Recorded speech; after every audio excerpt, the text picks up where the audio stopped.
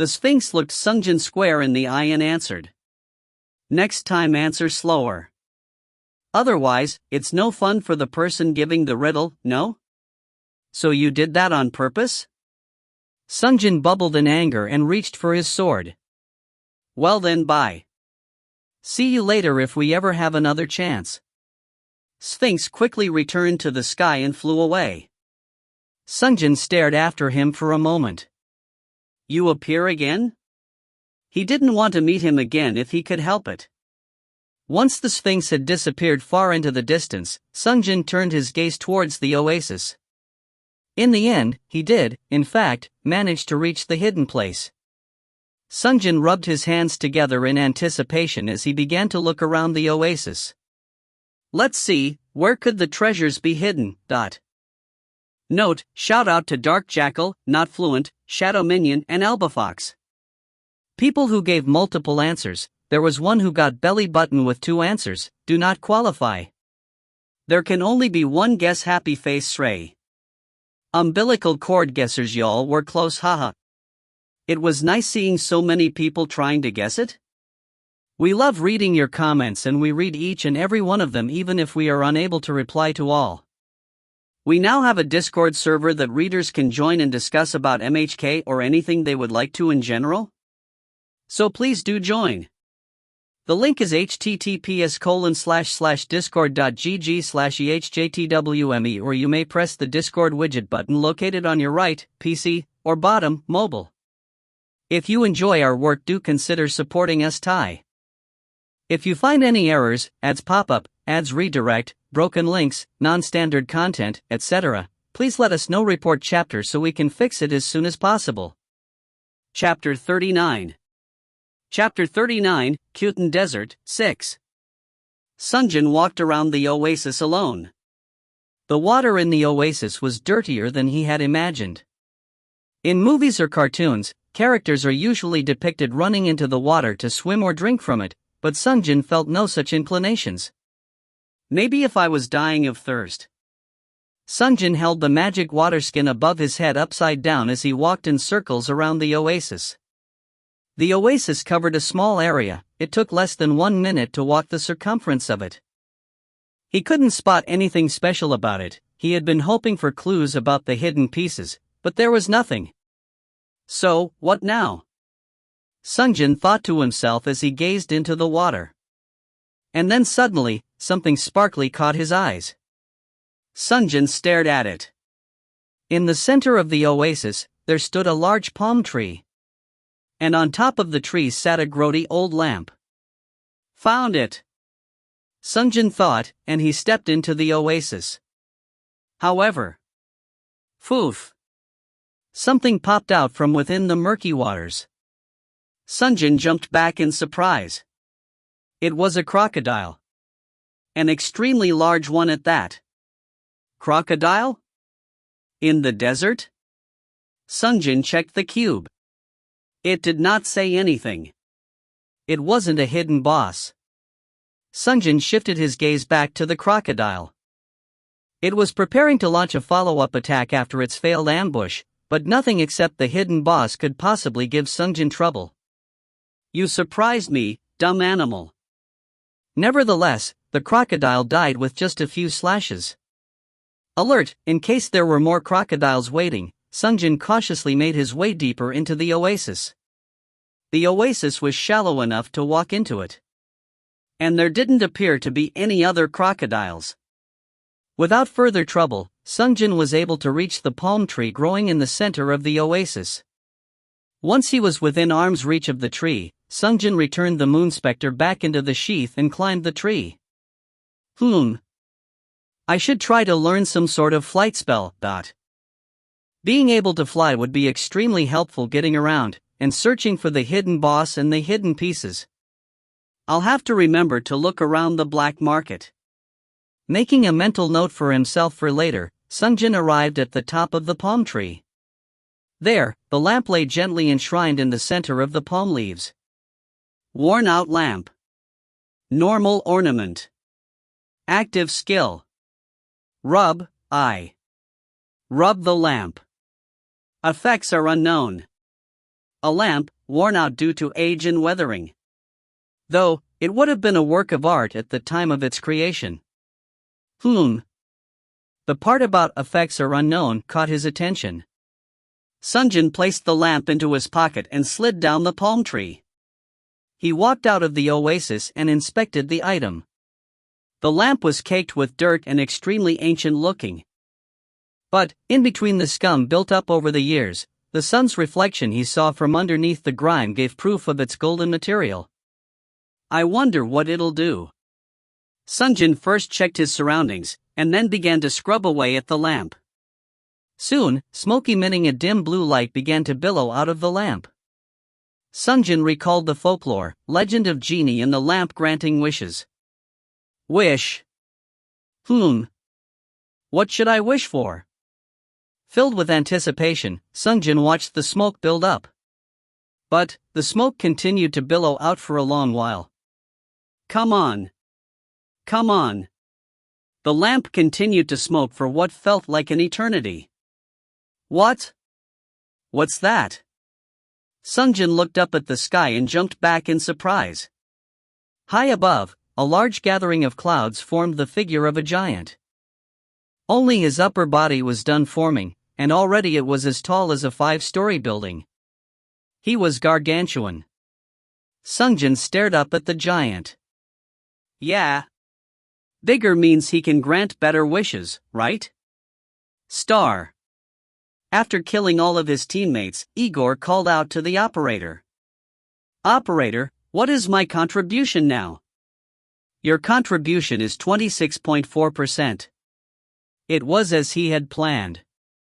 Munir had 11.4% before he died. Igor had received exactly half of Munir's contribution upon his death.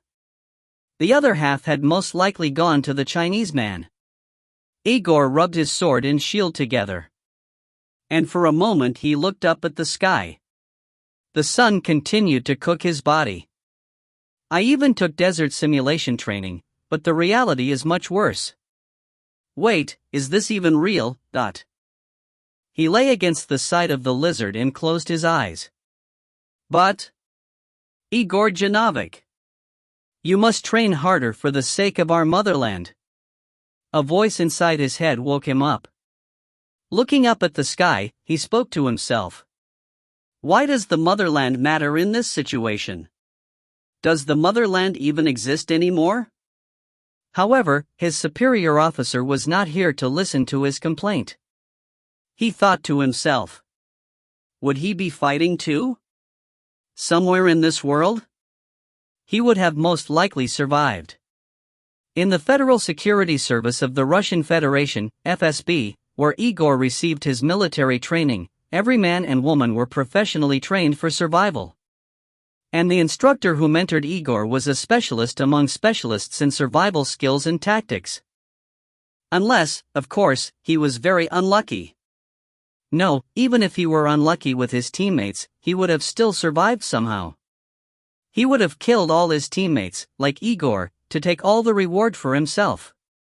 Igor asked the operator for the time. How much time do I have left? 1 hour and 5 minutes left in the raid. Hour and 5 minutes. With the exception of the mysterious 5% he could never locate, there was still 2.3% left in the raid completion. Igor stood up again. Perfection, or the closest to it, his training demanded it of him. Igor moved back into the desert to fulfill his due diligence. Occasionally giant lizards or giant scorpions came attacking Igor, but he could defeat them 1v1 without much difficulty. Of course, he did not find it easy when 2 or 3 appeared at the same time. But, animals were still animals, these monsters were simply larger and stronger than the earthen kind. Their intelligence level was still low. Simple tricks he learned in the Spetsnaz scattered the enemy, and he could resume to facing them one by one with brutal efficiency. After hunting for a long while, he could not see any more enemies. All he could see intermittently were corpses lying in pieces, scattered about. Upon close inspection, all of the corpses showed signs of cuts made by a Japanese katana. The culprit was most certainly the mysterious Chinese man. Chinese? He asked the operator. Raid completion level? 94.2%. Igor thought for a moment. Again. 5% is missing. He did not understand why he could never fill the completion level to 100%. Even when he made sure that there was nothing left alive, there was always 5% remaining. But that did not stop Igor. He may not understand the requirements to fill the last 5%, but he will try until the very end. That was his training and his philosophy. After combing the desert for a good long time, finally, he found a lizard aimlessly roaming around, lost and alone. After killing the lizard. 95%. He finally reached 95% completion. He knew there were no more monsters left to find. After several chapters, he confirmed this as the truth. Just where is the last 5%? And while he was pondering, somewhere in the distance. Rumble. He heard something strange. It was familiar, but something he never expected to hear in the desert. Lightning storm? Igor stared off into the distance. Very far away, he could see that a large cloud had formed. Under it, he could also see a speck of green. Oasis? He was planning on resting after hunting the last lizard, but he immediately made his way towards the oasis. He felt convinced that whatever was happening over there held answers about the mysterious 5% which had eluded him thus far. Igor slapped his shins and spoke a single command. Forced march. The armor on his shins folded outward, clanging away until it covered his feet completely. And with enhanced speed, he ran towards the oasis. Star. The giant who emerged from the lamp looked down upon Sungjin and asked. Who has awoken me? Filled with anticipation, Sungjin answered. Me.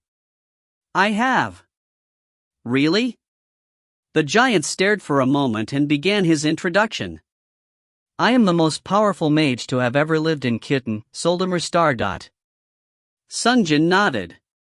He predicted the follow-up phrase. Make a wish. I shall grant you anything that your heart desires. But he was completely wrong.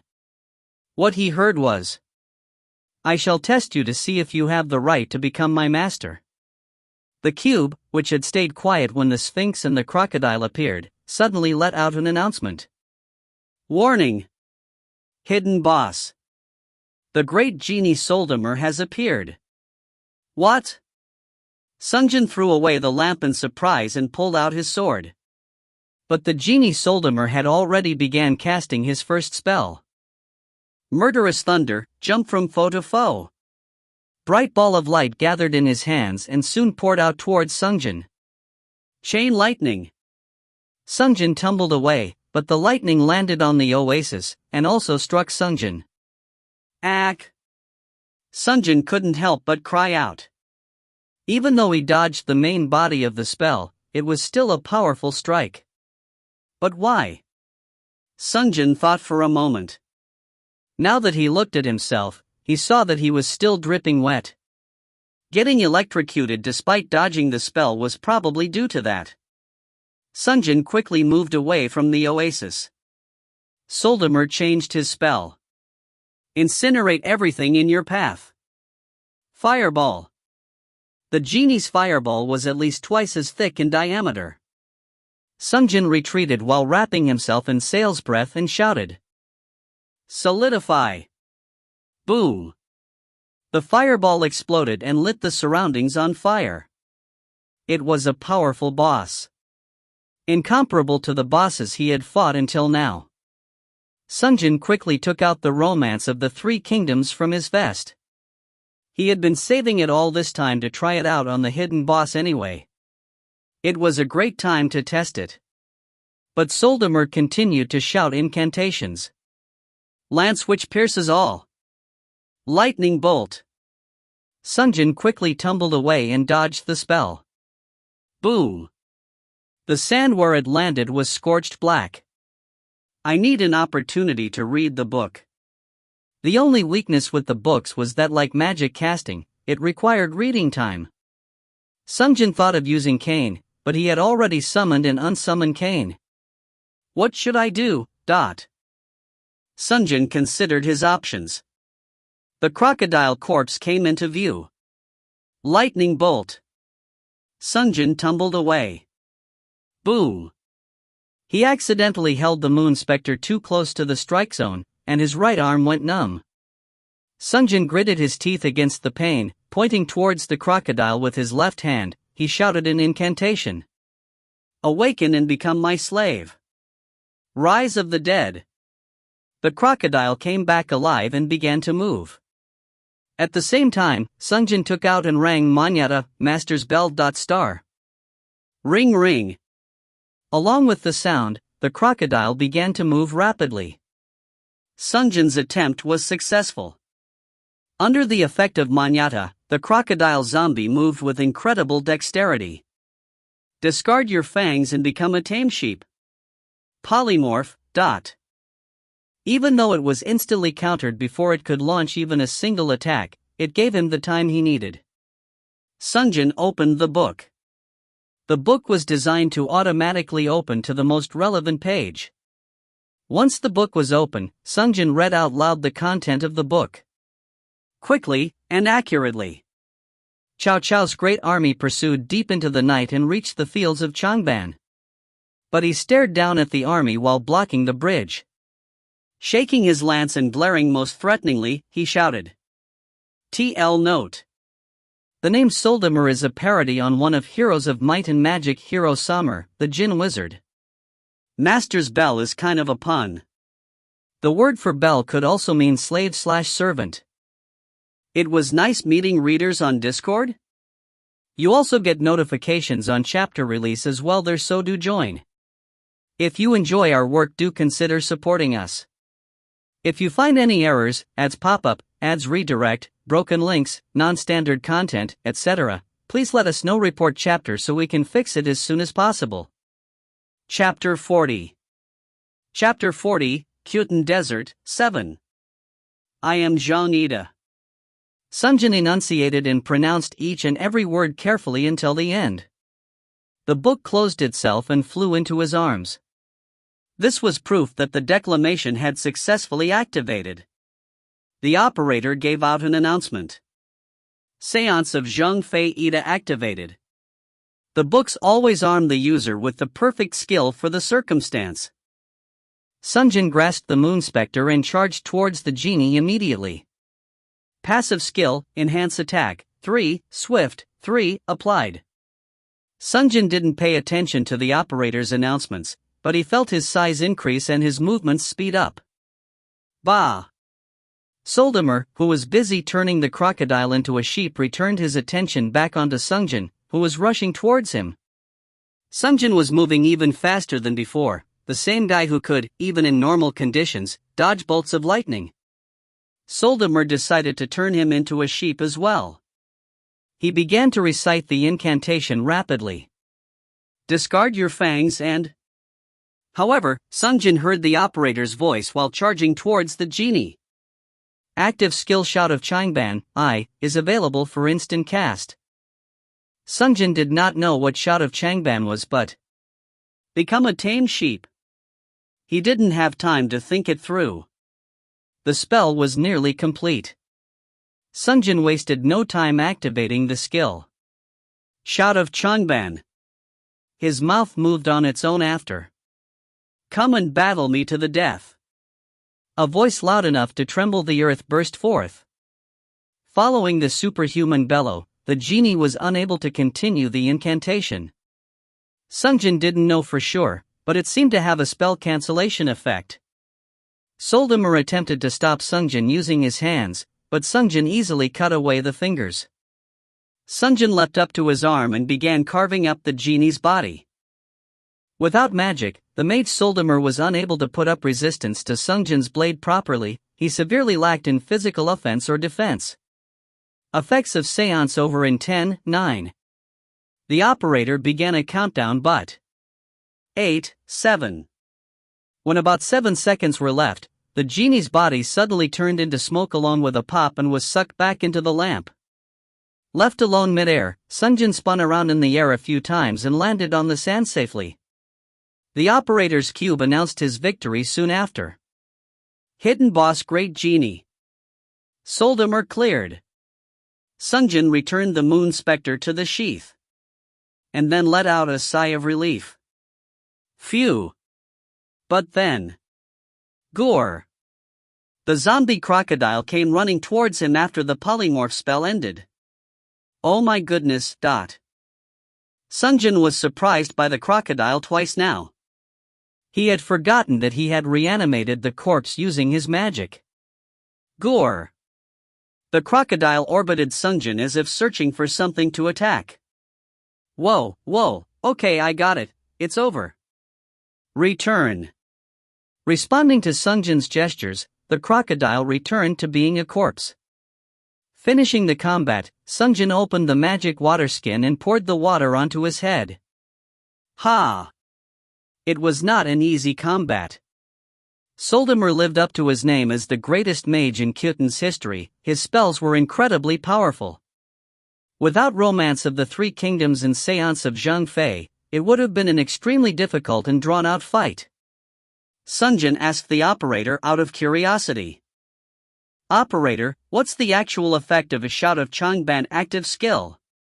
The operator opened up an information screen. Active skill, Shout of Changban. Innate skill of Seance of Zhang Fei.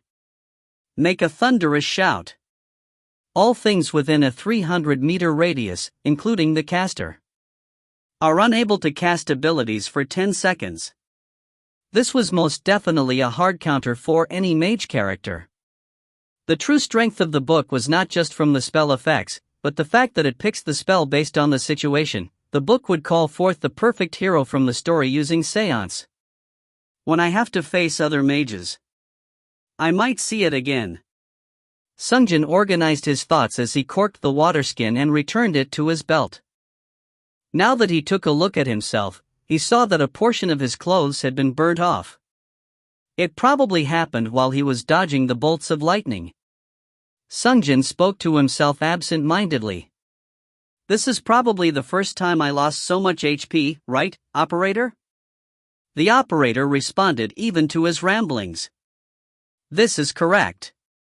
You have lost a total of 4,724 HP.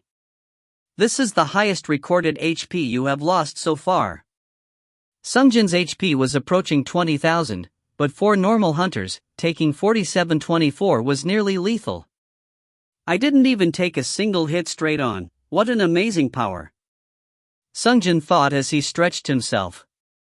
After the genie had disappeared, all that was left was the intense rays of the sun. He couldn't help but think of the cool balcony of 99 nights. When I go back this time, I should have chilled noodles. Yes. Chilled. And sherbet ice cream for dessert. I wonder if there are still mobs left. It's not going to start handing out raid reward yet, is it? Star. Sungjin turned to the operator. Operator, is there any hidden elements left? If there is, please activate Treasure Hunter now. There are no more hidden elements left in this chapter. It must be because the hidden place held the secret boss, rather than an item. I see. Sungjin nodded to himself as he was thinking, but the operator continued to speak. Raid 100% complete. Sungjin looked at the cube in surprise. What? The other hunters must have finished hunting the rest of the monsters. Sungjin celebrated internally. That's great. Let's get the rewards and go home. But the operator wasn't done.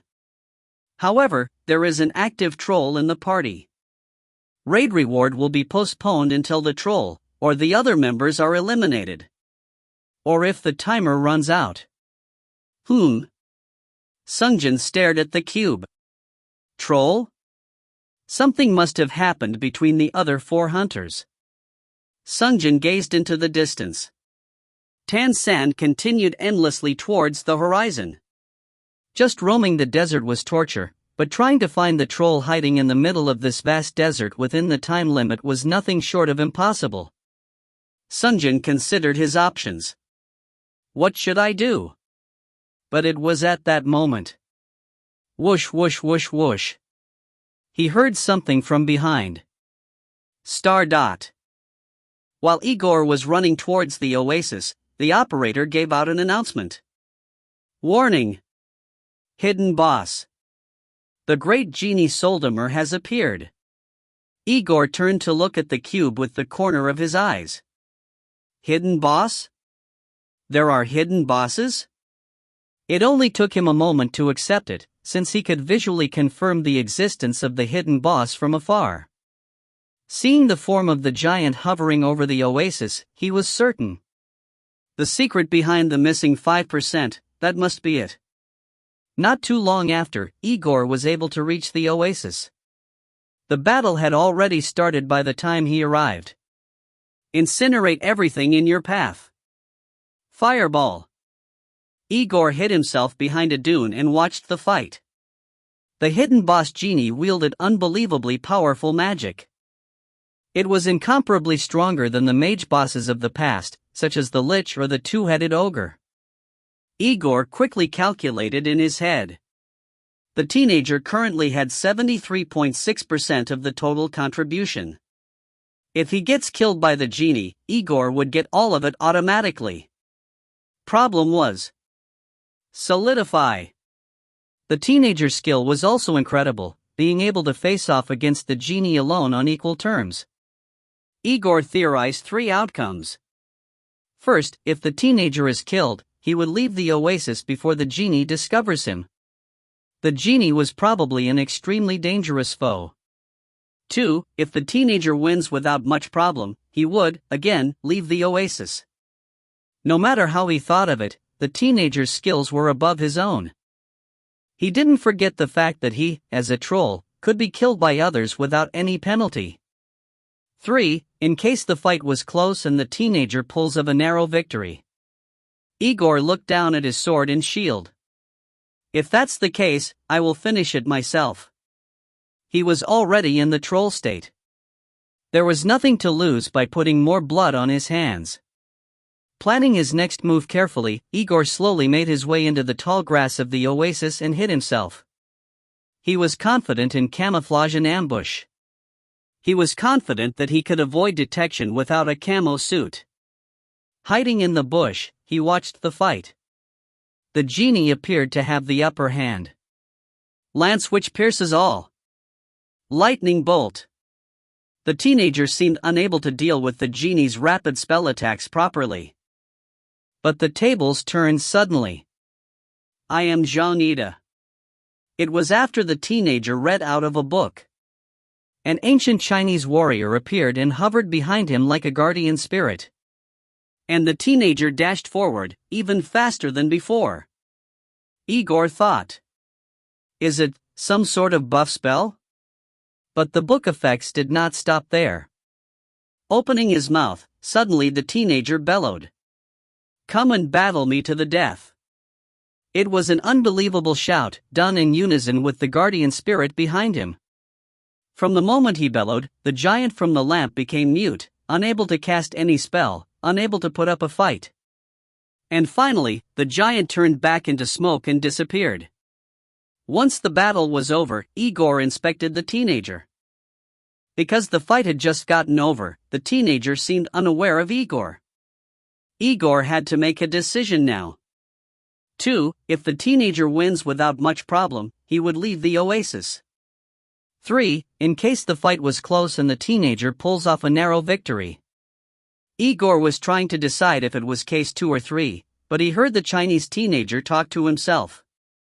This is probably the first time I lost so much HP, right, operator? And the operator answered his question. This is correct. You have lost a total of 4,724 HP. This is the highest recorded HP you have lost so far. Igor quickly considered his options. He had monopolized all the points from the very start. I don't know how he obtained such powerful items, but there should be little if any difference in stats. Considering stat allocation needed for strength, dexterity, and endurance, 4724 is not a small amount of HP to lose. Even more so considering the teenage was also using magic. His total HP should be about 10,000. No, it's most likely less than that. The lightning spell attack from earlier must have dealt a great amount of damage. Igor made up his mind and looked down at his shield. That Chinese teenager was without a doubt stronger than himself.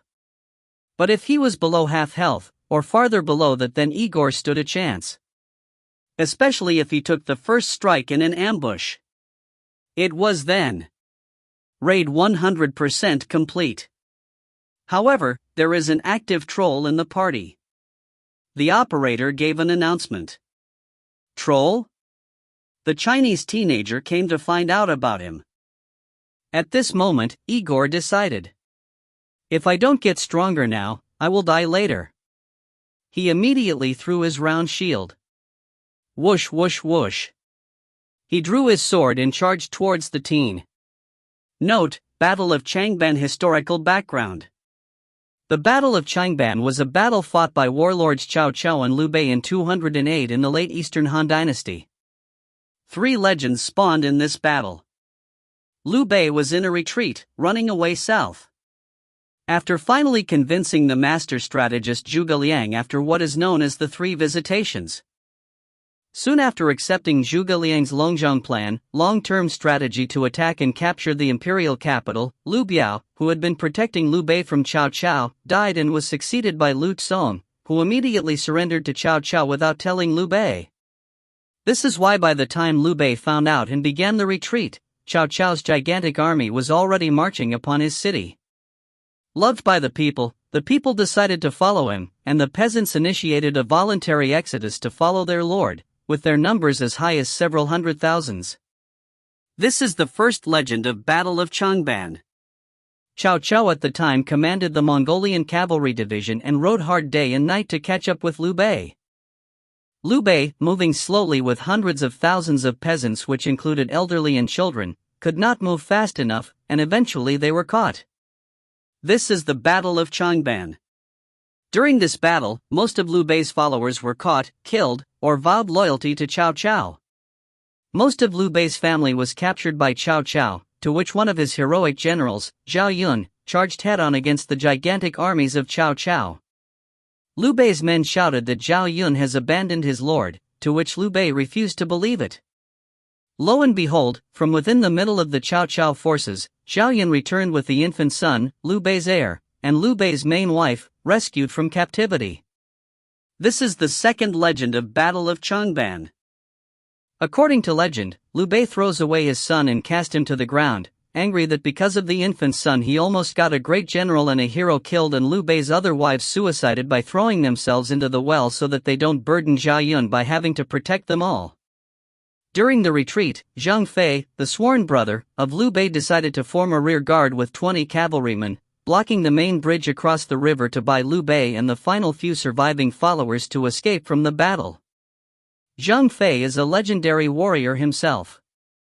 And he alone, with just 20 men, were able to block the bridge and defend against the entire might of the Cao Cao army until Liu Bei could escape. After killing dozens of enemies, including several generals, he made the legendary shout, "I am Zhao Nida. Come battle me to the death." To which Cao Cao's army's morale broke and no longer dared to fight him. The great army of Cao Cao retreated. Left alone, he and the men destroyed the bridge and retreated to Liu Bei's camp. The passage that Sungjin read out loud is actually from the real Romance of the Three Kingdoms, where it describes Zhang Fei's legendary defense of the bridge. Hope you liked the backstory. We thought to do a note on it since it has been mentioned in the novel, and with Sungjin owning Romance of the Three Kingdoms, we thought it'd be nice to give a small background, happy face. If you enjoy our work, do consider supporting us through PayPal or Patreon. If you find any errors, ads pop up, ads redirect, broken links, non-standard content, etc., please let us know. Report chapter so we can fix it as soon as possible. Chapter 41. Chapter 41, Khitan Desert, 8. Sungjin turned. A round shield was flying towards his neck. He quickly tilted his head. Whoosh! A violently spinning bladed shield flew past him. Meanwhile, Yu-Woo, Gladiator Igor, came running towards him with his sword drawn. Ha! Igor swung his blade. He was quite fast, but it was nowhere near fast enough for Sungjin. Sungjin drew his katana and easily parried the strike. But from behind him, SSSSH, he could hear the shield returning. Igor prepared for another attack, a front-to-back pincer strike. Sungjin opened his eyes wide. Is this what he was aiming for? Sale's breath was still under cooldown. Sungjin removed his left hand from the sword and parried Igor's attack with Moonspector held only by his right hand, and blocked the shield with free arc on his left. Bang! Clang! Four metallic objects collided at the same time. Sungjin thought that he had deflected the shield away with his wrist, but... Ha! When Igor reached out with his arms, the shield returned to his hands. Since he didn't shout an incantation, it wasn't magic. It was most likely a skill built into the shield as an innate ability. Sungjin shook his left arm, which had numbed, and gazed at the shield. A ranged self-returning shield. He knew from the very first moment when he laid his eyes on Igor that this man was strong. He could tell with how fast Igor was able to move. Sungjin had no idea how he managed to scrape together so many stat points, but his dexterity was extremely high. And that strange shield, it couldn't be anything less than a heroic level item. Which meant Igor was likely concealing other high-rank items that Sungjin didn't know about. Sungjin quickly returned the Moonspector back into the sheath. He was preparing to use Deathly Wail. Since he had tested the effects against the rapist, Sungjin knew that the Deathly Wail was extremely useful in duels against other people. Sungjin kept the Moonspector on standby as he asked Igor a question. So, is this the way you have chosen to become stronger? Backstabbing your teammates? Igor nodded. It's simple math, isn't it? Giving up just 10% and taking the other 90%. In some ways, isn't this just like how the world works? Competing over limited resources? This game is structured this way: work together until you clear the raid, and then... Igor drew his finger over his neck. Kill. Take the contribution points by force. This is a far more profitable outcome. I realized this from the very start. And I acted upon it. I have monopolized each and every point from every raid. Monopolized each and every point. Igor's strength made sense. Even if he hadn't found a single hidden element of the raids, he still had access to a considerable amount of stats and coins using this method. Sungjin replied. Yes. You're not technically wrong. But you will never know how it is to receive 100% contribution points. Sungjin was done speaking. There was nothing more that needed to be said. Putting his hand on the hilt of the Moonspector, Sungjin charged towards Igor. Igor threw his shield one more time. Whoosh whoosh whoosh whoosh. Sungjin did not fear the shield that he could plainly see flying towards him. Sungjin lightly dodged the shield. It will eventually return, but probably not in time. Because Sungjin finally drew his blade. Deathly Wail. Along with Sungjin's commands. Kaya ah ah. An unearthly screech reverberated and filled the air. It was such a horrifying sound that even the hair on the back of Sungjin's neck stood up. Igor did not retreat or run away, but he did take few steps backwards. It's over. Sungjin thought, swinging his blade as he dashed forward. But... Cleanse! Igor shouted. Clang! Igor picked up his sword and parried Sungjin's strike. What? Sungjin was surprised. He instantly countered Deathly Wail. Sungjin saw a necklace shine on Igor's neck. It must have had a similar effect as the free arc. While Sungjin was shocked, Igor made his move. Ha! With his gesture. Whoosh! Sungjin could hear the shield begin to return. He could be attacked from both sides shortly. Sungjin tumbled off to the side and decided to dodge the shield for now. The shield returned to Igor's hands. Sungjin stared at him. He was no easy foe. Sungjin considered his options. But the only thing he had was second circle magic and Yanhurat. If I use Yanhurat here, I'll eventually become addicted to its effects. I'll start with magic first. But now that he thought of it, he had another option. He immediately acted on it. Operator, give me Manta. The long staff Manta emerged from the cube and flew at him. Sungjin grabbed the staff and held it in his left arm. Swordsman suddenly equips a staff? And in the offhand? Trying to use magic?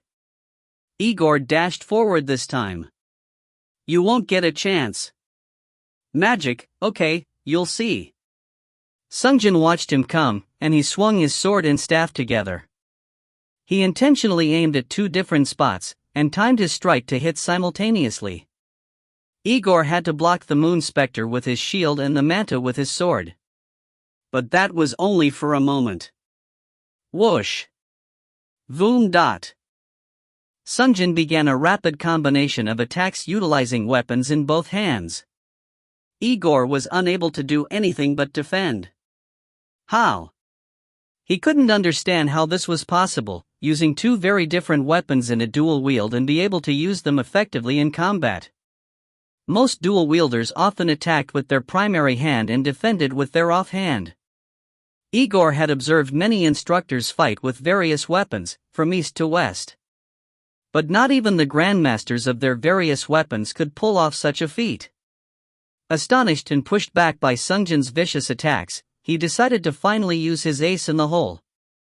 Ha! He threw the shield towards Sungjin at close range. Sungjin had already easily dodged the shield before, and dodging it from close range was just as simple. But using this as a chance, Igor turned and hastily retreated. So, he chooses to escape. He wouldn't be able to go far. Sungjin's swift paw was already off cooldown. And he had magical spells available to him. Binding Frost. Frostbite. Igor's feet froze in place. Igor could no longer run. Igor even threw his sword in a last-ditch effort to make a stand. Whoosh! There was no way Sungjin couldn't be able to dodge the sword. So he abandons his only weapon. Looks like he's given up. Sungjin calmly walked up to him. But Igor spread his arms wide and shouted. Ha! It was now that Sungjin noticed his gloves. At the center, the gloves had what appeared to be a circular opening. It was now that he realized. It wasn't the shield. He quickly turned around. Whoosh! Shing! The shield and the sword were both flying towards him. If he only had Moon Spectre, it could have been a dangerous moment. But he also had Manta in his other hand. Shing! Clang! The sword and shield made loud noises upon contact and were deflected off, returning to Igor's hands. I can't let him buy any more time. Sungjin charged towards Igor. He was still unable to move due to the frost. Sungjin resumed rapidly attacking Igor with both of his weapons. Finally, Sungjin managed to knock the sword out of his hands. Clang! Ha! Dot! Igor attempted to call the sword back to him, but he got distracted from blocking with his shield for a split second. It was the slightest of crack in his defense, but that was sufficient. Sungjin thrust his sword to the right of the shield, between Igor's body and the shield, and cut off Igor's shield arm.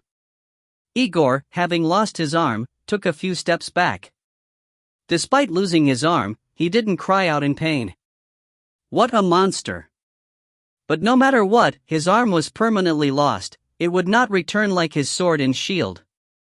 Sungjin first swung the manta and followed up quickly with the moon spectre. Igor parried the manta but had his sword arm cut off in the process. He was completely disarmed. Umph! He finally let out a groan. Rather than responding to bodily pain, it seemed to be a response to having been defeated. Sungjin approached the unarmed Igor. He was a far stronger opponent than he had first thought.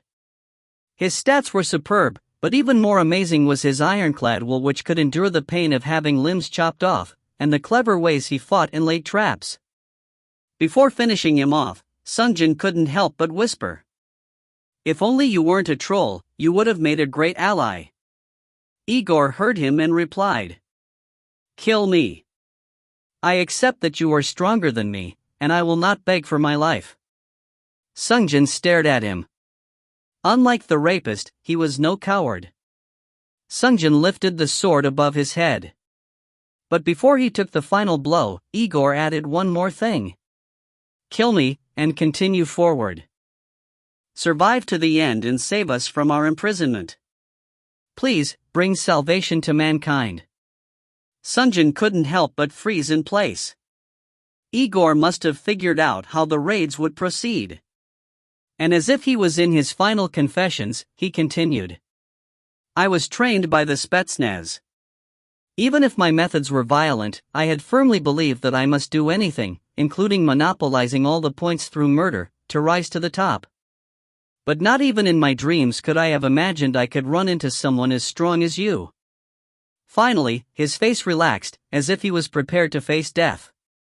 "Back in the Hunter's Hall, I saw the image of my beloved, my parents, all caged within the purgatory. You are capable of bringing it all to an end, right? Please, make it stop. With your own hands, please rescue us from this hell. And finally, save us. All of us." Igor begged Sungjin. But he was begging Sungjin not to spare him, but to kill him. Sungjin hesitated for a moment, but he swung his blade and fulfilled his final wishes. Standing respectfully in front of the corpse before him, Sungjin whispered, "I have accepted your last wishes. Must be nice, to be able to push off your responsibilities to someone else." Sungjin wanted to cry. But the dry desert wind blew against his face and dried up whatever tears that would have formed. Sungjin gazed up. The burning sun hung in the sky. This dry accursed desert didn't even allow tears to drop. The operator made a cheerful announcement without caring about what Sungjin was feeling at the moment. "All trolls in the party have been eliminated. And now." Sungjin used every fiber of his being to swing the moon spectre and attack the cube. Bang! It let out a loud noise, but not a scratch formed on the cube. The operator continued to speak, ignoring him. "Distributing raid reward. If you find any errors, ads pop-up, ads redirect, broken links, non-standard content, etc., please let us know. Report chapter so we can fix it as soon as possible." Chapter 42. Chapter 42, Kuten Desert, 9. Monsters slain. Giant lizard, 40. Giant scorpion, 20. Sandworm, 10. Total 4,000 points. Boss monster slain, Basilisk, 600 points. Hidden boss Great Mage Soldamer, 600 points. Final point count, 5,200 points. Distributing points. Reward calculations ended quickly this time since there was only one recipient. Your contribution is 100%. 5,200 stat points, 5,200 black coins awarded. Raid clear bonus 1,500 stat points and 1,500 black coins awarded. Item effect additional 10% gained activated. Distributing 6,700 stat points and 7,370 black coins. An incredible amount of points and coins were awarded to Sungjin, but he didn't feel all that happy. And now we will distribute the items. Soldamer, Sealed Great Magician. Bayram, Basilisk's Eye. Alzard, Magic Carpet. Recovery Potion, Medium X4. Spellbook, Chain Lightning. Spellbook, Polymorph. The distribution finished, and the operator cheerfully congratulated Sungjin. Congratulations! You have obtained the legendary item Soldamer, Sealed Great Magician. Sungjin got down to pick up the items that fell in a heap in front of him. The first item he picked up was obviously the golden legendary lamp. The appearance of the lamp was identical to the worn-out lamp he had rubbed earlier, but it was now clean without a single smudge or blemish. It almost seemed to radiate with a golden aura. While Sungjin was lost in the golden exterior of the lavish legendary lamp, the operator continued to speak. Last but not the least, you will be awarded titles you've earned on this raid. Inquisition, when hit by spells cast by others, gain 10% increase in speed and damage. No stacking limit. Sungjin glanced at the cube. It was a familiar title. Many hunters had kept this one active due to how powerful this title was. The operator must have awarded him the title due to being hit a few times by Soldamer's spells. Sungjin wanted to check the items he had received, but another object popped out of the cube. Title Adjudicator activated. You obtained Telkrin, Jester's Gloves. Sungjin picked up the item that had just dropped.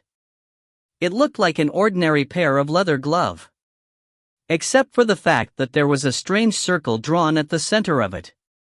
When Sungjin peeked at Igor's corpse, the gloves were missing from his hands.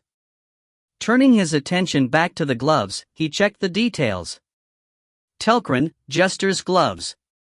Heroic Glove, Defense 12%. Active Skill. Pa, throw the weapon or shield in hand. Ha, thrown weapons return to the hand it was thrown from. The weapon's flying speed scales off of the total weapon damage dealt. Cooldown 20 seconds. The previous owner, who had been relying on the gloves rather than his own skill, was chased out of the circus when he had lost it. As I thought, this glove was the cause. The defense rating was fairly low, it was mainly an offensive type item. Sungjin had no gloves, so he immediately equipped it. Equip. The leather gloves covered his hands, and they felt good. Sungjin lifted up the Moon Spectre and said, Pa. Despite not having thrown the weapon, the Moon Spectre flew out of his hands at great speeds. Once it reached a certain distance, Sungjin said, Ha dot. The Moon Spectre spun rapidly in midair for a second before turning around and eventually returning to his hands. It's nice. Igor had used this item with very high proficiency. All Sungjin had to do now was practice and get better at using it. Doing so would significantly improve the range of actions he could take with his weapons. I'll need to practice it as soon as I can. Making a mental note to himself, Sungjin returned the Moon Spectre to its sheath. The next item he wanted to inspect was the legendary lamp. Sungjin lifted it up for inspection. Soldamer, Sealed Great Magician. Legendary Summon. Active Skill. Spiritual Link, Soldamer, Loyal Familiar, Summon Soldamer. If summon is killed, or if 10 minutes pass from the time of summoning, it disappears. Soldamer, once strongest magician to have ever lived in Kyuten, sealed himself into the lamp in exchange for eternal life. Sungjin rubbed the lamp. The bluish cloud billowed out of the lamp and formed the shape of a man. It was large but far smaller than earlier. It was only about twice the height of a normal adult male. Once the form stabilized, it began to speak. Greetings. I am Soldamer, and I humbly apologize for my earlier behavior. Since you have overcome my test, I formally acknowledge you as my new master. They had only just finished crossing blades, and yet the genie was very polite. Nice to meet you. So, how will you help me? If you don't mind me asking. Murderous thunder, jump from foe to foe. Chain lightning. He shouted out a magic incantation. Then, he explained himself. If you summon me, I shall cast appropriate magic on your behalf.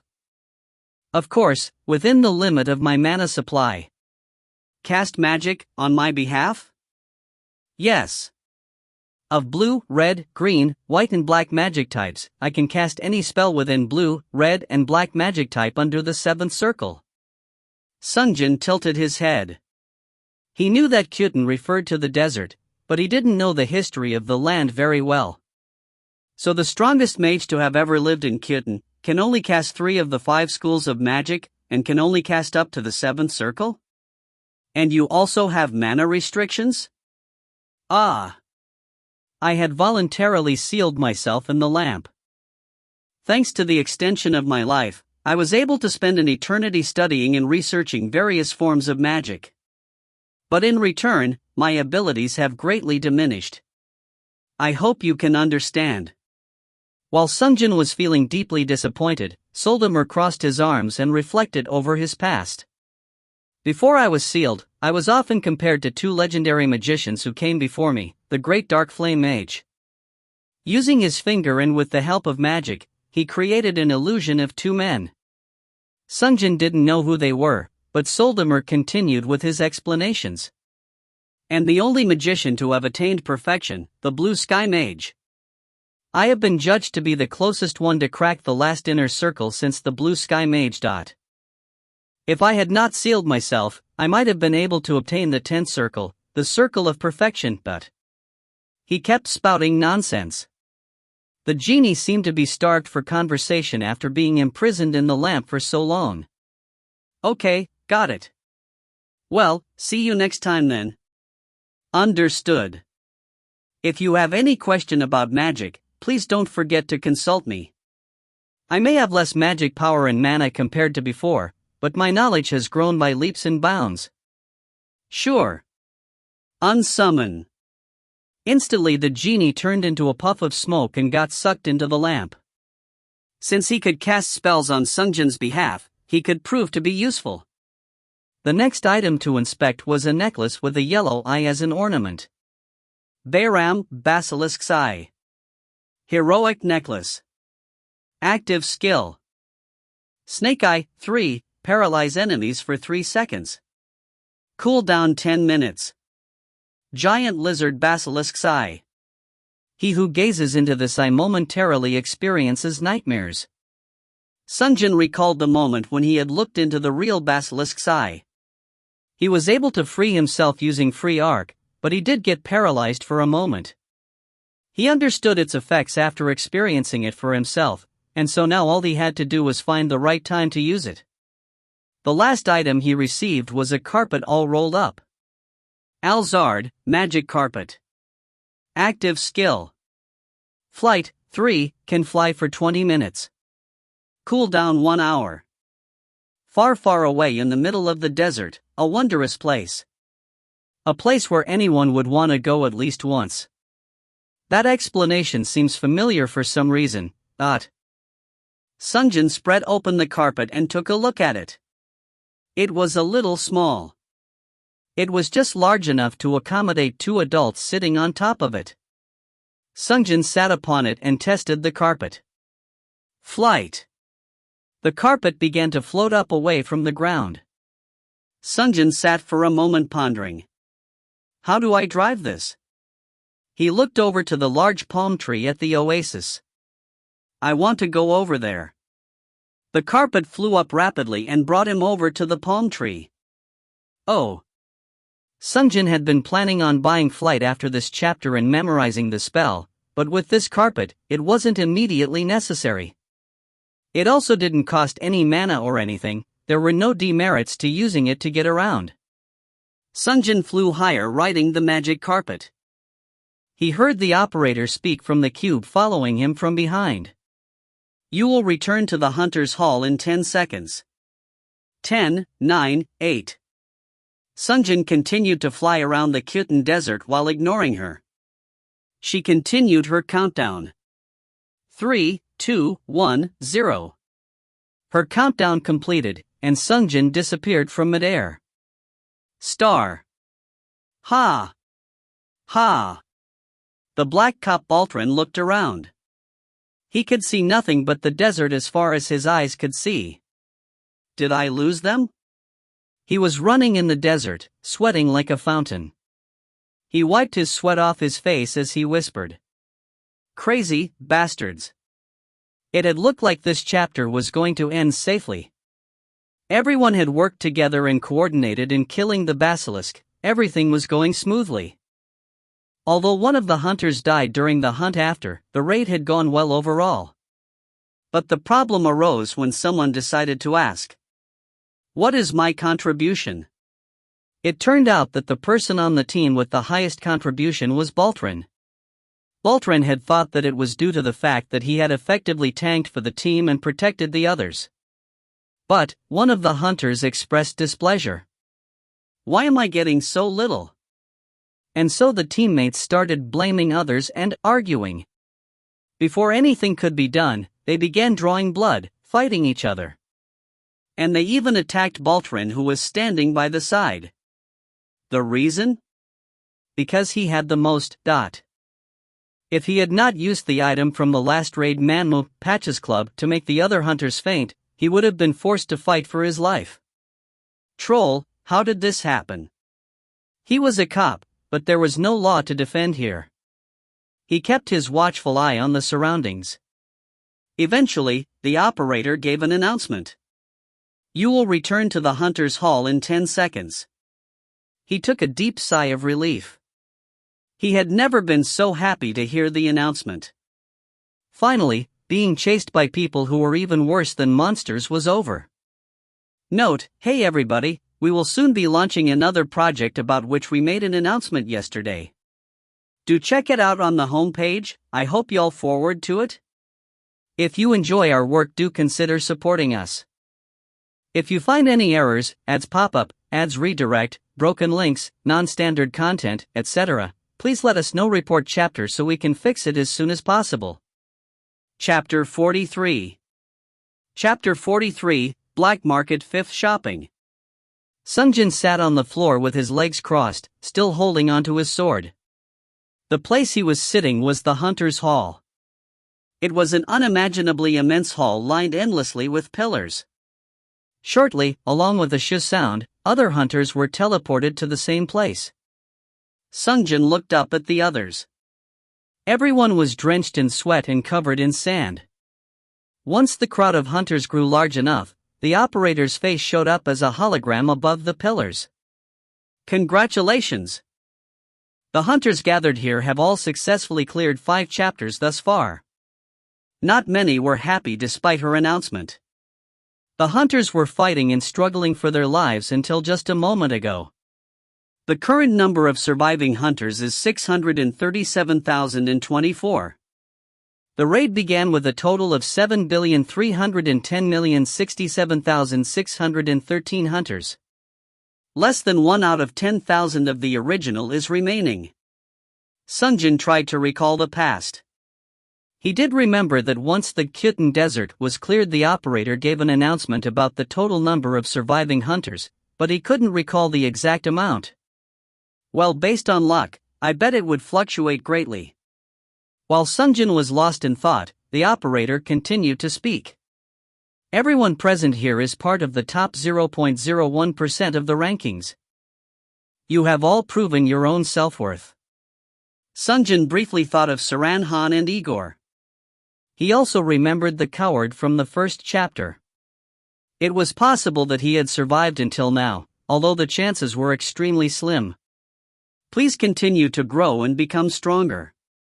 And clear all the raids. Briefly, the operator disappeared and was replaced by an image of people. Sungjin decided to look away and observe other people's faces. Everyone had deep frowns and angry faces. They were most likely being shown images of their friends and families. To remind you, once the final raid is beaten, everyone trapped in the purgatory will be revived. Someone muttered under their breath. Fuck. How are we supposed to believe that? Someone else commented. They're holding everyone hostage. This is basically an extortion. But, starting from this chapter onward, at the center of the black market, Despite grumbling just a second ago, once the operator began an announcement, the hunters stopped speaking immediately. The operator's words were absolute when it came to survival in the raids. A new area will appear.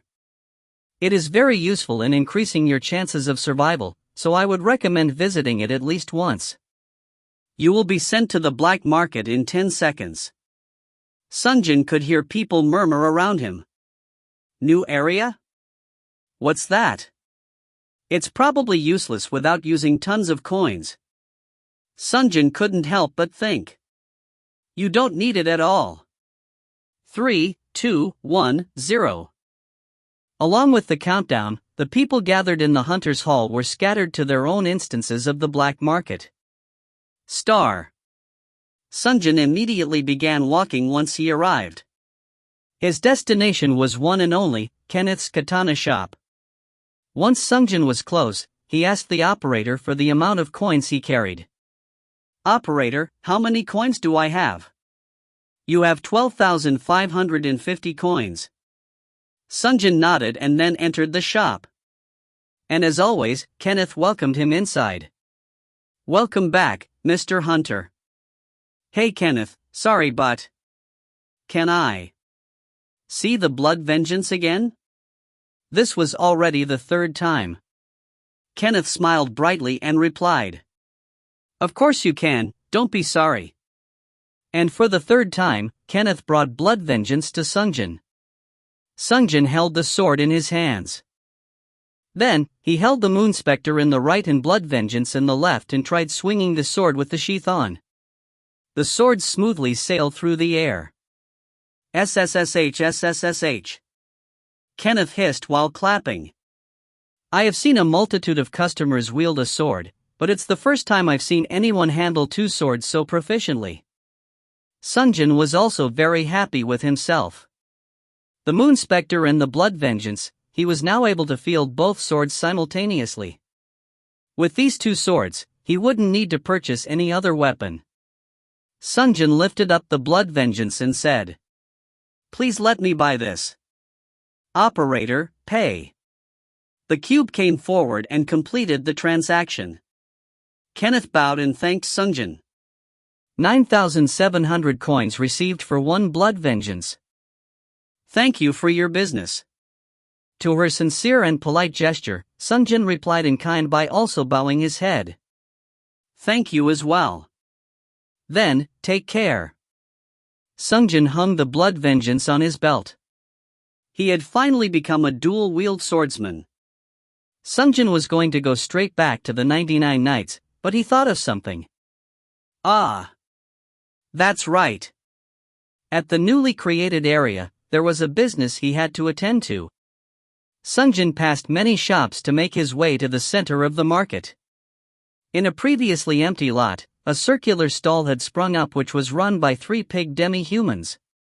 Do you have anything you wish to sell? Or is there something you'd like to buy? Whichever it is, please come. Sungjin walked over. The operator began her explanation. This is the Achi brothers' time is money plan. Hunters can put up items for auction at this shop, which could then be purchased by other hunters. Sungjin walked up to the smallest of the 3 pig brothers. And then, Operator, give me manta. Receiving manta from the cube, Sungjin handed over the staff to the pigman. Please put this up for auction. The pigman replied. Oh, this is a heroic tier item. The minimum payout for heroic tier items is 2,000 coins. If someone makes a bid for the item will remain available until sundown for another bid. I know. Start the auction price at 3,000 and set the instant buyout at 6,000 coins. Sungjin knew the general prices of items thanks to his experience.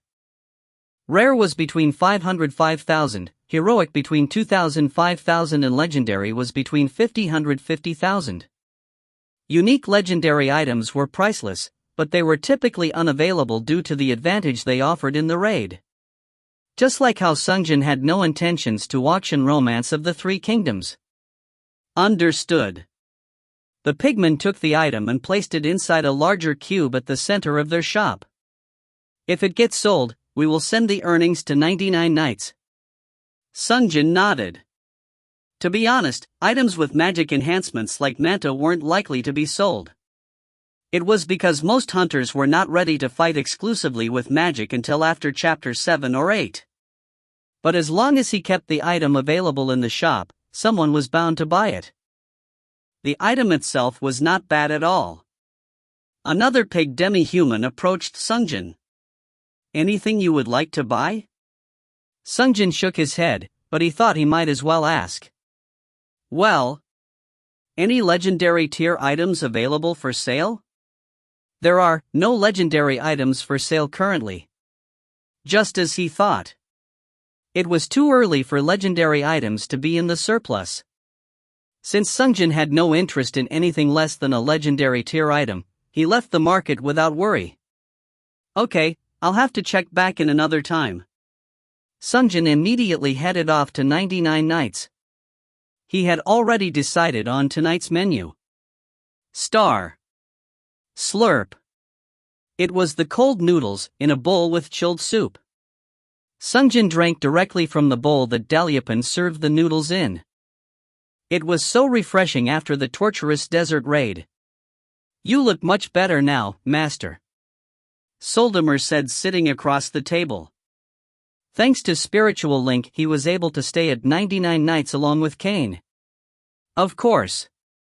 Kutan Desert is the only desert I've been to. That being said, don't you need to eat something? Yes, I only need to absorb mana from the atmosphere. I see. Slurp slurp. Kane was busily wolfing up the chicken meat. Sungjin petted his head.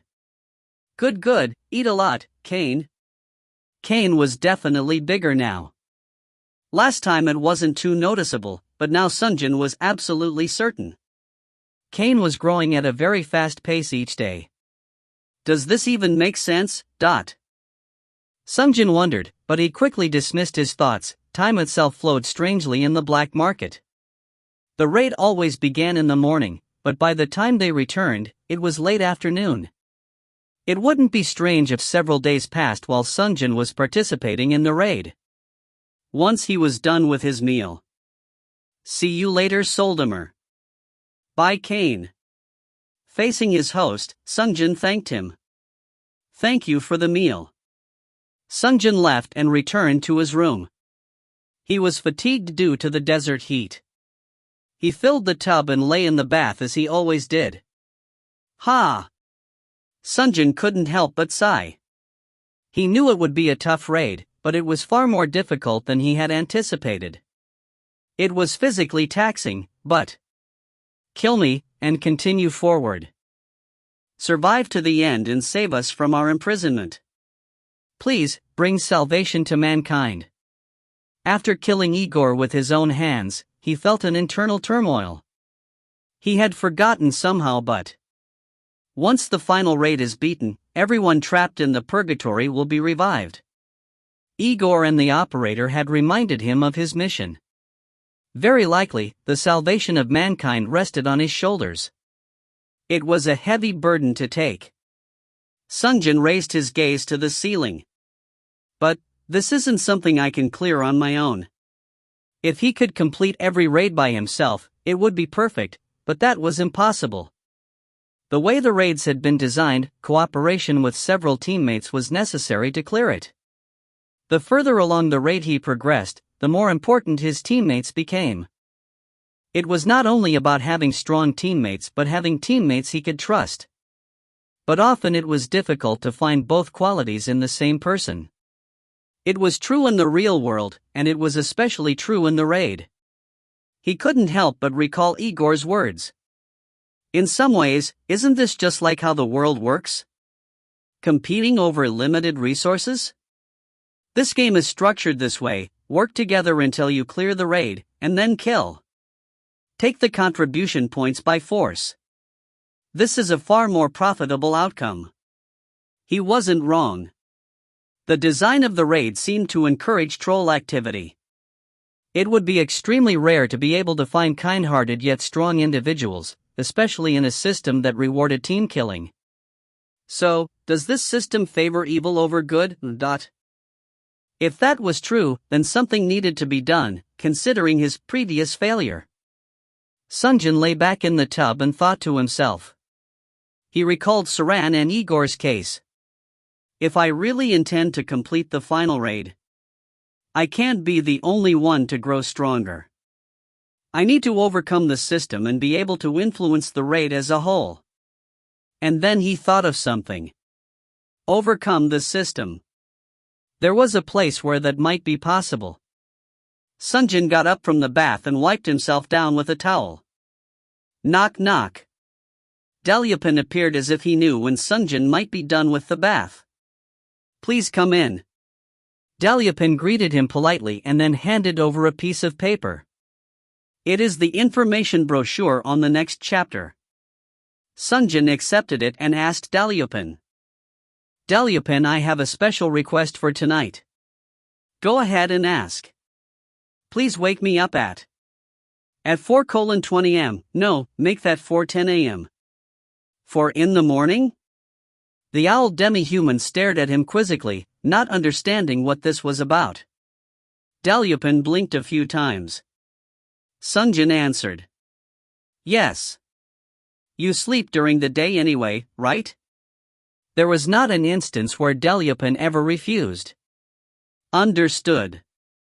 After he had left, Sungjin went straight to bed. He had to sleep earlier tonight.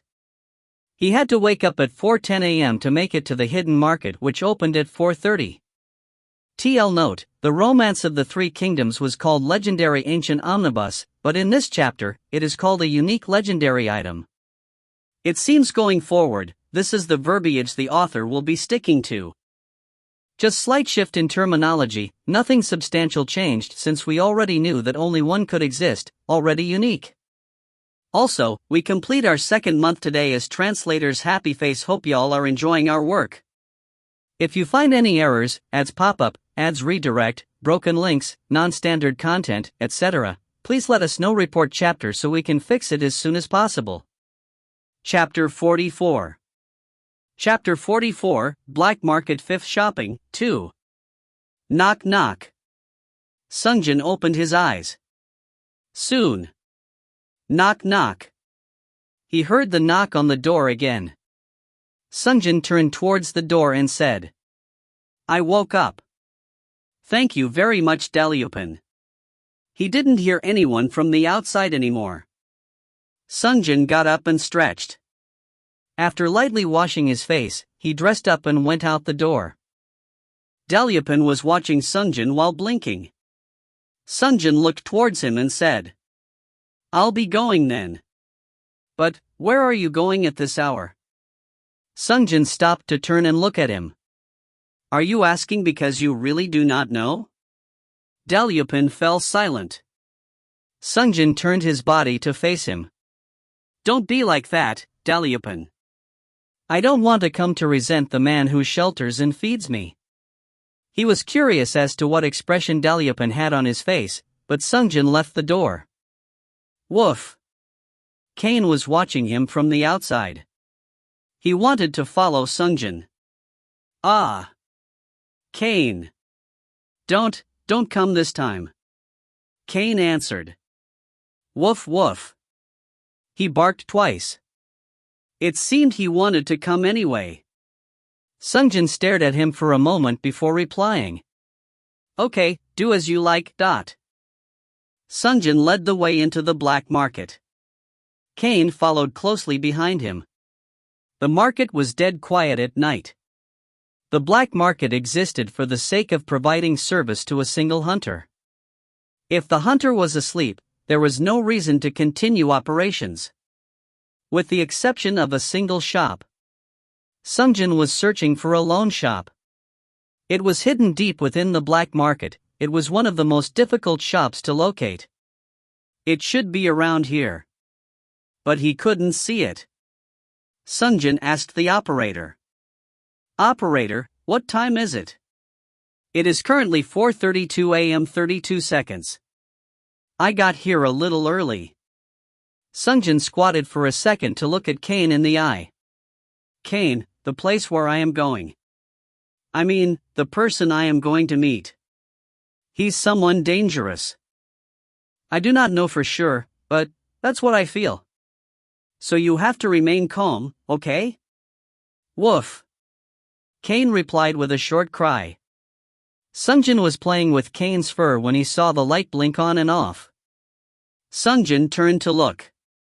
Then he saw that it wasn't the light that blinked but the surrounding, which was suddenly growing darker. There was a shop covered in darkness. It was the darkest place in the entire market, darker than anywhere else. That must be it. Sungjin swallowed and then tried to go into the shop. But wine. Wine. Kane was acting unlike himself and was very fearful.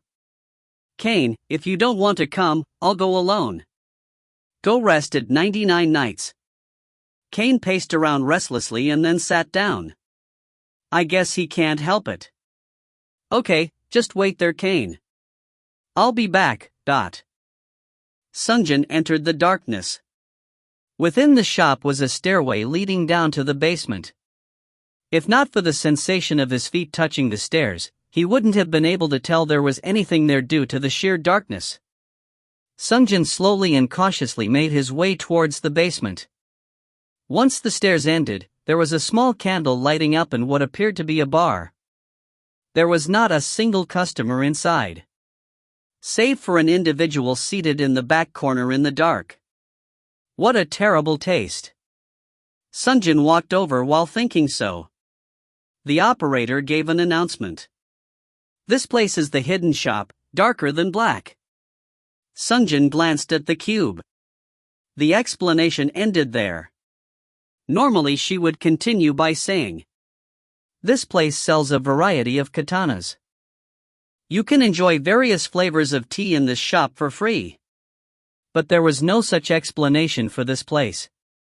Well, I guess that makes sense. How fitting that there is no explanation about the purpose of this shop.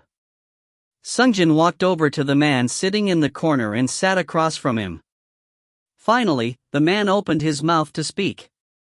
He who searches for answers finds questions, and he who searches for questions finds answers.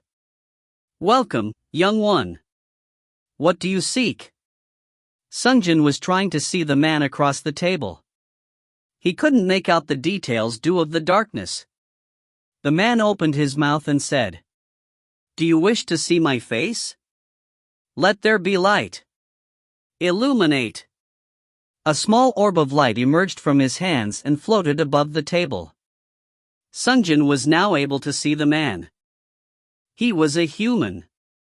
All the other vendors were demi-humans mixed with animals. But this man was 100% human. He didn't look particularly weird, but it was strange. His facial features gave off the feeling that he was Asian, and yet at certain angles, he looked Western. While Sungjin was staring at him. But why does my appearance matter? His face transformed to Igor's face. Sungjin was shocked. The man continued to speak, as his face continuously shifted. This time it was Saran. Something like Hero's face. Appearances. Baltran's face. Have no value. And after the last phrase, his face returned to normal. He continued. If you have questions, ask. If you have something you need, request. I exist only to fulfill those things. Sungjin was about to say something when he was cut off. With compensation. I will do, or answer anything with appropriate compensation. Sungjin hesitated for a moment before asking. It exists, doesn't it? An item that lets you move between raids. Star. Sungjin lifted up his coffee mug. After taking a sip, he looked into the cup's content. Black coffee. It was black, but nowhere near as black as the darkness that had surrounded him. What an apt name, darker than black. Thinking so, Sungjin picked up a green book he had laid on top of the table. Spellbook, Polymorph. 5th class green magic. Transform the target into a sheep. Duration depends on the magic power. If the polymorph target is hit, the spell is undone. Soldemer began to speak needlessly. It is a great spell.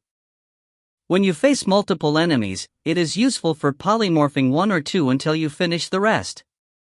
Sungjin had seen the effects firsthand, and so he knew it was a good spell. He lifted up the book higher and said, "Memorize." The spell book burnt up with a green light. Spell, polymorph memorized. The incantation for the spell is discard your fangs and become a tame sheep. Polymorph. Next, Sungjin picked up a blue book. Spell book, Chain Lightning. 6th class blue magic. Fire a bolt of lightning that hits the target and jumps on nearby enemies. Each successive enemy hit by the lightning reduces the damage for the next target. Once again, Soldemer piped up. This is my signature skill. I cannot count the number of enemies that I have defeated using this spell, but boasting and reminiscing about his past was his signature skill. Sungjin was about to put the genie back in the lamp when the genie spoke again. One thing to note is that if you previously used polymorph on an enemy, attacking other enemies with this magic may unintentionally strike them and undo the spell. Please keep this in mind as you use the two spells you have learned. Sungjin thought his explanations made sense. He nodded. Understood. Thank you for your tips, Soldemer. Sungjin lifted up the book and shouted, "Memorize." The spell book burnt up with a blue luminescence. Since he was done memorizing the spells, it was time to raise the stats. Operator. Sungjin called for the operator. He told her the stat distribution he had thought of.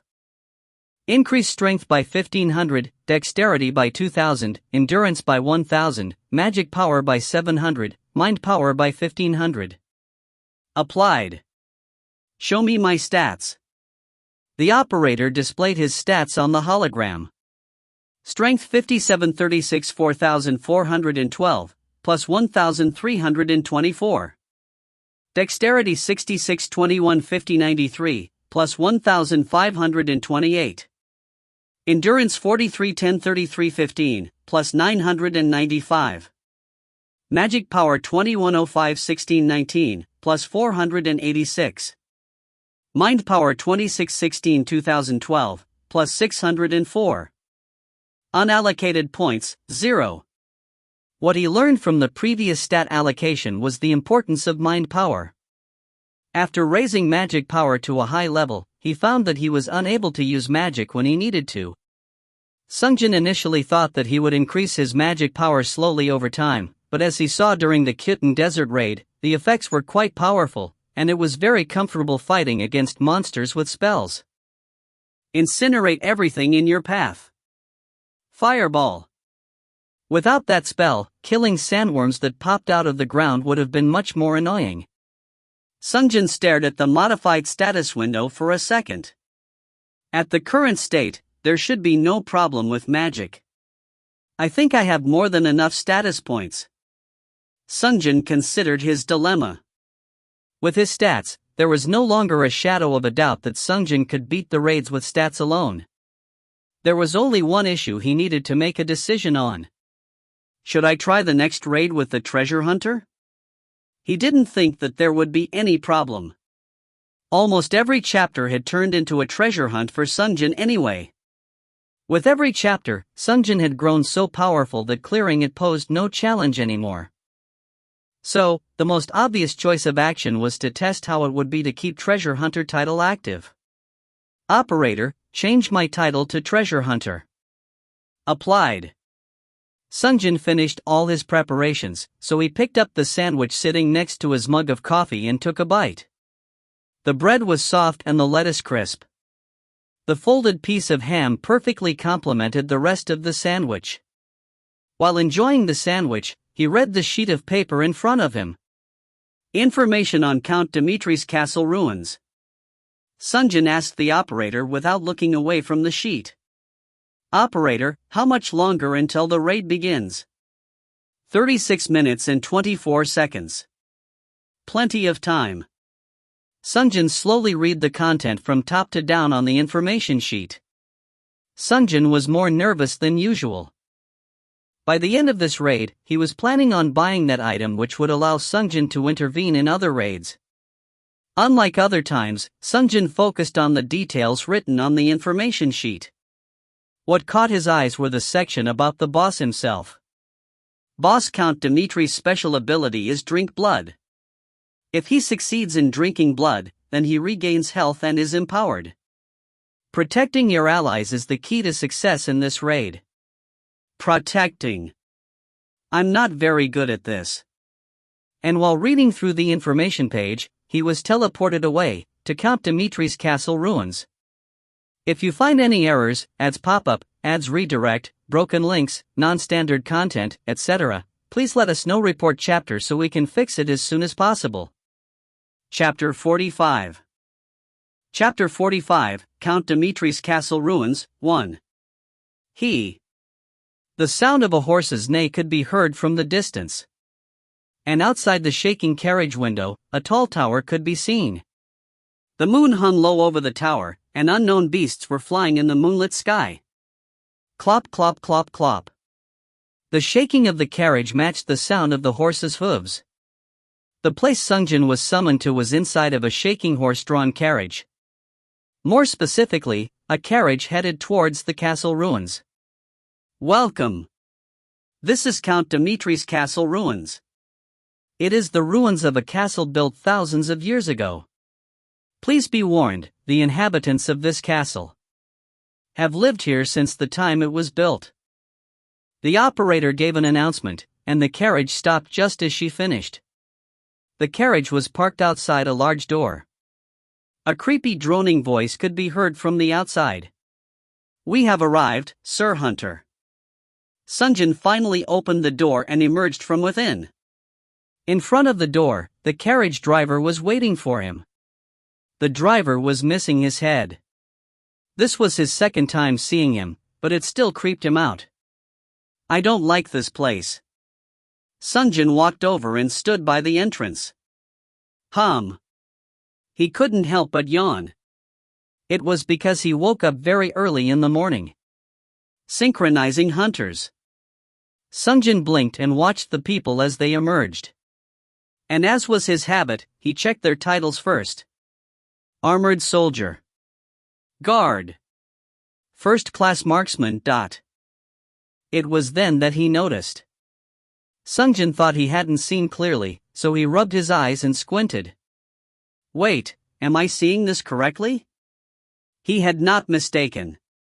Tall stature with shaven head, strange tattoo all over, it was a monk with blue eyes. He had an appearance that would stand out anywhere. Sungjin already knew his name. Mahadas. Sungjin shouted out the name before he could hold himself. It was the first time that he ran into someone from his previous life since the restart. Above the monk's head read Elite Pugilist. The monk turned to look at Sungjin. Have we met? Star. Yes. Yes, they have. He was one of the few that survived until the end. When only a few dozen people are left, you often ran into teammates from previous rounds. Although he wasn't lucky enough to make it to the final 10, he had partied up with Sungjin on 3 occasions. They have struggled together for survival. And now they ran into each other during this life very early on. What a small world. Sungjin couldn't help but hold his hands and shake it. Mahadas blinked a few times and stared at Sungjin, surprised. How did you come to know me? Thanks to having met 3 times in raids, Sungjin already knew his background fairly well. He was originally a professional taekwondo fighter from Canada. Once he earned the championship for North America, he was recruited into the MMA scene. His toughness was legendary, and as was the reach of his punches. And with his training in taekwondo, his kicking skills were ranked very high. With perfect physique for fighting, the MMA scene eagerly anticipated his debut match. However, during a practice match, a close friend and fellow athlete, died after an accidental kick to the face. So he put behind his multi-million-dollar contract and entered into a Buddhist monastery in Korea. Gazing at Sungjin with his shocking sky-blue eyes, he said, "If you know who I am, you must be Korean. But I am nothing more than an ordinary monk now. Please forget about my past." Then, someone else in the group recognized Mahata's armored soldier. He raised his faceplate and said, "Ah, I think I recognize you too. You shaved, but you were some sort of a fighter, right? MMA or something?" His facial features suggested that the man was of South American descent. Perhaps from Mexico.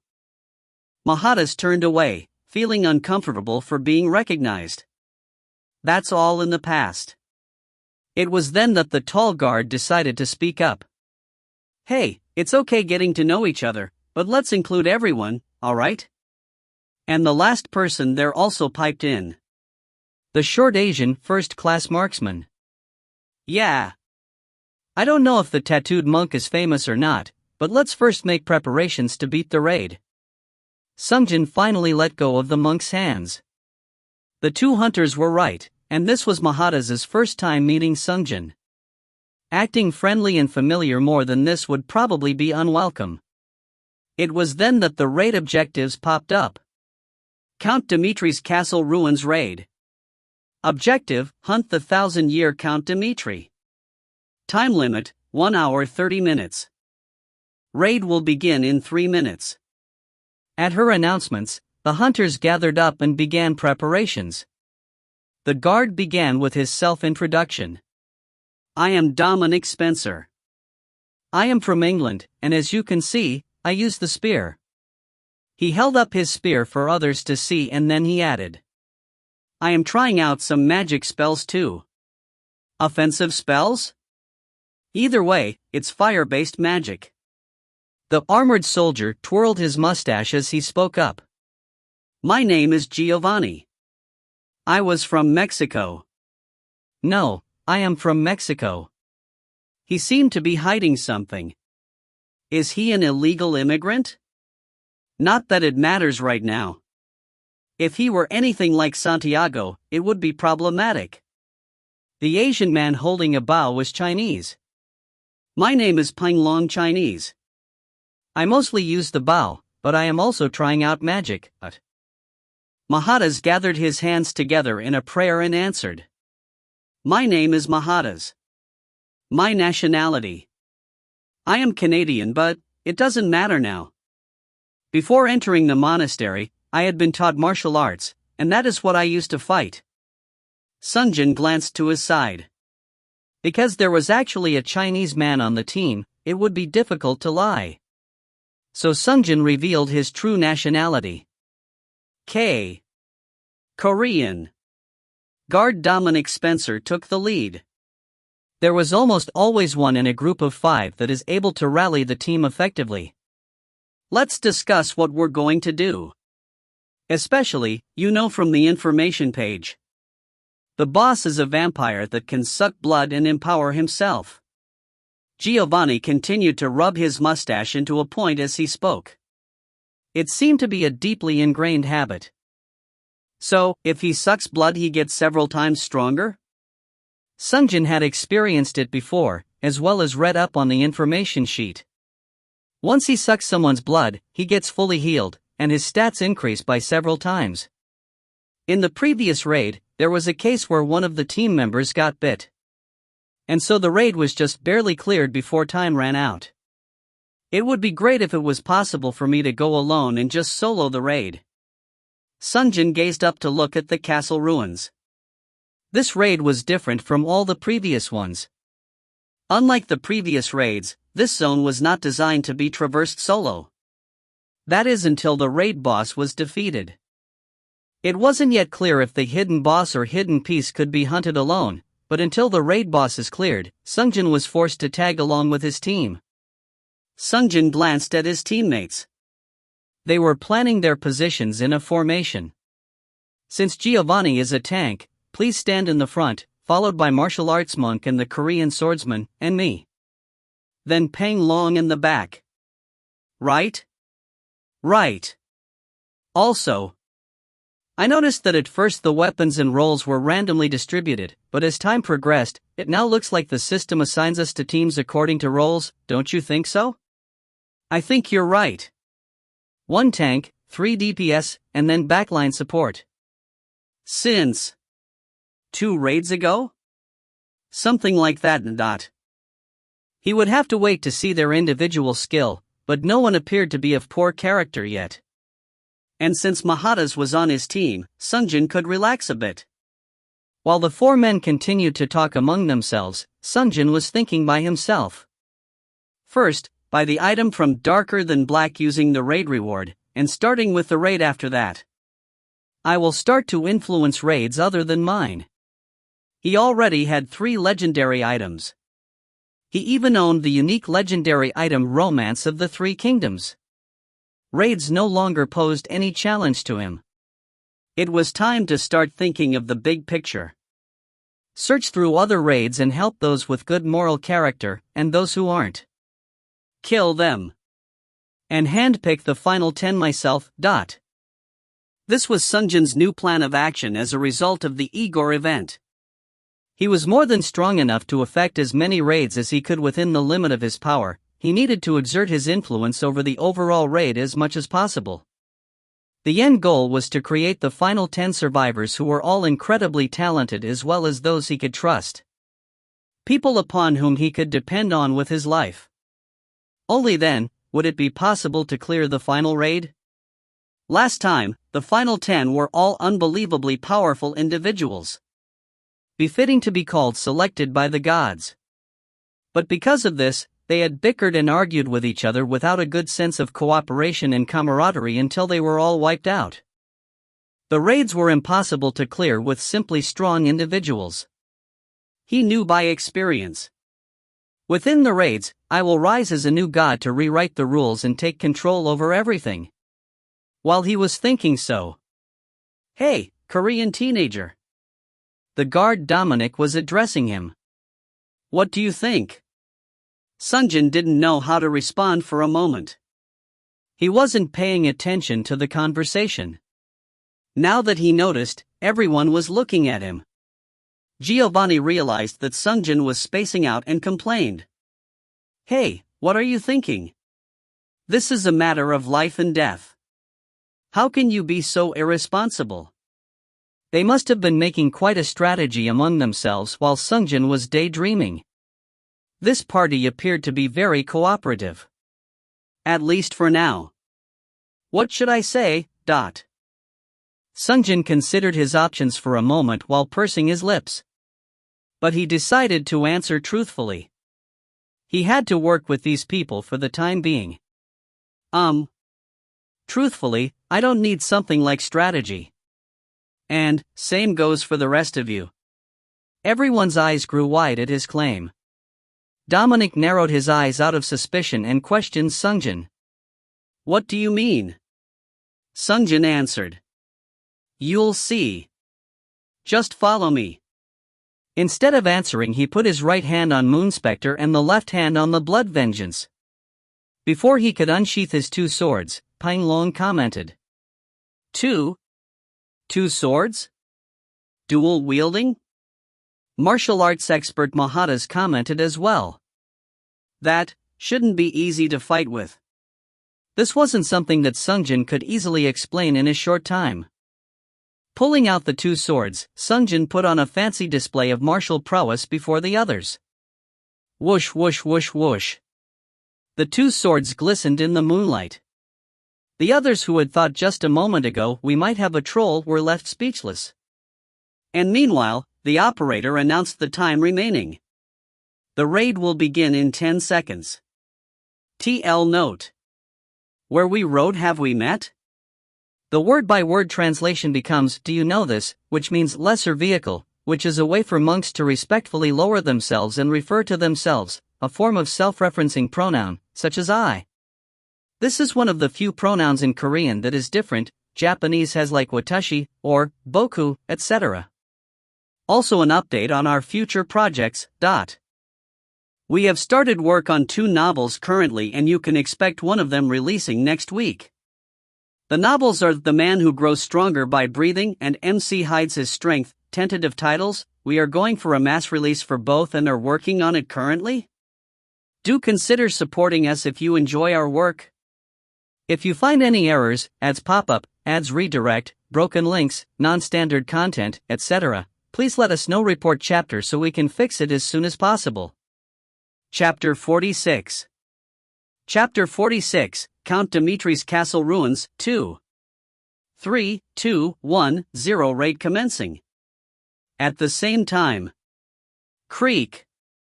The iron gates automatically opened inward. But no one was moving. They were watching Sungjin's sword dance in a daze. Sungjin held the Moon Spectre and Blood Vengeance in a cross and tilted his head towards the entryway. Let's go. Sungjin stood at the vanguard, followed closely by Giovanni, Mahatas, Dominic, and finally Pang Long. With the exception of Sungjin, it was the original formation. Inside of the iron gates was a large garden. Even though it was called a garden, it wasn't like it was full of life. Dried and cracked potteries, broken pieces of glass, long dead flowers and twisted up trees, the garden was full of death. Woof! Woof woof! A dog's barking could be heard from the inside. 2 Dobermen showed themselves, but they did not look like any ordinary Doberman. Past the rotten cheeks, the teeth could be seen, and the eyelids were missing, showing the entirety of their eyeballs. They were zombie dogs. The hunters tensed up at their grotesque appearance. With the exception of Sungjin. Sungjin slowly made his way forward. The zombie dogs backed up to keep a distance from him, barking all the while. Snarl! Woof woof! They continued to threaten him. Ignoring them, Sungjin continued forward. Eventually, the dogs charged towards Sungjin. Ka-ah! Heavily decayed with nearly non-existent skin, the zombie moved much faster than a live Doberman. But whoosh whoosh!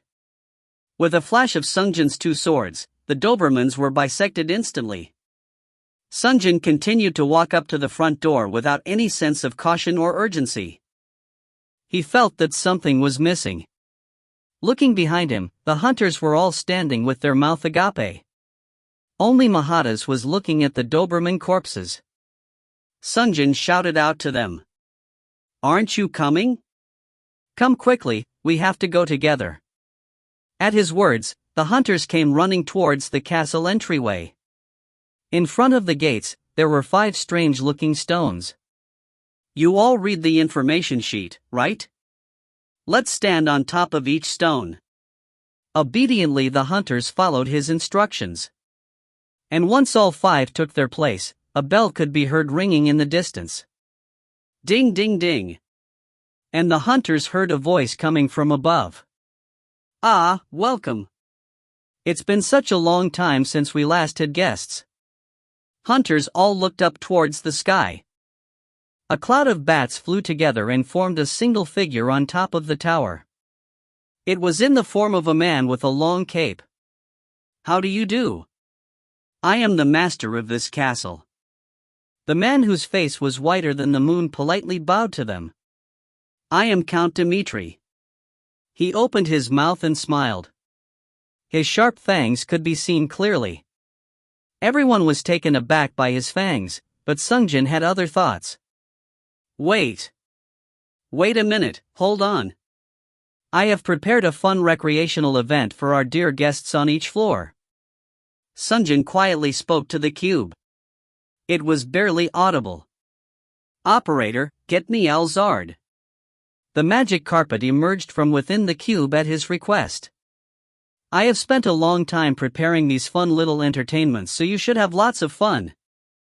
Enough that you wouldn't want to leave ever again. Hoo hoo hoo hoo."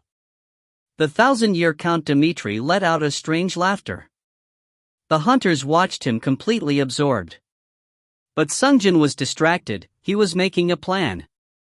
If I take Alzard up to him and kill him now, wouldn't the raid be cleared?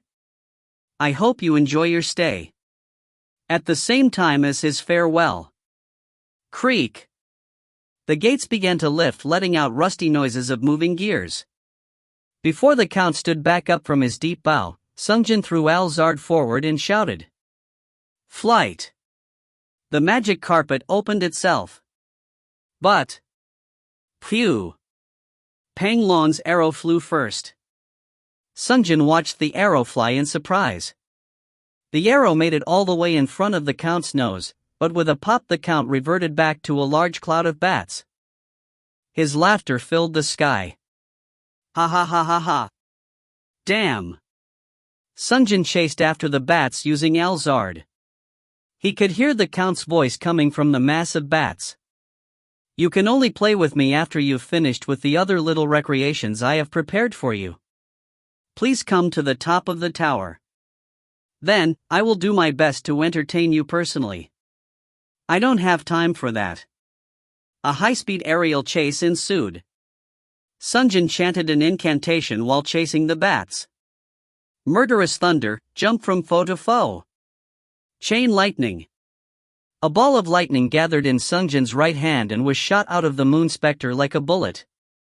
But, a small portion of the bats separated from the main mass and prevented the main body from being harmed. The bats that were hit by the lightning fell to the ground, but the masses of bats continued to escape. Once the bats reached the other side of the castle, they flew towards the moat. Sungjin began to recite a different spell. "Incinerate everything in your..." But while he was doing so, the bats began to enter the sewer built on the inside of the moat. Sungjin quickly finished off the rest of the incantations. Path. Fireball. He fired the fireball, but most of the bats made it into the sewer. Boom. The fireball exploded and greatly damaged the entryway. Sungjin flew to the front of the sewer to look at it. It was very small. It would hardly fit a human being, or even Cain, albeit he did grow bigger recently. Welp. Sungjin returned to the front entrance of the castle using the magic carpet, filled with disappointment. The hunters watched him return. "Did you manage to catch him?" Giovanni asked. Sungjin knocked on the cube next to him and replied, "If that were the case, this guy would have said something." Sungjin glanced at Pang Long. Because of his arrow, the Count was able to get a bigger head start. "I can't really tell him off though, since all he wanted to do was help." Sungjin shook his head and entered the castle. The other hunters followed suit. The interior of the castle was dark. Dominic looked over to the cube and said, "Operator, I still have that lantern from the cemetery, right? Please take it out for me." "You don't need it." Sungjin thought to himself, but he didn't say anything. He didn't want others to know this was already his second time experiencing everything. While the hunters were busy trying to light up the lanterns. T-ta-di. From the dark, a violin and other classical instruments began to play an orchestral song. At the same time, the lights in the castle came on. On the first floor was a large corridor. The previously pitch-black ceiling was now brightly illuminated by chandeliers. Da-ra-ta-da. The classical music continued to play in the background while ha ha ha ha ha.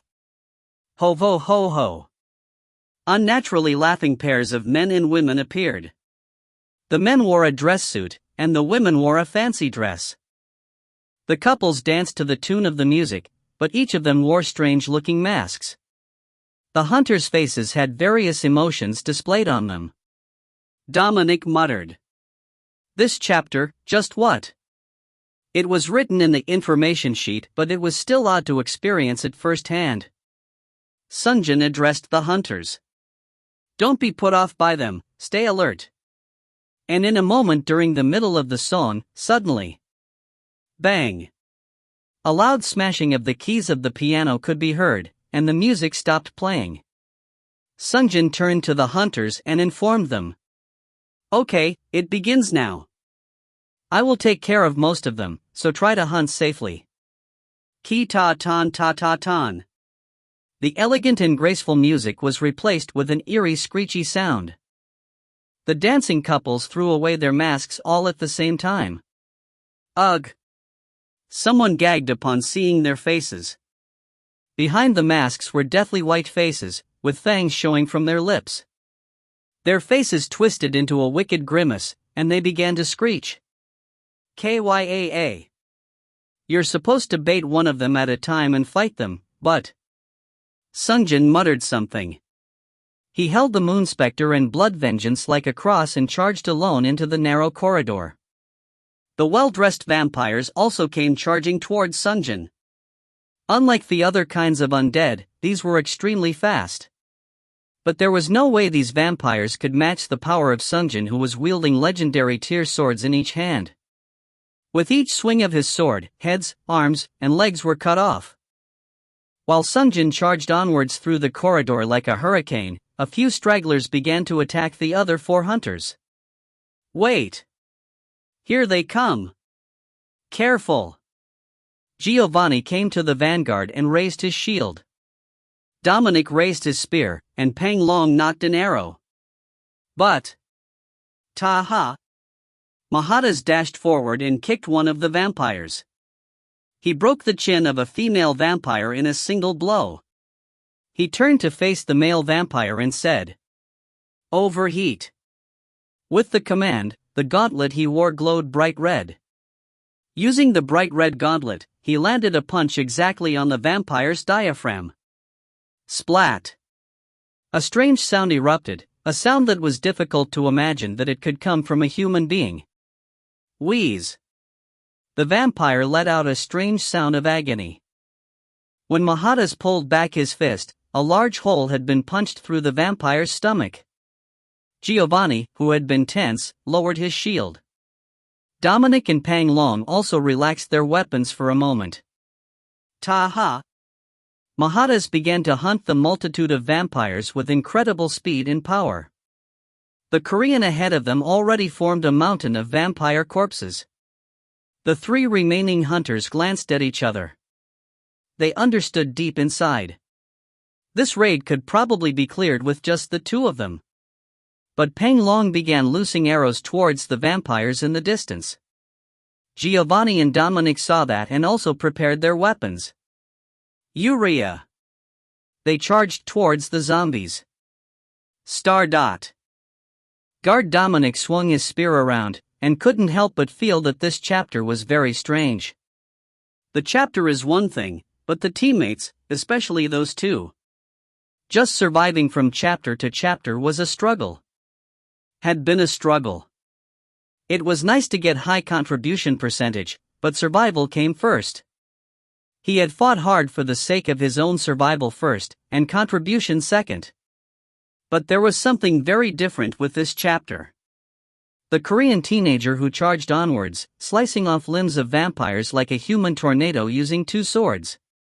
And the monk who beat the monsters to a pulp using his fist.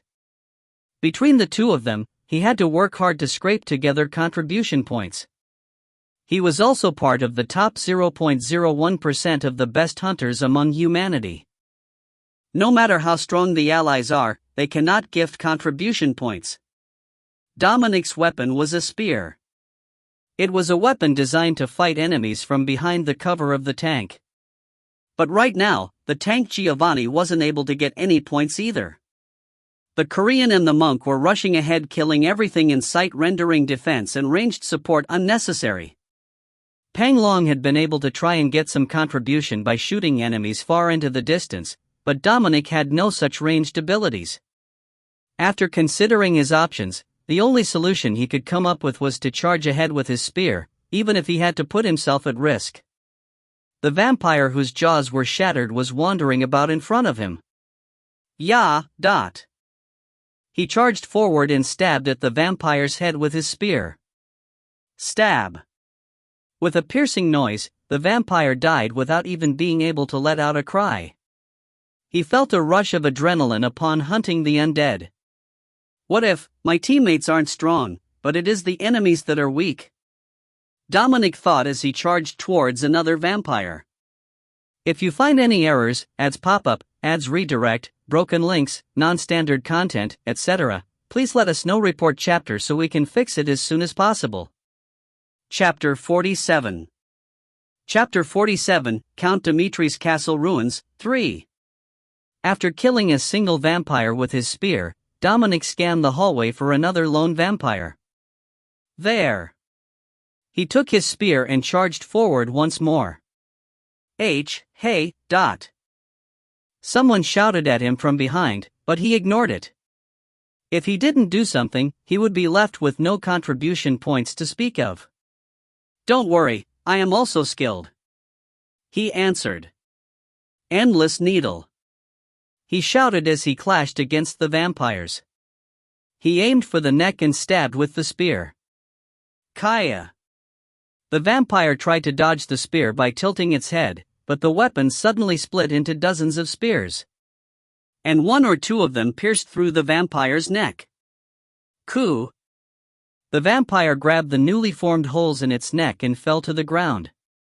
He had now taken 2 down and was feeling more confident. He searched for additional targets. Luckily, he found a female vampire wandering by herself in the distance. It turned to look at Dominic and screeched. Ka, dot. So you are his pair. He cast a spell. Flying ball of flames, firebolt. The firebolt he fired was aimed at the vampire's feet. The vampire jumped high into the sky. But this is what he was aiming for. It would be easier to target enemies in the air. I shall send you with your partner. He watched the vampire in the air to time its landing and have it land on the spear. However, ugh! He felt piercing pain on one of his legs. He couldn't move his feet. He looked down to see.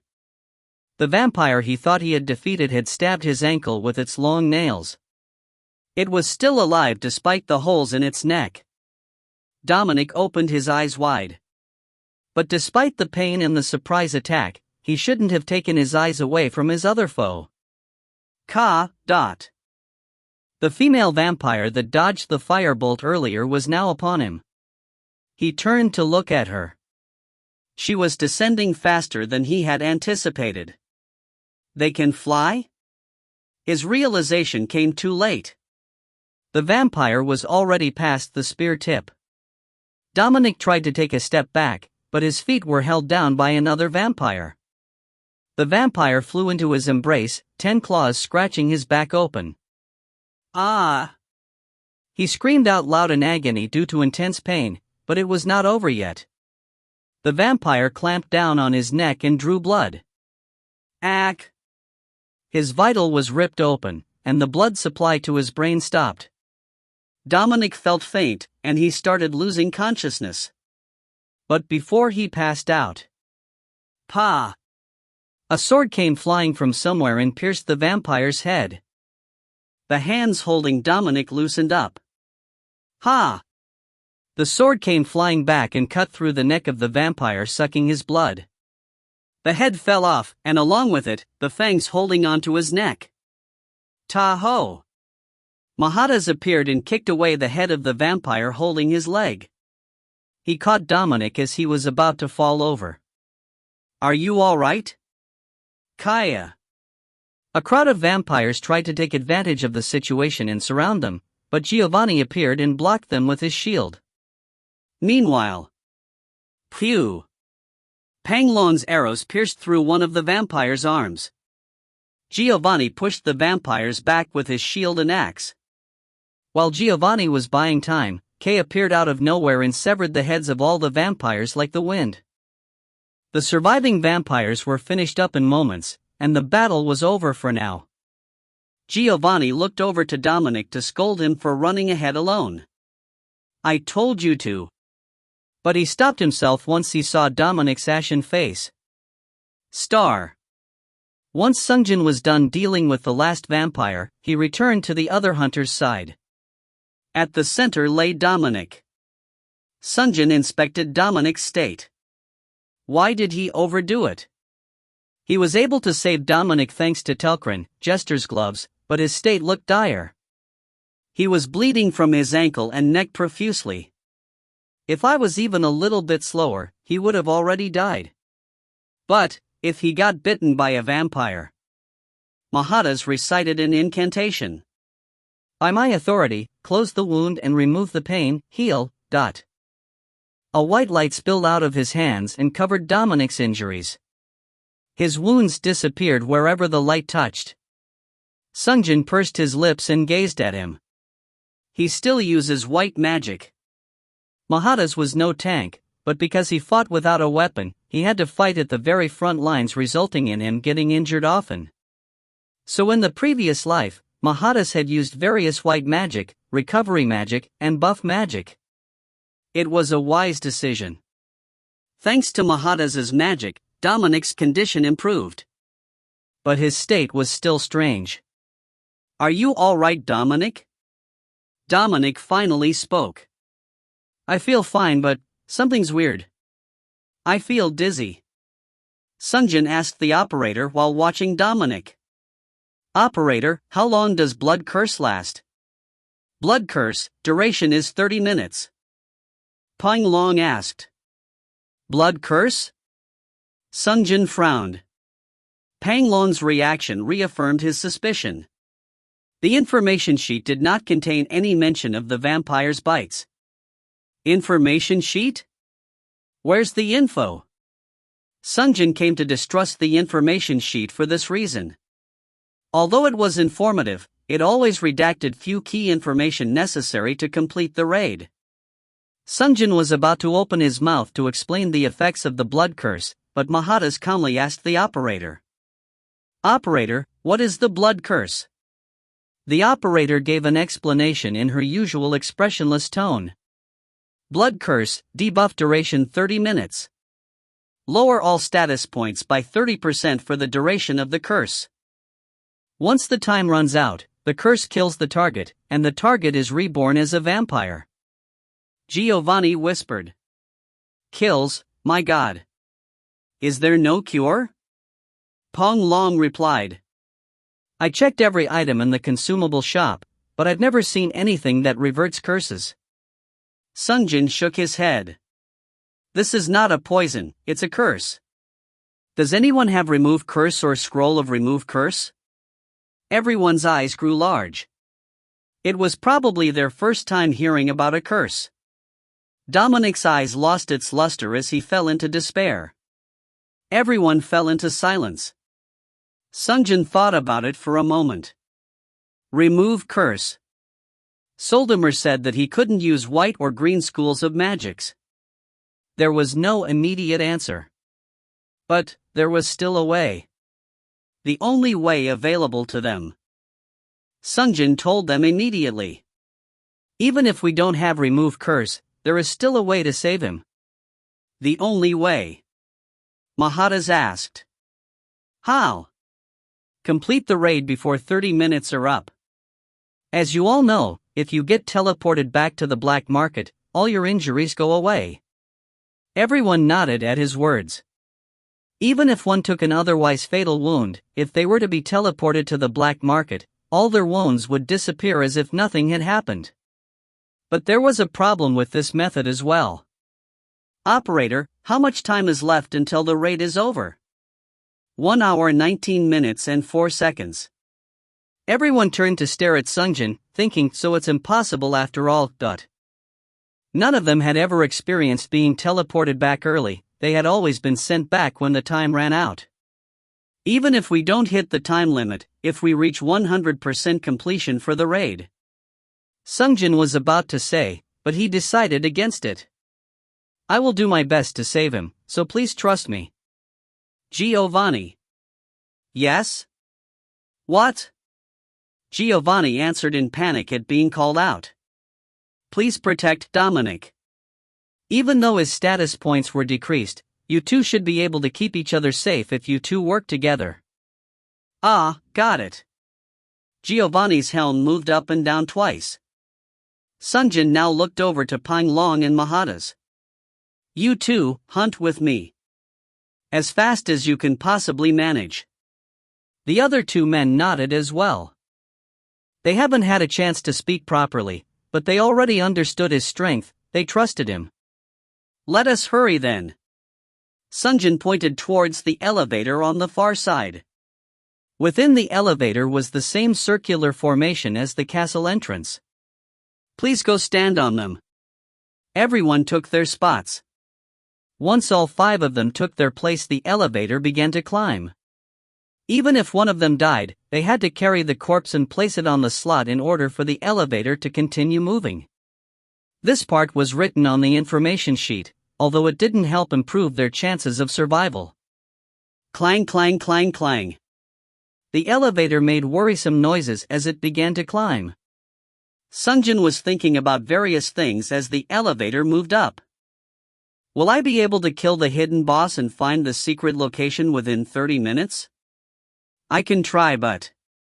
Still, there were 2 things going right for the team.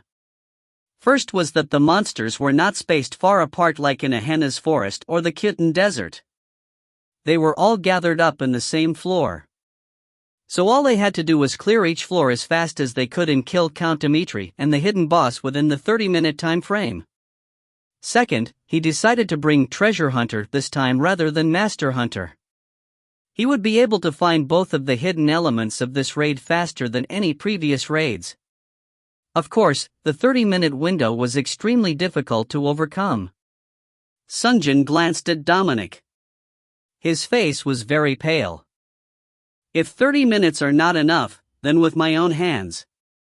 Sungjin reviewed his options while having such thoughts. Keep Romance of the 3 Kingdoms for the hidden boss. I may have to face the hidden boss alone. Then the only other thing I could use to reduce the time spent is... Sungjin took out Kane's wooden figurine and Soldemir's golden lamp. He threw the figurine into the air and rubbed Soldemir's lamp. Soon. Woof woof. Did you summon me, master?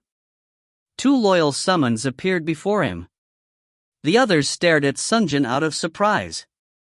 Meanwhile, ding! The elevator reached level 2.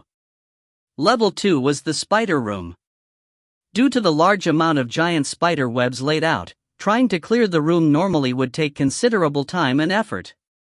But this time was different. Sungjin ordered Soldemir. Soldemir. Yes, master. Sungjin nodded. Burn them all. At his command, Soldemir began an incantation. Eternal flames of hell. Blinding light and heat formed in Soldemir's hands, and the spiders in the room turned towards the elevator. 1 or 2 began to make their way towards the elevator, but it was too late. Inferno! The ball of fire left Soldemir's hands and quickly spread to everything it touched, setting them ablaze. Ki-e! High-pitched screeches of the spiders filled the air as they cried out in agony. Several spiders ran amok across the room while on fire. It was a scene straight out of hell. While the other hunters were afraid to make a move. Let's go, Kane! Woof! A lone man and his trusty wolf ran into the room. If you find any errors, ads pop up, ads redirect, broken links, non-standard content, etc., please let us know. Report chapter so we can fix it as soon as possible. Chapter 48. Chapter 48, Count Dimitri's Castle Ruins, 4. Pang Long took a glance behind him. The room was littered with corpses of spiders. Spiders that were burnt to death, sliced to pieces, head kicked in and bitten to death by a wolf. Giovanni rebuked him from ahead. Hey, what are you doing, Chinese man? Get on. Pang Long looked forward again. The other 4 hunters, the genie and the wolf, were all in the elevator waiting for him. Ah, okay. Pang Long then took his spot on the elevator. Clang, clang, clang, clang, dot. Once all the hunters were in place, the elevator began to rise again, the metal scraped against the walls. While the elevator was moving, Pang Long glanced at Dominic's face for a moment. His face was as pale as death, without a hint of vitality. The vampire's curse seemed to have sucked not only the stat points but also his motivation. It was understandable, 30 minutes left in his life with the clock ticking away. Then suddenly, sniff, sniff, sniff. The large wolf went around the elevator smelling everyone. Pang Long glared at the wolf. Ever since Ahena's forest, where he had almost perished upon being bitten by wolves, he had come to hate them unconsciously. The Korean hunter then issued a command. Kane, settle down. With one command, the wolf obediently walked over and sat next to his feet like a tame puppy. Just a moment ago the wolf was ripping the spiders apart like a ferocious beast.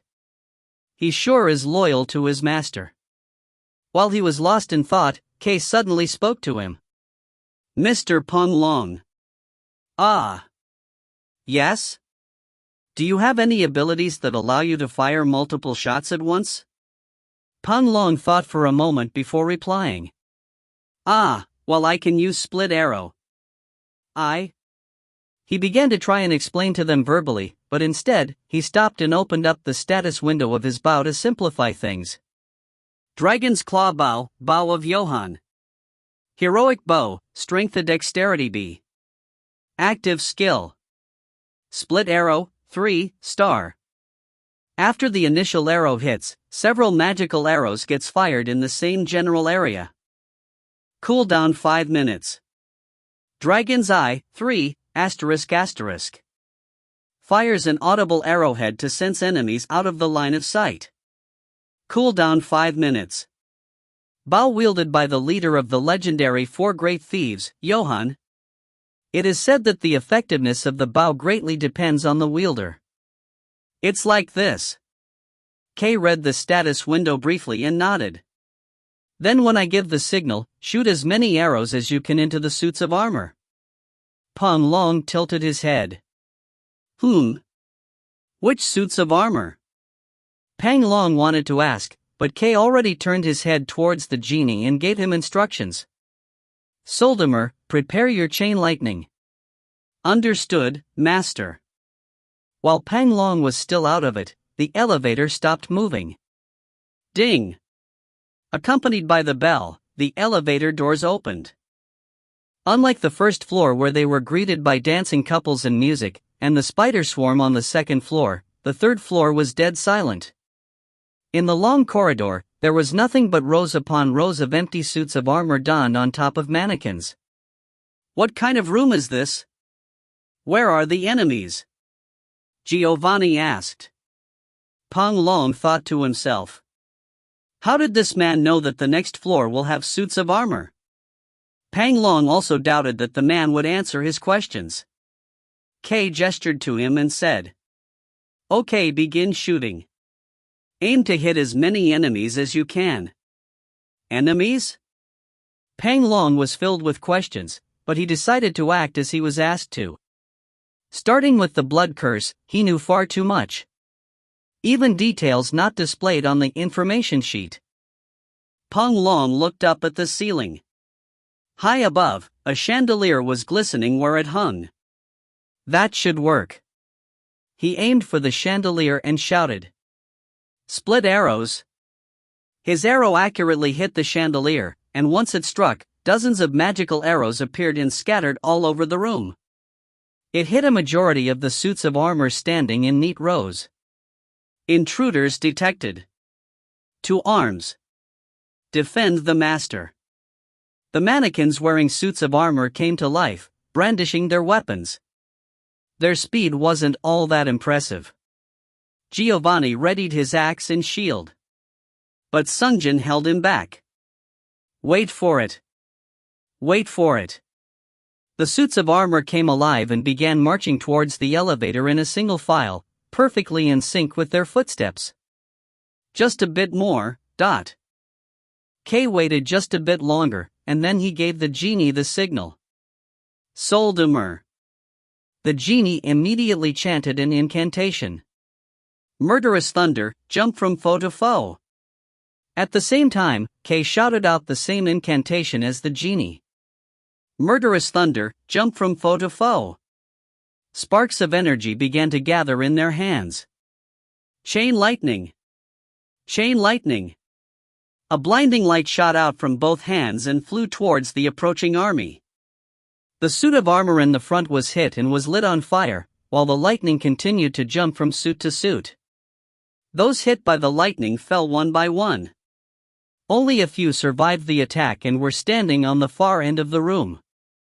Let's go. The heavily armored enemies looked very tough, but due to the fact that they already took damage from the lightning bolt earlier, they were easily broken by even Giovanni and Dominic's attacks. The third floor was cleared in the blink of an eye. The hunters quickly boarded the elevator and took their places. The elevator began to climb again. Sungjin searched his memories. What was on the fourth floor again? He remembered. It was Frankenstein's monster room. It wasn't very fast, so it didn't prove to be very threatening, but it had such a high HP that it took forever to kill. I think last time we attacked it non-stop for close to 10 minutes. The Frankenstein's monster felt like a mid-boss. In fact, in terms of HP, it had a higher HP than any other enemies Sungjin had fought so far, even greater than Count Dimitri's himself. It was inevitable that fighting Frankenstein's monster would take a bit of time. Sungjin looked down at his two swords, Moonspectre and Blood Vengeance. I guess it wouldn't be bad to test out how high my specs really are. But... ugh. Dominic held his forehead and began to moan. There was no time to waste. He had to try his hardest to pull through. Sungjin turned to Soldimer. Soldimer, do you have any debuff magic that lowers the enemy's defenses? Of course. Then use it right away on the enemy that will appear. Acknowledged. Sungjin turned to the other hunters and said, please give me a hand with the next one. Attack it with everything you've got. Pine nodded. Mahadas gathered his hands into a prayer and answered. Certainly. Ding. The elevator stopped, and the bell rang.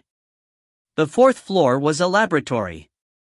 Unfamiliar tools and unknown chemicals lay all over the place. And at the center was a giant, who stood still with his eye closed. Once the hunters entered the floor, the strange contraption surrounding the giant began to move. It injected strange chemicals into the giant's chest, and sparks of electricity zapped its head. Croc! Let's go! Sungjin yelled as he dashed forward. Soldimer chanted a spell. Fragile body, broken will, weakness. A strange black light appeared over its head. Pew. Panglong's arrow hit its head dead on, but Frankenstein's monster wasn't something that would die with just that. Sungjin ran in brandishing his dual swords. Ha-ya! He ran in shouting. Tay-ho! Mahadas came flying in with a kick. Sungjin's swords impaled deep into the monster's chest, and Mahadas's kick landed square on its chin. Star! Clang, clang, clang, clang. The elevator began moving up again.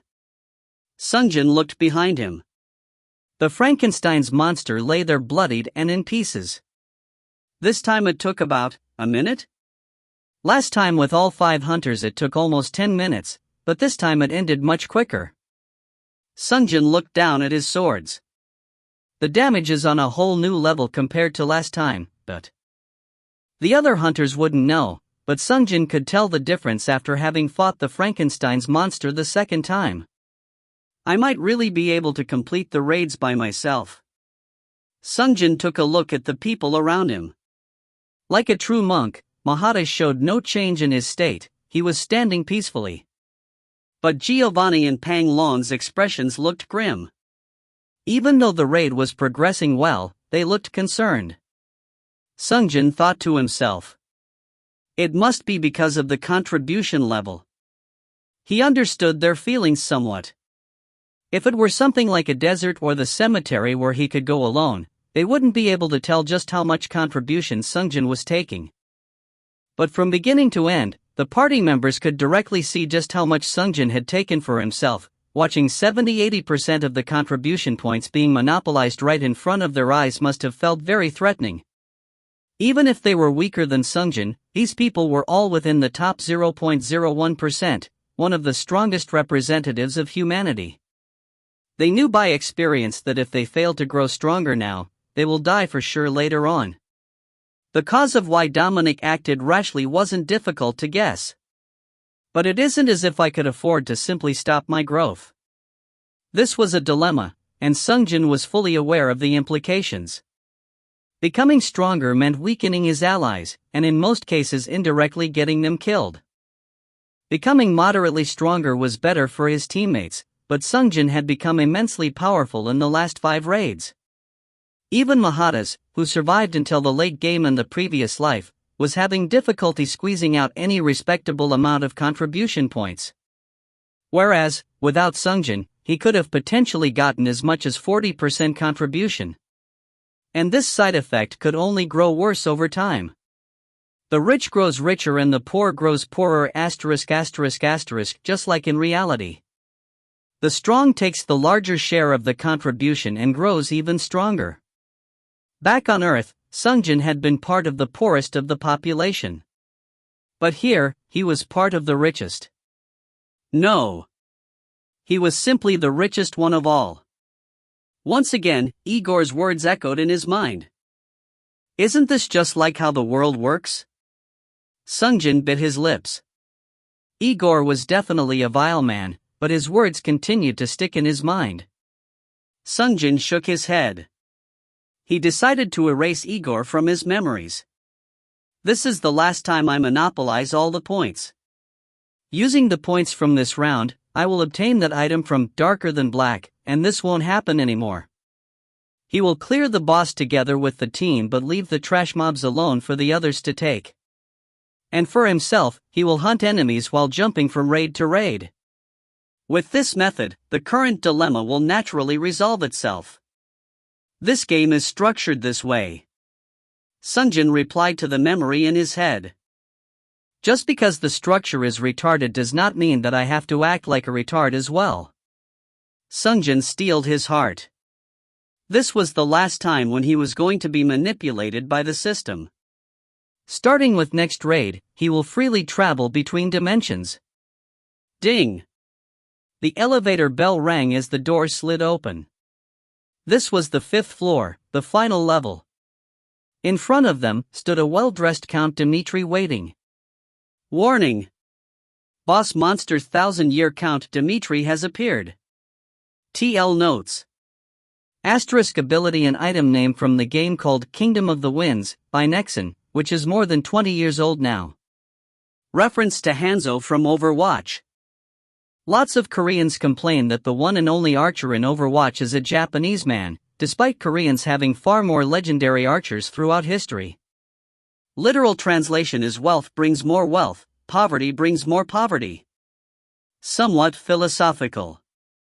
Those who are rich know how to make money and do what is necessary to improve continuously. Those who are poor do not know how to make money and do not do what is necessary to improve, falling behind further and further. With this, we have now released 50 chapters of Master Hunter K. Oh, but there's more. Click on the button for a Christmas surprise from us. If you find any errors, ads pop up, ads redirect, broken links, non-standard content, etc., please let us know. Report chapter so we can fix it as soon as possible. Chapter 49. Chapter 49, Count Dimitri's Castle Ruins, 5.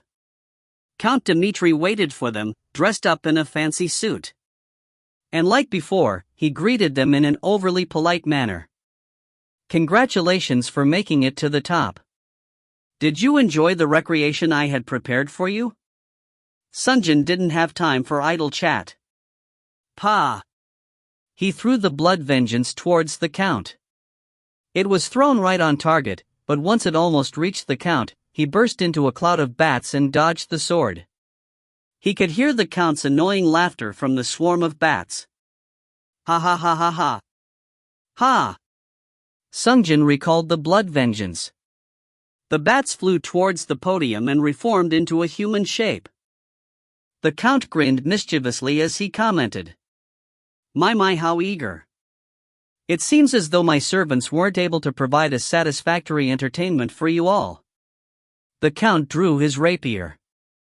Then as the master, I will be personally entertaining you all. Count Dmitri was a difficult boss to defeat. The annoying bat transformation, his immense speed, ability to cast magic, highly intelligent, and the blood-sucking ability. If he manages to grab one of the teammates even once, he becomes fully healed and empowered. Sungjin had to kill him before he had a chance to bite one of his teammates. So he charged towards the Count brandishing his two legendary swords. Count Dmitri waited for Sungjin to approach with his rapier. The Count must have thought he could contest Sungjin with his rapier. But for the first time, the Count's confident smile crumbled. Clang clang. In just 2 strikes, the rapier was knocked out of his hands. He took a step back with eyes wide open. I won't let you escape. Sungjin prepared his sword and slashed at the Count. But the feedback on the sword felt strange. Bang! Along with the sound, the Count turned into bats and flew away. Meanwhile, the Count shouted an incantation. What is real is fake and what is fake is real. Illusion. Suddenly the swarm of bats multiplied. They flew higher into the air, before splitting into 4 parts and landing on 4 corners of the room. The 4 swarms assumed human forms once more. There were 4 counts now. The others fell into a panic. Sungjin first returned to the group of hunters. It would be annoying if one of them were bit. Sungjin addressed the team. Damage dealers, it's nice if you can attack, but it is more important to avoid being bitten. Especially Giovanni, please stick close to the team and protect them. Got it. Soldimer, do you have magic that can be used to differentiate the real from the illusions? You can always set it on fire to see if it turns to ash. Ah, right. Sungjin's reply was thick with disappointment. Soldimer bowed his head to apologize. I apologize for not being able to use white magic. No, it's fine. Just pick one of them on the right side and fire a spell at it. It will be done, master. Sungjin looked down next and spoke. Kane, you take the one on the left. I'll ring the bell. Woof. Finally, everyone else, please cooperate against that one back there. Okay. The 4 hunters answered together. Once Sungjin was done giving out instructions, he counted down. 3, 2, 1, let's go. Sungjin took out the manyata from his pocket and rang it as he charged towards the Count. He didn't know if this was an illusion. Incinerate everything in your path. Fireball. Soldimer shouted an incantation. Grr. Kane snarled as he flung himself at the Count. Tay-ho. Mahatas charged in with a shout. Sungjin slashed at the Count. The Count seemed to shrivel, then fell apart in half before disappearing. Illusion. Which one is real? Sungjin looked around. Soldimer shook his head. Kane was also left alone in his corner. The only one remaining was the one behind the others. The 4 of them were all looking up towards the ceiling. Sungjin followed their gaze and found the Count hovering over them. He was reciting an incantation. Steel-cutting blades of wind. Wind cutter. Several green blades appeared at the end of his fingers and flew towards the hunters. Get behind me. Giovanni raised his shield and tried to protect the hunters behind him, but he wasn't fast enough. Pi pit. Several blades were blocked by the shield, but others found their mark on Peng Long. Ugh! The magical blades cut through his armor and left an injury. Sungjin ran towards the last remaining Count, but he rose back in the air and... What is real is fake and what is fake is real. Illusion. Cast his spell and split apart again. Grr! Sungjin grounded his teeth. The Count was an irritating enemy to fight. The other hunters gathered up without having to be told by Sungjin. Even one victim could restore and empower the Count. The Count finished splitting into 4 again. Master, the time has run out. Woof! Woof woof! His 2 summons announced their time was over. Ah! 10 minutes must have elapsed since their summon. Cain returned to his wooden form, and Soldimer returned to his lamp. The options have shrunk now. Mahadas, take the left, Dominic take the right, Giovanni and Pang Long take the one in the back. Would have been great to be able to say, but if even one person gets bitten, the situation could only grow worse. Sungjin decided to change his mind. He was feeling rushed due to Dominic's condition, but he decided to take it cautiously and take this situation calmly. I feel sorry for Dominic, but I'll have to take my time and handle all 4 on my own. Trying to rush this one though could cause an unintended casualty. Sungjin made up his mind and was about to jump into action when he noticed blood. He saw drops of blood in the room. It wasn't splattered all over the room, only in certain locations. Where did it come from? Sungjin searched his memories. The first time he faced the Count, he had thought that his sword brushed up against something. The Count could have been injured at that time. No, he must have been injured by that strike. All the illusions had a cut on their left arm. And there was only one which still had blood dripping from it. That must be the real body. Sungjin whispered to Pang Long, who stood next to him. Pang, blood. Pang Long understood him with just those 2 words. Sungjin charged at him right away. Unlike last time, it seemed to have been taken aback. The Count recited an incantation. Stiff muscles and cramped legs, slow. Sungjin's movements slowed down slightly, and the Count immediately retreated into the air and turned into bats. Illusion. He didn't seem to understand how Sungjin was able to tell the fake. Even after the bats split into 4, one of the swarm was still dripping blood. Pang! Sungjin shouted despite being slowed down. Pang drew his arrows and yelled. Split arrows. His arrow flew straight and true. It landed on one of the bats of the swarm, and many magical arrows appeared nearby, piercing all the bats around it. His skill landed dead on. Sungjin ran through the dead bats falling out of the air and returned the Moonspectre back into the sheath. The moment he saw the bats resume human form, he yelled. Deathly wail. Kai-ia. For a moment, the vampire let out a cry of agony matching the tune of the screech of Sungjin's skill. Star. Giovanni just barely regained his sanity after a few moments of trembling and fear. He was slightly embarrassed, but the feeling went away quickly. Die. Dominic was stabbing his spear in the air while hallucinating. Eek. Pang Long was running amok in the distance. Mahadas had his eyes closed in meditation. Giovanni scanned his surroundings to search for the vampire in K. But the operator gave an announcement. Boss Count Dmitri cleared. Returning to the black market in 1 hour 2 minutes and 45 seconds. He saw in the distance K swinging his swords to shake the blood off of the blades before returning them to his sheath. Giovanni saw the Count's beheaded corpse lying at K's feet. He breathed a sigh of relief. But K came up to him and said, Let's go.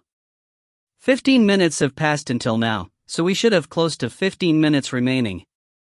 There isn't much time to waste. Giovanni was surprised at his words.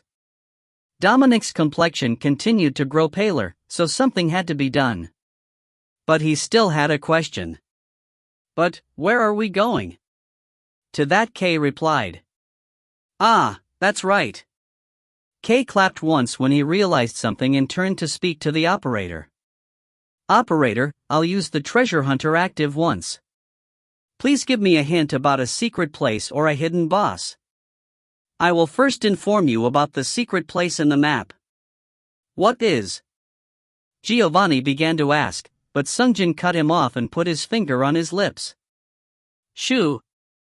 The operator began to speak in a similar manner to how she gives warnings. A wandering merchant from lands afar climbed the mountain carrying his treasure.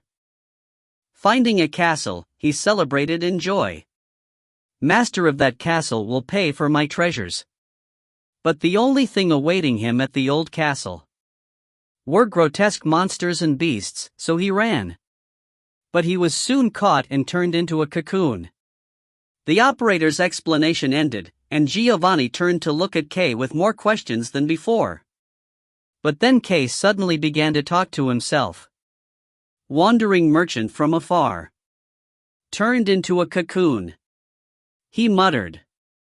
Then he opened his eyes wide and began to walk towards the door. Let's go. Everyone was completely out of it. But they didn't have a choice but to listen to him. The hunters all took their spot in the elevator, and it began to move again.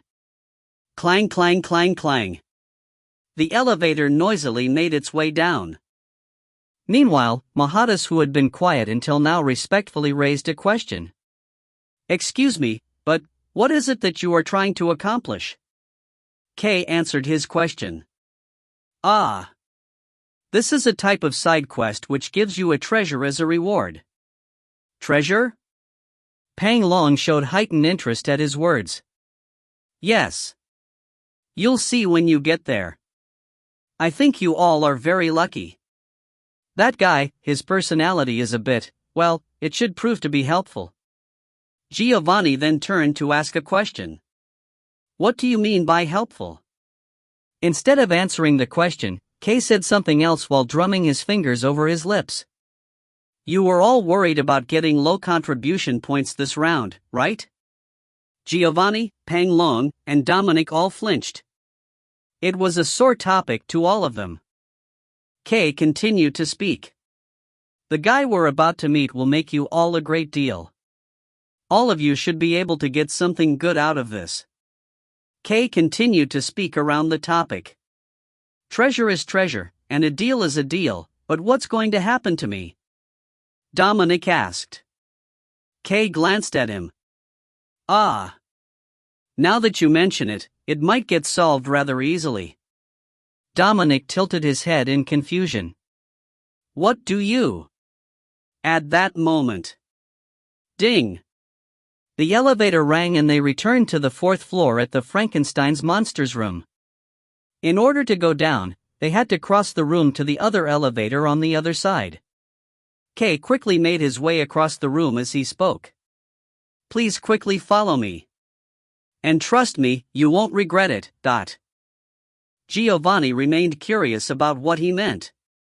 Where are we going anyway? Kay answered. She said cocoon earlier, right? We're going to the spider's room on the 2nd floor. Note, a short update on main character hides his strength. We are trying to do a mass release so that you have a good sum of chapters to read. But, we do not want to provide a serviceable read, we want to provide you the best read possible.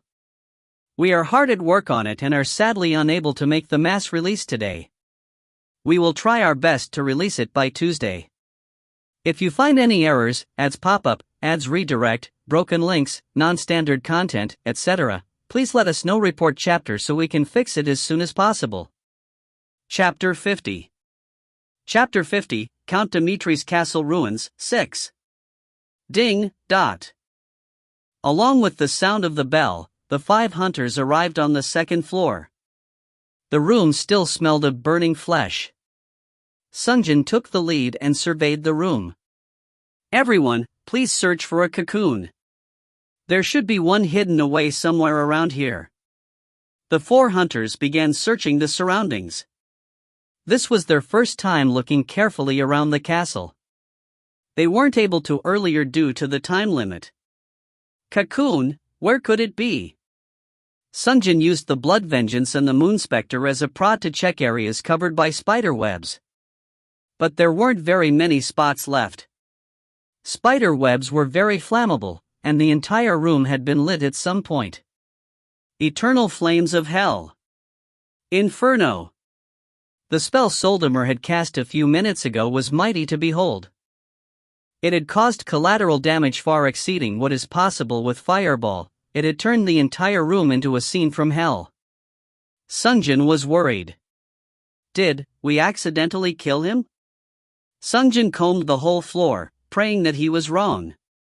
Finally, Giovanni called out to the others. Hey guys, look here. Everyone rushed to his side to see what he had found. He had found a small waterway. A small gap was put in between the stone to allow the water to flow freely. The waterway flowed across the room and was designed to drain out of the room through a dark opening blocked by vertical metal bars. Operator, lantern. Pang Long took out the lantern from the cube and checked inside the opening. Sungjin recalled the small sewer he saw while chasing the Count's bats. Sewer, dot. Please move aside. Sungjin pushed the others aside and used his two swords to slice open the metal bars of the waterway. Cling clang. Once the bars were removed, Sungjin made his way through the opening. The others followed suit. The interior of the sewer was larger than expected. There was not a single drop of water on the walls or ceiling, only sticky webs. There were more webs the further they went in. It was an uncomfortable place where invisible sticky webs would adhere to the face. But this gave Sungjin a sense of certainty. This is it. We found it. The webs continued to get thicker and thicker. Sungjin had to use his swords to cut open a path and continued inwards.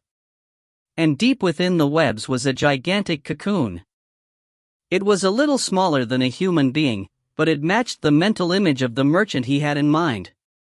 It's most definitely that guy from before. Sungjin grinned as he cut open the cocoon. Inside was an unconscious rat man. The operator gave an announcement. Congratulations! You have discovered the hidden merchant Rough Han. A rat found in a sewer. How fitting. While Sungjin was thinking so in his mind, the other 4 hunters were surprised. Hidden merchant? Is it talking about the rat man over there?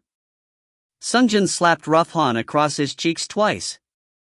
Not enough to hurt, but enough to snap the rat man awake.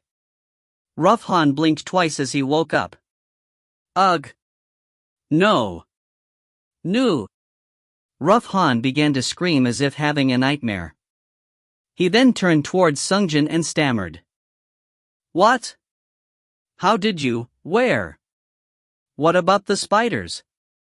Sungjin ignored him and said. This is the second time I have saved your life. There are no more spiders.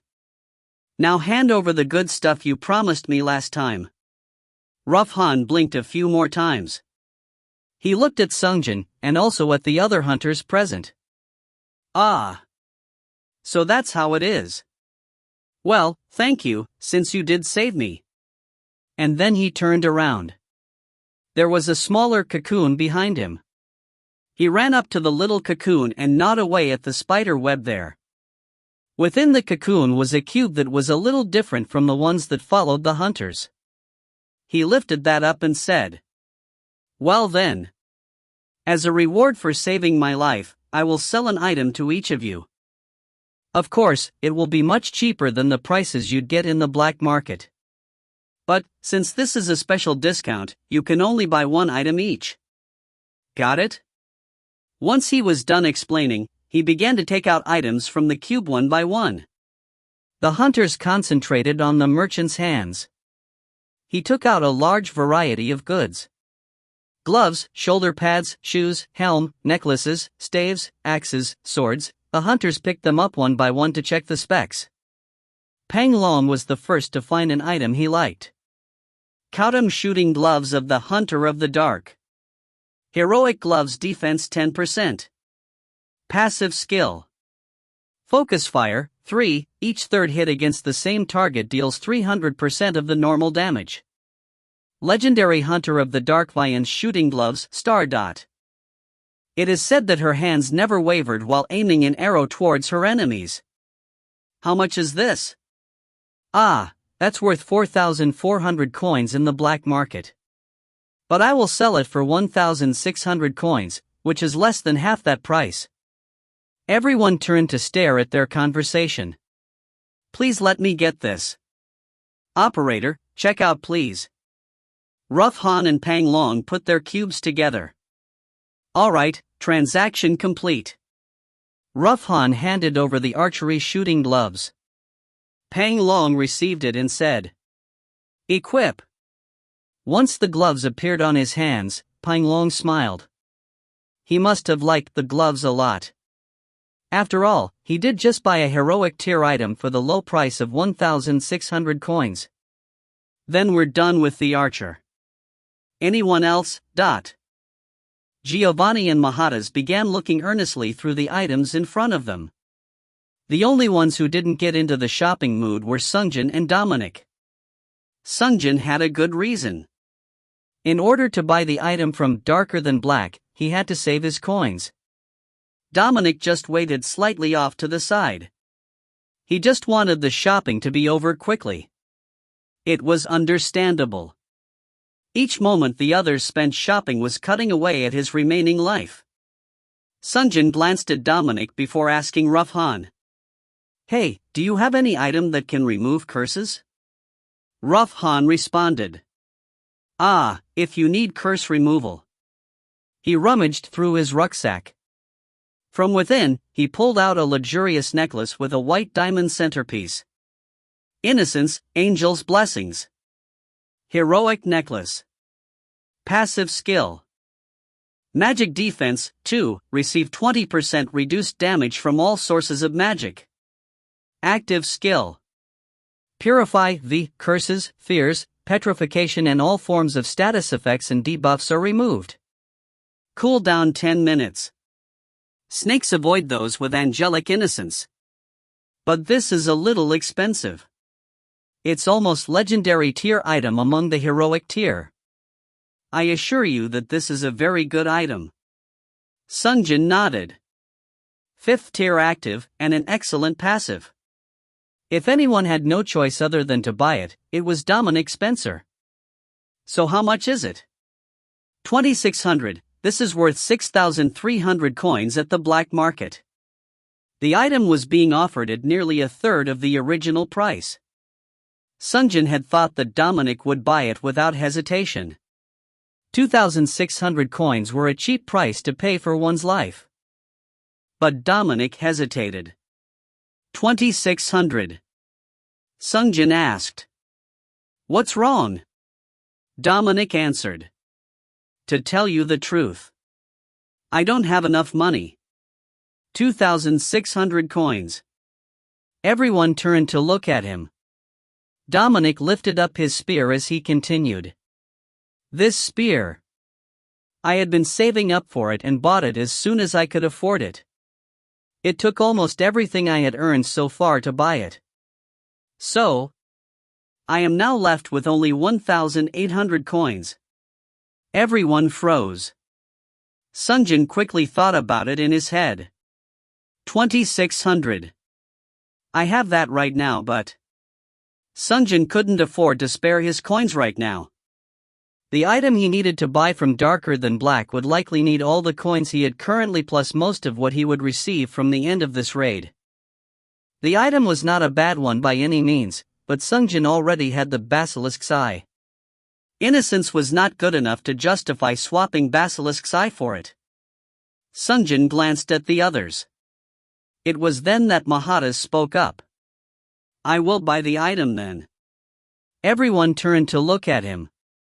This purify skill, can it be used on others? Rough Han nodded and answered his question.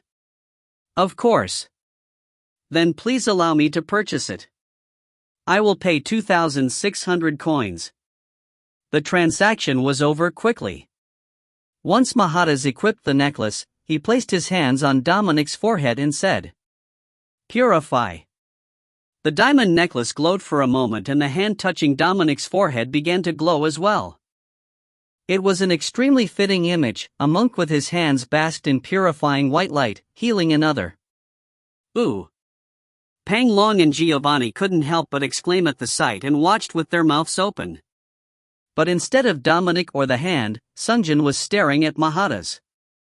skilled, does not hesitate to sacrifice self to help others. Color returned to Dominic's face. The vampire's blood curse had been lifted. Dominic faced Mahadas and Sungjin and knelt on his feet. He put his hands on the ground and bowed deeply in the Eastern style. Mahadas and K, both of you have saved my life. I vow to repay this debt someday. Sungjin indifferently received the thanks. Sure.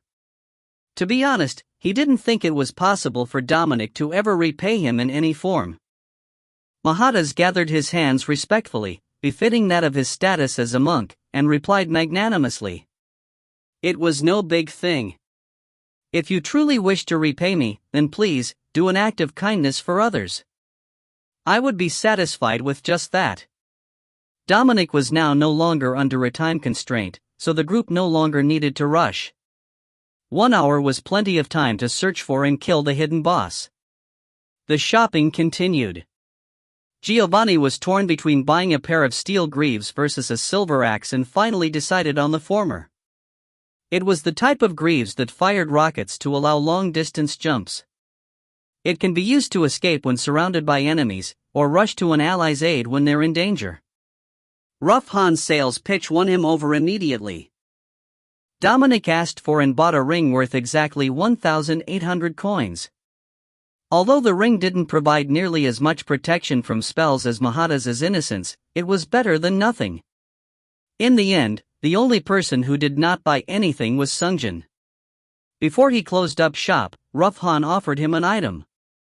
Although you think poorly of me, I do have to repay my debts, so here you go. He muttered as he pulled out an item from his bag. What he handed over was not an item per se, but a mystery pouch. Someone completed Ancient Stories from the East, so the net worth has gone down a bit, but I guess if you get one of the East components, you can consider it to be a bust.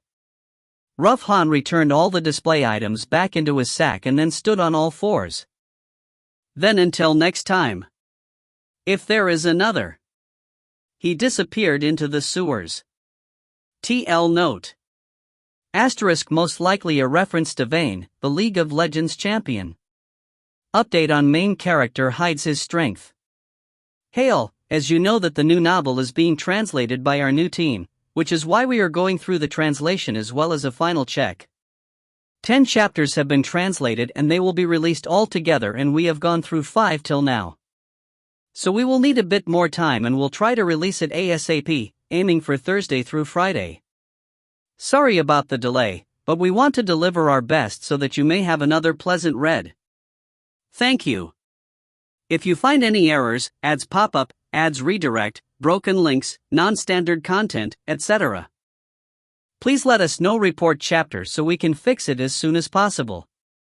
Chapter 51. Chapter 51, Count Dimitri's Castle Ruins, 7. Once wandering merchant Rough Han ran away, the hunters left the smelly sewer and returned to the second floor room. Giovanni, who was first to leave the sewer, found a spot without webs to sit and took off his helm. Phew. I guess this chapter is pretty much done. Pang Long caressed the archery shooting gloves as he replied. It was hectic for a while, but there were no casualties. Everything turned out okay in the end.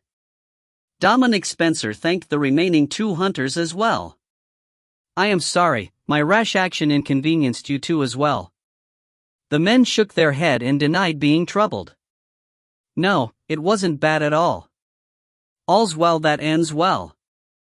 Sungjin was last to climb out of the sewers and briefly stared at the men conversing with one another. It was a rather heartwarming moment. But it wasn't over yet, there was still the hidden boss remaining.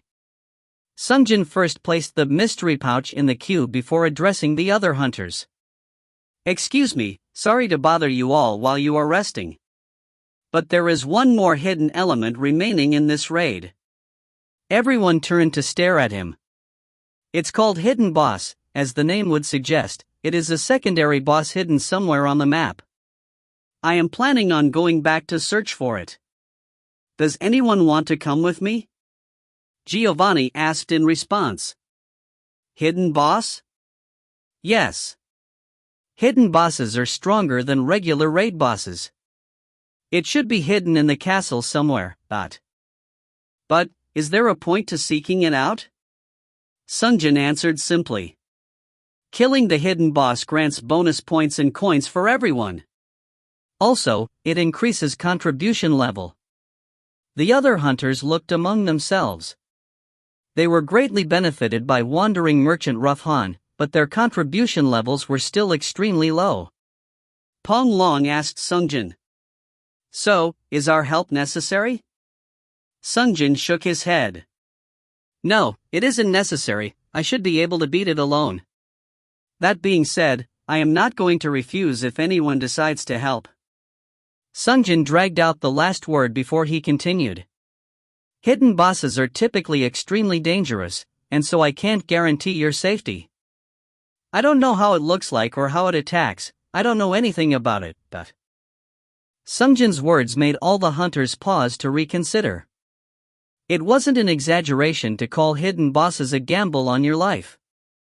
Sungjin spread his arms wide as he said. Feel free to act as you please. You are under no obligation to help out. Even though it'll be tricky, I can manage alone. If you decide not to help out, you can stay far away in case I die. Mahatas moved closer and said. I have decided to tackle any challenge that comes my way. I don't understand what is the point of these raids, but through fighting, it could lead to some sort of revelation. Sungjin nodded. A fighter at his skill level would not become a hindrance. Peng Long raised his hands. I shall come as well. Supporting from a distance can't hurt. He was right, it wouldn't be bad at all. If he kept a good distance and attacked from afar, Peng Long had very little to be afraid of.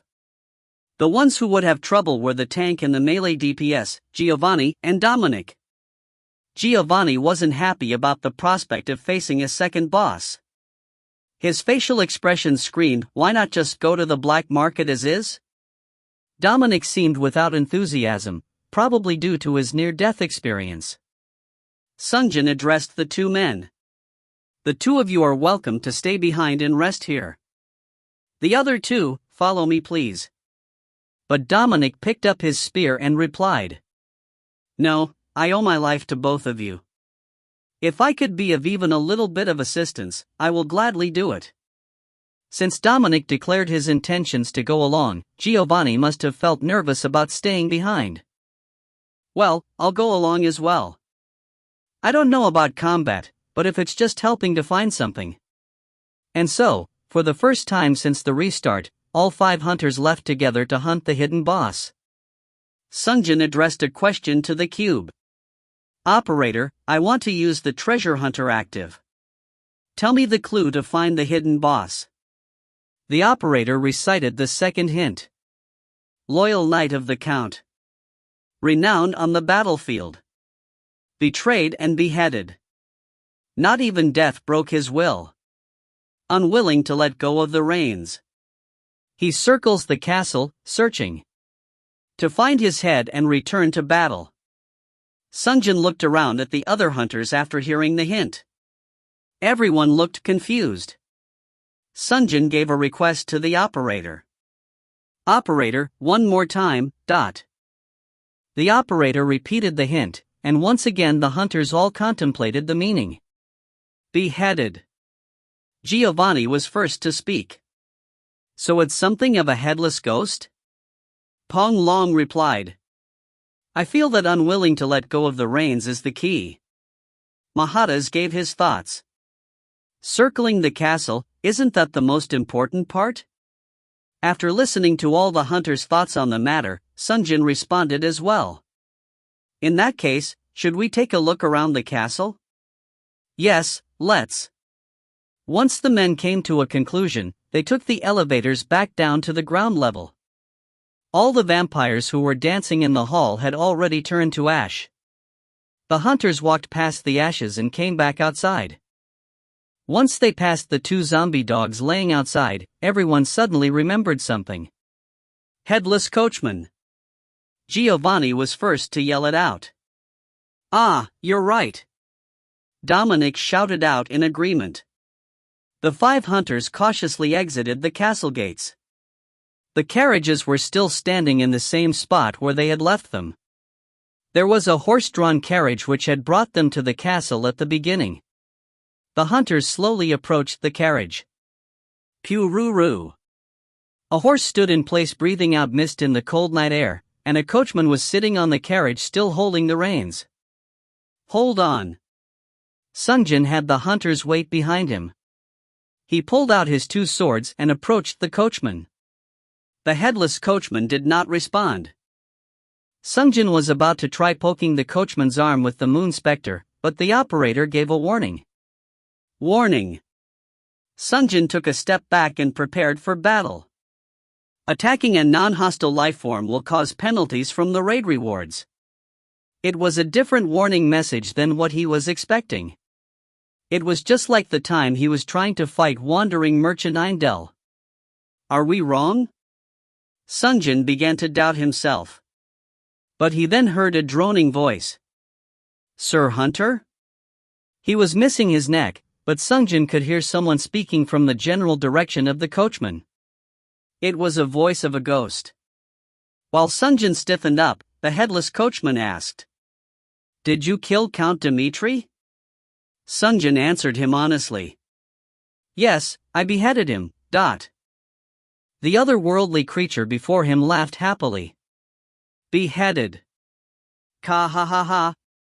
So in the end, just like me. Betrayed and beheaded. He had the same background story as the hint, in other words, he was most definitely the hidden boss.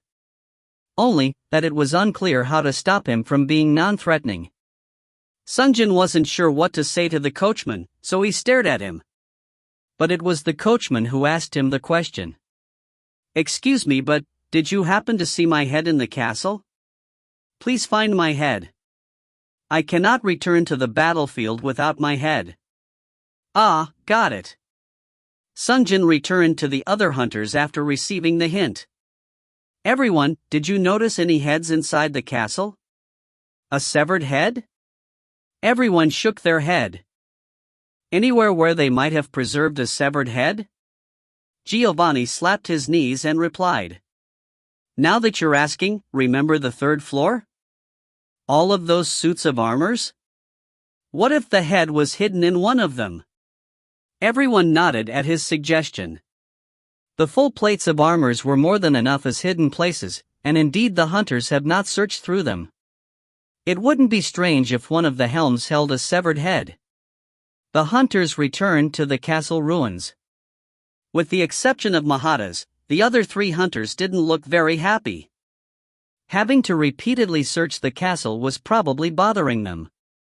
Regardless of how they felt, the hunters rode the elevator back to the 3rd floor, the floor full of suits of armors. Let's split up and search through the fallen helms. Everyone began looking for helms for a severed head. All empty here. Here as well. All empty. There were no results. Every helm was searched through, but not so much as a hair was found. Sungjin cradled his head and thought carefully. Head. Severed head. No matter how hard he thought, this room wasn't it. There was no head. 1st floor were filled with vampires who turned to ash after being beheaded. 5th floor only had the count.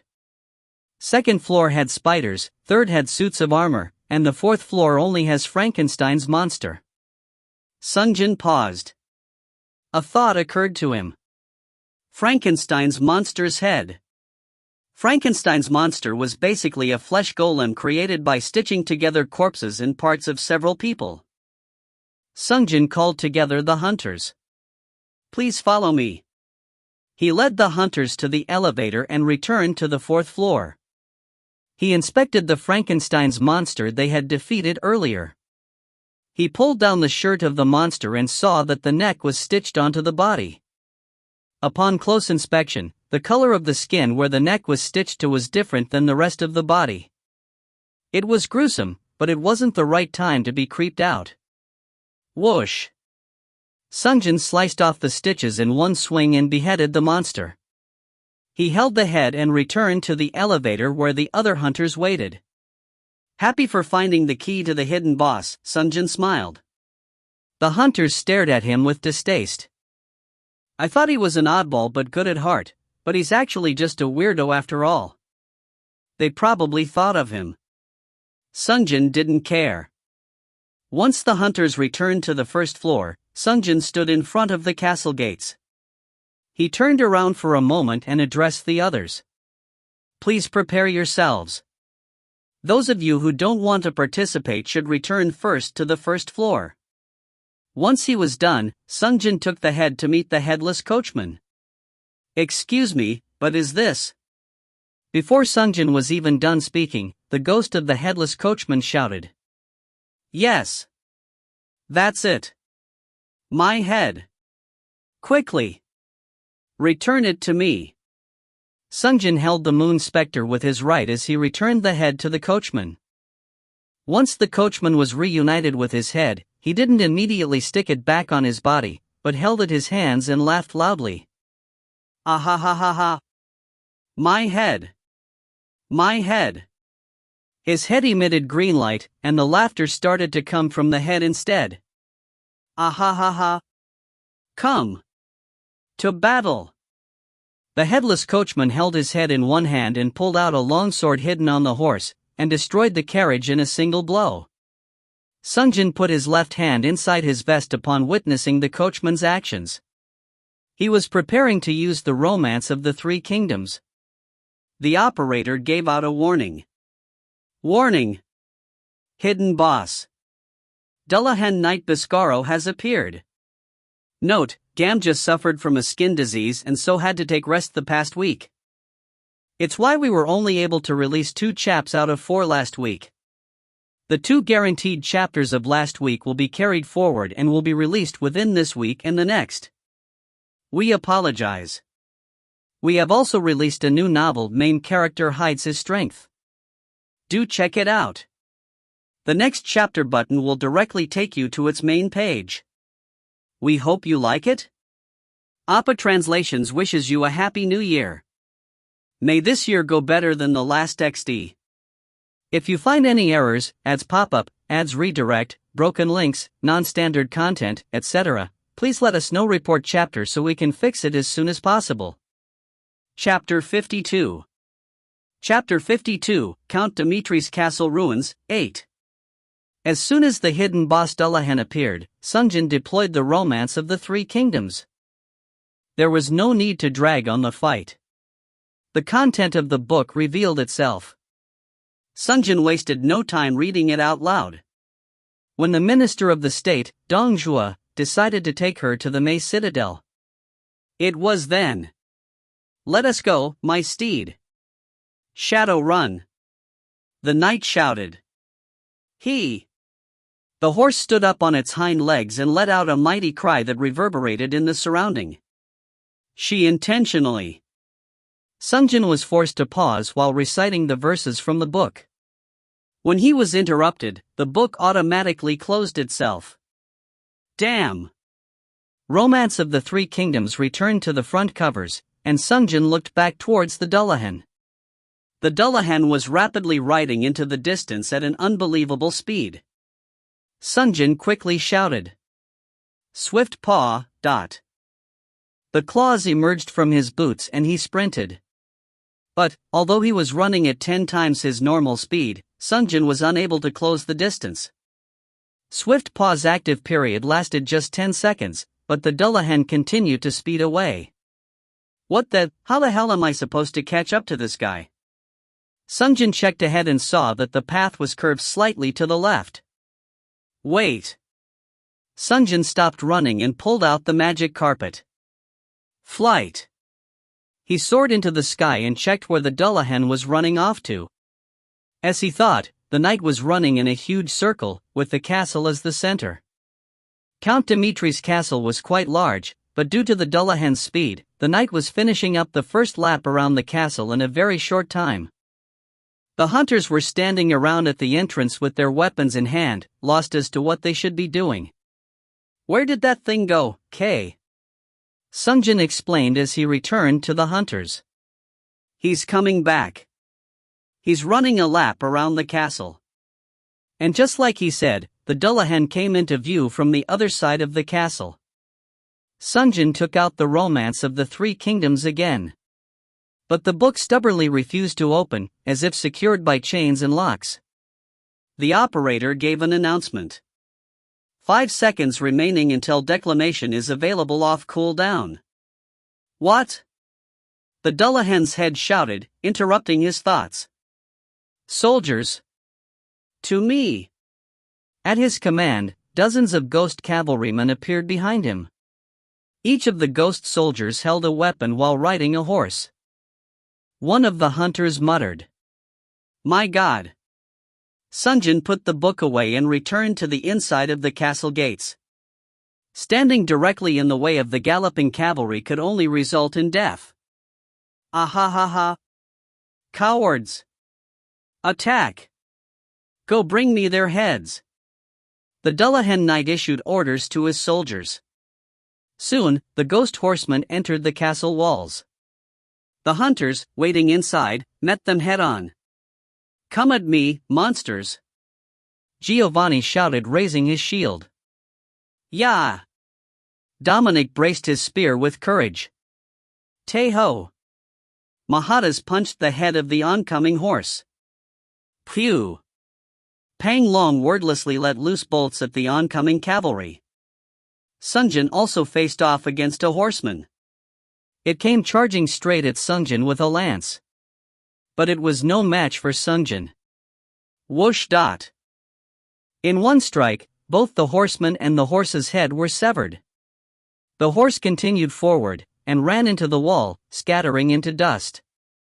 Sungjin scanned the surroundings for the Dullahan, but he could not find him. Only a small portion of the cavalry had entered the castle gates. While the other 4 hunters were fighting against the cavalry army, Sungjin used the magic carpet to fly into the air. He saw the Dullahan knight running in the distance, drawing the same circle around the castle. Sungjin concluded that the main body of the army does not enter the gates. Returning to the gates once more, he prepared the Romance of the Three Kingdoms again. "I will do it this time." Sungjin began reading the words. It was different from last time. But he didn't have time to ponder the reason. The ghost cavalry army was almost upon him. As Cao Cao asked, those from Hebei are not used to naval combat, riding ships gave them seasickness. "Is there anything we can do to solve this problem?"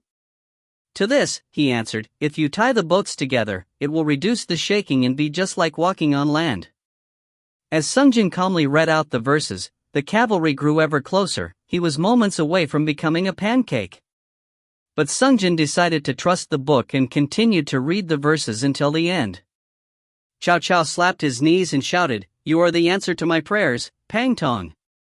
Once Sungjin was done with the declamation, the book automatically closed itself and returned to his embrace. The operator gave an announcement.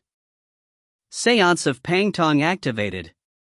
Passive skill Rapid Cast, 4, and Increase Mana, 2, enabled. Active ability Link Trap, I, is available for instant cast. Sungjin lost no time immediately casting the active skill. There was no doubt this hero was chosen for this very reason. Link Trap. Chains appeared before the cavalry army, and their speed visibly fell, from the speed of a runaway train to that of a crawling baby. Sungjin rode the magic carpet and rose into the air. There were lots of enemies and the point of a strategist was to cast magic. Once he climbed high enough, Sungjin recited an incantation. Incinerate every. But a ball of fire already gathered in his hands. It was the effect of rapid cast. Sungjin immediately understood and acted accordingly. He began rapid firing spells alternating his hands. Fireball. Fireball. Fireball. Fireball. Fireball. Fireball. Once he fired 6 fireballs, the operator gave a warning message. Low mana. Sungjin finally stayed his hands from firing another shot. The ghost cavalry was nearly stuck in place, moving at a snail crawl speed. Boom boom boom boom rumble rumble. 6 balls of fire landed on the ground, and the ghost army was reduced to ashes. The only thing standing after the fires had subsided was the Dullahan Knight. 10 seconds until the end of seance. 9. The operator began a countdown, but it didn't matter. Sungjin pulled out his 2 swords and hopped out of the magic carpet. The Dullahan moved the hand holding his head to look back and forth. The head emitted green flames as he cried out loud. "How can this be? My cavalry! You knave!" The Dullahan Knight swung his sword towards the approaching Sungjin, but the link trap dulled his movement. Sungjin easily dodged the blow and used Moon Spectre to sever the hand holding the head and Blood Vengeance to sever the head of the horse Shadowrun. Ah! Shadowrun was beheaded and turned into dust. Only the one-armed Dullahan remained. He had no weapons nor a horse remaining. Sungjin walked up to the knight to deliver the final blow. But green lights began to emit from the head, and he heard the head recite an incantation. "Awaken and become my slave." From the first words, Sungjin knew what the knight was trying to do. He also had this spell memorized. The knight must have wanted to use the spell to resurrect his fallen soldiers. Sungjin had no reason to allow him to finish his magic. Sungjin pointed at the knight with both of his hands. Pa! His 2 swords flew out of his hands and cut away at the remaining arm, and also his neck. Ha! Once the swords passed him, Sungjin cast the return spell. The sword sliced apart the head on its return trip and flew straight into his hands. The operator gave out an announcement. "Hidden boss the Dullahan Knight. Biscaro cleared." Sungjin looked down at his swords. He was planning on swinging his swords in the air to remove the blood, but there was not a single blood stain on the blade. I guess he was a ghost of sorts. Sungjin grinned as he sheathed his swords again. Every enemy had been killed. Sungjin was planning on returning to the other hunter's side, but then he saw the others staring at him with mouths hanging open. "Pangtong, so you're the master hunter?" "K?" He couldn't deny it. "Treasure hunter," Sungjin raised his arms and answered. "I wasn't trying to hide it per se." The hunters were unable to look away from Sungjin. How did he get so strong? Magic, how did he rapid fire so many at once? That book, how is Romance of the 3 Kingdoms obtained? Sungjin was considering how to respond to the others when he was interrupted by the operator's announcement. All enemies slain. Beginning reward distribution. Once reward was mentioned, the hunters were finally distracted. Monsters slain. Zombie watchdogs, 2, vampire nobles, 20. Giant spiders, 30. Living armor, 15. Frankenstein's monster, 1, total 6,000 points. Boss monster slain, 1,000-year count Dimitri, 750 points. Hidden boss, the Dullahan Knight Biscaro, 750 points. Final point count, 7,500. Distributing points. First up was Dominic Spencer's reward.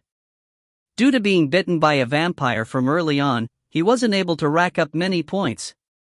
Your contribution is 3%. 225 stat points, 225 black coins awarded. Raid clear bonus 2,000 stat points and 2,000 black coins awarded. Distributing 2250 stat points and 2,250 black coins. It was a low amount, but he didn't look upset. He just considered himself lucky to be alive. Next up was Giovanni. Due to Sungjin and Mahada's strength, he didn't get many opportunities to fight as a tank. Your contribution is 5.7%. Next was Peng Long. Thanks to his long-ranged attacks, he received a similar contribution level as Mahada's. Your contribution is 8.2%. Mahada's excelled in attacks, but by using magic and items to support his team, he racked up lots of contribution points from this round. Your contribution is 12.2%. Last up was Sungjin. Your contribution is 70.9%. 5318 stat points, 5,318 black coins awarded. Raid clear bonus 2,000 stat points and 2,000 black coins awarded. Item effect additional 10% gained activated. Distributing 7318 stat points and 8,050 black coins. 8,050 coins.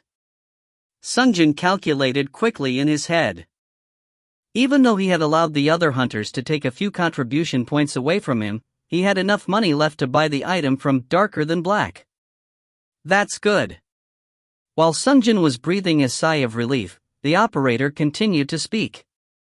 And now we will distribute the items. TL note, Romance of the Three Kingdoms references dash. There are two very different but linked scenes mentioned in the text. First one is about Dong Zhuo and Diao Chan, specifically, the scene where Diao Chan is taken to the Mei Citadel. Diao Chan is one of the most famous fictional characters that appeared in the Romance of the Three Kingdoms. To end the tyrannical rule of Dong Zhuo, which was destroying the Han dynasty, Wang Yan asked his adopted daughter to create strife between Dong Zhuo and Lu Bu, legendary warrior. She is first betrothed to Lu Bu, who becomes entranced by her beauty, and then is introduced to Dong Zhuo, who immediately takes her away to Mei Citadel, site of untold savagery and debauchery where Dong Zhuo kept his large harem. Lu Bu is outraged and later kills Dong Zhuo. This plan is called Linked Trap. The text Sungjin actually finished reading out loud is the scene where Pang Tong tricks Cao Cao to use a flawed strategy. Pang Tong, by this point, was already a world-renowned strategist and tactician. Pang Tong was working with Liu Bei and Zhuge Liang to bring down Cao Cao. Pretending to join Cao Cao as a strategist, Pang Tong gave Cao Cao the idea to tie boats together with steel chains so that the ships will stop rocking, and place the planks above the chains where the boat meets so that the men could freely run from one ship to another as if walking on land. The idea worked. Soldiers no longer had seasickness. However, it greatly slowed down the progress of the ships to a crawl, especially at bends. Emboldened by the apparent success of chaining ships together, Cao Cao attacked deep into the Sun Quan territory where he was without cavalry support. At night when winds were favorable, Zhuge Liang launched an attack with unmanned boats filled with oils and torches which lit the chain ships on fire upon impact. Unable to pull away due to chains and planks linking the ships together, the whole of Cao Cao's great fleet went up in flames, burning a large portion of his army alive, and drowning most of the survivors. Stranded in the marsh and river-filled Sun territory without a proper navy nor seamen, Cao Cao was forced to retreat. This is the famous Battle of Red Cliff. Pang Tong's great strategy which led to Cao Cao's defeat at the Battle of Red Cliff was called Linked Trap. The author is doing two things. 1. He's showing us that heroes may have overlapping special abilities. 2. He's showing off his incredible depth of knowledge and understanding of the text in Romance of the Three Kingdoms. I knew of both of these events, but I did not realize they were called the same thing until I read this chapter.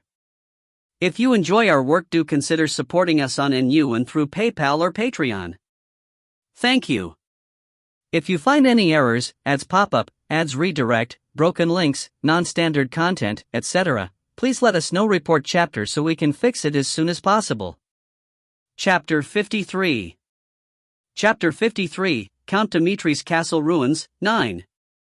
The item rewards were next, starting with Dominic. Spider's Silk Mantle. Recovery Potion, Medium X2. Dominic, who didn't previously have anything draped over his back, immediately equipped the mantle. It appeared to be at least rare tier, and he seemed to be satisfied with it. Next up was Giovanni. Vampire Slayer's Axe. Recovery Potion, Medium X2. He picked up the axe and muttered, "This is so much worse than my current axe, time to sell." Next in line was Pong Long. Arugo, Frankenstein's Monsters Ringer's Solution **. Recovery Potion, Medium X2. Pong Long lifted up the item. Arugo, Frankenstein's Monsters Ringer's Solution. Heroic Belt, Defense 5%. Passive Skill. First Aid, I. Once HP drops below 10%, the belt automatically injects recovery potion into the bloodstream. Cooldown 20 minutes. Ringer's solution attached to Frankenstein's monster. It is so large that it is the perfect size to be used as a belt on a human being. It wasn't a bad item. Drinking recovery potion in the middle of combat was difficult to say the least. The health recovered by the automatic system could be the difference between life and death. But, this is a tank item. As Peng Lon suspected, it was meant to be used by tanks. I'll just sell it at the auction. As soon as he declared that, Giovanni immediately ran up to him. Peng, sell that to me. You want to buy it? For how much? Give me some discount. I spent a lot with the Ratman earlier and don't have much left. You just received the raid reward a moment ago. While the two men were haggling, the rewards moved on to Mahata's. Maheen, Frankenstein's monster's hard flesh. Heroic shoulder pad, defense 36%. Passive skill. Living skin, 3. Recovered 2% of the total health per minute. Skin from Frankenstein's monster's shoulder region. It automatically regenerates upon taking damage. Mahata's unhesitatingly equipped the item right away. The green skin from Frankenstein's monster's shoulder wiggled its way under his clothes and made its way to the shoulders. It was great that the item was not visible from the outside. Last was Sungjin's turn. Bloodsucker, Vampire's Ring. Biscoro, Dullahan's Head. Shadowrun, Ghost Stallion. Spellbook, Illusion. Recovery Potion, Medium X4. Sungjin was reading the messages when the operator gave out another announcement. Congratulations! You have obtained the legendary item Biscoro, Dullahan's Head. Sungjin picked up the items that fell before him. The first item to catch his eye was Biscoro, Dullahan's Head. It was a legendary item, but the skull-emitting green flames was still a strange item to behold. Last but not the least, you will be awarded titles earned in the raid. Everyone received one title each. The title Sungjin received was Summoner. Familiar summon through spiritual link will last 10 additional minutes longer. So not having this title equipped means that the bonus is only 5 minutes. This title wasn't all that great for now, as it only granted an additional 5 minutes to Soldimer and Kane's active time. It would probably be more useful once he was able to increase the number of summons available to him via spiritual link. Well, there's no downside to having more titles available to me. Sungjin checked the item he received, starting with the Biscoro's head. The operator opened up a status screen. Biscoro, Dullahan's Head. Legendary Helm, defense 70%. Passive skill. Ghost Vision, 4, enables low light vision, ***. Substitute chanting, 2, chants the incantation of the spell being thought of on behalf of the caster. Cooldown 1 minute. Chat, consult Sir Biscoro, who has a wealth of knowledge from countless battles. Active skill. Frenzy, 6, increases attack speed by 10% for each hit against the enemy. 1 minute duration, 20-minute cooldown. Legendary hero Biscoro was well renowned on the battlefield, but met a terrible end. Whispers of his grudge can be heard from his head. Sungjin frowned while reading the status screen. It's a helm? The skull was covered in green flames. And yet this ghastly thing was still considered a helm. The specs were undoubtedly good. High defense rating and great skills, both passives and active. With the exception of chat, Sungjin swallowed once and said, Equip. The skull grew large enough to accommodate Sungjin's head and then jumped on top of his head. Once it was on, Sungjin's vision changed dramatically. Despite being dark out, he could see as clear as day.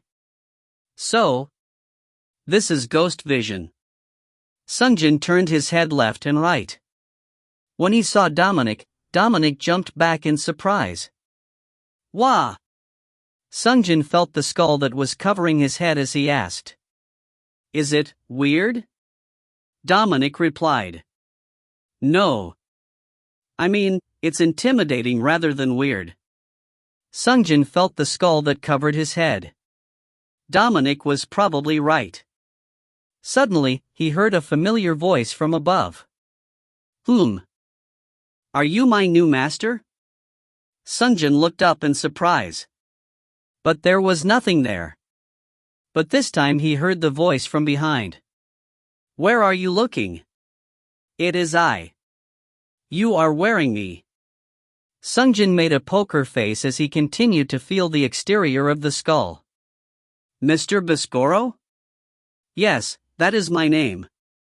Although, I have peerage, so call me sir instead of Mr. This was probably the passive skill chat, I. It appears that the only person who can hear the voices was Sungjin. Mahatas worriedly asked Sungjin. Is the spirit still haunting you? Yes. My grudge cannot be washed clean with just my death. Curse you, Dmitri. Count Dmitri is slain. I have severed his head. I know. You told me. You've done well, good job. He deserved to die. Sungjin recalled the operator's hint from earlier. Betrayed and beheaded. Anyway. He accused me of plotting a rebellion. No such thought had occurred to me at all. In fact, I was planning on joining his family as a son-in-law. Son-in-law? Yes, by marrying the Count's daughter. She had fallen in love with me. So I asked for her hand in marriage. But once he heard that, he falsely accused me of treason and had me executed. So that marriage sounds like he was against it. I stood on the battlefield fighting for his honor and clan for 40 years. Sungjin couldn't help but feel that there was something strange about what had been said. Did you say 40 years? Yes. I have killed so many in the name of the Count. So many. How old were you when you asked for her hand in marriage? I believe that I was 52 years old then. And the Count's daughter's age? 20. Sungjin unhesitatingly commented. That's totally criminal. Why? If I dedicated 40 years of my life, letting me have his daughter is fine, right? No, wrong. Totally not fine. Sungjin glanced at the others. The other four were staring at him. What a shame. Their eyes seemed to say. Sungjin slapped the skull on his head and said. Okay, I got it. Count Dmitri is dead, so let go of your grudge and pass on. But I want to roam the battlefields once more. Then shut up. Fine. Call me when you're in battle. He finally stopped chatting. But I'm never going to call you. Sungjin checked the other items while thinking so. The next item was a ring with a bright red ruby. Strangely, the color of the ring resembled blood. Bloodsucker, vampire's ring. Heroic ring. Passive skill. Lifesteal, 2, steal health for 2% of the damage dealt by physical attacks on hit, ********. Ring imbued with the power of vampires. Count Dmitri had the power of this ring injected directly into his blood by someone from far away. Simple and easy to understand item. It only had one skill, but the effects were unimaginably powerful.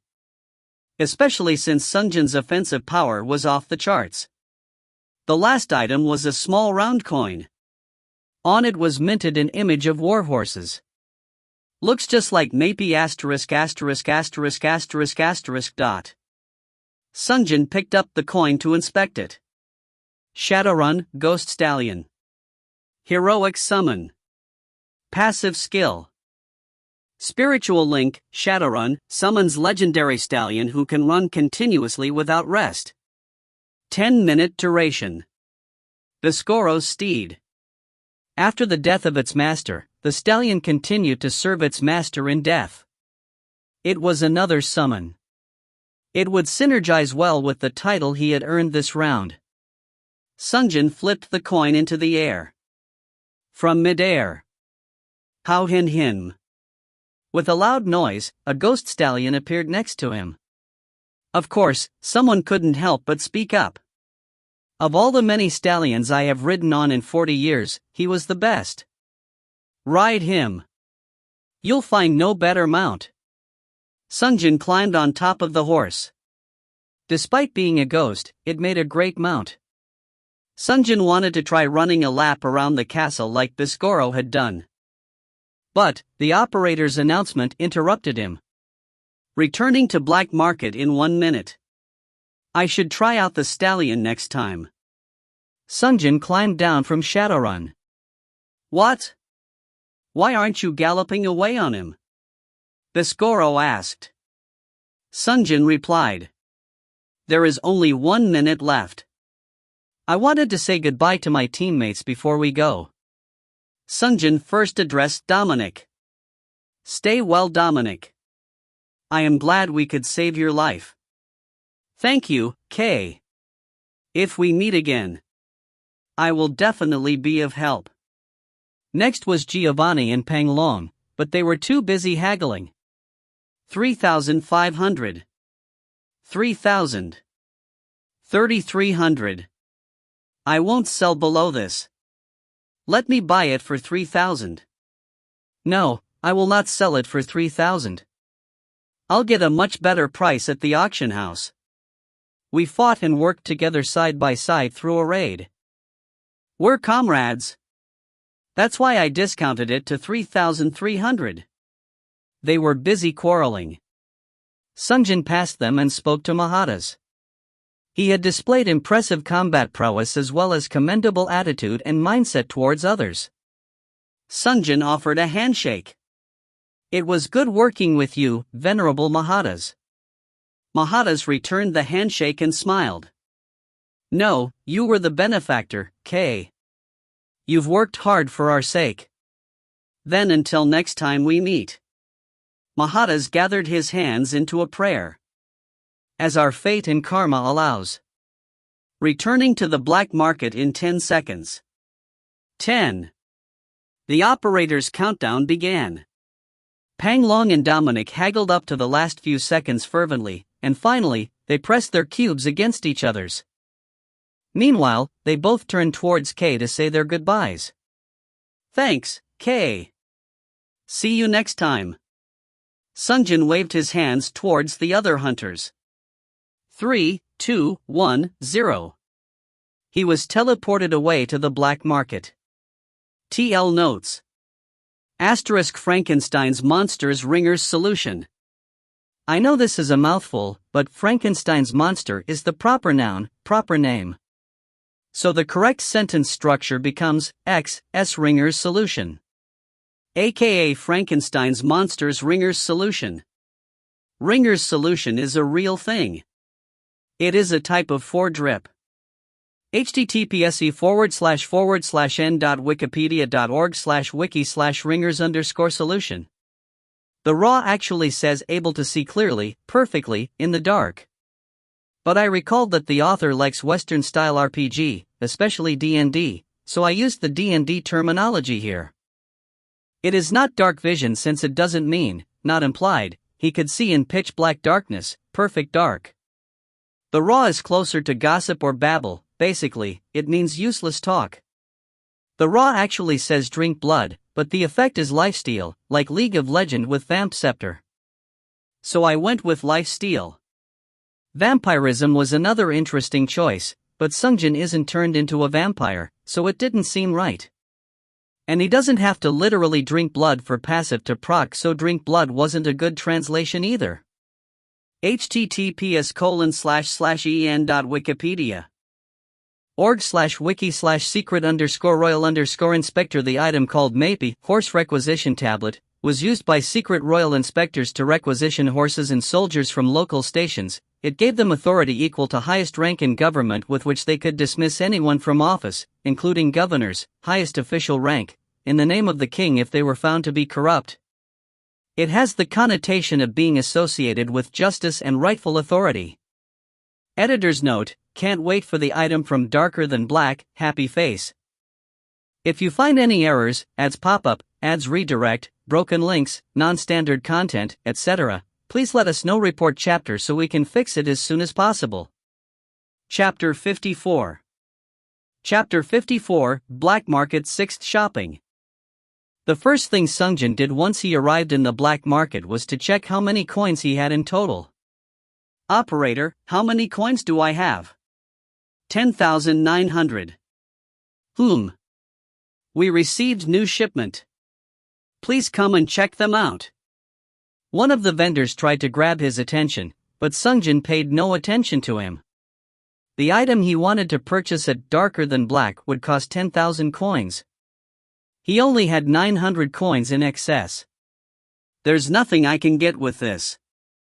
Sungjin thought of going to 99 Nights straight away, but he got an idea. Wandering Merchant's mystery pouch. He didn't have a chance to open it yet. Operator, can you retrieve the mystery pouch for me? The operator handed Sungjin the item. Once it was in his hands, Sungjin thought about it for a moment. Legendary. Crafting material A? Currently, the ancient stories from the East romance of the Three Kingdoms was already complete. Once the unique legendary item is complete, receiving another material pertaining to it loses all meaning and becomes a redeemable coupon with the value of 500 coins to be exchanged for at the black market. That's if roulette lands on the ancient stories from the East volume parts. The losses of opportunity would be unthinkable. It wouldn't be any better even if he got ancient stories of the Middle East or West. From what he was told by the previous owner of Romance of the Three Kingdoms, declamation worked independent of the item used, and could only be cast one time a day . In other words, even if he gathers and crafts another book, it would be useless.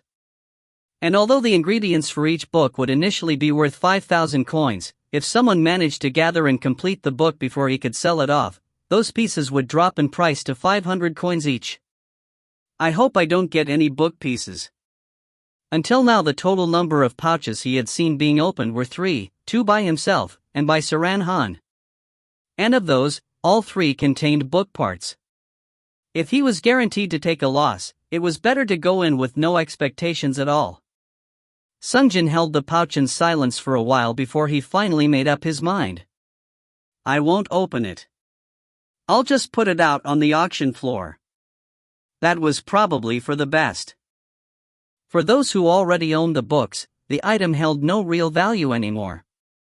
But on the other hand, it could prove to be useful to other hunters. Taking others into consideration, it was the right thing to do to make it available for other people. Sungjin headed towards the Three Achi brothers' auction house. Welcome, esteemed hunter. Sungjin first asked them. Did Manta get sold? The middle brother answered him back.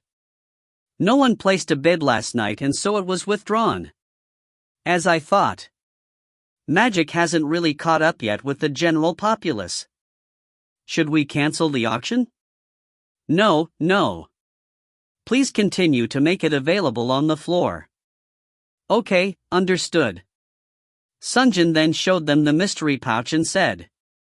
And please put this up for auction. How much would you like for us to sell this item for? Sungjin took a moment to consider. If a book comes out, each one is worth 5,000 coins, if East comes out, only 500. Anyone who understood the true value of the mystery pouch would know that the pieces of ancient stories of the East were already worthless. I should make it cheaper than 5,000, but not too much lower than that. Sungjin replied. Put the starting price at 3,000, and buy out at 4,000 please. This price seemed fair. It was an item with gambling element built in after all. If they were to pay 4,000 coins up front and then receive a favorable outcome, they would be satisfied with the purchase, and if they pay 3,000 coins but are still disappointed, at least it wouldn't be too big of a loss. Once he was done with his business, Sungjin left the auction house and headed towards 99 Nights. Star. Grrrrrr. When he arrived, Cain was baring his fangs and growling towards something. The place he was facing was the stables which now held his mount Shadowrun. It was a stable that was always vacant, but thanks to spiritual link the stable finally received an inhabitant. Sungjin reassured Cain as he gently tried to calm him down. "Oh Cain, please don't do that." Cain stared at its master. Sungjin glanced at Shadowrun. There were food and water filled at the trough before it, but it didn't seem to have touched any of it. Sungjin extended his greeting towards the ghost stallion. "I look forward to working with you too." Shadowrun replied in a low tone.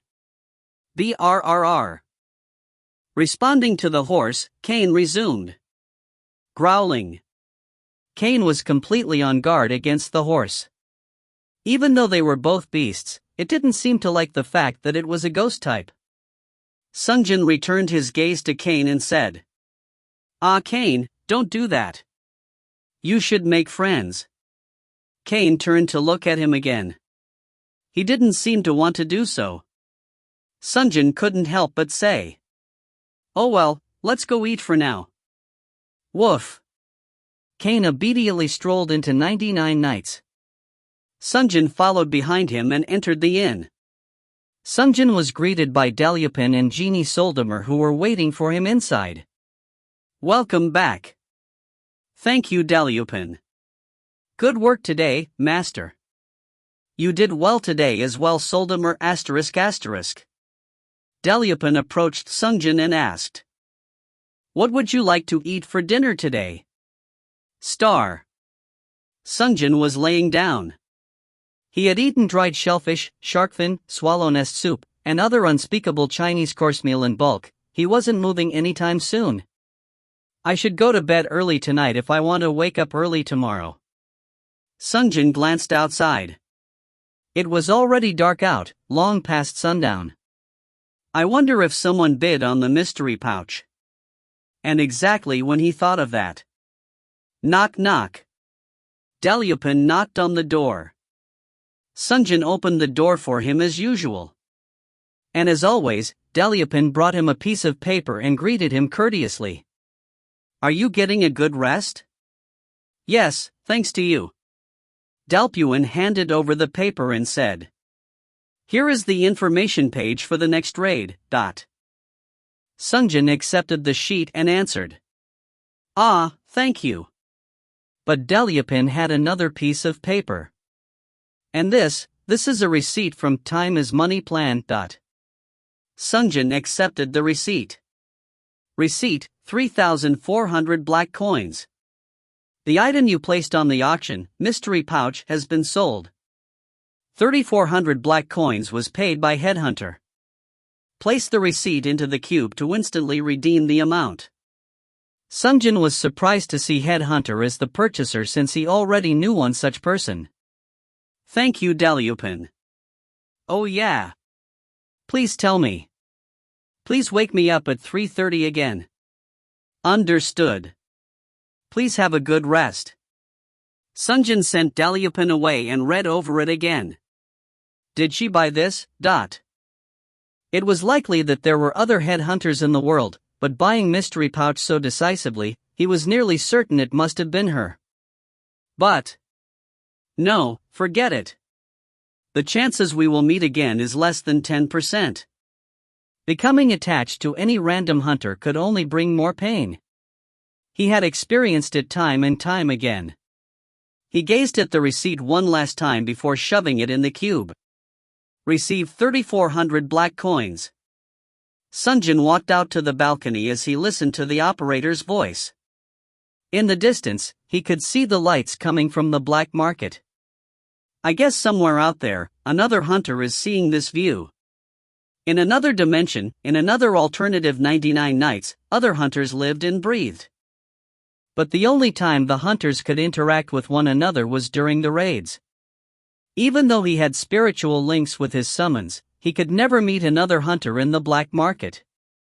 Hunters had to put their lives on the line to fight, but it was also a battle against loneliness. Sungjin let out a long sigh while staring off into the night. Sigh. It was then. Attention please. Headhunter has succeeded in completing the unique legendary item 1001 Nights. All other copies will be destroyed, and the owners will be refunded by 500 coins. Sungjin froze. 1001 Nights, Arabian Nights. This was undoubtedly ancient stories of the Middle East. Sungjin couldn't help but recall the woman with long flowing hair. He thought to himself. Saran. I guess our chances to meet again are higher than 10% after all. Sungjin turned away from the balcony. Behind him was a full moon. Star. Sungjin climbed down the stairs back to the main floor. Dalyupin came to see him off. Soldemer was inside his lamp.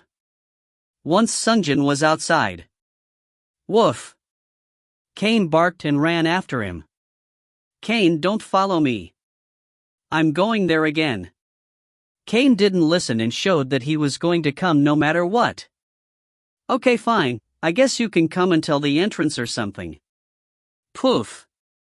Shadowrun watched him from the stables.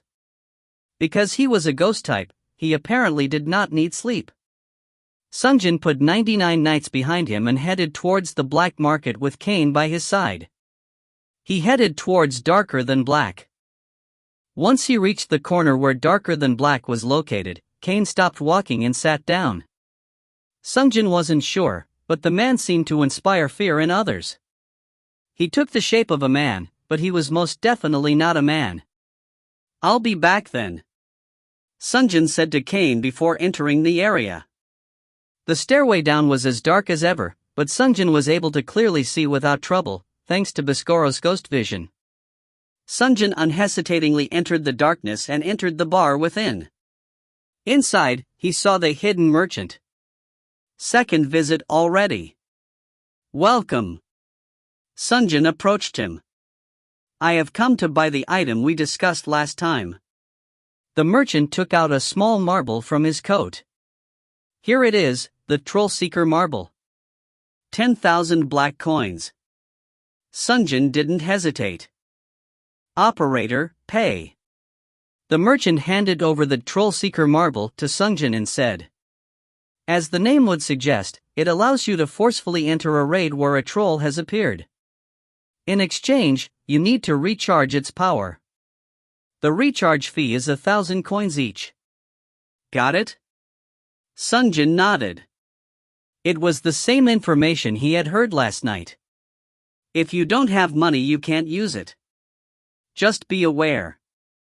Sungjin replied looking straight into his eyes. That won't be a problem. I am confident that I will be able to make more than 1,000 coins each time I use it. The man grinned widely, revealing his white teeth. Is that so? Sungjin thought as he held the marble. Equip Adjudicator and hunt trolls in other raids, and put the items I get on the auction house. That should earn me minimum 1,000 coins per jump. He would cut away trolls which obstructed the growth of other hunters as he empowered himself at the same time. Except, keeping Adjudicator active. That was the only part that was bothering him. He would need to keep Adjudicator activated as long as he planned to go troll hunting. He could neither use Master Hunter nor Treasure Hunter titles. While he was thinking so, the hidden merchant spoke to him first. Why are you looking so troubled? Do you believe that you are restricted to a single title per round? It was as if he read Sungjin's mind. When Sungjin turned his head towards the merchant, he continued, taking another item out of his coat, a star-shaped item with a whirlwind drawn in the middle. Star of the Nameless. It is an item that allows you to change your title at will. Sungjin's eyes opened wide. The merchant grinned again, revealing his white teeth as he laughed. Did I not tell you when you first came? If there is something you want, ask me. Sungjin couldn't help but reach out to try and touch the item. The merchant then muttered something, as if reciting verses from a holy book. He who searches for answers finds questions, and he who searches for questions finds answers. TL notes. Asterisk in case it wasn't clear, declamation is a unique skill with global cooldown. You can only use declamation once a day, even if you had multiple books, or all of them. So having more books was literally useless.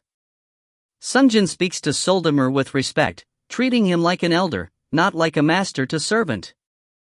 Sungjin does speak politely to most people, but Soldemir is the only person who Sungjin shows deference to and speaks with much respect. Sungjin does speak with Mahadas respectfully, but he uses language how a religious person would behave with a holy man, not as a youth to a respected elder. If you find any errors, ads pop up, ads redirect, broken links, non-standard content, etc., please let us know. Report chapter so we can fix it as soon as possible. Chapter 55. Chapter 55, Black Market 6th Shopping, 2. Sungjin touched the star's whirlpool design. The operator opened up the information screen. Paranova, Star of the Nameless. Legendary Amulet. Active. Rename, I. Change the title. Cooldown 10 minutes. For some, name is everything. For some, name is nothing. How much is this? The man raised 2 fingers up. 20,000. Sungjin stared at the star for a moment. Even though the star was held in place, the world design seemed to spin on its own, as if Sungjin was hypnotized. 20,000. Considering that legendary items could be bought for just 10,000, it was an item of immense value. Even Sungjin's most expensive item, Romance of the Three Kingdoms, was worth 15,000 coins in component costs. But here was an item being sold for 20,000.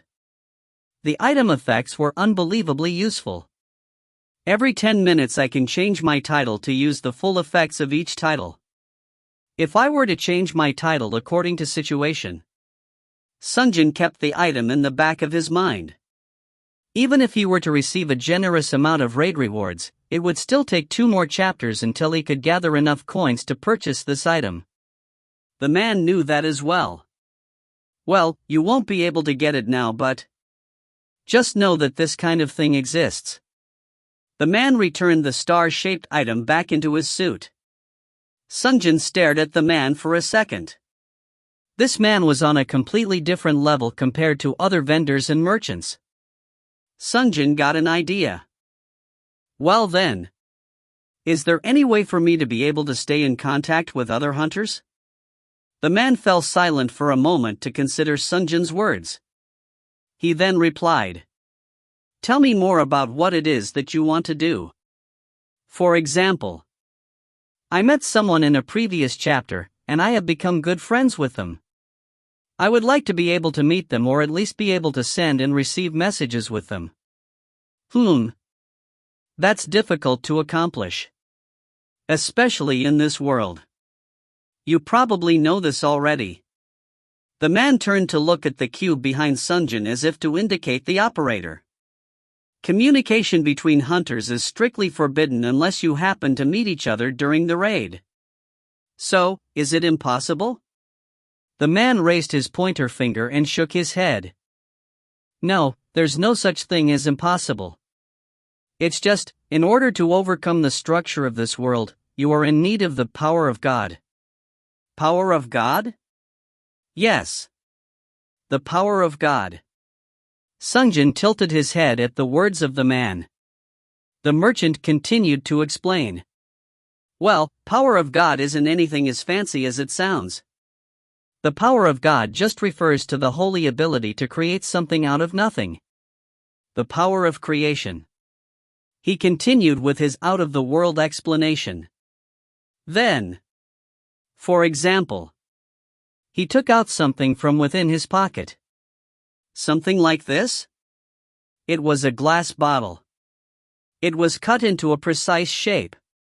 There was some sort of fluid contained within. What is it? Sungjin asked. He answered. Touch it. As you already know, touching is free in the black market. Sungjin placed his hand on the bottle. J-spit, holy water of baptism. Mythological. Active skill. Baptism, I. Imbue the title of the chosen one to the target. I am the grape tree. You are the branch. Myth. Even though Sungjin had been the longest surviving human in the previous raid, this was the first time he had come across a mythological tier item. And the active skill was shocking to say the least. Forcefully change the other person's title to the chosen one. The bizarre active skill was something Sungjin couldn't even imagine to have existed. So he touched the glass bottle again. It looked like an ordinary glass bottle, but it gave this strange sensation that his skin was sticking to it. How much is this? To his question, the merchant gave another question rather than an answer. How much do you think it is? When Sungjin couldn't answer, he laughed and said, just one. Star. 2000 to strength, 2000 to dex, 1000 endurance, 500 to magic power and rest to mind power. Apply. Applied. And, equip title adjudicator. Equipped. Finally, Sungjin picked up the black spellbook in front of him. Spellbook, Illusion. 7th class black magic. Create perfectly identical mimics. The number of illusions is based on the magic power. Soldimer gave a tip from the side. It is a spell that is heavily influenced by magic power. Most mages would use this spell as a way to buy time to shout incantations. But you, who are proficient with the blade, should be able to utilize it offensively. Sungjin nodded. Memorize.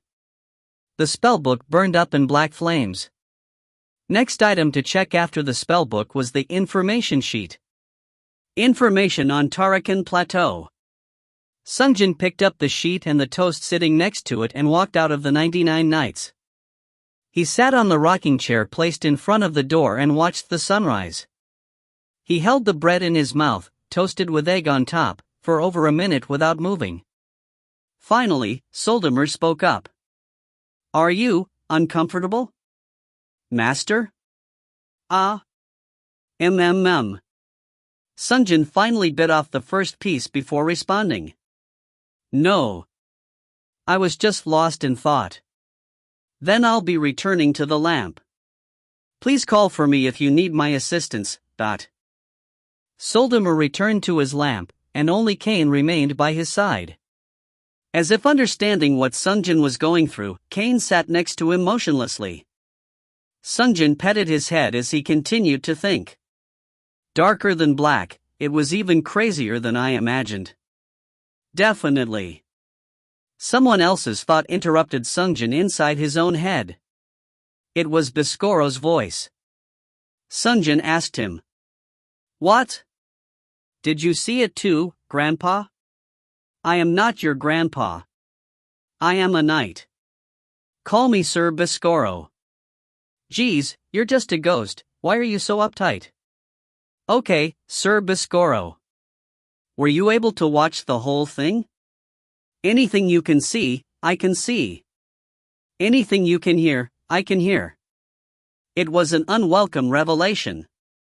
I should keep it off of me when I don't need it then, Sungjin thought to himself as he replied. What do you think it is? That place? That man? I'm not sure, even I, a ghost, finds him very peculiar. Actually, is he even a man? Is he even human? Or ghost?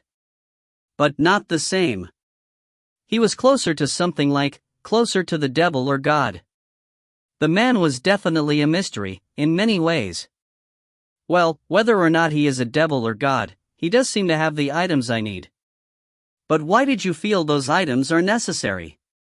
I can see the argument for the star, but what about that holy water? Where are you going to use that for? It's for marking the people I need. People you need? Yes.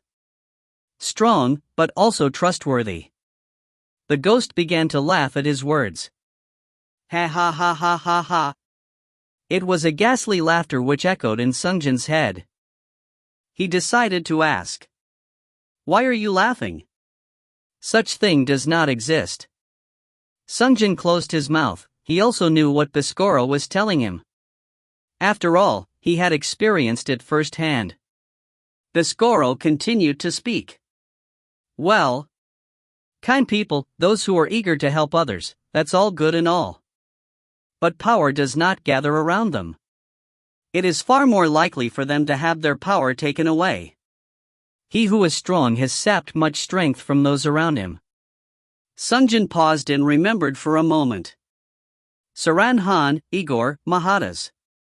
And then he answered. No. That is not always the case. Of course not. There are always exceptions. But the majority will be like that. Trust me. I have roamed the battlefields for 40 years. I have met countless allies, and watched most of them die. Sungjin silently listened. Biscoro's 40 years of combat experience was something he could relate to. But in the end, the ones who survive are those who are strong, who became strong by ruthlessly and mercilessly taking and stealing from everyone around them. Those who monopolize every resource they can take. Sungjin refuted him.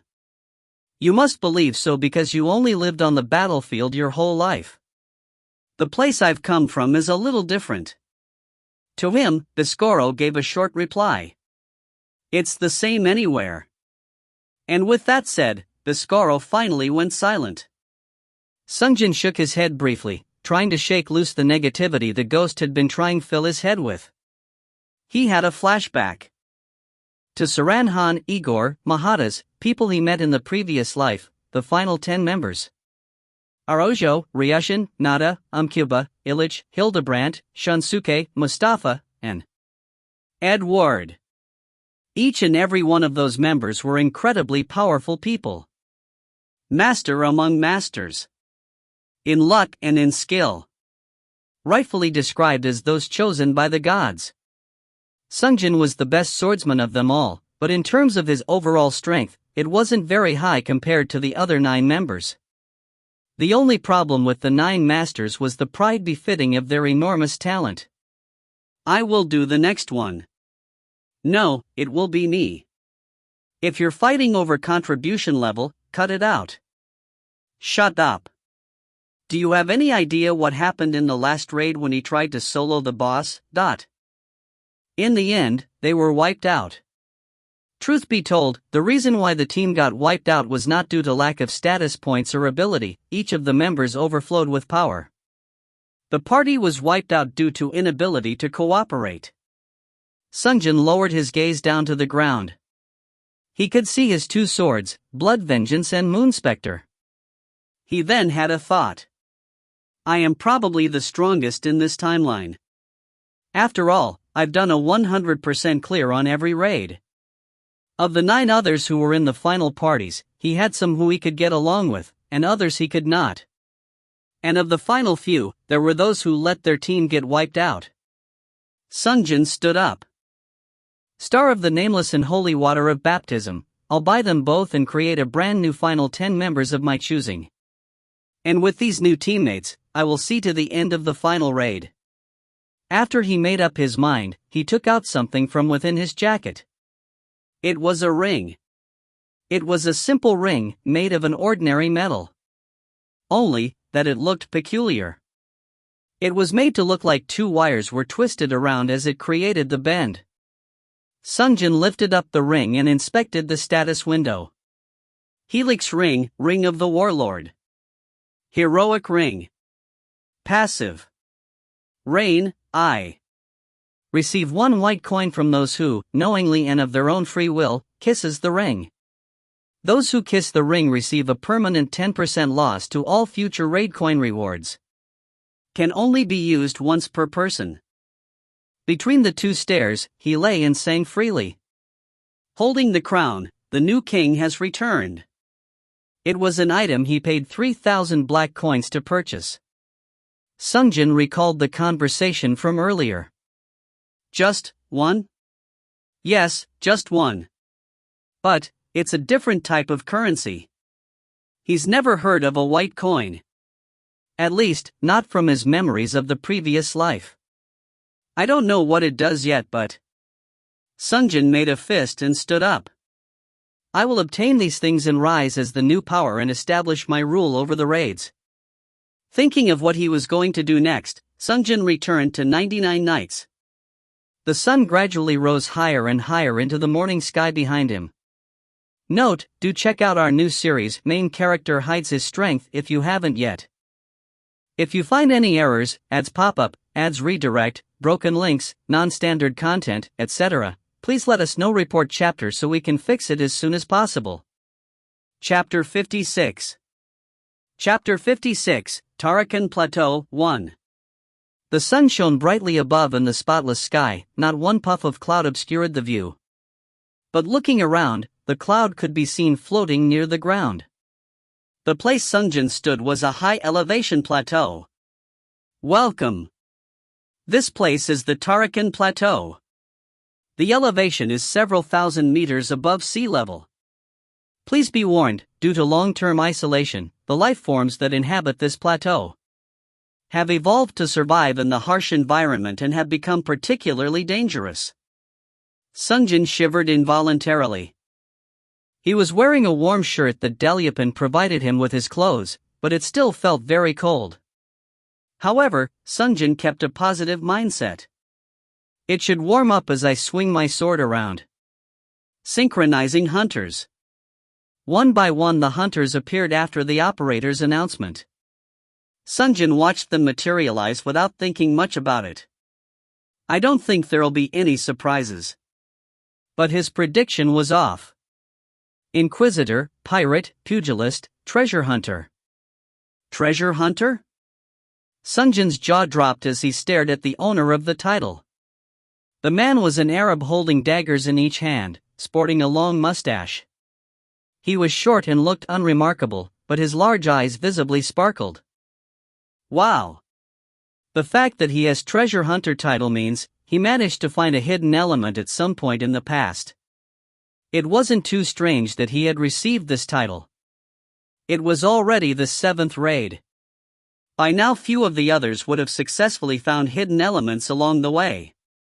But what was surprising was that he had decided to set the title active.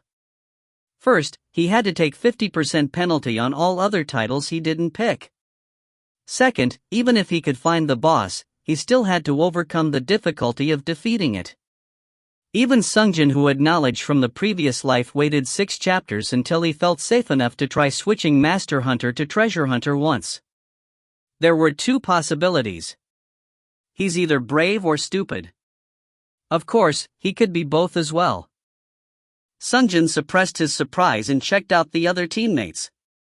The other 3 hunters looked fairly normal. Inquisitor was a large-built Westerner. The pirate was a slightly tall Arabian and the pugilist was an Asian man. The Inquisitor took a look around and commented, "What a peculiar title we have this round." Sungjin agreed with him, thinking of the treasure hunter. But he then said, "2 in fact." Sungjin turned to face the Inquisitor. Their eyes met. He had been looking at Sungjin. Treasure hunter and adjudicator. The pugilist said, cracking his neck by twisting it. "Yeah, I've never heard of those titles before. Treasure hunter. Do you get bonus rewards or something? An adjudicator? What does that do?" Sungjin stayed silent for a moment. Then the pirate spoke up. "1 Westerner, 2 Middle Easterners, and 2 Asians? I hope to get along with the rest of you. Don't go sticking a knife in people's backs." Sungjin turned his gaze towards him. Don't go sticking a knife in people's backs? The ones who say such things were most likely the very same ones who would do exactly what they promised not to do. Innocent people who don't plan on doing such acts won't even mention it, as it won't even occur to them to think about it. Sungjin had lived at the bottom of the society before the raids began, and he saw countless individuals do the same thing. "I will never scam you." He would likely aim to scam because scam is on his mind. "I won't cheat on you, ... He is likely to cheat due to keeping himself aware of the possibility. Don't stab people in the back. He probably thought about it a lot, meaning he's more likely to carry it out. And the fact that his title was pirate is suspicious. After all, pirates are people who pillage from other people. While Sungjin was thinking so, the treasure hunter finally opened his mouth. Listen carefully, everyone. Let me tell you something amazing. Sungjin looked at him through the slit of his eyes. No way. Unfortunately, he was right. There are hidden elements in this raid. Not one, but two. The other 3 hunters were immediately interested. Happy that the others showed such interest in his words, he smiled as he continued. One is a secret location on the map or an item. The other is a hidden boss. Once the basic information was said, the others showed even greater interest. Of course, with the exception of Sungjin, who already knew all of this. The Inquisitor spoke first. Hidden item? Hidden boss? That's the first time I've heard of such things. The treasure hunter looked smug as if he was revealing the secret of the universe. Yes. Each chapter has those things. And I know where to find them. Thanks to my title of treasure hunter. The pirate asked. If it is hidden items, is it worth a lot? Treasure hunter nodded. He wasn't hiding anything. Once he began giving out free information, there was little reason to stop. Of course. Truth be told, just finding the place itself is a major advantage. For example, in the last raid, there wasn't much benefit to other hunters from the killing of Biscaro, but being able to meet wandering merchant Rough Han proved to be very fruitful to everyone else. Pugilist asked. So if we kill the hidden boss, we can get additional items or coins? Treasure hunter responded hesitantly. Yes, it should. From his behavior, Sungjin knew. So he probably wasn't able to actually kill any hidden boss yet. Finding versus killing the hidden bosses were two very different things. There was nothing to be gained if you can't defeat the hidden boss after all.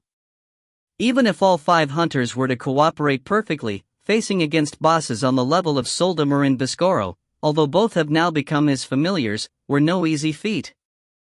They would have to prepare to lose 1 or 2 members on average. So Sungjin had been hesitant to tell anyone about the existence of hidden bosses. In most cases, accidentally discovering the boss meant death. The point Sungjin was curious about was at what chapter did he obtain the title. The treasure hunter was still busy answering questions. So when can we find those things? Let's clear the raid first. We shouldn't have death hanging over our heads as we go searching for the extras, right? He seemed to love answering questions and to be the center of attention. Sungjin waited for the right moment to ask his question. So at what chapter did you get the treasure hunter title? That's. Although he was carelessly answering all the questions until now, he stopped at this point. Sungjin decided to manipulate him psychologically. I want to try and get that title too. You should let other people know how to get such an amazing title, don't you think? At his words, the man began to grin sheepishly. Remember that dessert? Hook, line and sinker. He probably couldn't have imagined that the person asking how do I get the title already has it. Sungjin nodded. Once we defeated the raid boss Basilisk, we wandered around the desert and ran into a sphinx. That sphinx issued us a riddle. The other hunters focused in on his story. And elated by the amount of attention he received, he told a detailed recount of the solving of the riddle and how he came to arrive at the hidden oasis. At the very end, he arrived at the point in the story where his team discovered the lamp. The pugilist swallowed once before asking. And? He urged for the treasure hunter to continue. But the story ended there. Well, that lamp, it was made of gold, so I sold it at the black market. Unlike how excitedly he had told the story until that point, he was now stuttering. the pirate decided to ask. So? How much did you get? 2,000? 2,000? The Inquisitor's eyes grew wide, the pirate licked his lips, and the pugilist commented.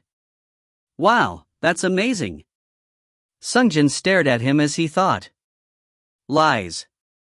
100% he rubbed it.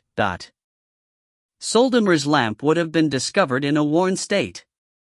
It was a normal tier item with only one ability rub. Yes, it was made of gold, but with so much grime and wear, there was no way that lamp held value without cleaning. There is no way anyone decided to sell it without trying to rub it first. Most likely story is that Soldemer was summoned as a result, and he ran away while being attacked by a barrage of magic spells, losing few comrades in the process. Sungjin continued to stare at the treasure hunter as he thought. A liar, but not useless. Sungjin had to equip Adjudicator in order to test out Troll Seeker Marble. If he could get the treasure hunter to use his skill to reveal both locations, it would help him greatly. And of course, the reward is obviously mine. Raid will begin in 3 minutes. At the operator's announcement, the Inquisitor snapped to attention. Look where the time's gone. Let's put side story time for later and worry about our strategy for this round really quick. He wore a full plate mail and wielded a mace, a standard tank. The Inquisitor title granted defense against magic attacks. The title itself could have been obtained after being hit by spells in Chapter 3 from the Lich, or Chapter 4 from Chorak, or even Count Dimitri from the previous round. Since it also gave a good boost to melee offensive power, it was a great choice for a tank who was confident in his defensive items. My name is Waden Peller. As you can see, I am the tank. He must have been German. Blonde with green eyes and wide shoulders. Now that he thought of it, he even resembled Hildebrandt from the final 10 members of his previous life.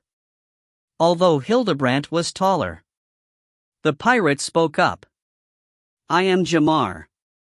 I wield 2 scimitars. And just like he claimed, he wore 2 of them on his sides. Dual wielder. He didn't reveal his nationality, but no one piped up. Next was the Asian pugilist. I am Shigetoki. As you can see, I am a karate practitioner. He was probably Japanese. And just as the name karate would suggest, karate, empty-fisted, he carried almost no items at all despite reaching Chapter 7. Of course, in place of items, he had massive amounts of muscles. Next was the treasure hunter. I am Mustafa, I use daggers. He shared the same name as the previous Final 10 member, Mustafa. But his appearance and personality were completely different. In the previous life, Mustafa was a quiet and earnest man. Sungjin also gave his prepared response. K. As you can see, a swordsman. No one was particularly interested in him. Even the Inquisitor who had asked him about the Adjudicator earlier was distracted by the treasure hunter and gave no attention to him. Is anyone able to use magic here? While the 4 others gathered to try and discuss a strategy, Sungjin let out a long yawn and stretched. HAAA. In order to go to darker than black at 4:30 every night, he had to get in the habit of going to bed earlier. Sungjin wiped away his tears as he thought. I can't wait to quickly end the chapter and try out the Troll Seeker Marble, but he didn't know which unlucky troll he would be summoned onto, but there was no way to escape him. He would be forced to give up 2 items and die. The operator gave an announcement. The raid will begin in 1 minute. If you find any errors, ads pop up, ads redirect, broken links, non-standard content, etc., please let us know. Report chapter so we can fix it as soon as possible. Chapter 57. Chapter 57, Tarakan Plateau, 2. Tarakan Plateau Raid. Objective, hunt the Harpy Queen Laliha. Time limit, 1 hour. The operator's information page opened up, and the hunters gathered around to discuss. I guess there's no ranged attacker this round. I guess so. Don't we need some magic power? I can use a few. I tried to learn some myself, but the magic power was too low to be useful. It wasn't worth it. I know. I tried to learn one or two, but sold the rest after I tried them out. While the hunters were chatting away, Sungjin was considering how he could coexist with the treasure hunter in the party. I don't like the idea that he might be able to find the hidden element before I do and take away the reward. Sungjin tried to come up with ideas in his head about how to deal with him. I'll just use my treasure hunter active from the start. And once I complete the hidden piece, I will stick around that guy until he uses the hint, and then just end the raid and collect the last hidden element. Once he was done planning his next move, Sungjin restlessly waited for the raid to begin. 5, 4, 3, 2, 1, 0. The moment the raid began, he turned to the others and announced, "I have business to take care of, so I'll be right back, friends. Go around hunting harpies or something." Everyone turned to stare at Sungjin in shock. The Inquisitor was first to reply. "What the?" But Sungjin didn't have time to explain. There was always fundamental differences in priorities between game show participants and the man who aimed to become the director of the show. "Try to hunt as many harpies as you can before I come back. That'll be the only way you will be able to get yourselves some contribution points." Once Sungjin was done speaking, he flicked a coin into the air. Momentarily. Hi-hi-hi-hi-hi. A horse appeared out of thin air and whined. Shadowrun had arrived. Sungjin climbed on top of the horse and grasped the reins before galloping off into the distance. For a brief moment, he thought of the hunters he was leaving behind, but if they aren't able to kill even normal mobs with 4 people, they're all going to die sooner or later anyway. Sungjin ended his worry. The weak dies. That was the nature of this game. In the first time around, Sungjin did not consider this and tried to keep everyone alive to the best of his ability, but after having to restart, he had become coldly calculative. Those with poor ability or nature will not be allowed to continue. It was true that the more people left to participate in raids the better, but in the end, only the best would be able to remain anyway. If any one of the 4 hunters in this round had the talent to reach the endgame, it would become self-evident by the time he came back. To be honest, none of them looked good enough to be chosen. Even if it weren't from this particular raid, Sungjin would intervene in various raid teams to select his final members. And with the chosen ones he would beat the final raid together. Becoming the one who overcame the boundary of the game's rule could never be done if he simply acted and participated normally like all the others. Sungjin became more and more aware that he has become more than just another participant. Galloping away on Shadowrun, he called for the operator. "Operator, use the treasure hunter active. Please tell me where I can find hidden treasure or boss." This is the hint about the hidden treasure. Sungjin concentrated on the content of the hint. At the edge of cliffs. Abandoned by parents and left alone. The precious one survived and grew. This is the way of the true nobles. Only those who break out of their shell and return alive may then lay claim to the throne. He heard it once, but he didn't quite get it. "Operator, tell me again." The cube repeated itself. Sungjin stopped the horse while listening to the hint. Whoa whoa. He stopped Shadowrun and checked his surroundings. It was difficult to see due to the thick layer of clouds drifting by. Even if he had ghost vision, he could not see through objects. Luckily the clouds were constantly moving. Watching for moments when they thinned out, Sungjin was able to get a glimpse of the ground. It was possible to see very far on the plateau. While looking around alone, Sungjin recalled. "What you can see I can see."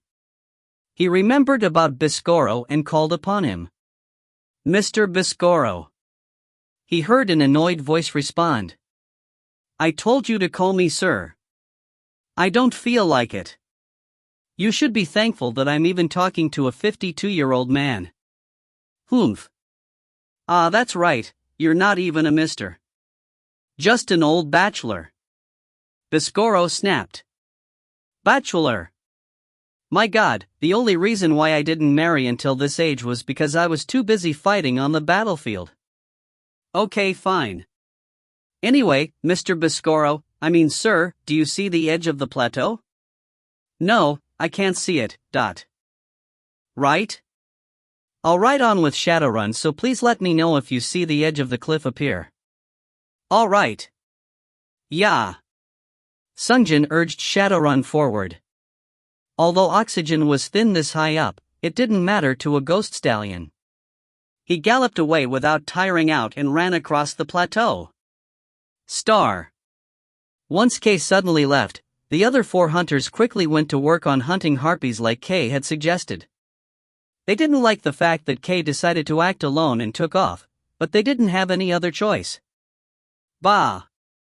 In the distance, a large male goat was spotted. But its appearance was anything but ordinary. To begin with, the horns were gigantic. The horns curled around into a spiral until it came to a point facing forward. But this point was as long and sharp as a spear point.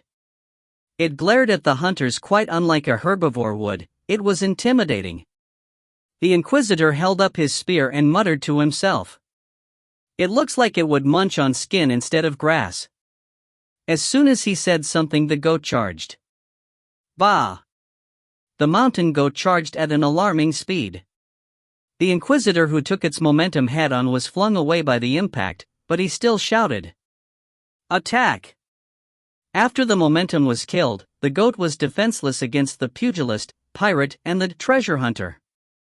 The mountain goat tried to fight back, swinging its massive horns around to threaten the hunters, but it was quickly killed by the focused attack of the 3 hunters, and the Inquisitor who quickly came back to join in.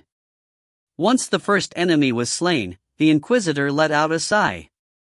Phew, what kind of goat is stronger than a bear? Well, the appearance don't matter, right? I thought the enemies steadily rise in difficulty as we progress through the chapters. Everyone nodded to the treasure hunter's words. The average stats of the survivors had to continuously rise faster and faster. Taking this into consideration, the goat they were facing now was incomparably stronger than the bear that appeared in Chapter 2. This world was indifferent to the common sense of Earth. The pugilist seemed to be enjoying the situation, however. It's no fun if there's no challenge. It was at that moment. Oof! The Inquisitor was raised into the air. The others looked up to see he was caught by a harpy and were being carried off somewhere as he struggled. The treasure hunter quickly recited an incantation. Incinerate everything in your path. But the fireball which left his hands missed the harpy. What saved the Inquisitor was the pirate's spell. Steel-cutting blades of wind. Wind cutter. One of the formless blades that left his hands landed on the wing. Kaya. The harpy cried out in pain as she fell out of the air, along with the Inquisitor. It was a chance. All of the hunters rushed to the harpy to kill it before it could escape. The harpy tried to put up a fight with its sharp-clawed feet, but it was soon killed off by the hunters. The treasure hunter checked the Inquisitor. Hey, are you all right? Ugh. His leg was bent the wrong way. He must have injured himself when he landed. Despite the pain, he managed to shout out in anger. I was stuck in the air. Why did you attack so recklessly? The pirate was at a loss for words. Wow, even though I just saved you. Arguments between teammates were bad news. The raids were difficult enough as it is even with full cooperation between all the members. If a fight were to break out between team members, it could only lead to annihilation. The hunters knew this through experience by now and acted quickly to resolve the tension before it could escalate. Don't be like that. But the pugilist added. Why are you whining because of a small injury? You can just drink one potion and it goes away, right? But his words only fanned the flames. What? You think potions solve everything? How about you stand in the front next time, let's see how well you do. What are you talking about? You're a tank, act like one. I'll do my job safely from the back. It's fair, right? In the open space of the plateau, the rising volume of the hunter's argument echoed far and wide. Star. Sungjin continued to push his horse forward. He could see monstrous goats in the distance, but they didn't chase after him while he rode the ghost stallion. Sungjin recalled his old memories.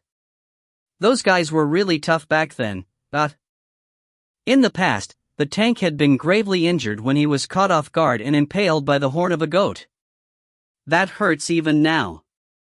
Sungjin looked left and right to search for a cliff wall. But he couldn't see the edge anywhere. Sungjin called upon Biscoro. Sir Biscoro. Not yet. He was acting quite unlike himself and responding with short replies. He must be angry at being called old bachelor earlier. This 52-year-old grandpa sure acts immature. Well, I guess I already knew this side of him when he said that he proposed to a 20-year-old lady.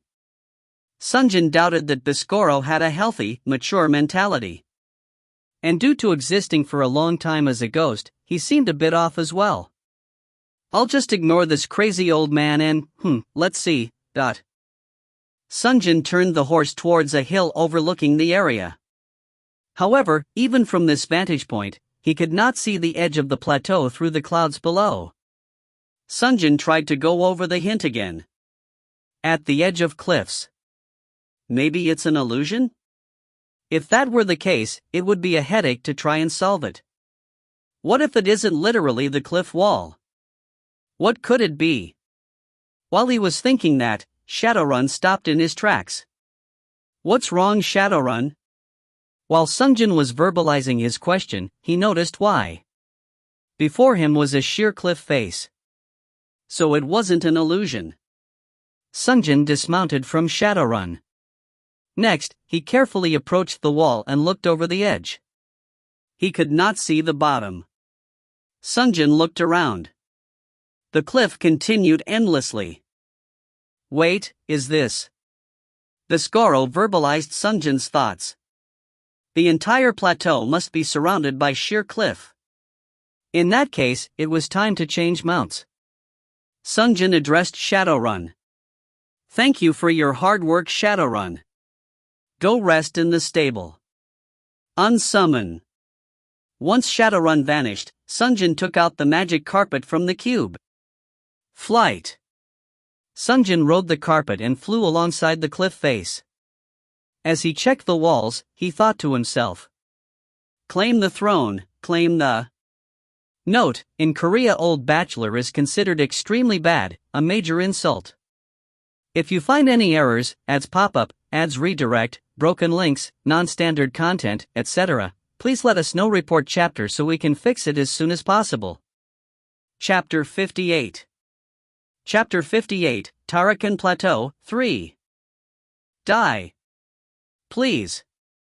Inquisitor swung his mace desperately. Bah! The mountain goat let out a bleeding cry as it fell dead. He quickly took a recovery potion out of his belt and drank it down. The wound on his side quickly closed itself. The effects of recovery potion were quite good, but it didn't numb the pain at all. The Inquisitor pressed down on his injury as he took a look around. They had killed 3 goats and 2 harpies at once this time. According to the information sheet, killing 20 mobs would automatically summon the Harpy Queen. It's so hard to kill each individual mob. At this rate, we might have difficulty summoning the boss in time. As he thought about the party's progress through the raids, he checked the state of the other 3 hunters. All 3 of them bore small and medium wounds. This was an unavoidable situation for the lot of them. Because the goats and harpies suddenly attacked them en masse, he had been unable to cover for all of them. It was a stroke of good luck that they had no fatalities yet. Are you guys all alright? It was a phrase that anyone would have uttered by now, but the men were in silence. Each was too busy taking potions out of the cubes and drinking them. After they fought the first harpy, they had created irreconcilable differences between each other and were too busy being overly mindful of each other's actions. The burst of anger earlier had ruined their chances of proper teamwork. I don't know when they might turn against me. Because of their uncertainty, they couldn't work together nor relax around each other. Inquisitor Weidenpeller looked over to the Japanese man he had nearly started a brawl earlier. He was skilled. Amazingly, his fists were more powerful than hunters wielding weapons. But I can no longer trust him. He was strong, but that became a cause for anxiety, as he didn't know how to deal with him later if the pugilist were to suddenly betray him. For now, we'll have to work together until we reach the boss, but... As he thought so, he looked over to the treasure hunter. He was talkative, but his actual skill was subpar. He had a fancy-looking daggers, but all he ever did was kill steel enemies at the very last second when there was no risk to himself. During fights, he was too busy running away from danger. Hidden pieces, what a joke. How can we go searching for treasure if we can't even complete the objective? He then turned his attention to the pirate last. He had somewhat good skills, but nothing about him was particularly trustworthy. Appearance-wise, he would have fit right in any one of the conflict zones in the Middle East. The title could always be referring to his previous job as a Somalian pirate. This chapter had nothing but people he didn't like. He picked up his shield and mace and turned his head. Now that he thought of it, there was another person that pissed him off. Go hunt harpy or something. He suddenly took off without warning, that K-man. In some ways, he was the worst of all. The raids were difficult enough as it is with all 5 hunters cooperating. But he had snuck out from the very start. The team power started at 4 to 5 th of normal levels. Damn it, did he get himself killed alone or something? As he insulted others in his mind, he returned his gaze forward. He could sense that the others were following him. No one wanted to speak, but they still cooperated with each other on an instinctive level. Despite their hostility and distrust against one another, their teamwork was driven by survival instinct and necessity, despite their uneasy silence. What a fucking retarded chapter. Star. At the same time, Sungjin was riding the magic carpet along the outer edge of the plateau. He was trying to see if he could spot any nest built into the sheer cliff wall. According to the hint he obtained, the hidden element should be some form of an egg. The operator said. Only those who break out of their shell and return alive. She had said. While he was flying along the cliff face. Biscoro called for him. He stopped the flight and replied. What is it? Did you find a nest with an egg in it? Biscoro was carefully watching the surroundings, watching out for the egg. However, the words that came out of his mouth was different from what K had been expecting. You've got guests. Sungjin raised his gaze up into the sky above. Harpies were flying towards him. 1, 2, 3, 5 in total. Once he was done counting his foes, he quickly gazed down below the magic carpet. The endless cliff wall continued on seemingly forever. Trying to fight winged opponents while standing on the magic carpet with his sword did not seem like a wise decision. It's time for magic. Once he made up his mind, Sungjin began to try and cast the spell. Murderous. But he was interrupted. Murderous thunder jumped from foe to foe. Biscoro's skull shouted out on its own. Chain lightning. Lightning gathered on the tip of Moonspectre, and Sungjin immediately pointed it towards the flying monsters. BZZZT. The lightning hit home with the closest harpy and jumped to all the other harpies. The first 2 dropped like stones out of the air, and the other 3 harpies were stunned for a moment. Whoa! Sungjin exclaimed. This is substitute chanting. I'll do the incarnation for any spell you are thinking of using, It didn't seem like he could control the timing for spell activation, but that wasn't a problem. If he timed it right, he could probably cast 2 spells simultaneously. Biscoro added. Just be aware it costs double the normal amount of mana. Got it, thanks Biscoro. Being able to use 2 spells simultaneously would give Sungjin all sorts of combat advantages. While thinking of the possibilities, Kaya! One of the surviving harpies came flying at Sungjin, brandishing its sharp taloned feet. Sungjin moved the magic carpet dexterously, avoiding the talons. At first, just one harpy engaged in combat against him. But due to inexperience with flying, a sharp talon grazed the top of Sungjin's head. It didn't hurt, but it made the hair on the back of his neck stand. Kia! The second harpy joined the fray. While dodging their attacks, Sungjin suddenly dropped his altitude rapidly, avoiding an attack in the last minute. This time, he dodged the talons by a large margin. Now that he was getting used to the enemies and flying, he figured out how to fight them. Once he felt confident, he waited until the third one arrived to tilt the magic carpet and swing his sharp blades. The sword sliced through one of the harpy's right leg, and the other severed another harpy's left wing. Ki-ah! The harpy's signature battle cry turned into a scream of terror as it fell out of the sky. Sungjin watched it fall and grinned. Mid-air combat isn't so bad. But suddenly the operator gave a warning. Please return to the hunting grounds. This area is off limits to hunters. If you remain in the restricted area after 10 seconds. Sungjin scanned his surroundings. He had dropped his altitude too far while trying to dodge the harpy's attacks. You will die. 10. He could take dozens of attacks by the harpies and remain alive, but if that countdown finished, he was done for.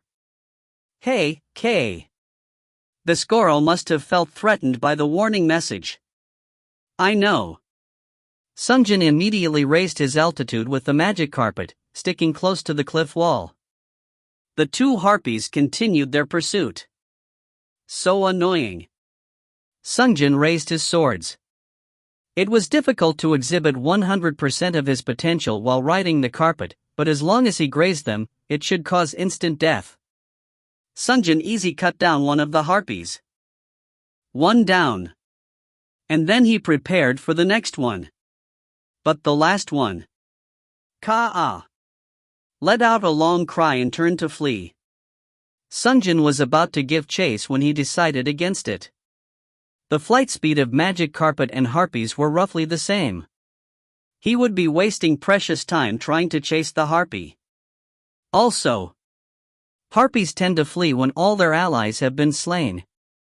If they manage to get away, they will return with a large number of reinforcements. The information sheet said as much. The harpy would show itself again, and with many comrades in tow. Since I have to kill them anyway, it's pretty convenient they will go gather all of them up on my behalf. Sungjin thought as he returned to inspecting the cliff walls. In truth, there was a time limit to the aerial inspection. The magic carpet could only fly for a total of 20 minutes. Once this happens, he would have to search for the egg on foot, hanging onto the cliff wall. When he thought of it, Sungjin began to grow nervous. How much time do I have left? But it was at this moment that he noticed something.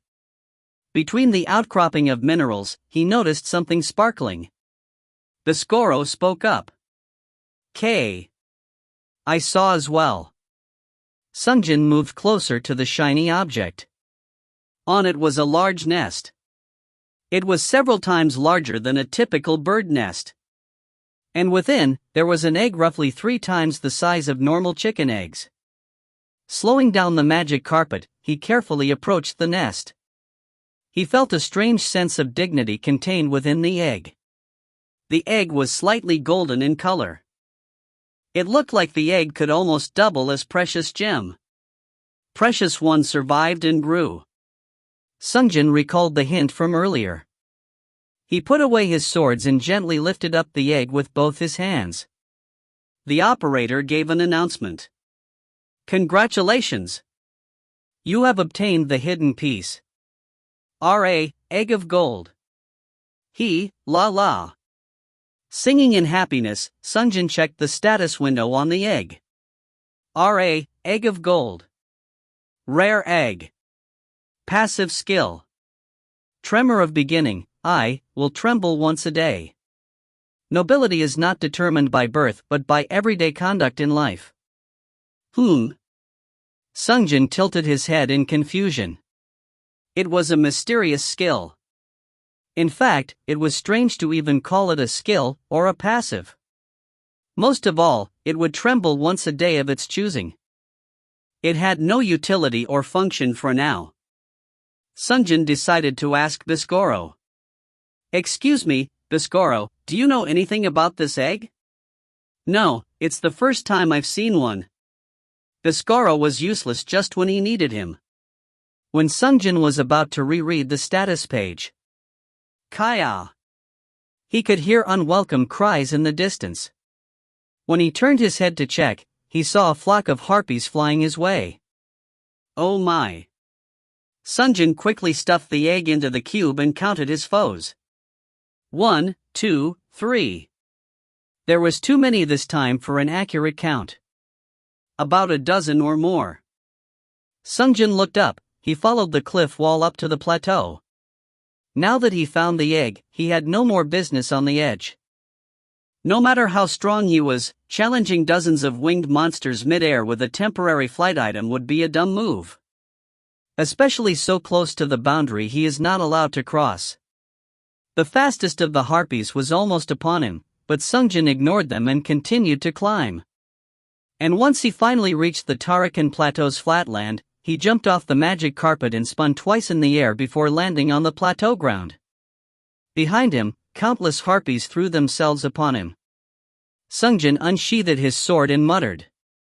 Come then, dumb fruit flies, come fly into the raging inferno with your own wings. If you find any errors, ads pop up, ads redirect, broken links, non-standard content, etc. Please let us know. Report chapter so we can fix it as soon as possible. Chapter 59.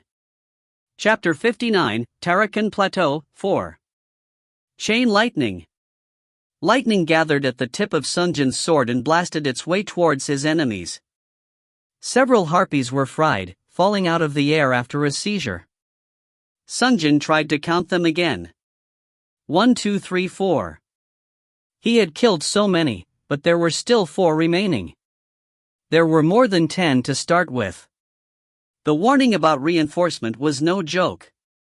Sungjin began reciting the incantation. Suddenly, murderous! Biscoro began to shout out the spell before he could. Substitute chanting must have come off of cooldown. Sungjin timed himself and also chanted the incantation alongside Biscoro. Thunder, jump from foe to foe. Chain lightning. Murderous thunder, jump from foe to foe. Chain lightning. 2 spells went off simultaneously, and the chain lightning burst forth from both hands. The first shot landed on a group of harpies and hit multiple targets, but his second shot fired from the left hand hit a loner without any splash damage. Sungjin checked his left hand.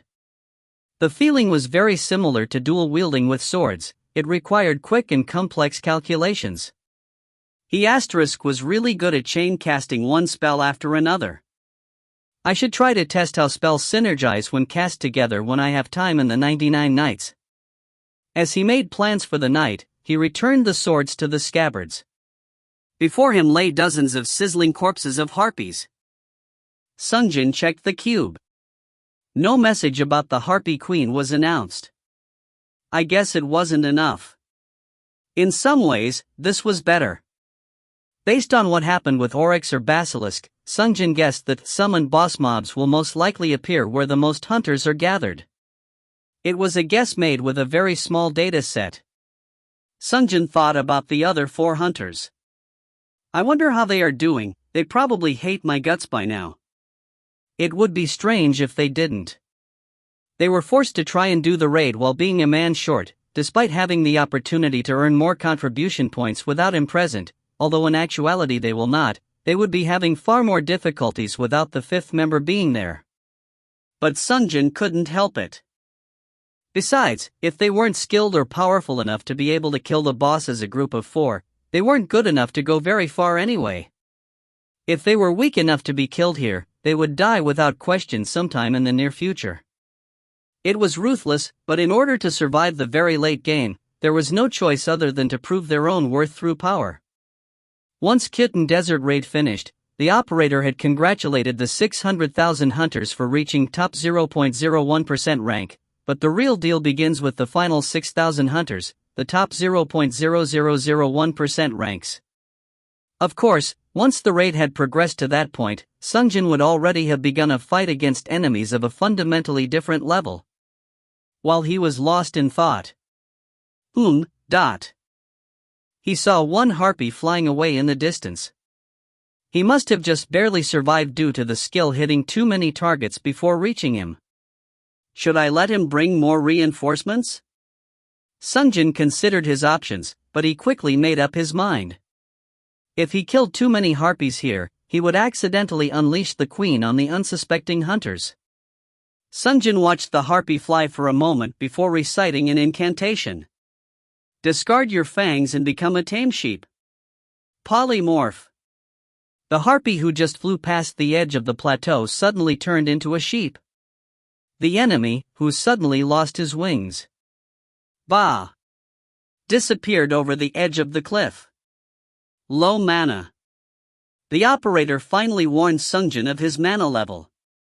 Sungjin pointed towards the mountain of harpy corpses and said, Liches beckon. The lich's finger uncurled itself and beckoned for souls to come. Sungjin felt himself refill with mana. After watching the process for a moment, Sungjin turned to look around. He felt that it was almost time for Harpy Queen to show itself around the other hunters. Sungjin said, Swift Paw.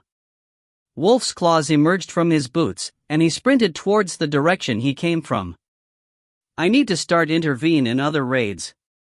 I'll leave as many trash mobs undisturbed as possible so that the other hunters can have a chance to scrape together some contribution points.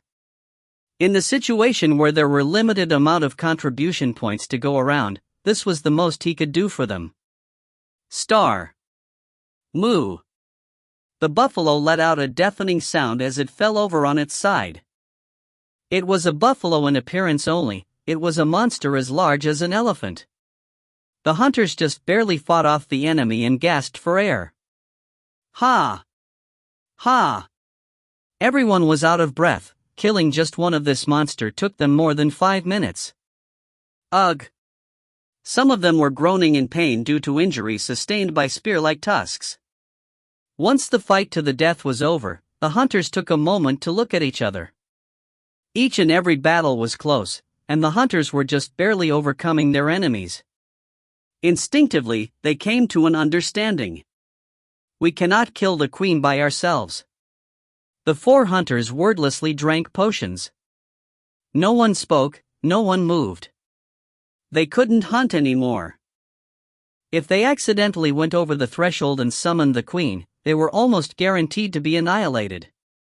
Even if they were able to just barely defeat the queen, it was obvious it would be at the sacrifice of at least half of the members.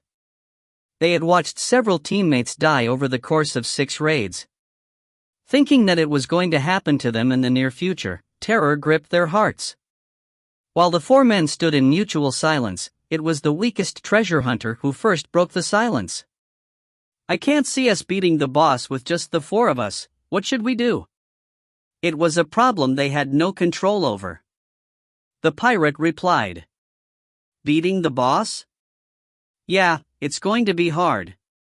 Because of you. He mercilessly blamed the treasure hunter. He must have piled up frustration and complaints until now. What? Whether it was intended or not, the treasure hunter held up his dagger threateningly.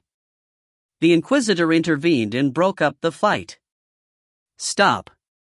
Even if you 2 fight, our situation won't get any better. The pugilist, who was the main instigator of the previous infighting, said. What about looking for that adjudicator? I don't know where he's gone, but... The treasure hunter agreed with him. I think that would work. Having all 5 present would help immensely, wouldn't it? The pirate was more pessimistic. The monsters are incredibly difficult to kill with the cooperation of us 4. How could he have survived alone until now? He must have become harpy food by now. That idiot must have been driven insane by fear. It was at this timing.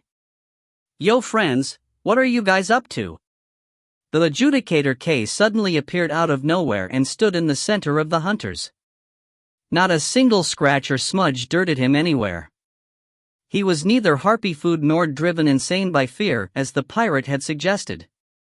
K turned around to look at the buffalo corpse and commented, "Looks like you guys were doing well." At the same time, the cube suddenly gave out a warning. Warning! Boss monster! Harpy Queen Laleha has appeared. At her words, the hunters including K stared at the cube. The hunters frowned, finding the situation unfair. We didn't hunt enough harpies though. K replied to them. There was that one harpy that was chasing me earlier. That must have been the trigger. Ahoo! A strange song could be heard in the distance as a flock of harpies flew towards the hunters. With just a glance, the hunters could tell that there were at least a dozen in the flock. The 4 hunters fell deep into despair. They had been just barely overcoming 1 or 2 enemies at a time, but now they had to fight at least a dozen simultaneously. Only K remained calm. He looked around to the others and advised. Stand apart. Harpy Queen uses a sound-based attack which causes disorientation. Being hit as a group is dangerous. Harpies were fast gaining on them. K quickly said. The one hit by confusion attack should crouch and stay still while the others protect him. And then try to slap the disoriented person awake. That's all. The hunters stood some distance apart for now. Even if he didn't tell them this, it was part of the information written in the information sheet. But then K added. Just so you know, don't hit me while I'm sleeping. I have someone else to wake me up. He fumbled around in his pocket while speaking and threw something in the air. A wolf appeared out of nowhere. Gar. It was an intimidating wolf. K whispered something in his ears. Then glancing over the flock he muttered. If I wanted to do it solo. He took out a lamp from his coat and rubbed it. A blue genie appeared from the lamp. How may I serve you, master? Everyone stared at it in shock. Especially Treasure Hunter, who leapt back. It was the same blue genie that killed his teammates back in Kitten Desert. The only reason why he survived the encounter with the genie was that he stood at the very back when the genie fired a spell at the team. He had turned into a sheep and had left the oasis with everything he had. It was only 2 chapters ago when he barely escaped with his life. To others, he had boasted. Sold it for 2,000 gold. But in reality, he was inches from death. So when he jumped back in fear, the adjudicator K turned around to look at him and grinned, as if he already knew everything from the beginning. Ahoo! The harpy's song became louder and louder. At the center flew a particularly colorful harpy. It was not much bigger than other harpies, but anyone could tell she was the Harpy Queen. K bent over and whispered. Kane, fight far away from me, and come bite my foot if I fall asleep. Woof! Bite within reason. Woof woof. He turned to look at the genie. Soldimer, stay close to that treasure hunter and protect him. Don't worry about me. Understood. Also, if Kane and I both fall asleep, wake us up with magic. If possible, with weak power, the genie bowed as he answered. Understood. I will obey. Afterwards, he took his spot behind the treasure hunter. Eek! The treasure hunter couldn't help but cry out in fear and stepped away, but the genie kept on approaching him faster and faster. K pulled out his 2 swords and gave an instruction to the genie. Hey Soldimer, let's bring them closer to the ground first. At his command, the terrifying genie said, "Yes, master." He answered politely and began to recite an incantation. All freezing winds. Razor-sharp ice. Blizzard storm. Blue lights left his hands and transformed the clear blue sky into a whirlwind of ice and powerful gusts of ice-cold winds. Kaya. Many harpies fell out of the sky, struck by hail, or by frozen wings. But the queen was surrounded by a large number of harpies and were flying gracefully. Suddenly she, ahoo, let out a low-frequency sound wave. If you find any errors, ads pop-up, ads redirect, broken links, non-standard content, etc., please let us know. Report chapter so we can fix it as soon as possible. Chapter 60. Chapter 60, Tarakan Plateau, 5. The harpy's song traveled through the air, and Sungjin felt his head go empty. Ah, why is it me? But dodging her sound attack was not possible. Sungjin tried to sit and lower himself, but his body looked up instead. Sungjin tried to look towards the right at Kane, but his neck turned the wrong way. This was the effect of the sound wave of confusion. His body looked up when he wanted to look down, and looked to the left when he wanted to look right. Sungjin couldn't help but shout out his name. Kane. Gore. Kane jumped towards Sungjin like a bullet to protect him. Ka.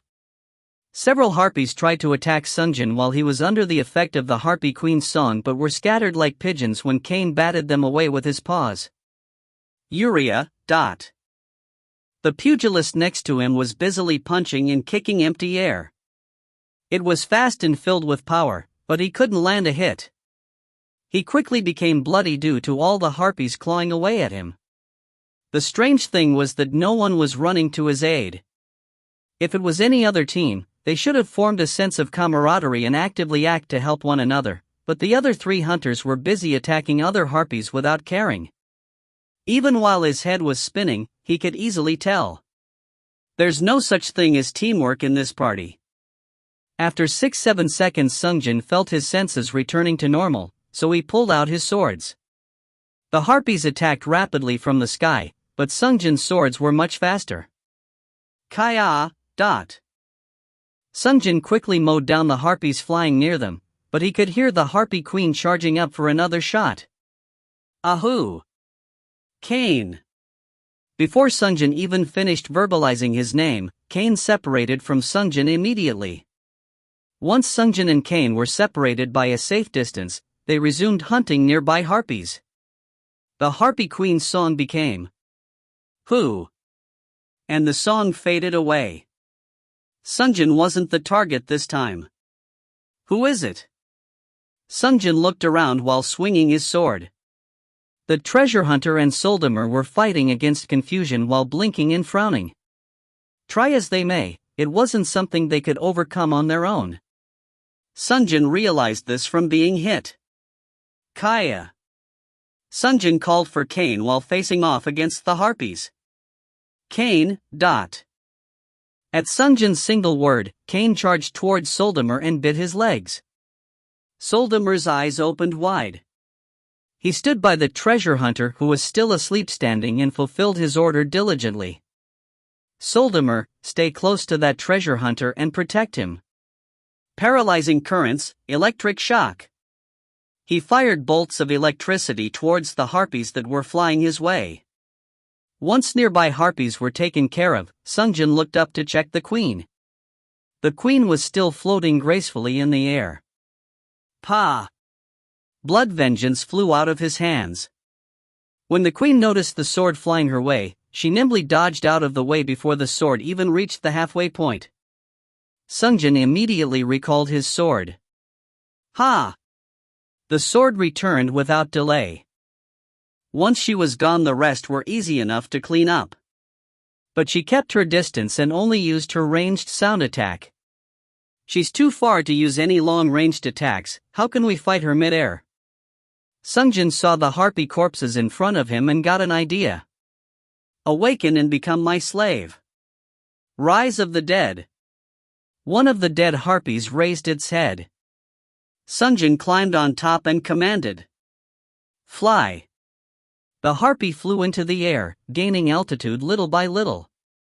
It was slower than when it was alive, but this much was fine since he had a hidden card to play. And riding the harpy, Sungjin slowly approached the harpy queen. Several harpies came to intercept him, but it was already his second aerial combat. Sungjin cut away at the harpies without much problem and continued to make progress towards the queen. Because of the zombie harpy's slow advance, the harpy queen was only slowly backing up as well, keeping distance. Your arrogant display of confidence ends here. Sungjin rang the Manyata master's bell and then held on tight. Go! The zombie harpy flew forward much faster than normal towards the harpy queen. The flock of harpies protecting the queen shouted out in alarm. Kaya! Sungjin stood on top of the harpy and swung his sword once he was in range. Whoosh! He felt something hit his swords. But because of the speed, he couldn't tell what he had hit. He ordered his harpy. Hey hey! Turn around! Only then did the harpy turn around. Checking the queen, she was untouched. Several of her guards were falling towards the ground. Damn! The guards were working hard to protect their queen. Sungjin prepared for another high-speed charge, but... Ahoo! The queen began to sing. Sungjin had a bad feeling about this one. This isn't good. He was up in the air, and no one was in any position to help him. Confusion and sleep were both lethal in his situation. Let's go! Quickly! Sungjin urged the harpy forward. The zombie harpy flew towards the queen like a bullet but... Who? Queen's song finished. Suddenly Sungjin's vision began to whirl. The zombie harpy had begun spinning midair while carrying Sungjin. The zombie harpy was spinning so fast that no other harpies could get close, but Sungjin was about to puke from motion sickness. The zombie harpy, still under the effect of the confusion, finally crash-landed on the plateau ground. Ugh! Sungjin gagged and dismounted the harpy. There was no damage taken, but it felt terrible. Sungjin called upon Soldamer. Soldamer. He answered from afar. Yes, master? Is there a way to bring that queen closer to the ground? Well, there is one high-cost magic I could use. Due to the consumption, I can only use it once. Okay, go ahead and use it. Once is enough. But he heard the queen's voice again. Ahoo! Sungjin gritted his teeth. He was going to try resisting confusion or sleep. But the target wasn't him.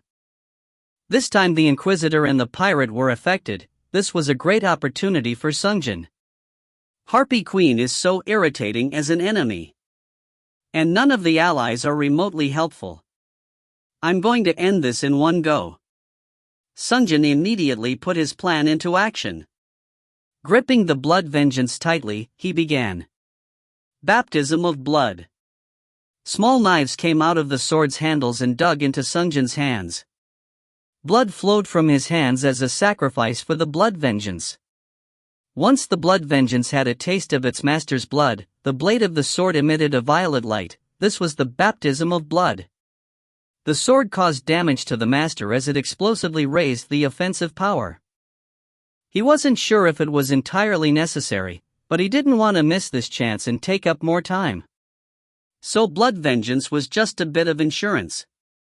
Once the blood sacrifice was done, Sungjin called for Soldamer. Soldamer! Please give me a moment. Soldamer glared at the Harpy Queen, who was singing before he began his incantation. Invert up and down. Reverse gravity. The harpies who were floating high above the ground suddenly lost their sense of balance due to gravity pointing the wrong way. It was the first time when the harpies, who spent their entire lives flying, had experienced loss of balance in the air. In order to fight against the new source of gravity, they struggled to flap and climb with their wings. But reverse gravity was aiming for this to happen. Once the gravity returned to normal, the harpies, who were flying to fight against the artificial gravity, suddenly dropped in altitude. Kaya! Several harpies crash-landed on the ground with their heads first. The harpy queen attempted to reorient herself to the changed gravity once more, but she did not manage to do so before a scary man wielding two swords arrived next to her. Sungjin didn't hesitate to swing both of his blades, Blood Vengeance and Moon Spectre. Sungjin's Blood Vengeance with Baptism of Blood enabled had enough power to kill bosses in a single strike. The operator gave an announcement. Harpy Queen Lalita cleared. Once the queen was dead, the remaining harpies quickly turned to run. If this were like any other time, Sungjin would have chased after them, but this time he let them go. If it was trash mobs, he could kill plenty of them in other raids. Since the raid was complete, Sungjin returned the swords back to their sheaths and returned to the hunter's side. The treasure hunter was without a single mark of injury. Soldamer had dutifully carried out the order. He looked exhausted as he said, "Master, I am low on mana, so you've done well. Please go rest." "Thank you, Master." With his parting words, Soldamer returned to his lamp. Sungjin tapped the shoulder of the treasure hunter and said, "The reason why I kept you alive. But you fucker. You wanna have a go? I guess your only ability is to get mad at those who save your life, but..." The Inquisitor and the pugilist were holding each other by the collar. It looked like a fight could break out at any moment. Sungjin turned to the treasure hunter and asked, "Why are they acting like that?" "Ah, because one of them hit the other too hard to wake up from the sleep." "Are they kids?" Sungjin couldn't help but sigh. He walked up to them. The Inquisitor held his mace high threateningly, and the pugilist looked poised to throw a kick. Sungjin stared at them for a moment. If they were to become trolls after fighting. If the two men were to fight, he could obtain 4 additional items. Once he realized this, he no longer wanted to stop their fight. If they were the type of people to start petty fights with teammates, they deserved to die here and now and go to the purgatory early. Sungjin stopped his footsteps and stood by like an observer to a caged fight. Soon. Woof woof. Kane returned to his side and sat down. Sungjin kneeled and matched Kane's eye level. "Who do you think will win?" "I'm curious." Woof. Because of that, the two men stopped to look at him. They had seen Sungjin's overwhelming power when fighting the boss, so they couldn't help but be wary of him. The two men who were about to begin exchanging blows put away their weapons and stood back up straight. They exchanged stereotypical dialogue. "You're lucky you got off easy." "Yeah, right. You should count your blessings that you got saved this time, Ot." Sungjin replied exasperated. "What? No fight?" The two men did not answer. Sungjin patted Kane's head one more time before standing up. "If you want to fight, go for it. The winner will have to fight me though." At his words, not only the two men who were about to fight, but the pirate also tensed up. Sungjin turned to look at the pirate and their eyes met. He quickly looked away. Sungjin had no definite proof, but he must have been waiting for some kind of opportunity.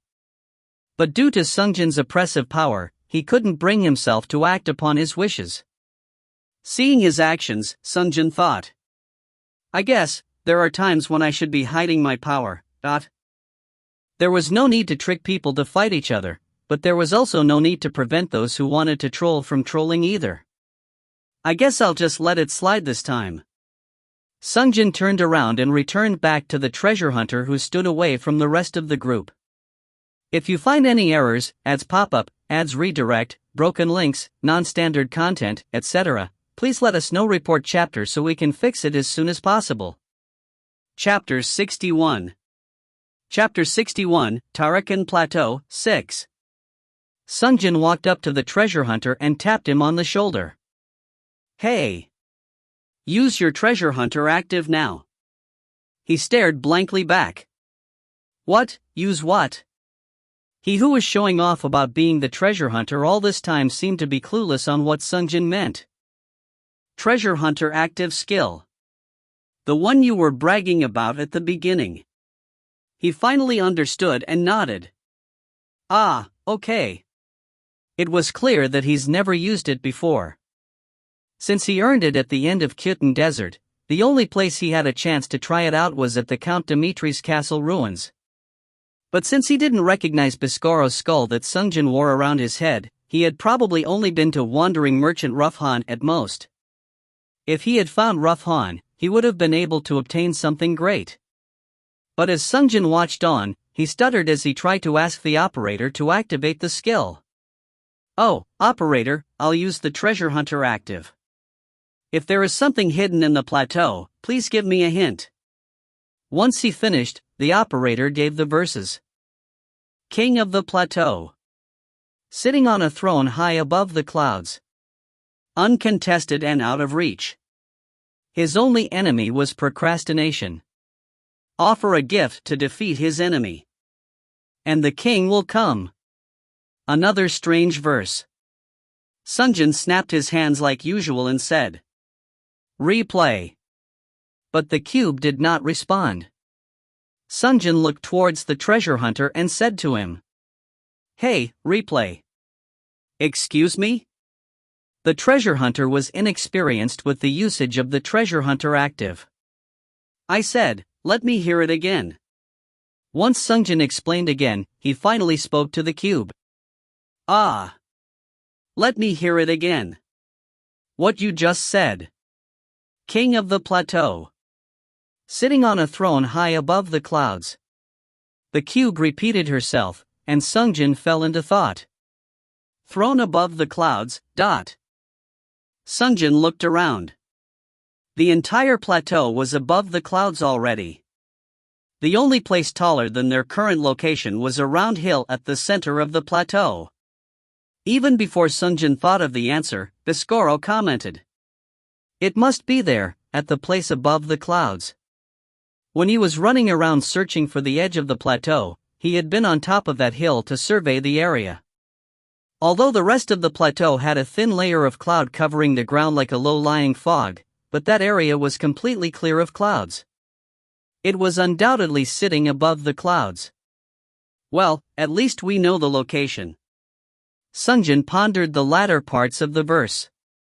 The only enemy is procrastination, and he wants a gift to defeat it, dot. He wasn't sure there was enough hint in the verses as to figure out what was needed to be done. Sungjin decided to ask the treasure hunter. Do you have any idea what this could mean? The treasure hunter opened his eyes wide and shook his head. Sungjin let out a sigh and added. Forget about being a treasure hunter and focus on getting stronger first. You're not even remotely useful in any way. Sungjin turned around without waiting for a reply. The other remaining hunters looked completely lost. It appeared that they were still shocked by the operator's hint function. Sungjin asked Biscoro. Biscoro, what do you think? Can you figure out what gift it wants to receive? Well, I am not sure but, dot. It was ironic that the hidden boss of the previous round was working hard to try and figure out the method of revealing this chapter's hidden boss. I guess the main question is what was he procrastinating? Well, then let's check out the throne first. Sungjin told Biscoro. Okay. To the people around him, it would have looked like Sungjin was talking to himself.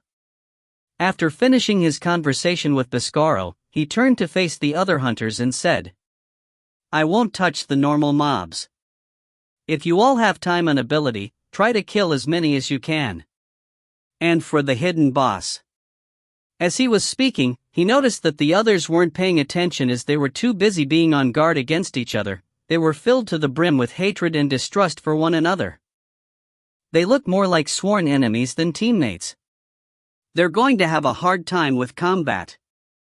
Forget about the hidden boss. Got it? Sungjin shrugged and walked away from the four hunters, leaving them behind. He headed towards the hill at the center of the plateau.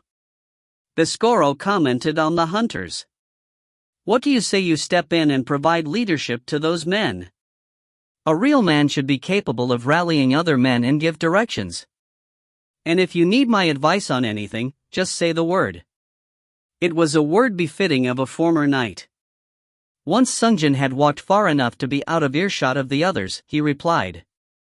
No, it's not the right time yet.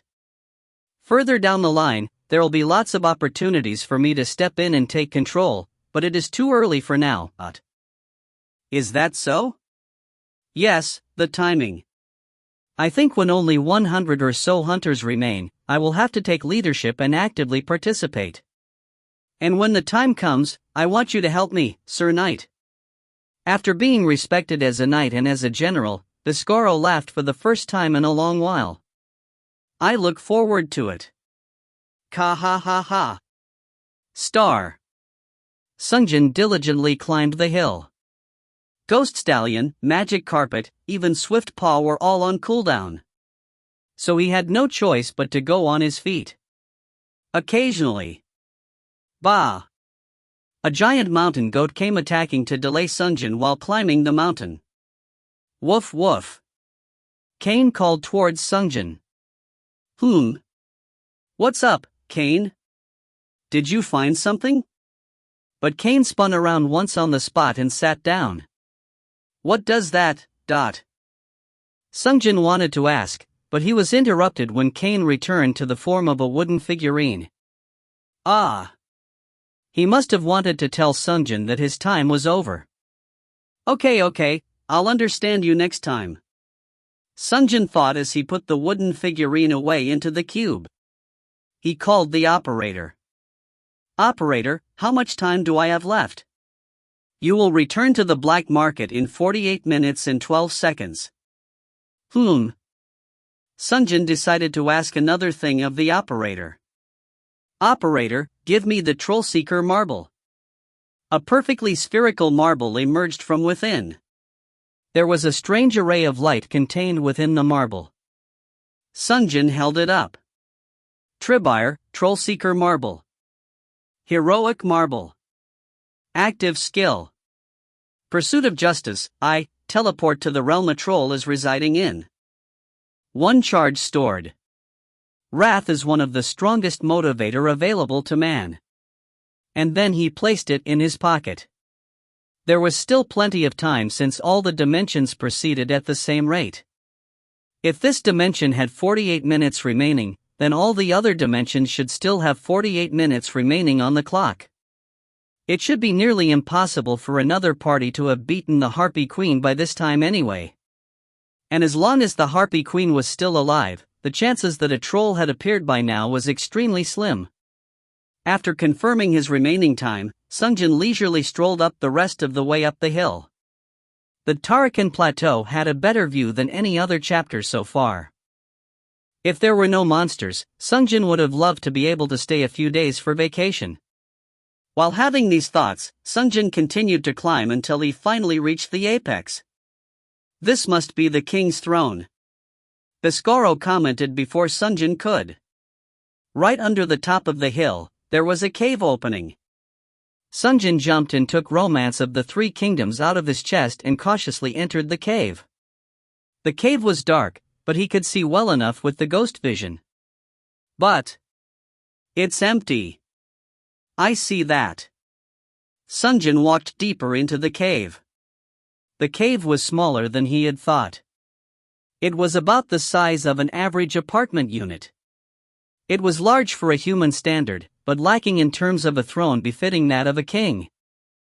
Procrastinate, what is he procrastinating? Sungjin snooped around the cave. Within this throne room there was nothing but skeletons strewn about. Sungjin picked one up. It was the only clue. The Skoro said. Do you think he's procrastinating obtaining food? Probably. Sungjin examined the bone closely. There were many small bones, but a few were quite large. Could it be? Sungjin dug through the bone pile and discovered a crucial evidence. It was a large skull with short horns growing out of it. This bone, it's neither a harpy's nor a mountain goat's. What is it then? It's a giant buffalo's skull.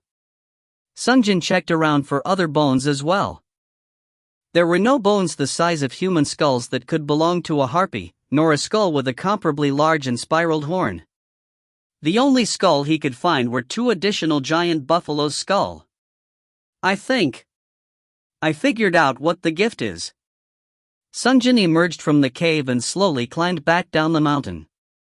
Biscoro, please let me know if you see any giant buffaloes anywhere. At his request, Biscoro immediately responded. Over there to the right. Sungjin turned his head slightly to the right. In the distance was a buffalo of an enormous size. It looked tough and difficult to kill, even if the person killing it was a king. Sungjin was about to cast magic when he changed his mind. What if I accidentally fry it too much and the king wants nothing to do with it? Sungjin pulled out his blade and said, "Ah yes. The offering will be thinly sliced steak." Once the buffalo became aware of Sungjin, it bellowed. Moo! It bellowed mightily as it charged towards Sungjin. Sungjin nimbly dodged to the left and slashed his sword against the right side of its neck, like a Spanish matador.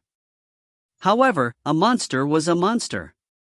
Despite a cut that sunk a third of the way through, the buffalo turned around unfazed and came charging again. Sungjin dodged to the other side and cut at the neck again. Once the buffalo's neck was cut twice, he began to fall. No one could take two of Sungjin's attack to the neck, no matter how tough the creature was. It ran ahead a bit more until it collapsed. Sungjin returned the sword to the sheath and walked up to the buffalo. The buffalo was unbelievably large. A large cow weighs about a ton, right? And as he thought as much, he picked up the buffalo straight up with his bare hands. It was a deadlift that was utterly impossible without status increases done by the operator. Sungjin carried the buffalo over his shoulder and walked back up to the throne of the king. It wasn't too far from where he had killed the buffalo. Sungjin laid the corpse down in front of the cave entrance. Now that he was done, he suddenly had doubts. Do you think this is the answer? You don't really have other clues, do you? If there's no response after a little while. But the operator gave an announcement. Warning! Hidden boss. Manticore has appeared. Where? Sungjin scanned his immediate surroundings. Then Biscoro said. Up. Sungjin looked up into the sky. From the distance, he could see an old man's head on top of a lion's body, and the tail of a scorpion. It was flying through the air with its wings. Sungjin prepared his Romance of the Three Kingdoms. If you find any errors, ads pop-up, ads redirect, broken links, non-standard content, etc., please let us know. Report chapter so we can fix it as soon as possible.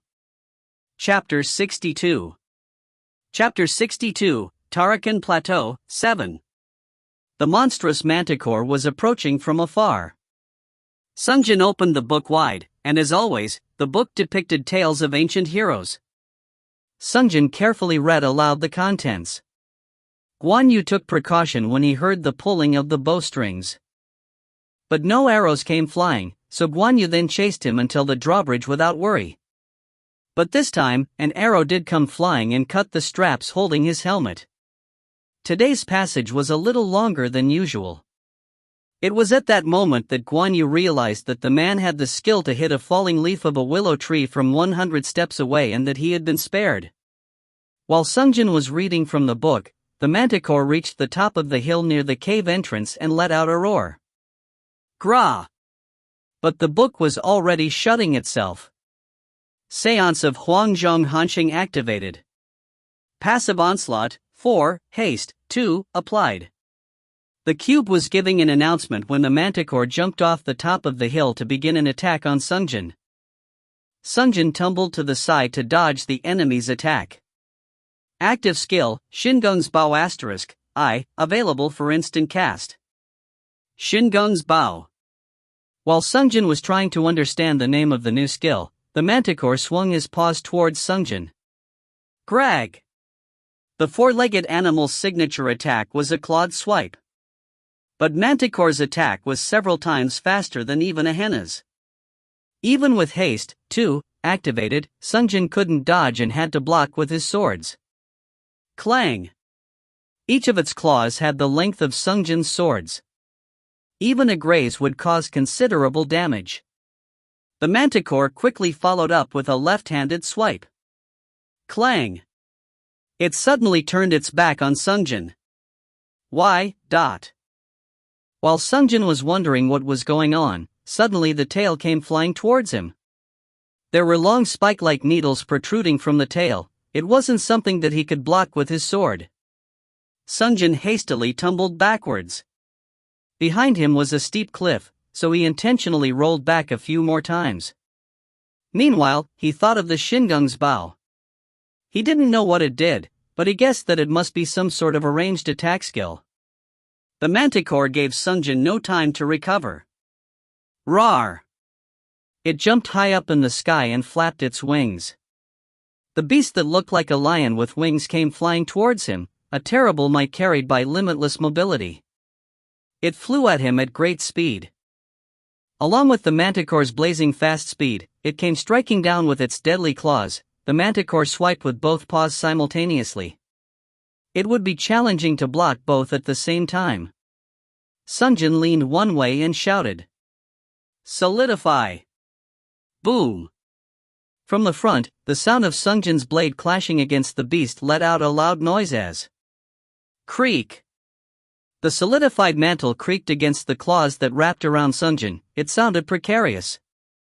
Sungjin exchanged glares with the Manticore as they stared into each other's eyes. Gore!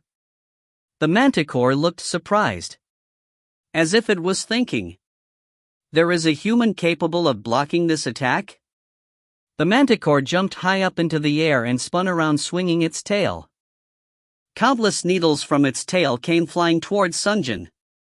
It was similar to the ice orb used by the Lich in the 3rd chapter. But this time, there was no cane to take the hits on his behalf. The Solidify was already on cooldown. Sungjin had no choice other than to lower his profile and try to block using Biscaro and Free Arc. Pi pit. The needles landed all around him. One of the needles got past his defense and pierced through his right arm. Ugh! It was a long time since he had last taken damage, and it hurt a lot. The right arm became suddenly unresponsive. Paralysis? It was unacceptable to have his hands paralyzed in a fight. Sungjin stood up and immediately took away the status effect. Free Arc. Sungjin's chains glowed for a moment, and the paralysis ended. Meanwhile, the Manticore landed. Boom! It stood on top of the hill and grinned at him. How is it? Does it hurt? It seemed to be gloating at him. It began to anger Sungjin, and the operator began a countdown. Seance effects ending in 10, 9. Sungjin sheathed his weapon. He was initially planning on using it against someone in another dimension, but... Grag! The Manticore came flying at him while flapping its wings. Sungjin held the blood vengeance with his left hand as he unsheathed the Moon Spectre.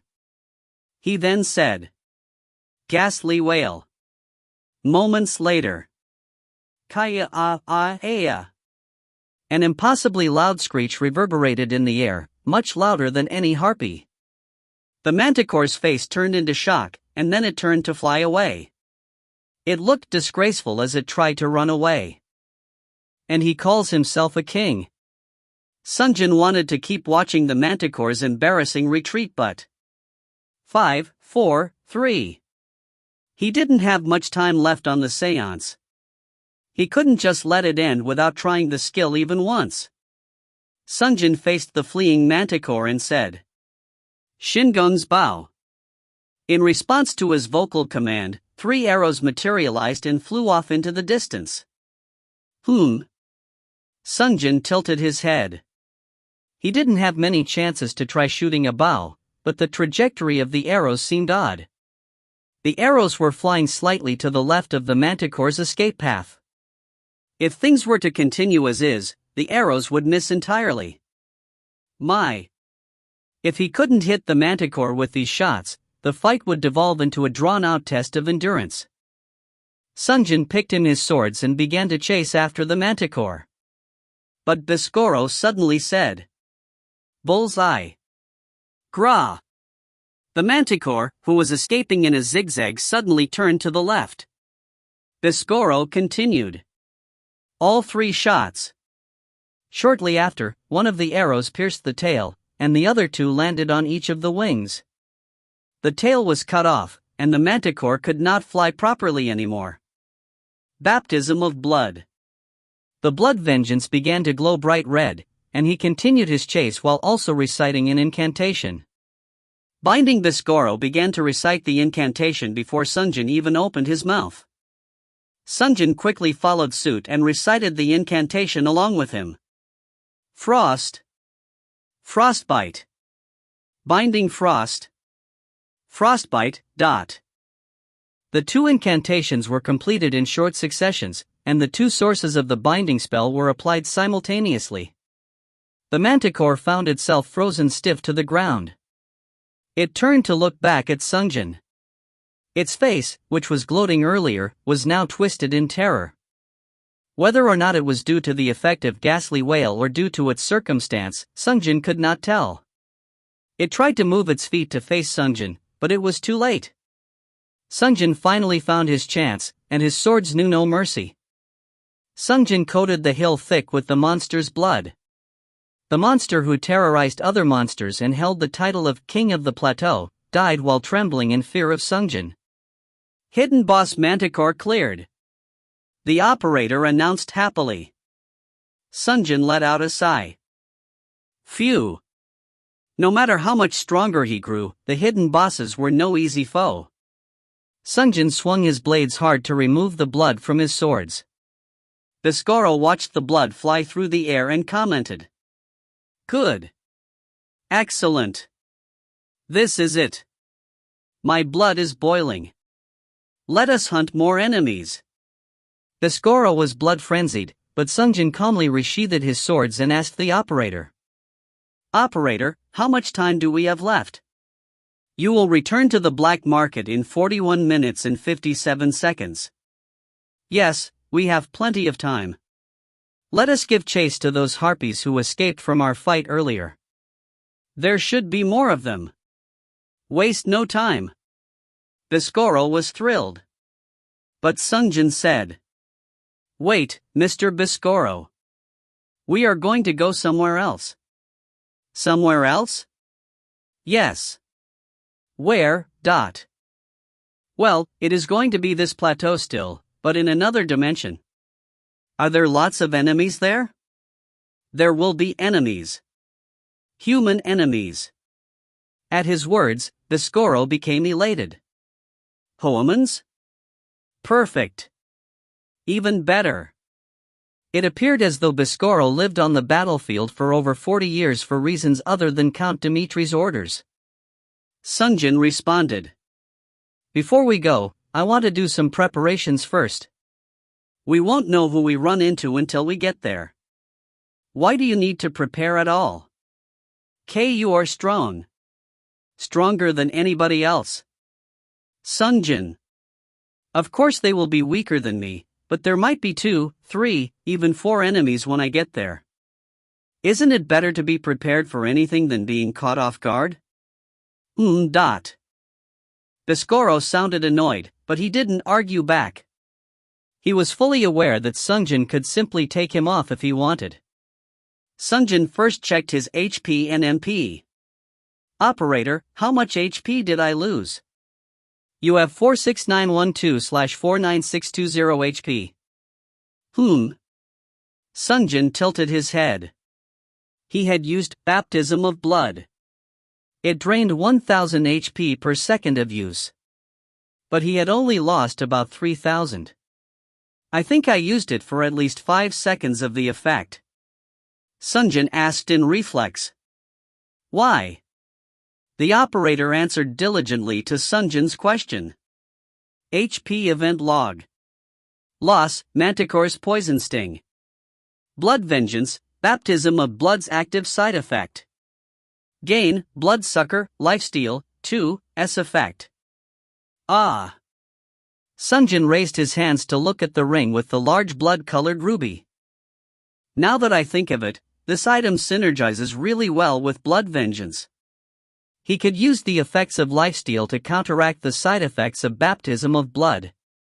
He wasn't sure yet, but if he were to fight without taking a hit, he could probably continuously keep the baptism of blood active without losing any significant amount of health.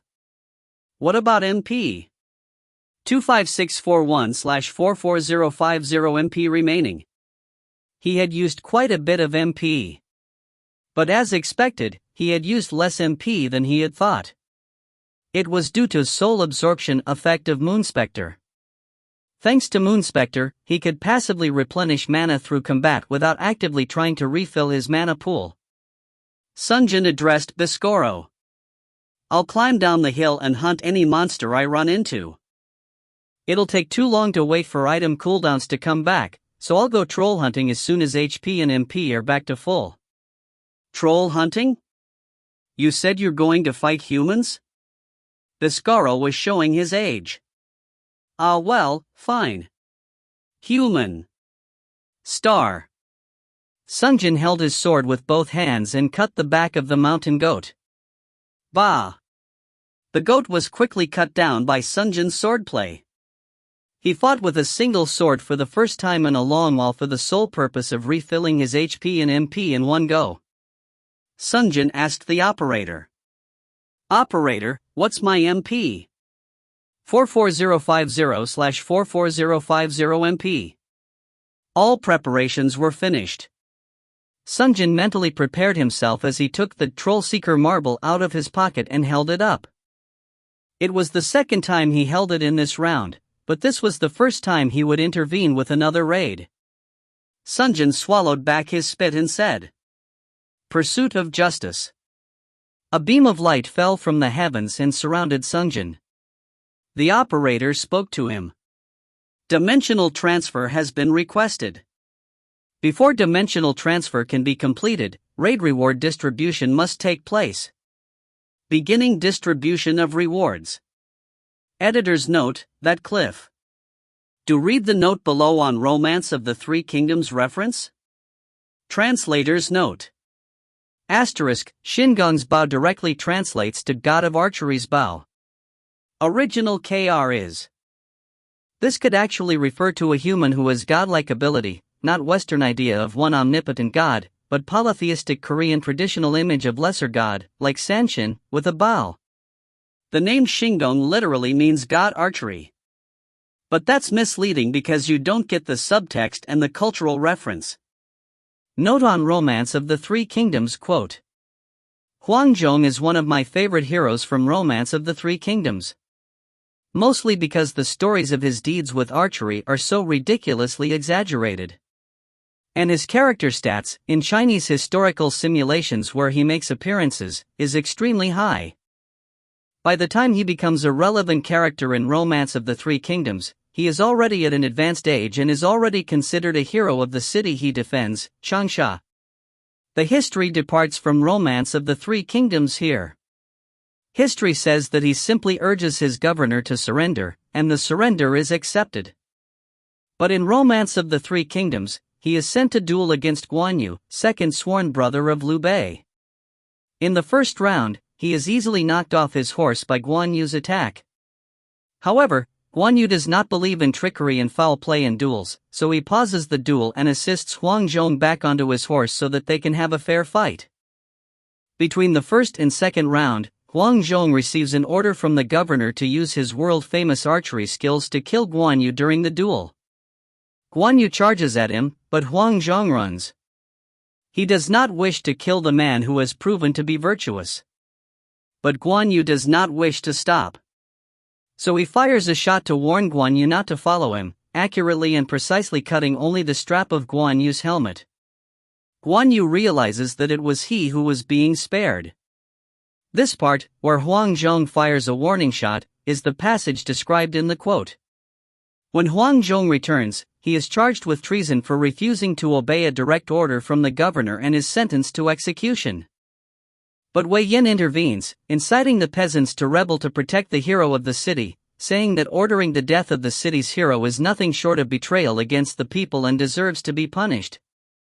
Huang Zhong is spared, and the governor is killed. The city surrenders to Liu Bei's forces.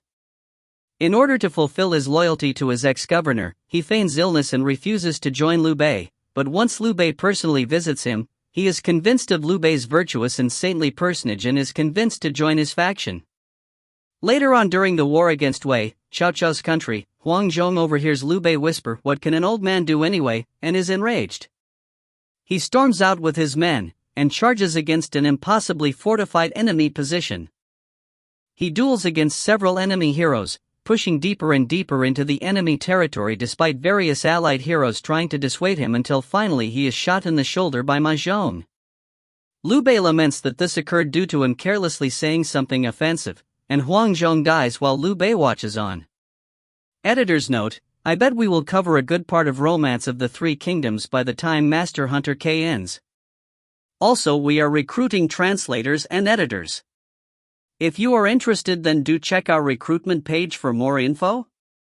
If you find any errors, ads pop up, ads redirect, broken links, non-standard content, etc., please let us know. Report chapter so we can fix it as soon as possible. Chapter 63. Chapter 63, Tarakan Plateau, 8. The operator began reward distribution. Monsters slain.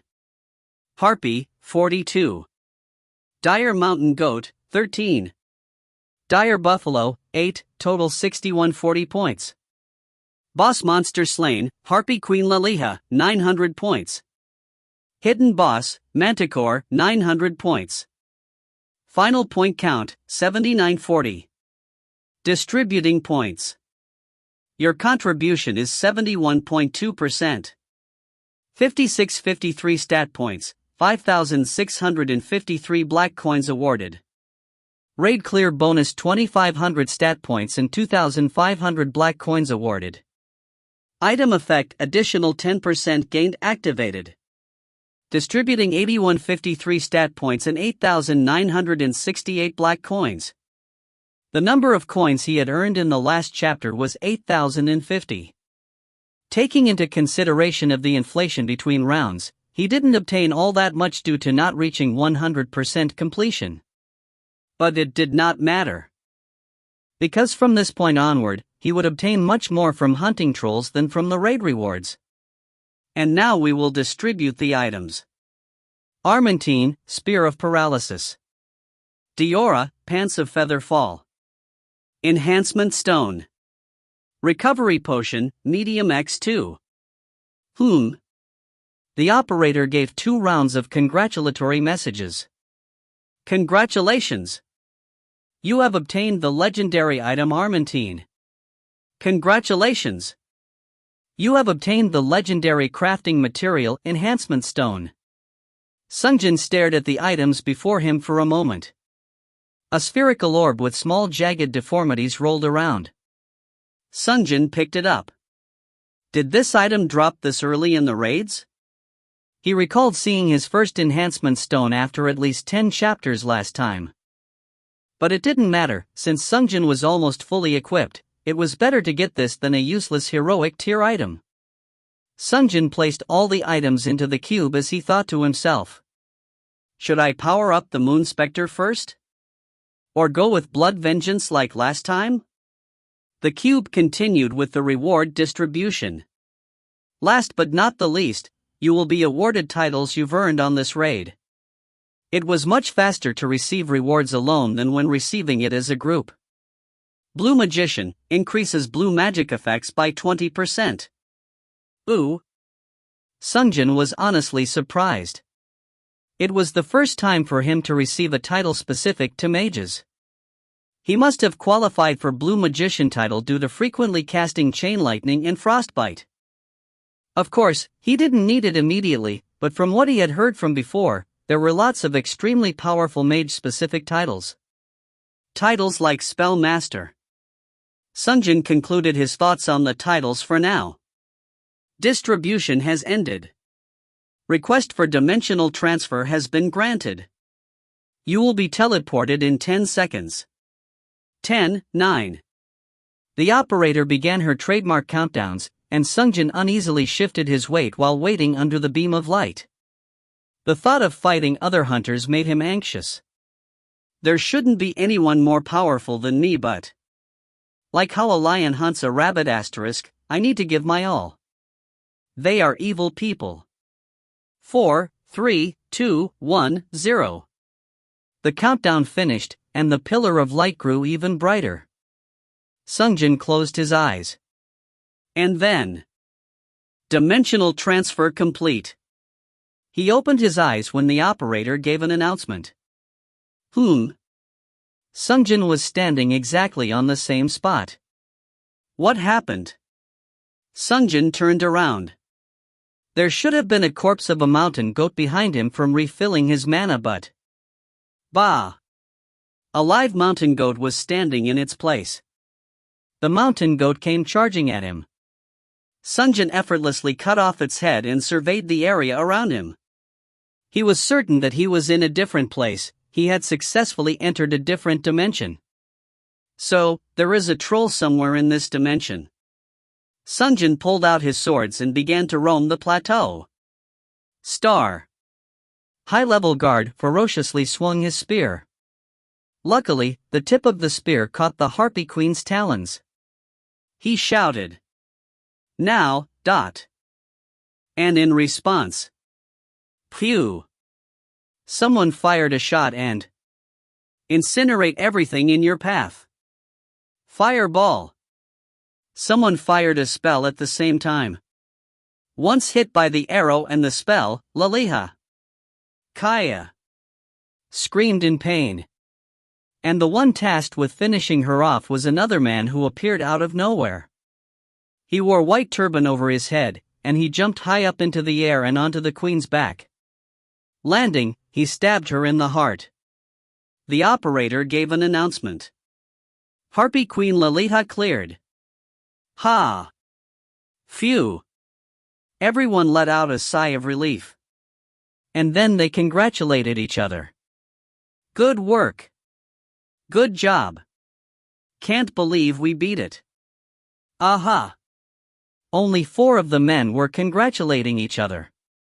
One of the 5 was silent. He had been ripped apart to pieces by the Harpy Queen. The hunters briefly turned to look at him. 1 or 2 of them gathered their hands and gave him a moment of silence. But no one spoke to him. And once the brief moment of silence ended, no one turned to look at him. It was because they felt guilty about his death. As the raids progressed, countless teammates perished until now. Too many died to mourn all of them. So the only thing remaining was the feeling of guilt. It was my fault he died. They couldn't help but feel this way, and so the hunters found a way to cope. After all, whether it was the tank, the DPS, or the support, it was partially their fault that a team member had died.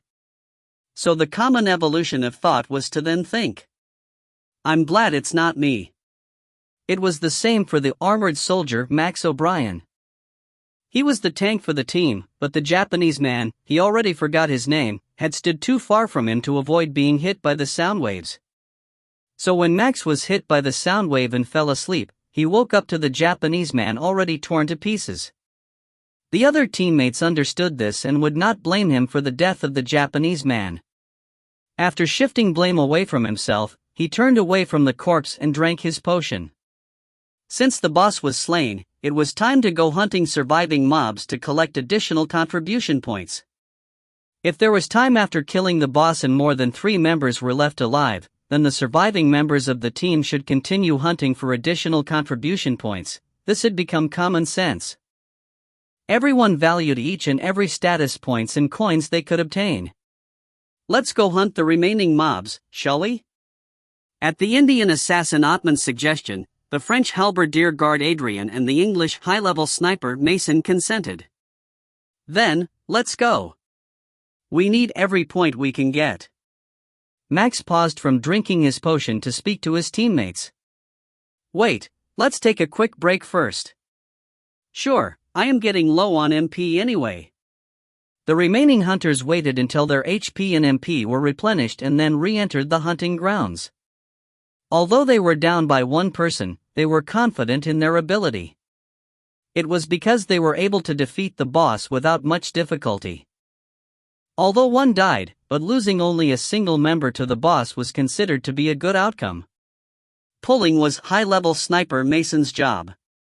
His precise arrows landed on dire mountain goats, dire buffaloes, or on harpies from a considerable distance, and expertly brought single enemies at a time to the team. Since the 4 hunters only faced 1 or 2 mobs at a time, hunting was quite easy. Phew! Mason's arrow hit a dire mountain goat and lured it in. Bah! Adrian shouted once the goat got closer. Binding frost. Frostbite. Affected by the freezing cold crystallizing ice at its feet, the mountain goat gradually slowed down. Max watched the goat advance even closer and then lifted his shield high and shouted. Steel body, a dot. Metallic material seeped through the shield and coated his entire body. Shortly after, the mountain goat reached and charged into him. Clang! The combination of Adrian's spell and his own active skill nullified all damages. Once the charge was halted, Atman and Adrian poured their attacks onto the stationary goat. Atman was proficient with short and sharp knives. He was so dexterous that he could counterattack harpies while dodging them. Max had always fought in the front, and could easily tell how rewards would be distributed. When he thought of the rankings in his head, the operator often confirmed his guesses. In fact, he was good enough to even guess their general percentages. Since the guy has good offensive power and spells. First place with about 35% contribution. He believed that Atman would easily receive first place with an extremely disproportionate rate of 35-40% of total contribution level. Atman was certainly skilled and strong enough to do so.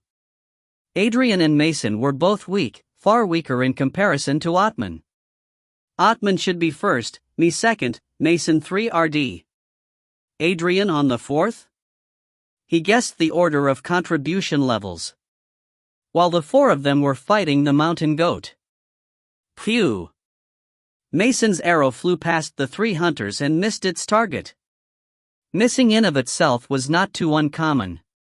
By this chapter, most archers were skilled, but in the beginning, archers had missed more often than being able to land a hit. The problem was that the arrow flew off into the distance and landed on a dire buffalo. Bah dot. The mountain goat was still alive and kicking. The buffalo became enraged and moo began to charge towards the hunters. The cooldown for Steel Body was not over yet. No one could block the buffalo's charge yet. Max shouted. Get out of its way. Dodge it. At his words, the hunters scattered. Max faced off against the goat alone as he stepped backwards. The buffalo came charging towards him. He was in mortal danger. Veil of darkness, cover their sight. Blind. Atman's magic glowed brightly. The buffalo became blind, it tripped and fell on its own. Good job, Atman. Atman quickly ran to the mountain goat and shouted. Quickly. The spell won't last long. But. Phew. Another shot was fired. Max had thought that Mason had aimed to hit the fallen buffalo. But. Kaya. It hit a harpy in the distance. What are you doing? He shouted, to which Mason replied with an apology. Sorry. Do you think a sorry is going to suffice right now? Max was becoming angry, but he couldn't help it. He had to face against the dire mountain goat alone, and now a harpy was on its way. The buffalo regained its sight and stood back up. The only good news was that Atman had taken off his turban and managed to stab the goat in the heart. Now only 2 enemies were remaining. Max turned to face against the more threatening buffalo when he heard an incantation being recited. Binding Frost. Frostbite. Max had believed the spell was meant to try and reduce the buffalo's running speed. But his feet were stuck to the ground. He was frozen in place. What? When Max was about to turn to look at Adrian. Atman was hit by the buffalo and gored on its horns. Sajabakto, Shirzibwatu, Chinese saying even a lion puts his everything into properly hunting a rabbit. As in, no matter how easy or trivial it seems, one should do it earnestly to avoid making careless mistakes. If you find any errors, ads pop up, ads redirect, broken links, non-standard content, etc., please let us know. Report chapter so we can fix it as soon as possible. Chapter 64. Chapter 64, Tarakan Plateau, 9. Max shouted loudly. Atman! Atman was on the ground after being run through by the buffalo. After just one hit, he was almost unconscious, but he was not dead yet. Max shouted to request help from his other teammates. Hey! Grab their attention real quick. He had not realized that the two behind him were intentionally pulling more monsters and interfering with the fight to sabotage him. Adrian and Mason glanced at each other and nodded. Trolling was a more delicate process than others realized. They needed the help of the monsters without putting themselves at risk of being accidentally killed alongside their allies. As arranged earlier between the two, they ran forward to assist Max, who was fighting two large enemies at once. So sorry. I totally missed there. You think you can just wave it all off with a sorry? Max wanted to scream at him, but he held himself. He knew saying something like that was not going to help the situation. The other two cooperated in taking down the harpy and the dire buffalo. Meanwhile, phew! Mason's bow sniped the harpy out of the air. Only the buffalo remained. But even the buffalo became worn down by Max's blade and Adrian's spear, that it steadily lost health until moo! It cried and fell over. Once the hunt was over, Max immediately ran to Atman's side. Atman! Are you all right? Atman was barely able to groan. Ugh! It wasn't too late. He had taken a fatal blow, but he was not dead yet. It was then. Phew! Max heard Mason's bow let loose an arrow and he turned to look. Mason had aimed for the helpless Atman. Max turned his body to protect Atman quickly. Stab! The arrow embedded itself on his back. Ugh! Even Max understood that these two had been intentionally luring more enemies than they could handle, but it was too late to change anything. Adrian was already upon him, brandishing his spear. Whoosh! His spear came flying towards Max. Max just barely deflected the shot. The moment his spear made contact, Adrian's cube gave a message. You have attacked your fellow hunter. Entering Troll State. Hunters in Troll State receive 10% penalty to raid rewards. And in the event that the troll is killed by other hunters, it will not inflict the Troll State on the attacker. Adrian heard the message but didn't bat an eye as he continued to swing his spear. While blocking the incoming attacks, Max understood. This isn't his first time. Then, pew! Mason let loose another shot. The spear came from the front and arrow from the side. He blocked the spear with his shield and tried to deflect the arrow with his sword. But the arrow had not been fired towards him. Atman! Max tried to stop the arrow, but he missed. Mason's arrow found its mark on Atman's forehead and punched through. You bastards!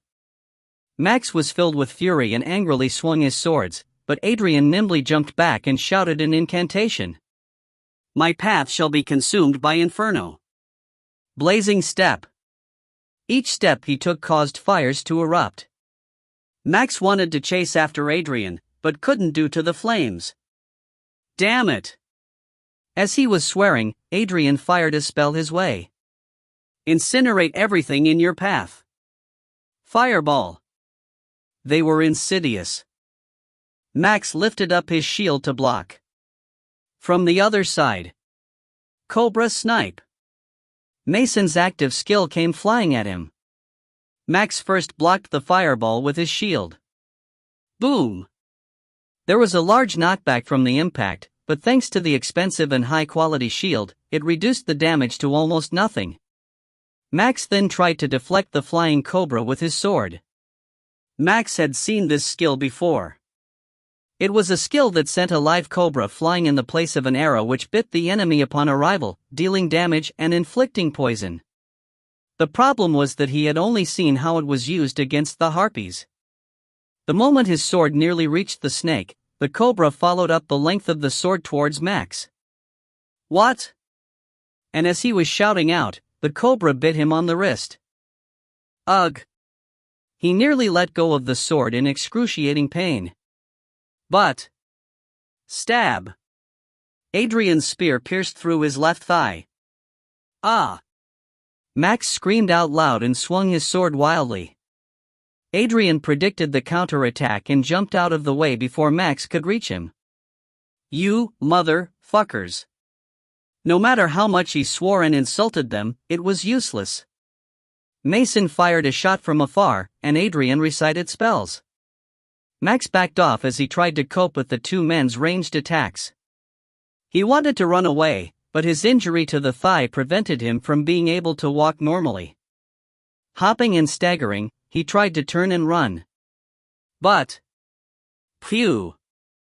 Another arrow flew and lodged itself in his left shoulder. Ah! Max screamed in pain as he tried to drag himself away, but there was no way he could outrun the uninjured Adrian. He ran up and stabbed Max's right leg as well. Ugh! He cried out loud. Where do you think you're going? He could hear mockery in Adrian's voice. Max fell to his knees and collapsed. He couldn't use his legs anymore. He saw it, the premonition of his impending death. The goal of the two traitors were the contribution points, and they had initiated an attack against him intentionally. There was now only one possible conclusion. As Adrian and Mason approached him, Max tried to drag himself away using his arms. Then he ran into someone. It was Atman's corpse from before. Anger bubbled up inside Max. How could you? Just minutes ago we were comrades. But Adrian and Mason began to grin listening to his words. Max wished he had something like a grenade to take them down with him, but he had nothing at his disposal to pull it off. He had no power to do anything. And so in the last moments, he closed his eyes and made a prayer. Hear me, God, I fear no death. But I pray that those two sons of bitches die a miserable end. Once he was done, he shouted to his assailants. Do your worst, scum. But Mason and Adrian were looking slightly above Max into the distance. They must have seen something. Adrian was the first to speak. What is that? Max turned to see what they were looking at. Behind him, he saw an adjudicator wearing a flaming skull over his face while holding a sword in each hand. The adjudicator, in his terrifying form, looked in turn at the corpse of Atman, the still bleeding Max, and the traitors Adrian and Mason. It seemed that he was reconstructing what was going on. Adrian and Mason were also trying to figure out the situation. Although the person before him wore a flaming skull over his head, it had the overall shape of a human with the title of a hunter. He even had his own cube following him around. There was no doubt that he was a hunter. It was a hunter they had never seen before. That was their main point of confusion. He wasn't there at the beginning, was he? Until this point, seeing someone else aside from the original 5 members of the raid was unheard of.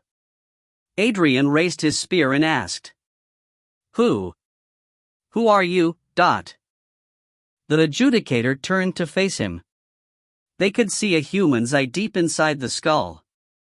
The eyes looked sharp. And locking his eyes with Adrian's, he walked closer. He didn't know much about this man, but he was definitely hostile. Adrian demanded, "Hey, stop!" But despite asking the other to stop, he tried stabbing with his spear. He thrust the spear straight towards the guy's throat. It was the fastest and the most lethal strike he could have done. But even before the spear reached close to the man's body, he tilted his head slightly and moved out of the way, dodging the strike. With just this interaction, Adrian could guess just how powerful his enemy was. This guy is trouble. He was even stronger than Atman, who had been hunting buffaloes and goats almost single-handedly. Adrian turned to run as he recited, "Blaze step." He began to retreat while leaving a burning path behind him. Adrian looked behind to check and gasped. The skull-clad adjudicator paid no attention to the flames and chased him through the burning path. Adrian quickly called Mason. "Mason." Mason did not need to be told what to do. He was already pulling on the string, readying another shot. It was obvious that the man would come after him after dealing with Adrian. Mason aimed for his heart and let go of the arrow. Pew! The arrow rose high in the air. It was flying straight and true towards the adjudicator's heart, but whoosh! He knocked it out of the air as if he knew exactly where it would land without letting up his chase against Adrian. What? The adjudicator paused for just a second, but continued to otherwise chase Adrian. Mason changed his target. He aimed lower towards the moving legs. It would be more difficult to deflect the arrow with his swords. He knocked an arrow on the bow and took an aim. But the skull recited a spell on its own. "Become a tame sheep." It was an older-sounding voice. "Polymorph." Was what Mason wanted to say, but the sound that escaped his lips was "Bah!" The sound of a sheep crying. And while he was stuck making sheep noises, the adjudicator swung his swords, cutting off Adrian's legs. Ah! Adrian fell to the ground. He had tried to turn and swing his spear to keep distance, but whoosh whoosh dot. With a simple swing of the adjudicator's sword, Adrian's spear was effortlessly cut into 3 pieces. Adrian wanted to say something, but the adjudicator showed no mercy. He unhesitatingly cut off Adrian's head. Mason saw the scene and thought, "What?" Now that he noticed, he was back to his human form again. When he realized this, the adjudicator was already heading towards him. Mason quickly knocked the arrow on the bow and pulled. But the adjudicator recited an incantation. What is real is fake and what is fake is real. Illusion. He split into 5. Mason fell into a panic. Which one is real? But he had no chance to try and think this through. 5 terrifying figures of a man wearing a burning skull was approaching him. He aimed towards the nearest skullman and fired a shot. "Please die." Phew!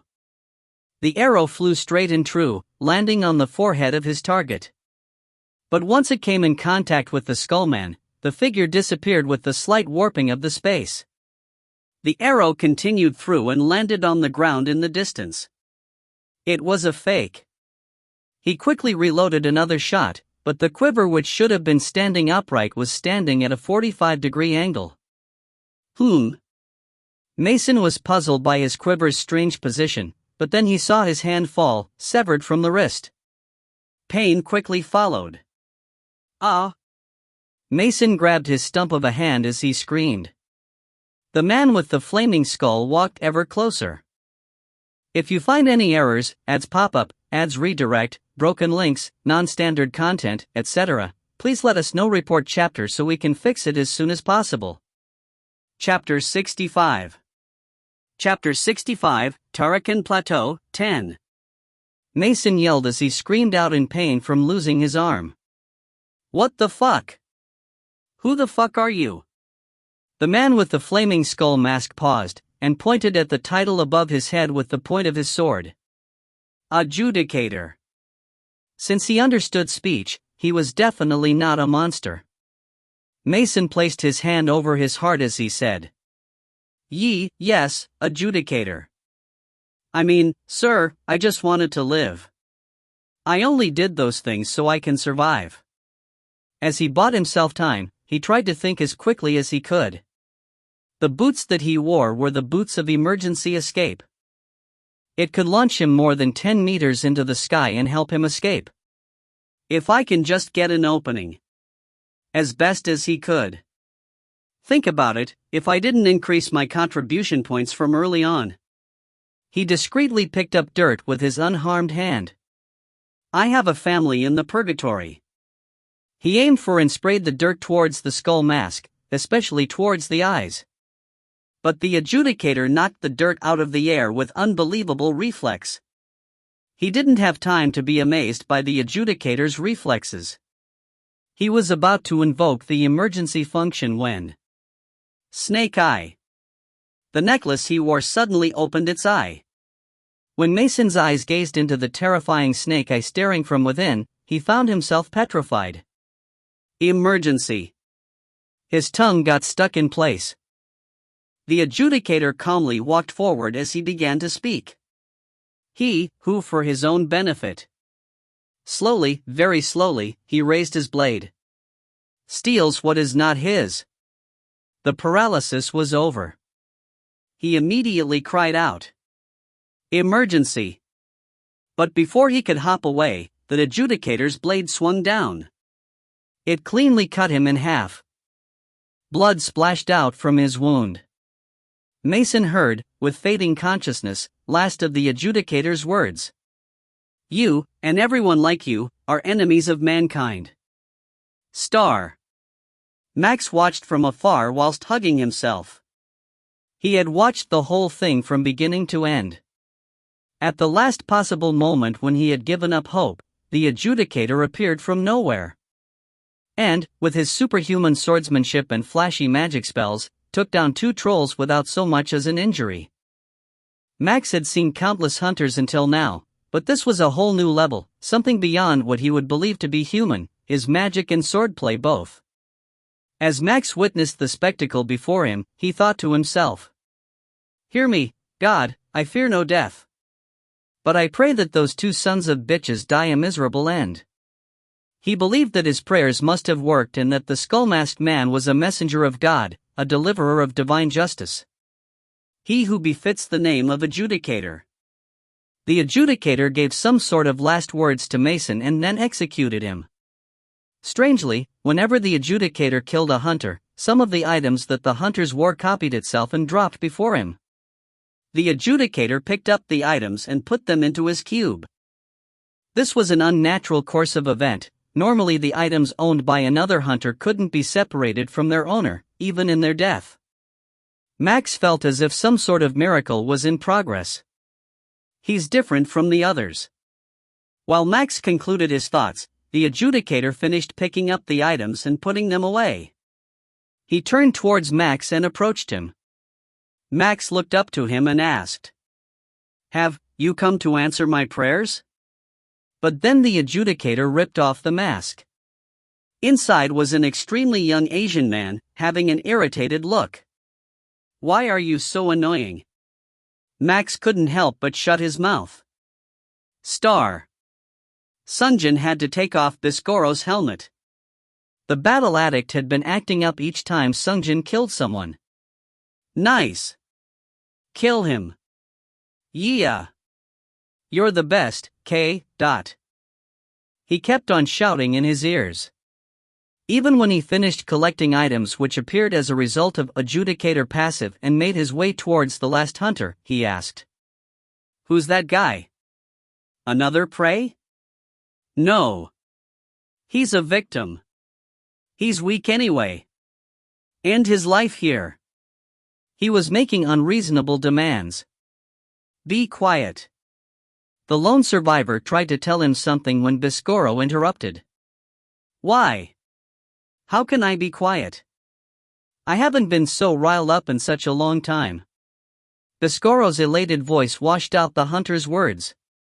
So Sungjin took off Biscoro from his head. Why are you so annoying? He was an old man, but he was slightly insane. Sungjin understood how Count Dmitri might have felt. No matter how much renown his soldier accrued under his service, having a crazy old man demand the hand of his daughter would have driven anyone to order an execution. Once Biscora was removed from his head, the color and saturation of his vision returned to normal. Sungjin looked up into the endless sky of the plateau and took a deep breath. Phew! But he felt an intense stare on him. The last survivor, the white man, was looking up at him. His eyes were full of wonder. Sungjin looked down at him. The man was bleeding from his legs. Are you all right, sir? He looked to be 30-40 years old, a much older man than himself. He only nodded without speaking. He was a tank, so he should be conscious of his HP level. Ah, I'm glad to hear that. Sungjin tried smiling after. Once he intervened in this raid, he was able to obtain 4 new items from 2 trolls. It was a good haul. Most of the item he received appeared to be at least heroic tier. Sungjin estimated his earnings for this round. I should consider each of them to be worth at about 4,000-5,000 coins, and then if they get bid on during auction. No wait, I should first check their specs before I decide on their worth. But the man interrupted him with a strange question. Are you an angel?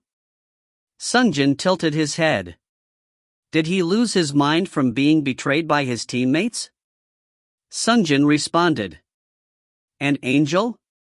Do I look anything like an angel? Well then, how did you come here? The survivor couldn't understand how more than 5 hunters could have been summoned to the same raid. But there was no reason why Sungjin needed to explain him that. The cube interrupted the conversation on time.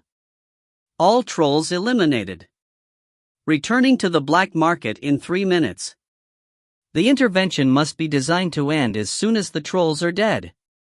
Sungjin decided to give him some advice rather than answering his question. I cannot stay here, so I can't protect you. For the remaining time, please hide somewhere away from the monsters, collect your reward and return safely to the black market. He was an extremely lucky man. Not only did he survive in a hopeless situation to be saved by Sungjin, but he was able to monopolize all the points for this round. But the survivor replied to him. Excuse me. You saved my life. How can I repay this debt? Sungjin was about to shake his head and say, it's fine, I wasn't doing this to get something out of you anyway, but then the ring on his hand caught his eye. A ring in the shape of 2 coiling snakes, Helix Ring, Ring of Warlord. This is only 3,000 black coins. Go ahead and buy it for now, said the strange merchant in darker than black and bid him to buy it, but the ring would be difficult to use to its full effect. Rain, I receive 1 white coin from those who, knowingly and of their own free will, kisses the ring. Those who kiss the ring receive a permanent 10% loss to all future raid coin rewards. Can only be used once per person. It was the only way to earn white coins for now, but because of the harsh penalty, it was not something he could easily ask of anyone. When he noticed the hesitation in Sungjin, he asked. Please go ahead and ask anything. Thanks to you, I was able to obtain a second chance in life. Sungjin hesitated a bit more before he finally decided to ask. This might sound weird, but would you be willing to kiss this ring? But the survivor didn't even try to listen all the way before moving to kiss the ring. Sungjin withdrew his hands. He could have let the man do it as is, but it did not sit well with his consciousness. Sungjin resumed the explanation as clearly as he could. In return, you will face 10% permanent loss to all future raid coin rewards. Do you still accept? At his explanation, the survivor froze. Sungjin nodded. I thought so. Even though Sungjin was his savior, having to give up this many coins from now until the end would be a difficult burden to accept. But the survivor decided to ask. If you can answer one question for me, I would gladly do it still. Sungjin replied. What is it? Knowing that I will receive such a penalty, why are you asking me to kiss the ring? Sungjin considered how he should respond. To obtain the white coins. But if he mentioned the white coin now, he would have to make an endless explanation about the darker than black among other things. After deliberating, he decided to answer. I have a Samyang. Samyang. Yes. You probably recall at the last visit to the Hunter's Hall, if someone manages to finish and clear the final raid, all of humanity would be freed from the purgatory and would be revived. As you can probably see, I have grown stronger as a result of being transplanted in different raids. What he actually meant by transplanted was the restart, but he couldn't say that.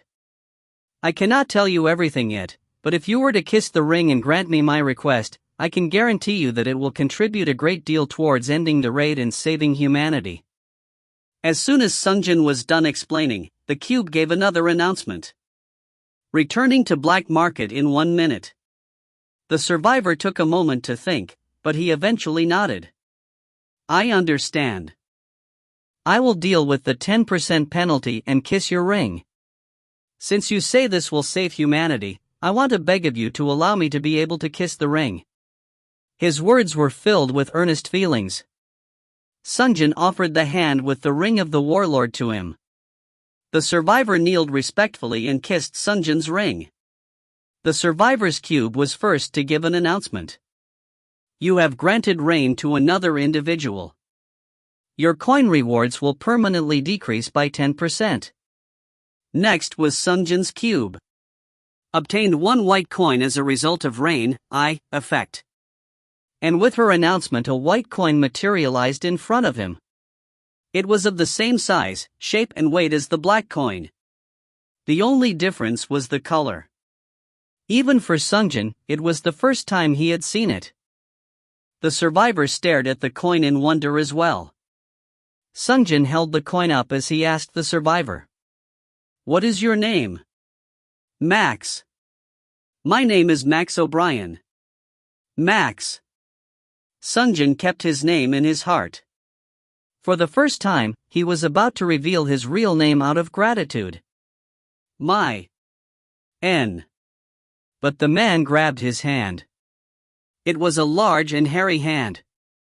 Sir Adjudicator, please become even stronger and bring an end to these raids. In the purgatory.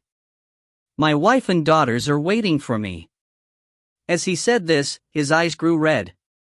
Sungjin had nothing to say. He held the survivor's hands in his own. Please believe in me. I will do it, I swear to you. The operator began a countdown. 10, 9, 8, 7. Sungjin held his hands until the countdown completed. 6, 5, 4, 3, 2, 1, 0. Once the countdown was over, Sungjin was returned to the black market. TL note Samyang. I didn't feel comfortable translating this with a close English equivalent. It means obligation, mission, duty, etc. It means it's something he must accomplish, it's like he has a burden. However, there is an important subtext that's missing. Literally translates to mission to the death, a mission he must accomplish no matter what, no matter the cost, even at the cost of his life. I didn't feel that there was a satisfactory English equivalent that could convey how important he felt this mission was to him. I tried obligation, but that felt like it was forced on him. He's basically declaring he's prepared to die on behalf of all of humanity. As opposed to all these half-baked hunters wishing to save just their loved ones and family, or just themselves. It is disappointing that I couldn't find an English word to come even close to what this Korean word means. If you find any errors, ads pop-up, ads redirect, broken links, non-standard content, etc., please let us know. Report chapter so we can fix it as soon as possible. Chapter 66. Chapter 66, Black Market 7th Shopping. Once Sungjin returned to the black market, he entered the first drop as was tradition. Honey milk tea please, and a suitable snack to go along with it. Understood, Mr. Hunter. Ah, and can you get me a pen and a notepad? Right away. The panda man brought a pen and paper first. Sungjin picked up the pen and began to write. There was a lot to do today. Operator, how many black coins do I have? You have 10,268 coins. Sungjin put the number down on the top of the sheet and then asked. Please take out all the items I obtained today. A pile of items was ejected from the cube. Depending on preference, some people would start with the best, others would start with the worst and wait until they get to the good part. Sungjin was part of the latter group. He picked out the least appealing item, the helm. Steel helm of fire resistance. Rare helm, 34% defense. Passive skill. Fire resistance, 1, reduced damage received from all fire-type attacks. It was the item dropped by the spearman troll. Sungjin spun the pen around his finger. Rare item was usually priced between 505,000 coins, and he had to pick the suitable amount to put it on the auction house. Selling for too low was obviously a loss, and pricing it too high would prevent it from being sold. It is only rated at rare, but the defenses are high, and the fire resist isn't a bad passive to have. It's not amazing but somewhat usable. Sungjin wrote on the memo, steel helm for 1,000 start, 1,500 instant purchase.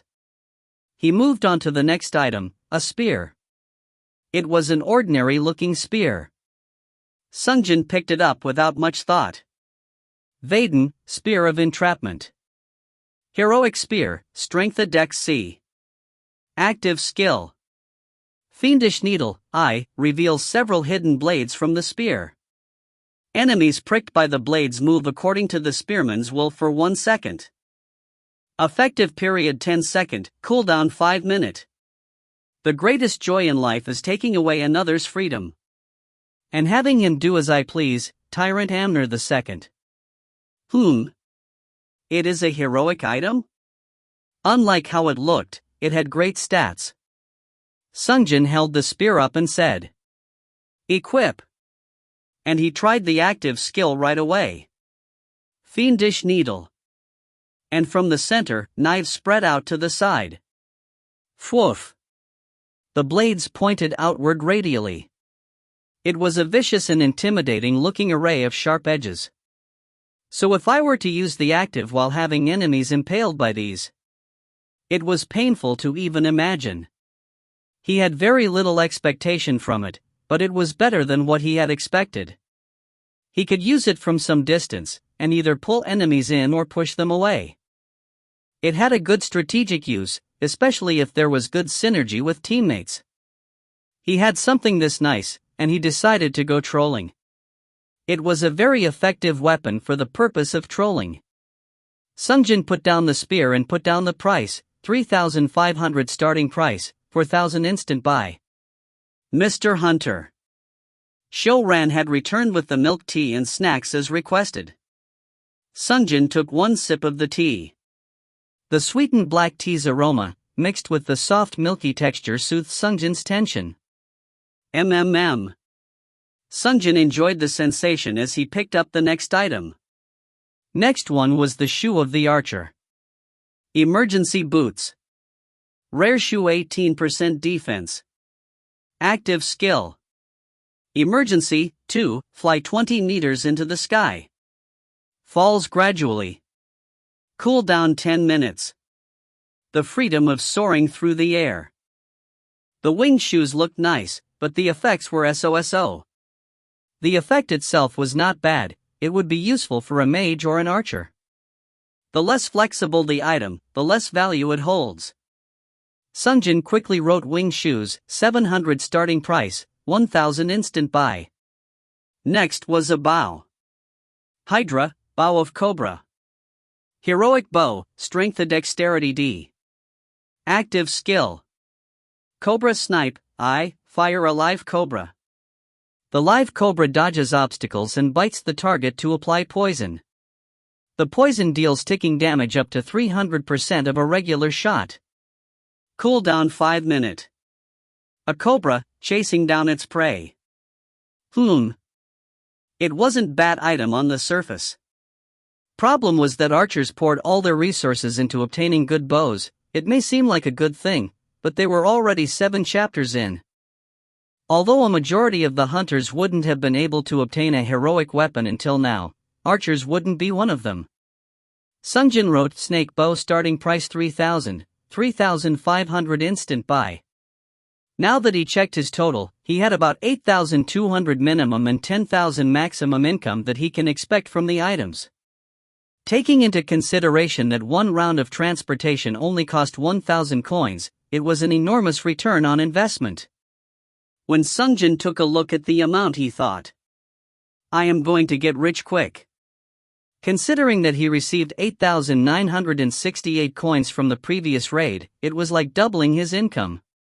In terms of comparing to a normal hunter, it was like receiving 4-6 times the amount they would have gotten. It was only possible because there were 2 trolls in a single raid. Sungjin whistled as he checked out the other items one by one. Diora, Pants of Feather Fall. Heroic Pants 34% defense. Passive skill. Feather Fall, 2, reduces falling damage. Beauty is welcomed everywhere. Sungjin stared at it as he held it in his hands. It was decorated by what appeared to be harpy feathers. This is totally not my style. Also, he couldn't come to like the passive feather fall. Just when would this be useful? Sungjin tilted his head, wondering. But he decided to wear it since he had no protection below. Equip. He wore the pants. It automatically shrunk to fit his legs. Well, since I will start ignoring normal mobs, it could come in handy when trying to buy time. Sungjin decided to leave it as is. The last item was a familiar-looking spear. It was a grotesque spear in the shape of the manticore's tail. Unlike other items, it was a legendary tier weapon. Armentine, Spear of Paralysis. Legendary Spear, Strength SS Dexterity C. Passive Skill. Paralyze, 2. Enemies hit by this spear are paralyzed for 0.3 seconds. Active Skill. Poison Sting, 2. Fire a volley of needles from the spear. Cooldown 10 minutes. Manticore poisons its prey, not only to paralyze them, but to make them eat softer. As expected of a legendary class weapon, it was an amazing item. It easily rivaled Blood Vengeance or Moonspectre in specs. But Sungjin could not use it due to it being a spear. Just how much should I charge for this? Sungjin continued on his delightful dilemma. Once Sungjin was in the auction house, he handed the items over one by one, reading out the prices he had written on the notepad. Those boots start at 700, 1,000 instant buyout. Hydra starts at 3,000, buyout at 3,500. Understood. Boots of Emergency starts at 700 instant buyout at 1,000. Hydra starts at 3,000 and 3,500 instant buyout. Is this correct? Sungjin nodded and at the end, he asked. Did any legendary tier items get put out for auction? To which the pigman replied. Just one. Sungjin opened his eyes wide. There's someone who's selling a legendary tier item? Already? Really? Please show me. The pigman pushed forward his cube. And from the cube, an information page popped up. Name tier type. Armentine Legendary Spear. Starting price buyout price. 10,000 15,000. Sold by. Adjudicator. The auctioneer rubbed his hands as he asked. If you're interested in it, would you like to see the specs? Item was Armentine, sold by Adjudicator. Sungjin replied while holding his forehead. That's the item I just handed to you. Is that so? Some of the NPCs at the black market were unintelligent like this from time to time. Sungjin still took the time to verify how much it was being sold for. Starting price 10,000, buyout price 15,000. Sungjin had pondered over the price for a great deal of time. But in the end, he decided to put it at a high price. Even if it doesn't get sold immediately, someone would eventually come to buy it in a chapter or two. After verifying the item was properly registered with the correct amount of money, Sungjin said, "Thank you. Please send word if the items get sold." Of course, not a problem. Once he was done thanking the NPCs, he left the auction house. As he expected, no one else was in any position to sell a legendary tier item. It would be unthinkable, legendary tier items this early on were irreplaceable treasures. Once he was done working, he returned to his friends waiting for him at the 99 Nights. Star. That was some great Indian food. Thank you, Dalyupin. Dalyupin bowed deeply. Sungjin had feasted on tandoori chicken. I'll be going to bed now. Woof woof. Kane answered him. Let's have a discussion tomorrow about multicasting, Soldamer. Yes, master. Once he was done speaking to Soldamer, he returned to his bedroom. The room was already dark. He didn't take very long at the dinner, but he did spend much more time at first drop than he's done before, checking out a larger list of items. Sungjin lay in bed and stared at the ceiling. In a few moments, Dalyupin would come by with a receipt if any item at the auction house were sold. It would be beating the dead horse at this point, but the more coins you had, the better.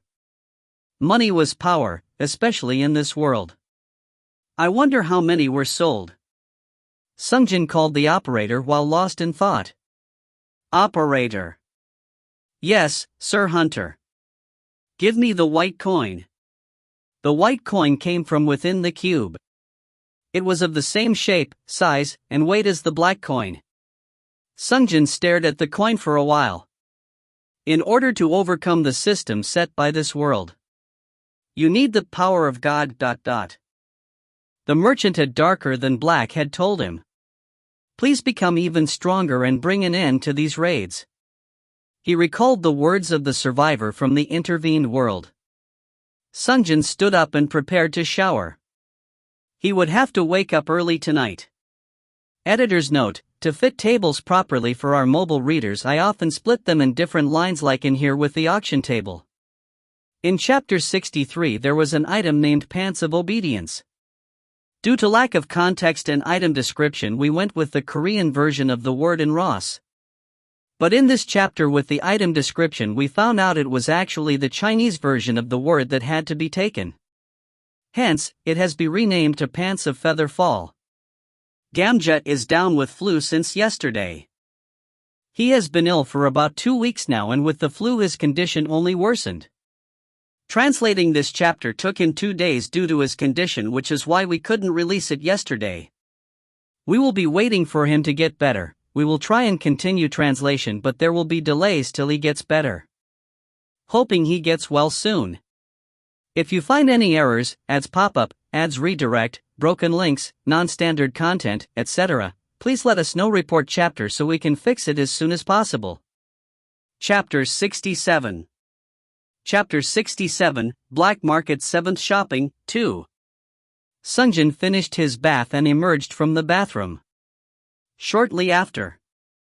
Knock knock. Dalyupin gently knocked on the door. He was apparently aware that Sungjin had completed his bath. Sungjin answered while wiping down his hair with a towel. Come in. He could hear the door open from behind him. I have brought the information sheet for tomorrow's raid as well as receipts for items sold in the auction house today. Sungjin pointed towards the table next to the entryway without turning and said, Please leave it on that table, Dalyupin.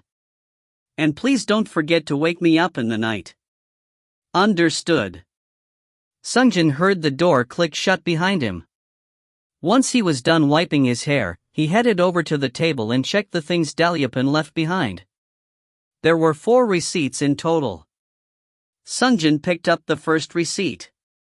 Receipt, 1200 black coins.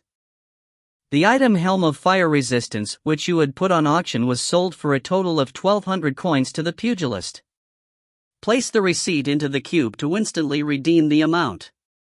He had posted the item for a starting price of 1,000 and instant buyout at 1,500, and it had been sold somewhere in between. Not bad. Sungjin placed the receipt into the cube. You have received 1,200 black coins. Sungjin checked the next receipt. The bow hydra containing the skill cobra snipe was sold for the starting price of 3,000. Someone had placed a bid and obtained it without any contest. As I suspected, the demand for bows is low. Sungjin also put the receipt into the cube. The next item was Vaden, the spear with fiendish needles.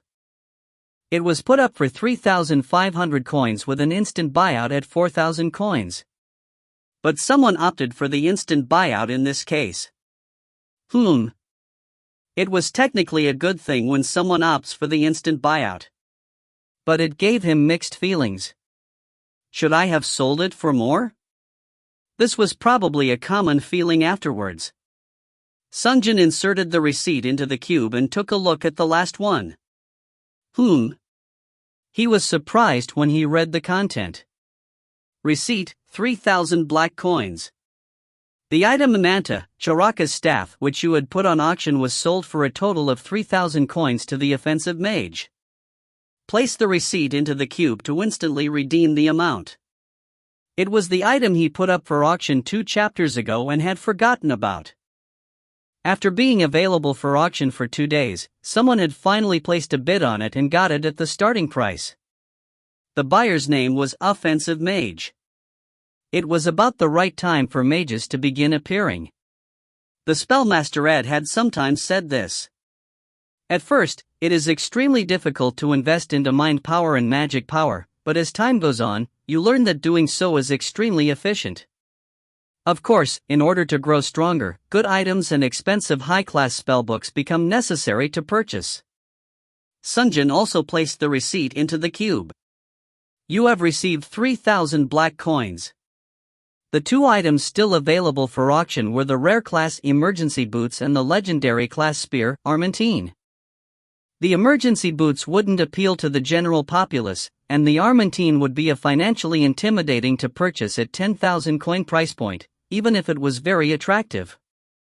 Even Sungjin, who kept 70% or higher contribution every single raid, did not receive more than 9,000 coins in any given raid. For a typical hunter, they would need to save up everything for 2 raids to be able to afford it. Well, it is a great item, so it should eventually sell. Sungjin asked the operator as he finished up his thoughts. Operator, how many coins do I have right now? You have 21,468 black coins. In one raid, he had obtained more than 20,000 coins. At this point, he could even afford the Star of the Nameless. I thought it would take me at least 2 raids to reach. Sungjin went to lie down on the bed once he was done with the receipts. He would be busy later at Darker Than Black. Star. Ha! Sungjin arrived in front of Darker Than Black, letting out a thick white fog from his mouth due to the cold. It was too dark in this area, so Sungjin took out Biscoro. Equip. He wore the helmet over his head. Ghost vision allowed Sungjin to see more clearly in the dark. Biscoro spoke first. You're going back in there again? Yes, from now on I will be coming here every night. You said it's no big deal. He seemed to have regained sanity on his own after a while. He replied seriously. I just don't like the atmosphere of that place. Even a ghost like me feels spooked by that place. Sungjin didn't reply and just swallowed. Sungjin had experienced death before, but for some reason, the merchant inside inspired fear far greater than death. While Sungjin was watching, the surroundings suddenly grew even darker. It was 4:30 a.m., it was time to enter. Please remain quiet while I am negotiating a sale, Biscoro. I have no intention to speak in that man's presence. Sungjin entered Darker Than Black wearing Biscoro's skull. As always, the man inside was sitting at a table within. Welcome. So, did you find the Troll Seeker marble useful? Sungjin nodded. More than I ever imagined. So how many black coins do you have? Sungjin was about to answer when his own cube responded on his behalf. 21,468 black coins. Sungjin couldn't help but be surprised and looked back and forth between the man and the cube. It was the first time he had witnessed the cube responding to someone other than the owner. In response, shink. Sungjin drew his blade and pressed it against the man's neck. Who are you? He responded. You want to know? I'll tell you if you hand over 10,000 coins. Sungjin was about to take him up on his offer when white ones. He was interrupted. 10,000 white coins. That was almost an impossible amount to gather. When Sungjin stared at him with narrowed eyes, the man placed his hands over the moon specter and said, Put this away. You know this already, threats don't work in the black market. Sungjin stared at him a bit longer and then put away his sword. He was right. Sungjin crossed his arms when the man said, You managed to gather more than 20,000 black coins in one raid. Extraordinary. Did you come to buy this then? He lifted up a star-shaped accessory with a spiral design. It was none other than Star of the Nameless. Sungjin stared at it for a moment before asking the man. Last time you said he who searches for answers finds questions, and he who searches for questions finds answers. Yes. I wasn't the one who came up with it, but well, I quoted it. I have a question. Go ahead. Sungjin placed the Troll Seeker marble onto the table as he continued. Can more than one of these be used per raid? At his words, the man grinned widely. As if he was waiting for this question to pop up. Yes. Sungjin did not hesitate to say. Buy 2 more, recharge the used one. At Sungjin's words, he suddenly replied politely. It will be 21,000 black coins, dear customer. Purchase. At his word, the cube lit up brightly. Purchase complete. The operator announced, and Sungjin picked up the marble that he had put down on the table. It regained the bright colors which indicated it was ready for use once more, becoming indistinguishable from the other 2 marbles he had purchased. Sungjin put away all 3 marbles he had purchased. From now on, he would be able to meet a minimum of 3 trolls per round. The man commented. Kill the trolls and gather more coins. A good idea, but... When Sungjin stared with his eyebrows raised, the man continued. You'll be pressed for time. If you want to teleport to another dimension, you'll have few minutes of buffer time in between. Sungjin was fully aware of this. I'll work around it. At his words, the merchant grinned. Since you used 21,000 coins out of 21,468, I guess this is goodbye. There is nothing you can buy with only 468 coins here. Sungjin tilted his head and responded instead. No, there is one. What? The merchant blurted out, surprised for the first time. Sungjin took out the white coin from his pocket. I got a white coin. The man looked at the white coin with his eyes wide. Suddenly an information page appeared from the cube. White coin. Ordinary currency. Passive skill. Exchange, 2, item used as an intermediary in buying and selling. Coins obtainable only through truth and honesty. Used in the purchase of special items. It didn't feel good, someone else using the cube forcefully. Seeing the item, the man whispered. Real. Sungjin grinned this time. What, did you think I would paint a black coin white or something? Really? Unexpected. So, what are you looking to purchase? Sungjin was about to ask for the holy water of baptism when he got an idea. Is there anything else other than the holy water of baptism that I can get with the white coin? The merchant answered. Yes. What else is there? Please make me a list. To your question, you can obtain the list if you pay about 100 black coins. Sungjin frowned. He just did whatever he wanted. Sungjin decided to just buy the holy water of baptism for now since he was curious as to its effects. Then please give me the holy water of baptism for now. Got it. The man took out the vial out of his pocket and placed it on the table. Sungjin asked one more time before he completed the transaction. So, with this item, I can speak with other hunters, is that right?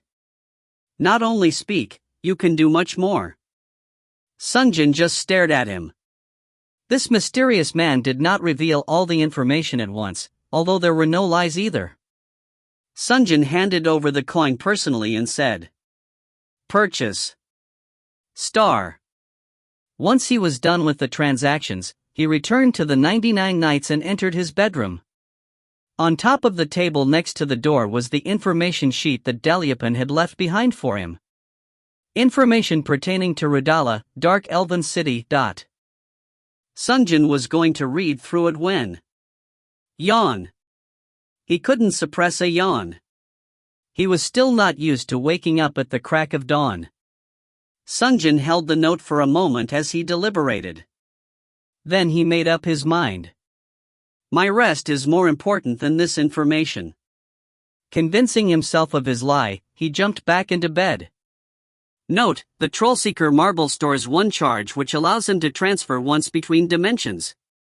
For more transfers, he needs to recharge, which costs 1k coins and can only be done by the merchant at Darker Than Black. I think many readers must have thought that he can use the same marble again and again, but that is not the case. He can use it again, but he needs to recharge through the merchant.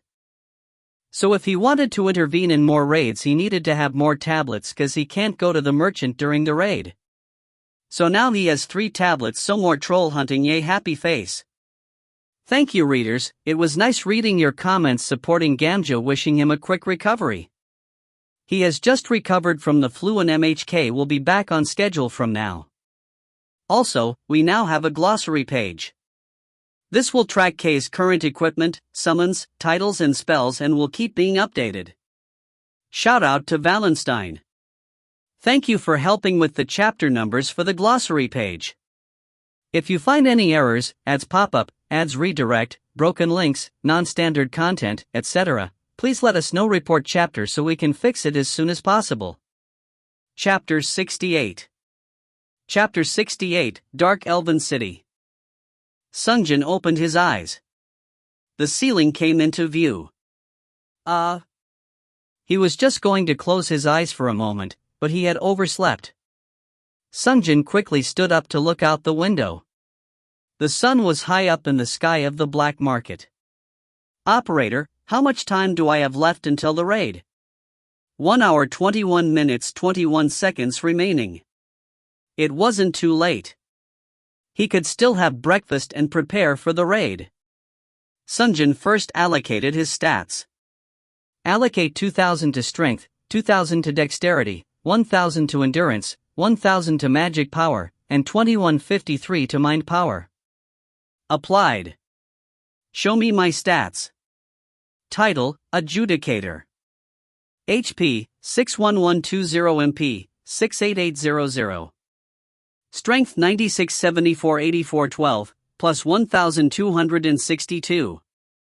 Dexterity 10457 9093, plus 1364. Endurance 6112 5315, plus 797. Magic power 3587 3119, plus 468. Mind power 6880 5983, plus 897. Unallocated points, 0. Sungjin saw the status window for the first time in a while. His growth was coming along well. Despite receiving only half of the Master Hunter passive, his dexterity was still over 10,000. His stats were high enough to assassinate any ordinary hunter with ease. The only problem was making sure not to become overconfident and underestimate his opponents. Especially since the skills attached to equipments become more important than the status themselves. In order to maintain this level of overwhelming superiority, Sungjin needs to collect coins diligently. Once status allocation was done, Sungjin stood up and picked up the information sheet on his way down to the dining area. Dalyupin, please make me abalone rice porridge for breakfast. Understood. Once the breakfast was ordered, he sat down at the nearest table. Kane came by and wagged his tail. While Sungjin was greeting Kane, Soldamer came to greet him as well. Have you slept well, master? Sungjin motioned for Soldamer to come closer. Come here for a sec. We need to discuss about our plans for the next chapter. Soldamer came closer upon request. Sungjin asked. I think we need to beat the raid faster than ever before. Is there a good method? Soldamer tilted his head and asked. Faster? Yes. We're fast now, but even faster. Soldamer stroked his chin. Since he didn't have an opportunity to experience jumping dimensions, he didn't understand why Sungjin was chasing for an earlier clear time. Sungjin took out the 3 Troll Seeker marble from within as he explained. I want to be able to clear the boss and hidden boss in the shortest time possible and then intervene in other raids. Soldamer picked up one of the marbles. Oh. Even without the help of the operator's status window, he seemed to know the effects of the marble. It was as expected of Kyuten's best mage. Sungjin picked up the information sheet and had a look at it. Information pertaining to Radala, Dark Elven City. Boss monster, Mayan priestess Karines. Time limit, 1 hour 30 minutes. Time available for this raid is only 1 hour and 30 minutes. Even if we can defeat the boss and the hidden boss within 30 minutes, it only leaves 20 minutes per realm. If you consider the time it takes to find and kill the trolls, it's a fairly tight schedule, don't you think? Soldamer replied. Can't you just mow down the enemies as you have done thus far? I could, and I have been until now. But now I want to minimize the time as much as possible. Even for me, I can't help but use up time when dealing with normal mobs. Soldamer listened to Sungjin silently. Sungjin continued. And considering the effort that goes into killing normal mobs, it's an inefficient use of time in terms of contribution points. Trying to fight multiple enemies without the help of item actives and spells take too long. But at the same time, those things should be saved for when I face bosses, secret bosses, or trolls in other dimensions. Right? Soldamer nodded. Even if Sungjin had a monster of an advantage over the other hunters, trying to sweep normal mobs without any help of items or spells would take a little bit of time. So in the end, I want to figure out a way for us to move the most efficient way possible. Understood? Soldamer stroked his beard. Sungjin gazed down as he continued. And, as you saw in the last raid, if I kill all the mobs, I cause unintentional collateral damage. Since I will end up monopolizing all the resources. Soldamer raised his eyebrows. His behavior seems to suggest, but you were fine doing so until now. Sungjin felt obliged to say. The reason why I monopolized all the points until now is because I had to grow strong enough to be able to make a difference. And to be fair, hunters who can't make it to the top 0.01%. Sungjin swallowed before he continued. Don't have enough proof of future potential. So I monopolized all the points knowing it would give heavy disadvantages to everyone else on my team, but this point forward I want to consider the big picture and help the hunters.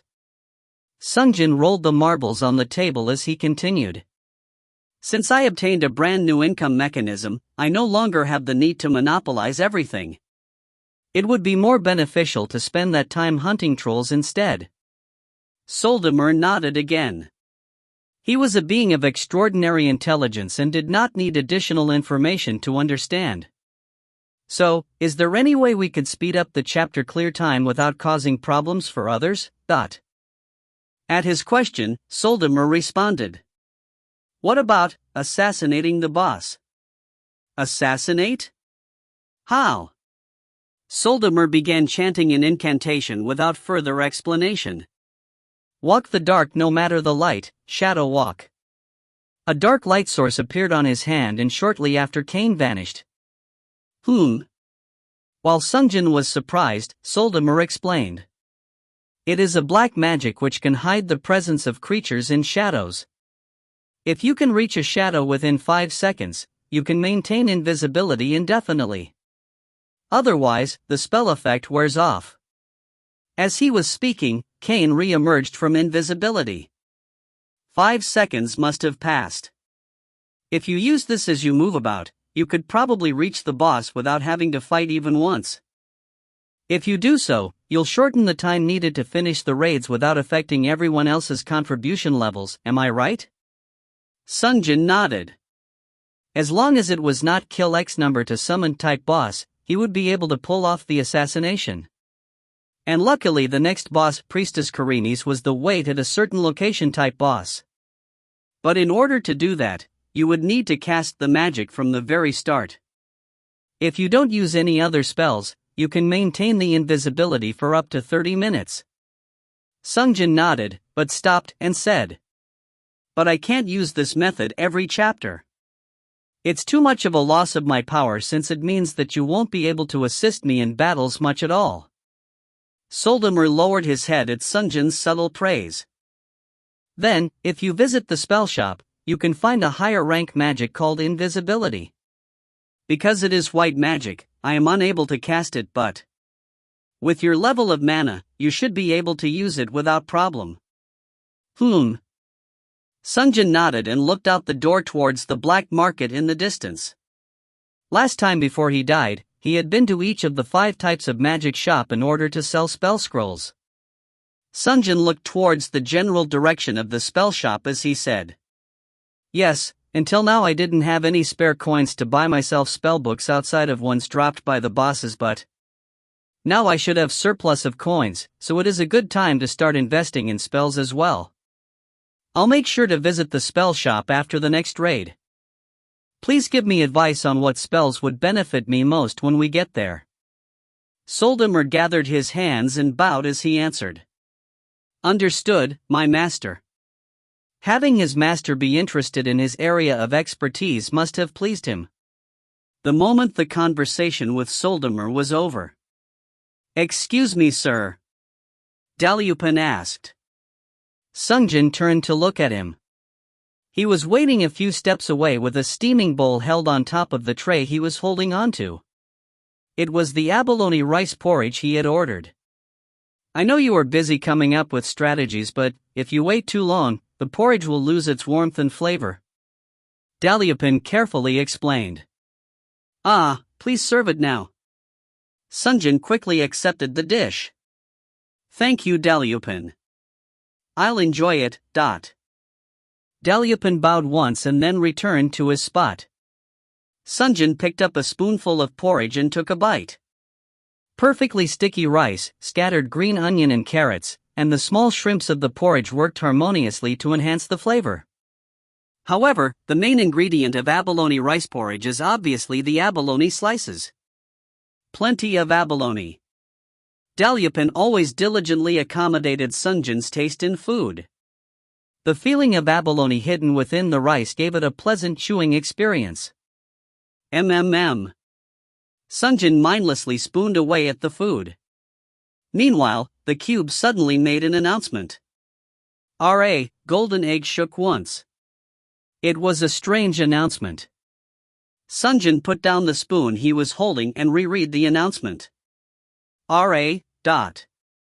Now that he thought of it, it was an item he had received from the previous raid. The hidden piece golden egg. Sungjin paused his meal to ask the operator. Operator, let me see the egg. The golden egg emerged from the cube. Sungjin checked the egg as he picked up the spoon again. I don't see any visible changes. Sungjin held it up with his left hand. The operator displayed the information window. Rajen, golden egg. Heroic egg. Passive skill. Tremor of beginning, 2, will tremble twice a day. The being sleeping within has not yet decided to be patrician. I feel like something has changed from before. But it didn't seem useful yet, so Sungjin checked the egg over one more time and then returned it back into the cube. There wasn't much time left before the raid starts. He resumed shoveling food into his mouth. Star. Inside the dark cave, white magical sources of light floated around. The orbs of light illuminated the gray structures of the city, which were built vertically up into the cavern walls, where the buildings were constructed in steps like the arrangement of pinecone seeds. Among those many buildings, KII-3. An eerie screech reverberated in the air. The place Sungjin arrived was the underground Dark Elven City. The operator gave an announcement. Welcome. This place is called the Radala, Dark Elven City. It is one of the smaller cities built by the Dark Elves. But please be careful. A closed-off community like this tends to harbor ill will against outsiders. Sungjin tilted his head left and right to stretch himself out. Finish both bosses in 30 minutes and spend 20 minutes per realm for trolls. Sungjin was pressed for time like never before. He breathed in deeply to prepare himself. One good part was that he already knew where the hidden boss is hiding. Even with Adjudicator equipped, he would be able to find both of the hidden elements in no time. Sungjin took a moment to reminisce about the past. This was the first chapter he had come across the hidden boss at that time. And I almost died there. Sungjin couldn't help but grin. He pulled out both of his swords. Let's see how much things changed.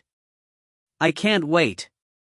If you find any errors, ads pop up, ads redirect, broken links, non-standard content, etc., please let us know. Report chapter so we can fix it as soon as possible. Chapter 69. Chapter 69, Dark Elven City, 2. Synchronizing Hunters. Sungjin held his swords as he watched the hunters appear. Iron Wall, Commissioned Officer, Green Mage, and High-Level Swordsman. This time every single title was excellent. It was due to the fact that only the strong were able to move forward in the raids. The first person Sungjin looked at was the Iron Wall. He seemed to be a short Southeastern Asian man, but he had a sturdy build. The commissioned officer was a white man with a long sword hanging from his side. He was even taller than the tank Iron Wall. He possessed a sharp gaze. The Green Mage was a man from India. He wielded a metallic staff and was quite muscular. Sungjin wasn't sure how he came to master green magic, but it's quite likely that he had used combat staff techniques until then. Since no matter how high the initial value of mind and magic power one started off with, no one could nonchalantly walk the path of the mage from the start. So most mages would have had to start off with a weapon and transition gradually to a true mage class. Just like Sungjin had. The last one was the high-level swordsman, who was an East Asian as well. Everybody took a look at the other. They checked to have an idea of what each person could do, and what specializations they could potentially have. Also, to see if anyone had the potential to become a troll. Once 3 seconds of silence had passed. Let's introduce ourselves. Let us begin with the introductions. The commissioned officer and the high-level swordsman had simultaneously made the same suggestion. They locked eyes. The commissioned officer spoke first. My name is Alarimo Romanelli, Italian. Next was the Green Mage. Sanjeev, India. While everyone was introducing themselves, Sungjin checked Jaspit, holy water of baptism, inside his vest. Clear fluid was splashing about inside the bottle. I can bestow a title. Sungjin had no idea what effect the title would have, but it was an item outside the bounds of common sense. Sungjin returned the item back into his vest. Well, I should first see if anyone is good enough to make a connection with. But he had to be extremely careful about who he would use it on. The white coin was extremely difficult to gather. People like Max O'Brien were an exception and not the general case. Because even if they are saved, selfish people will make selfish choices. I am Li Wei, Chinese. Sungjin noticed something during the high-level swordsman's indifferent introduction: black handle, red scabbard, shortish length of the blade. He has blood vengeance. The swordsman held the same sword as himself. To be fair, it wasn't that unusual since anyone could buy blood vengeance from the black market at the last edge. But because of the active penalty, not everyone can really utilize that sword properly. Baptism of blood drained 100 HP per second. Even Sungjin, who had a higher HP than most tanks, still didn't dare use the active thoughtlessly. The swordsman must be extremely confident of his skills. This gave Sungjin a thought. Yeah, it's about time everyone managed to get at least one legendary item. Sungjin fell into thought while he stroked his chin. This was an important realization, the possibility that each of the trolls owned a legendary item. If they all had legendary items with incredible skills like Camram, Moonspector, Biscoro, Sungjin would probably be okay with 1-on-1, but 2-on-1 or 3-on-1 would present real danger. Sungjin recalled the enhancement stone he had received in the previous chapter. The time has come to take the next step. Spell scrolls are one thing, but... Sungjin was interrupted from his thoughts when he realized that everyone's gazes were focused on him. It was his turn for a dishonest introduction. Sungjin turned his attention to the other hunters and said, "Well, to be fair, these introductions have no meaning. Now only those who were used to the system remained." It was about time Sungjin became honest about his intentions. "I will hunt the boss monster alone and then leave. Please work together as a group and increase your contribution level through normal mobs." One by one, the hunters tilted their heads at his words. "I will hunt the boss monster alone. And then leave." It was hard to understand what he meant by that. Despite their confusion, Sungjin said, "In the chance that I notice anyone with brilliant talent before I leave the chapter, I will speak to them alone, or something." The green mage was first to respond. "What is this about? What do you mean by going alone? You won't stick with the party?" Sungjin bit his lower lip before answering. "Yes." As a response, the high-level swordsman pulled out his blood vengeance and pointed the blade threateningly towards Sungjin. "What are you? A troll?" It was a sensitive response. He must have had to face a difficult battle against trolls in his previous rounds. Sungjin replied back, "Not a troll, just think of me as someone different. I don't think you'll be disadvantaged by my actions since I'm just going to do my own thing and leave."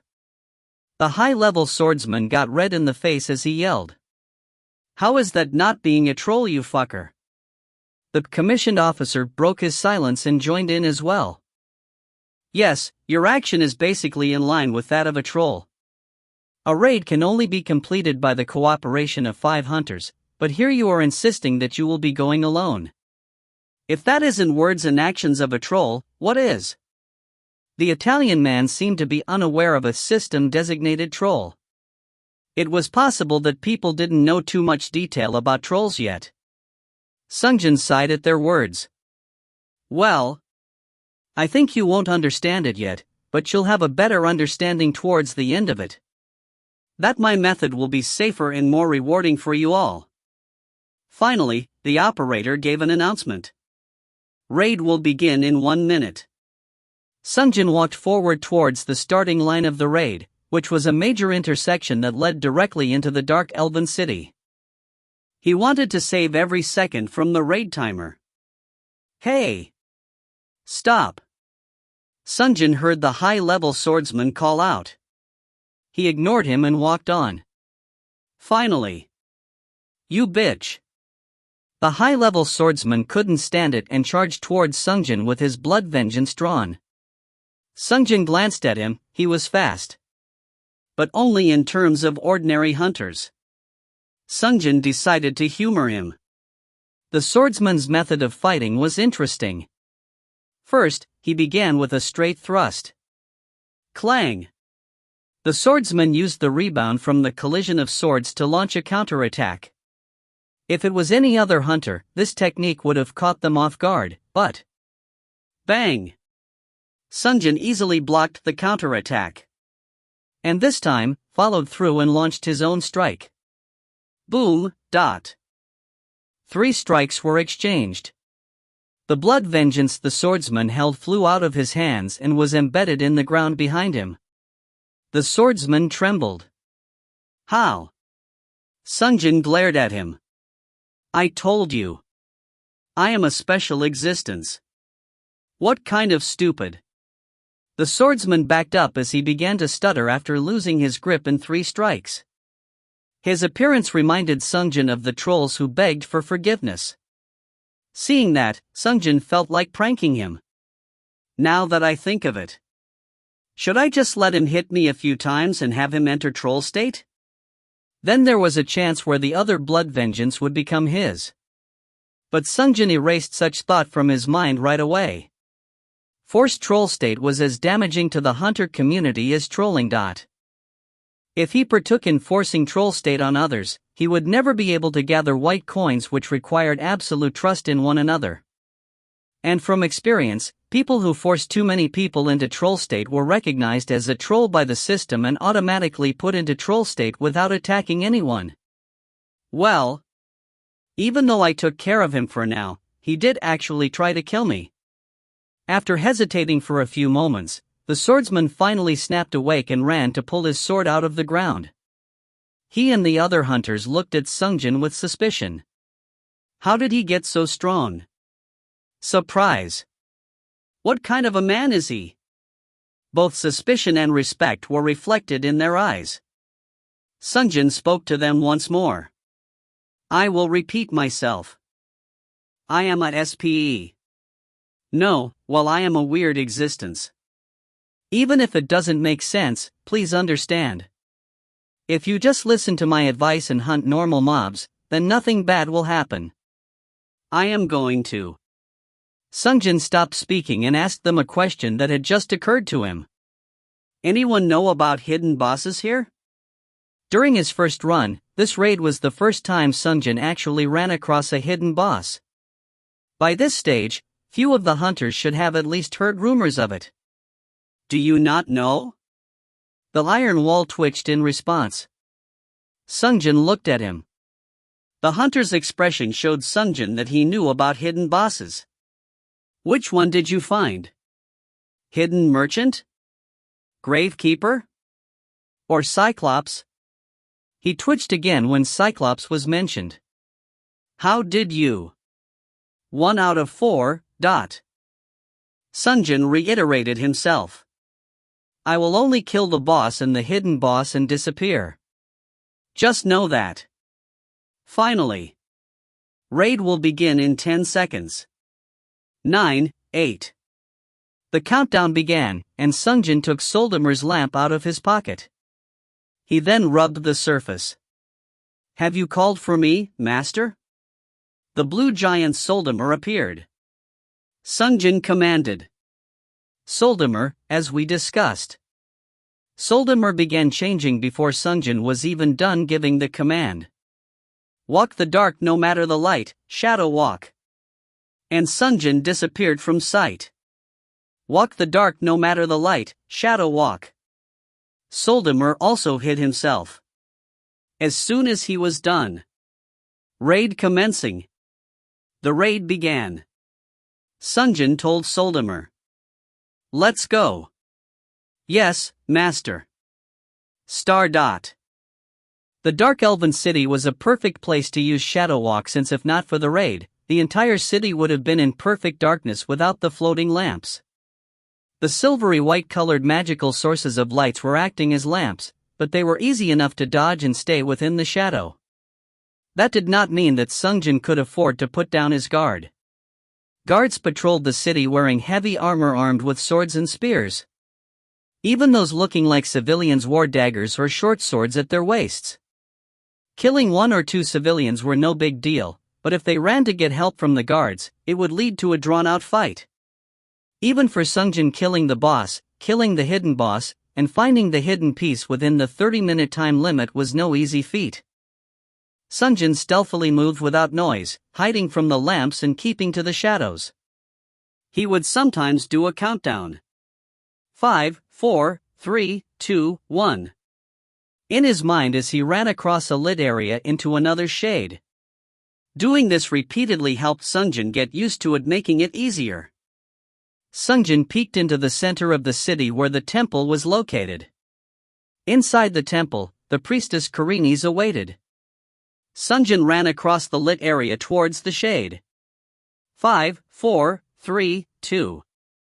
He reached the building. But... intruder!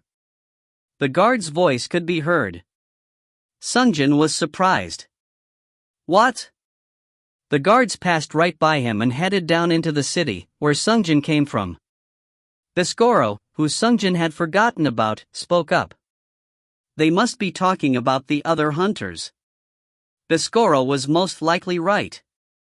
This was even better for Sungjin since he wouldn't have to hide from the guards. Sungjin became emboldened. Swift paw. He whispered, taking out the hidden claws. Then. 5.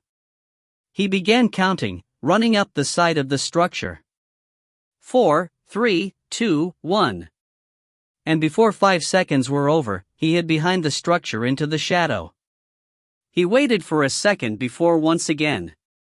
5, 4, 3, 2, 1. He ran with incredible speed. He repeated this 2 more times. Sungjin ran across the dark elven city while running on the rooftop. And in no time at all, he arrived at the temple where Priestess Karinis was located. Only 3 minutes passed since the start of the raid. The old knight Biscoro said indifferently. I guess you'll set a new record today. If you find any errors, ads pop up, ads redirect, broken links, non-standard content, etc., please let us know. Report chapter so we can fix it as soon as possible. Chapter 70. Chapter 70, Dark Elven City, 3. Sungjin entered inside the temple while still hidden within the shadow. He could hear an eerie prayer from within. Kaima, O great God. Listening to the prayer gave a strange feeling. He recalled, past the dark and narrow passage and inside the temple building, 5 dark elves would be standing. At the center directly under a bright source of light. Your children are preparing for war. The priestess would be found in the middle of a ceremony with 4 dark elves kneeling, facing the priestess from all 4 directions of the compass. And as he expected, the priestess was praying for a blessing. Give us your blessing. As soon as her prayer finished. SSSSS. A giant anaconda appeared from nowhere and slithered around the perimeter of the temple. The priestess pulled out a sharp dagger and recited an incantation. Nabe Laudi Casper. Once she gives her command, the giant serpent will throw itself against the priestess's dagger. Sungjin had seen this scene once before, the scene of the priestess blessing the other 4 elves with the blood of the anaconda. It goes without saying that Sungjin had no intention of watching it happen again. Sungjin whispered under his breath while hidden in the shadow. Soldamer, do not join the fight. It's a waste of mana. Soldamer whispered back. Yes, master. Sungjin returned his attention to the center of the temple. An orb of light floated above the priestess. He would not be able to approach her without losing the effects of Shadow Walk. Will I be able to reach her in just 5 seconds? I should have saved Swift Paw for now. Sungjin took a deep breath. Meanwhile, the priestess Karinis had already beheaded the anaconda and was in the process of pouring the blood into the chalice. A disgusting act to behold. But the more concentrated she was, the easier it would be to pull off the assassination. From the darkness. 5. Sungjin began an internal countdown as he charged towards her. 4. He reached the steps at the edge of the altar. 3. He jumped off from the top of the stairs. 2. Soaring through the air. 1. He held Blood Vengeance and Moonspectre in each hand, intending to cut her down on his descent. 0. But one of the male elves kneeling before her stood up to block Sungjin's attack with his shield. Clang! The sound of metal colliding with metal rang through the hall. The operator gave an announcement. Warning! Boss! Priestess Karines has appeared. Sungjin bit his lips. TSK. I wanted to try and kill the boss before the operator can even announce it. He had definitely made it within 5 seconds, but they must have automatically responded to the sound of his running. The attention of the 5 elves was now directed towards him, and each of the dark elves picked up their respective weapons to fight him. Intruder! Defend the priestess. The male dark elf who had blocked the attack with the shield took out his axe from his side, a traditional tanker. To his left stood a swordsman with jealousy in his eyes. To the right was a skinny dark elf with a spear, and to the far side was a bow-wielding female dark elf archer. At their center stood the priestess wielding a dagger and a chalice, both still dripping the blood of the anaconda. 5 vs 1. If he had come with the other hunters, it would have been a mirror match. But Sungjin chose the path of a lone wolf. Fighting 1 versus many was a foregone conclusion. But even so, 5v1 is too disadvantageous. Sungjin threw the wolf figurine to his side. Ahoo! Kane appeared next to him and took a stance. It was now 5v2. But the priestess Karines wasn't just standing idle. Awaken and become my slave. A spell Sungjin was all too aware of. Rise of the dead. The corpse of the anaconda came back to life due to her spell. 6v2, but numbers weren't everything. Phew! The female archer's first shot announced the start of the fight. Sungjin parried the arrow and charged towards the enemies. The tank once again stood in his way to block him. If you think you can stop me, it's your mistake. Sungjin exchanged 2 blows with the tank. Cling clang. The tank had just barely deflected both Blood Vengeance and Moonspectre using his shield and axe. But clang! Clang! With 2 additional attacks from Sungjin, his eyes grew wide. He must have realized that he couldn't handle Sungjin on his own. Rugos, Marin. He took a few steps back as he called the names of his allies. The swordsman and spearman ran forward to cross swords with Sungjin. They stood on either side of Sungjin and launched their attacks. Clang! Sungjin dodged the spear by ducking out of the way and deflected the sword with Blood Vengeance and then counterattacked by spinning around and launching a back kick into the swordsman's undefended stomach. Pow! Ack! Kicked in his diaphragm, the swordsman backed off holding his stomach. Sungjin used Biscoro to make sure he couldn't interfere by chanting a spell. Discard your fangs and become a tame sheep. Polymorph. The swordsman was hit by substitute casting and turned into a sheep. The tank ran forward to attack with his axe, but Sungjin was able to utilize Camram to multitask and block even his blows. His dexterity allowed him to fight in a 3v1. Shoo! The giant anaconda came to attack Sungjin but... Woof! Kane jumped in and bit the snake in the neck. Thanks. Sungjin thought to himself, as he continued to exchange blows with the tank. The tank was pushed back until he was only a few steps away from the priestess. Once their master was in harm's way, the spearman and the archer fought even more fiercely. Ha! The spearman stabbed away as he spun his spear around nimbly. Phew! The female archer somehow found a way to weave her shots between the movement of her allies to threaten Sungjin. Sungjin still managed to avoid being hit by the axe, spear, and arrow as he dodged everything. These 4 guardians were stronger than normal mobs but weaker than the actual bosses. Compared to the hidden boss of the previous round, the Manticore, they might as well be fighting in slow mo. As strikes continued to land, the enemies were starting to become bloodied. But the problem was the boss. As her guardians defended her, Karines recited an incantation. Aching bones and loosened muscles. It was one of the most famous spells, slow. Sungjin prepared mentally for the spell. I will undo the spell with free arc as soon as it lands. Slow. But the target was not himself, but Kane, who was fighting the anaconda to the side. The anaconda immediately wrapped itself around the slowed Kane. Damn it! Sungjin used his right hand to deflect both the tank and the spearman at the same time as he pointed the blood vengeance towards Kane with his left hand. Pa! The sword was fired towards the anaconda and landed exactly on its body. While his left hand was free, Sungjin quickly pulled out Manyata, Master's bell, and rang it. Ding ding! A short sound rang out. Kane sped up suddenly and escaped the anaconda's bind and charged towards the priestess. The priestess tried to stop Kane using her dagger, but Kane was currently invulnerable to damage. Kane ignored the dagger and bit deep into the priestess's shoulder. Priestess! The archer and the spearman immediately turned their attention towards Kane. Meanwhile, Sungjin recovered his sword.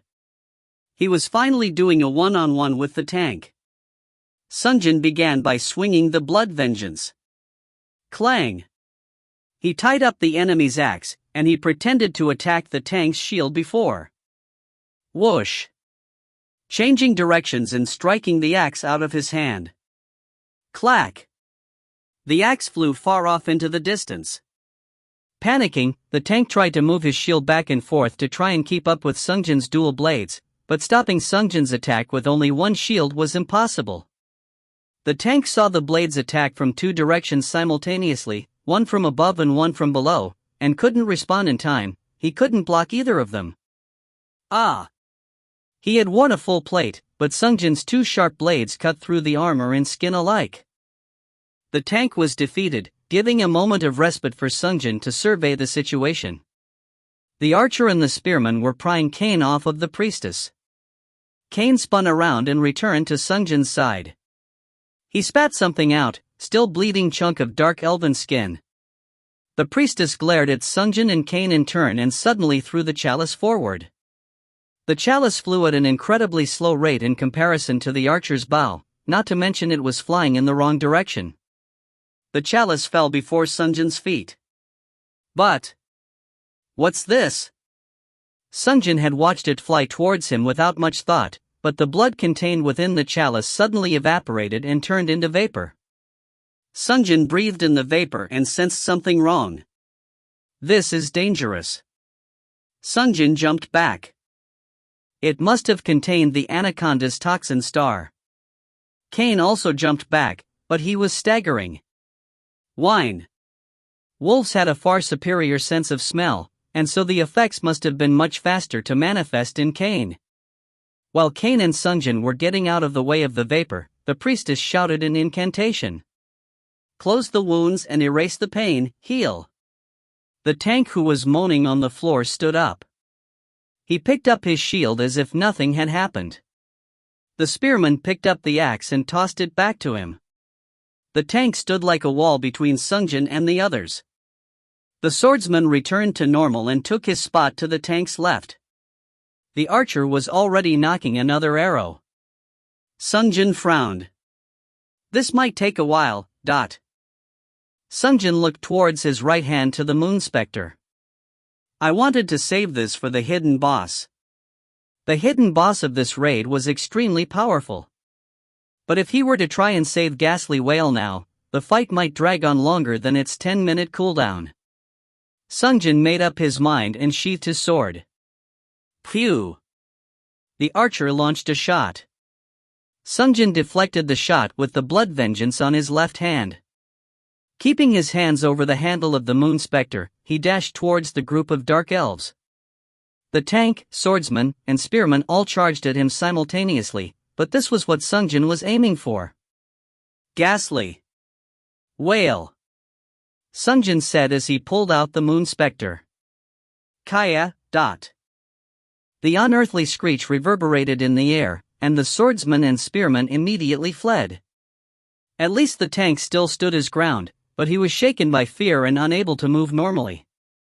Sungjin ran past him and headed towards the priestess. If anyone in the enemy party could cast heal, taking them out was always the first priority. Phew! The archer in the back had received the least of the ghastly whale's effects and tried to keep Sungjin away, but it couldn't buy much time. The priestess stuttered as she tried to chant. B, broken mirror, and D, dead crows. She tried to recite an incantation for a curse, but Sungjin reached her and with the first strike, clang, knocked the dagger out of her hands. Whoosh! And removed her head with the second strike. Splat dot. Boss Priestess Karini's cleared. The operator gave an announcement. Biscoro whispered. It took longer than 1 minute, K. Sungjin dug his ears as he responded. Yeah, I know. TL note, real anacondas don't have toxin, but this is fantasy, so please allow the author to exercise creative freedom. If you find any errors, ads pop up, ads redirect, broken links, non-standard content, etc., please let us know. Report chapter so we can fix it as soon as possible. Chapter 71. Chapter 71, Dark Elven City, 4. How dare he, to the priestess. The 4 dark elves upon regaining their senses rushed towards Sungjin, but without the priestess's magic, they weren't much more than regular monsters. Sungjin's swordplay and Kane's teeth took them down one at a time. Sungjin, who had turned all of the dark elves into corpses, began to calculate in his head. Ghastly Whale's cooldown is 10 minutes, so at this point, I need to first find the hidden piece, then find that guy. It should take about 10 minutes. He spoke to the operator immediately after organizing his thoughts. Operator, I'm going to use Treasure Hunter's effect. Let me know if there's a hidden piece here. Soon, the operator's voice spilled out from the cube. An oracle that reads the past and sees the future. All who meet him cannot cease their awe at his mystique. People gathered like clouds, drawn to him by the rumors. But he has never read the stars, only people. People's hearts are ultimately their fates. It is but an easy task to foretell destiny if you can read the heart. Sungjin lightly scratched his forehead. He didn't care to listen to it twice. He chose to seek help from Biscoro. Biscoro? Did you hear it? I heard it. Can you make any sense of it? No, but, considering it is referring to an oracle, we should go visit a fortune teller, shouldn't we?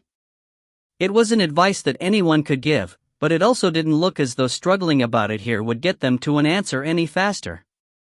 Let's just get out of here first.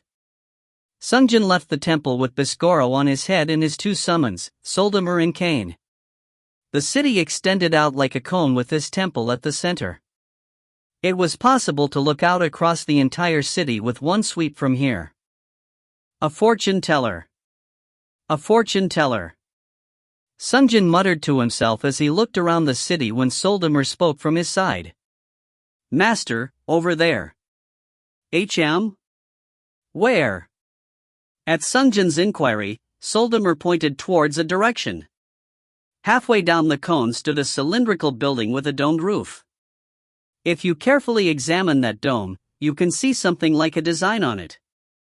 Sungjin carefully examined, as he was asked, for a few seconds. A half-open sleepy eye could be seen when the magic light, that floated above the entire city, moved above the dome.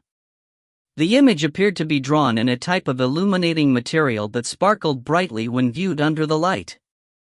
Soldamer spoke again at his side.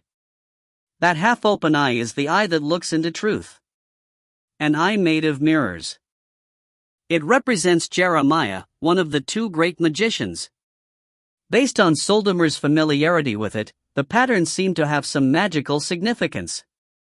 So, in reality, it is not a typical symbol for an oracle, but, if they were related, that place looks highly likely. Still, Sungjin regarded it seriously. Let's look around once again. If we step down from here, it won't be as easy to find another place. Yes, Master. Sungjin walked around the entirety of the temple once more with Soldamer while scanning across the city. Master. Yes, did you see something? Over there. This time, Soldamer pointed towards the end of the city, an area guarded by soldiers. There was an area veiled by a dark cloth towards the inside of a cave. Sungjin spoke full of confidence. Ah, that place, isn't it? What? That looks suspicious no matter what. Sungjin spoke, facing him again. That place has the hidden boss, so look somewhere else. Sungjin knew very well what that place was. It was where he first met a hidden boss. In his previous life, Sungjin and his party had gone to explore the caves right after defeating the raid boss. Is that so? Yes, so is there anywhere else other than the cave? Well, other than those two places, nothing else seems to stand out. It could be because we're at the peak. How about over there? The third place Soldamer pointed was the entrance area that Sungjin passed over. It was the direction Sungjin had come from, where the area was not illuminated by the pale glow of magical orbs of light but a red glow from real burning flames. Ah, not over there. It looks like other hunters are hunting over there. Ah, you're right. Listening carefully, one could hear a battle cry. It sounds like things are going well. Sungjin looked over the city one final time with those thoughts in mind. No matter how hard he searched, no other location stood out. Let's head over to the location with the sleepy-eyed pattern. Yes, Master. Magic once more. Sungjin asked Soldamer to cast his spell once again. However, Kane and his wide eyes staring back at him came into view. Soldamer, can you hide Kane as well? Yes. I have enough mana, but. There is about 6 to 7 minutes until the summoning expires. The summoning duration is 15 minutes, and he had been summoned since the start of the raid, so the numbers added up. Okay. Just get me over there. I'll do the rest. Sungjin turned and spoke to Kane. Kane, you can follow along by our scent, right? Woof. Walk the dark no matter the light, shadow walk. Sungjin, Kane, and Soldamer became hidden through the spell. Before stepping down from the temple, Sungjin took a peek over at the area covered with the black cloth. He gauged the distance to it from the dome with the image of a half-closed sleepy eye. It should be okay to sprint that distance once I find the hidden piece. Sungjin came down from the temple moving from shadow to shadow. On the way were lightly armed and armored civilians and patrols with medium armor and armaments, but Sungjin did not provoke them. With only 10 minutes having elapsed, this was the fastest cleared raid on record, and bypassing normal mobs was a big part of it. There was a clear benefit to passing by all the regular monsters. Sungjin felt confident that he could clear both hidden elements within 30-minute time limit. A very talented party would be able to take down a boss in 30 minutes. It met up with the duration limit. Well, if there's any time left, I can hunt some normal mobs. Sungjin continued to walk through the darkness with these thoughts. He was soon able to arrive at the sleepy-eyed dome. He could clearly see that the building was unique up close. Contrary to the plain and simple buildings surrounding it, the entire building was engraved with elaborate symbols, sun, moon, stars, and astrological signs. Along with some traditional oracular symbols, animal symbols such as cow, snake, lamb, and other similar animals were present. The sleepy eye pattern on top of the dome was also engraved in several places. It was definitely looked like the home of a fortune teller at first glance. Looks like I found the right place. Sungjin confirmed his thoughts as he looked towards the entrance, but the entrance had an excessive number of dark elves lined up as the hint stated. People gathered like clouds, drawn to him by the rumors. Despite the sheer number of people gathered, the reason he didn't notice them earlier was because all of them were completely silent as they stood in the queue. I guess these people never heard of small talk. Sungjin thought to himself as he began to roughly count their numbers. 1, 2, 3, 4. It looked to be around more than 10 people, and among them were some soldiers that were part of the crowd judging by their medium armor and weapons. It would be easy enough to fight them, but if he was discovered here, it seemed like he would have to face countless elves jumping out of the woodworks. If I get into a fight here, it's going to drag on for a while. To the contemplating Sungjin. Gore. A low growl from Kane could be heard. It was a warning he gives when he spots some normal enemies. Sungjin knelt down and spoke to him in a low voice. Kane, can you lead these guys away for a bit? When it gets dangerous after you're revealed, I'll release the summon. Okay? Kane responded at a volume that matched his master. Arf. He responded quietly. Okay. Go on, Kane. His figure couldn't be seen, but sounds could be heard. Kane, who came out of the shadow, appeared in front of the dark elves after a while. It looked as though a large wolf appeared out of nowhere. Gar. He bared his teeth. Kia. Several dark elven women began screaming in fear. Who is this guy? Some of the dark elven men drew their blades. Kane rushed forward in front of the people, causing several dark elves to run, and others to chase him. Soon, the massive crowd of people that formed in front of the fortune teller's house was gone, and Sungjin carefully entered inside. The interior of the building was bizarre, resembling the temple of the snake star. The sinister symbols, stuffed monsters that couldn't be identified, and hypnotizing patterns on the carpet stood out to him, but he didn't have any time to spare admiring the decor. Sungjin walked right inside, and he could hear a voice beyond a thin cloth. Is there anything you desire, sir customer? Sungjin approached the cloth covering without any thoughts in particular. However, the voice spoke again. Hidden piece? There is no such thing here. How did he know? Sungjin drew back the thin cloth covering. There was an androgynous figure adorned glamorously with various jewels and makeup to a degree sitting in front of a crystal ball. While Sungjin was frowning at the gaudy appearance, the oracle was also taken back by Sungjin's presence.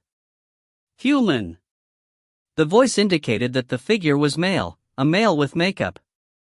The surprised man drew a hidden blade from beneath the table, but the fact that he was a hidden piece and not a hidden boss indicated how weak he was. Swish. Sungjin's blade cut through his neck, and he fell where he stood. Sungjin began to look around his surroundings. No matter what, the crystal ball stood out the most. It was something common enough for all fortune tellers to have a couple of them. Sungjin examined it more carefully, but the operator's explanation window didn't come up. Sungjin threw it roughly towards the ground and looked around once more. Just what could it be? At this moment, the Skoro added his thoughts on the matter. Reading one's mind. Isn't that it? Sungjin looked around and spoke to him. What do you mean and where? Over there. The earring that he is wearing. Sungjin looked down. A necklace on his neck, a nose ring on his nose, and he had an earring in each ear with different colors. One was blue, and the other was violet. Which side? No. Look at the light. Sungjin held the man's neck and shook him roughly. Whenever the light hit him just right, the violet earring on the right revealed the sleepy eye symbol that had been seen before. He felt bad, but there was no time to pull it out gently. Sungjin pulled out a knife and cut off the entire ear. The operator's voice could be heard. Congratulations. You have found the hidden piece. Jeremiah's eye acquired. Sungjin tried to extract it from the ear, but from the outside. Arf arf. Kane's cries could be heard. Sungjin grabbed the dark elf's ear with the earring and left the fortune teller's house. Get him. Voices could be heard. Sungjin hid back into the shadows and said, Kane, release summon. Soon, Kane's wooden figurine appeared in his hand. Good job, Kane. Sungjin gave Kane's wooden statue a kiss and stuffed it into his pocket. Temple of the Snake Angkor Wat Temple in Cambodia. If you find any errors, ads pop up, ads redirect, broken links, non-standard content, etc., please let us know. Report chapter so we can fix it as soon as possible. Chapter 72. Chapter 72, Dark Elven City, 5. Sungjin returned to the darkness. Soldemar didn't have much time left, but he was still curious about the earring he had obtained as a hidden piece. Taking it out, he held it up and read through the information screen. Trite, Eye of Jeremiah. Heroic earring. Passive skill. Legilimency, I read the surface-level thoughts of the person you are conversing with. Activated by touching the earring. 10 seconds duration once the conversation begins. Cooldown 10 minutes. Fate is determined by the mind. Change the mind to alter the fate. Legilimency? Mind reading. It was a skill he wanted to have from time to time. But it wasn't necessarily helpful during combat. It might be useful in sniffing out a potential troll, but he wasn't quite sure where it would come in handy. He would have to try it out once or twice. Sungjin went ahead and equipped it for now. Equip. Master, I have 1 minute remaining until summon ends. Soldemar let him know the time. Got it.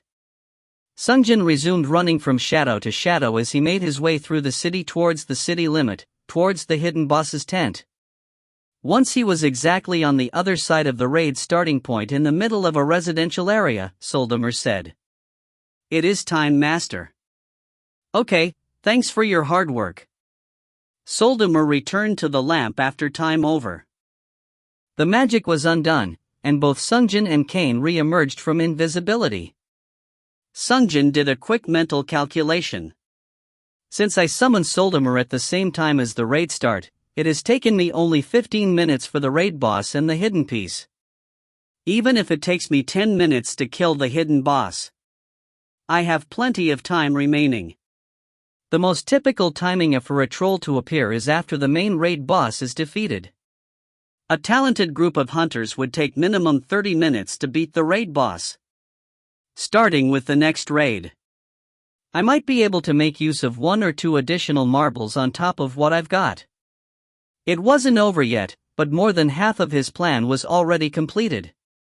Even if that's the case, I should still see how fast I can finish everything. Since I still have to get a feel for how long troll hunting will take in the other chapters. Once Sungjin was done making plans, he snuck his way towards the black tent where the hidden boss was hiding. He tried to keep to the dark and sneak by the elves without the help of magic. And he successfully passed a few.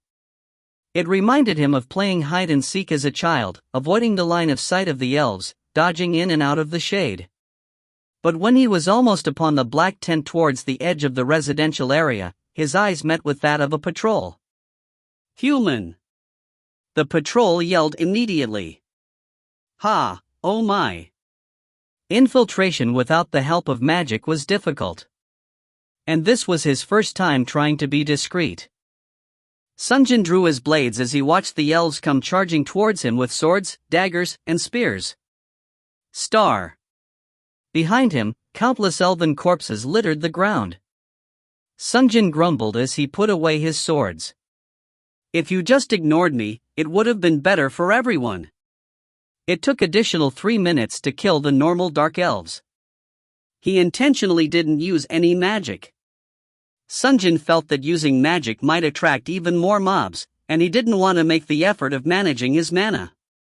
Although it took more time, foregoing spells had a positive side effect. The cooldown for Ghastly Wail was almost over. Sungjin asked the operator. Operator, is Ghastly Wail available to use now? Cooldown will be over in 12 seconds. It was as good as ready for use. Sungjin glanced at the black tent. The hidden boss awaited. Initially, there used to be 2 elves standing guard at the entrance, but they were gone now. He didn't remember killing them, but they must have gotten involved in the fight earlier and died. Sungjin took a deep breath before going in to fight the boss. Sungjin opened up the black cloth and stepped inside. On the inside of the tent was a small entrance to a cave. Sungjin recalled the memory of the first time he had stepped into the cave. Star. The last time he was here, he had succeeded in hunting the priestess Karinis with the cooperation of 4 other hunters, and the group left the Temple of the Snake together. The consensus of the group was, "There is still time left, so let's go hunt the remaining monsters." So the hunters left to search for mobs.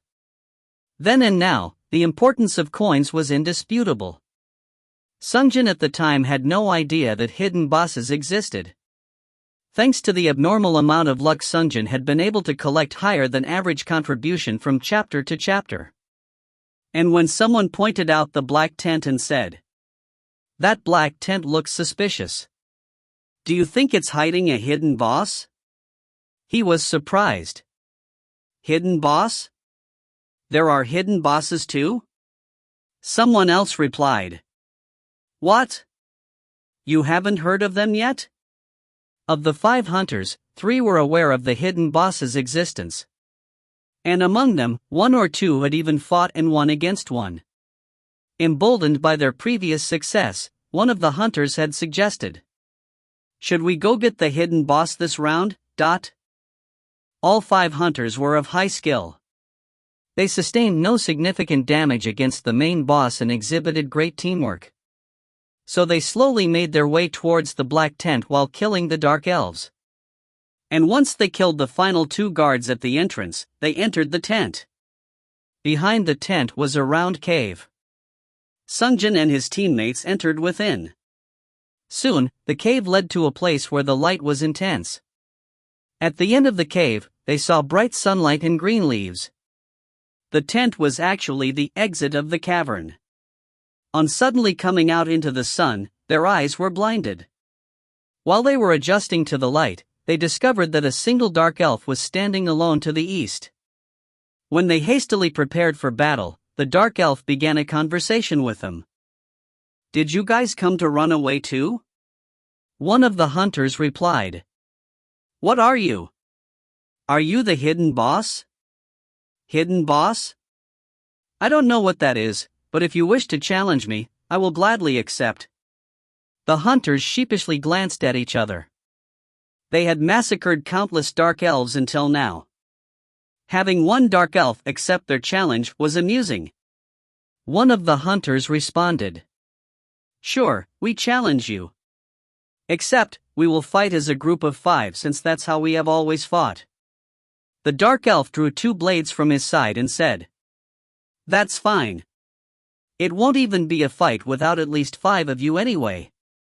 At the same time, the operator gave a warning. "Warning! Hidden boss. Exiled dark elf Kallian has appeared." And of the 5 hunters who challenged him, 2 were killed and the other 3 barely managed to escape back into the cavern. Star. Sungjin couldn't help but grin remembering the past. At the time, I didn't realize that hidden bosses would be so much stronger than regular bosses. Once he left the cavern, the sunlight greeted him once more. Thanks to the ghost vision, it didn't overwhelm him like last time. Instead of squinting in the sun, Sungjin took out Romance of the 3 Kingdoms from his vest and prepared it. The dark elf was waiting outside like before. Once Sungjin approached him, the elf began the conversation the same as last time. "Did you come to run away too?" Sungjin wanted to read the Romance of the 3 Kingdoms and land a preemptive strike since the opponent was no pushover. But when he opened the Romance of the 3 Kingdoms, every page was blank. Sungjin was shocked. Is it because it's before a fight? The Romance of the 3 Kingdoms was a magical book that picked the passage best suited for the situation. It appeared as though if there was nothing to fight it would show an empty page. But if I don't use this before the fight, it's difficult to find the timing to do so. After using it a few times, Sungjin felt that the time required to read a full passage was a major disadvantage. Being able to read it from start to finish gave him a great advantage, but it was not easy to do so. In the past, he had watched the owners quickly read the book while the other hunters bought time for them to do so. The same would not be possible for Sungjin, who was alone. I should go ask in Darker Than Black how I can reduce the time necessary to read the book. Sungjin closed it for now. I'm not sure if I will be able to manage reading this book during this fight. But there was not much else he could do. Having only the desire to read alone was not enough for him to be able to read the book after all. He closed the book and instead decided to use magic to launch a preemptive strike. Burn everything in your path. But warning! Attacking a non-hostile life form will result in penalty for raid rewards. The operator let out a warning. Sungjin stopped in the middle of the incantation. What is this? The dark elf asked. What are you doing? Are you trying to challenge me? It appeared that he must say, I challenge you, in order to turn the elf into a hostile life form. How strict? Sungjin grumbled as he replied. Yeah, challenge. Alone? Sungjin nodded. Yeah.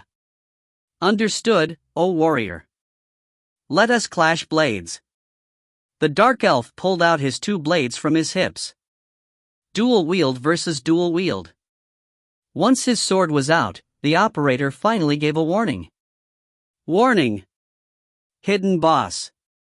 Exiled dark elf Kallian has appeared. The combat had begun.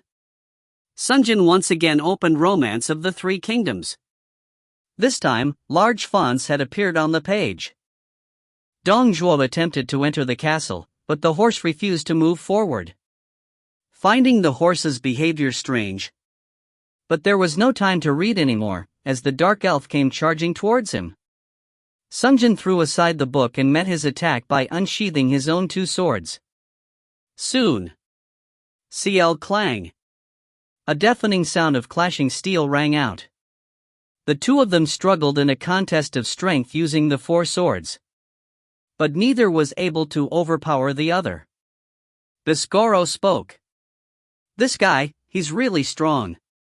And as soon as Biscoro was done, the 2 combatants pushed each other away, momentarily putting some distance between the 2 before the fight resumed when they both charged against each other.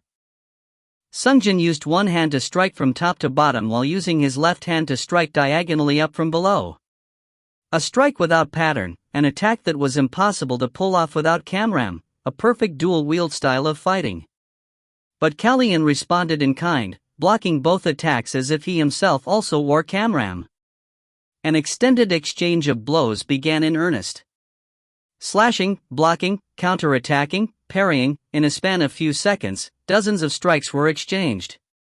Sungjin forcefully pushed the man away. Biscoro commented. You guys are neck to neck. There was a good reason why 5 hunters lost against him. The exiled dark elf Kallian was just that strong. He didn't want to admit it, but it would be difficult to defeat him with only his swordsmanship. Sungjin returned the moon specter to the sheath and said, Baptism of blood. Small blades emerged from Sungjin's sword and bit into his hands, drawing blood. Sungjin's blood drenched the blood vengeance, and becoming thrilled at the sight of his opponent's blade glowing red, Kallian shouted excitedly. Come, challenger. Cliffhanger? Nah, 2 chaps released today. So click next and read on.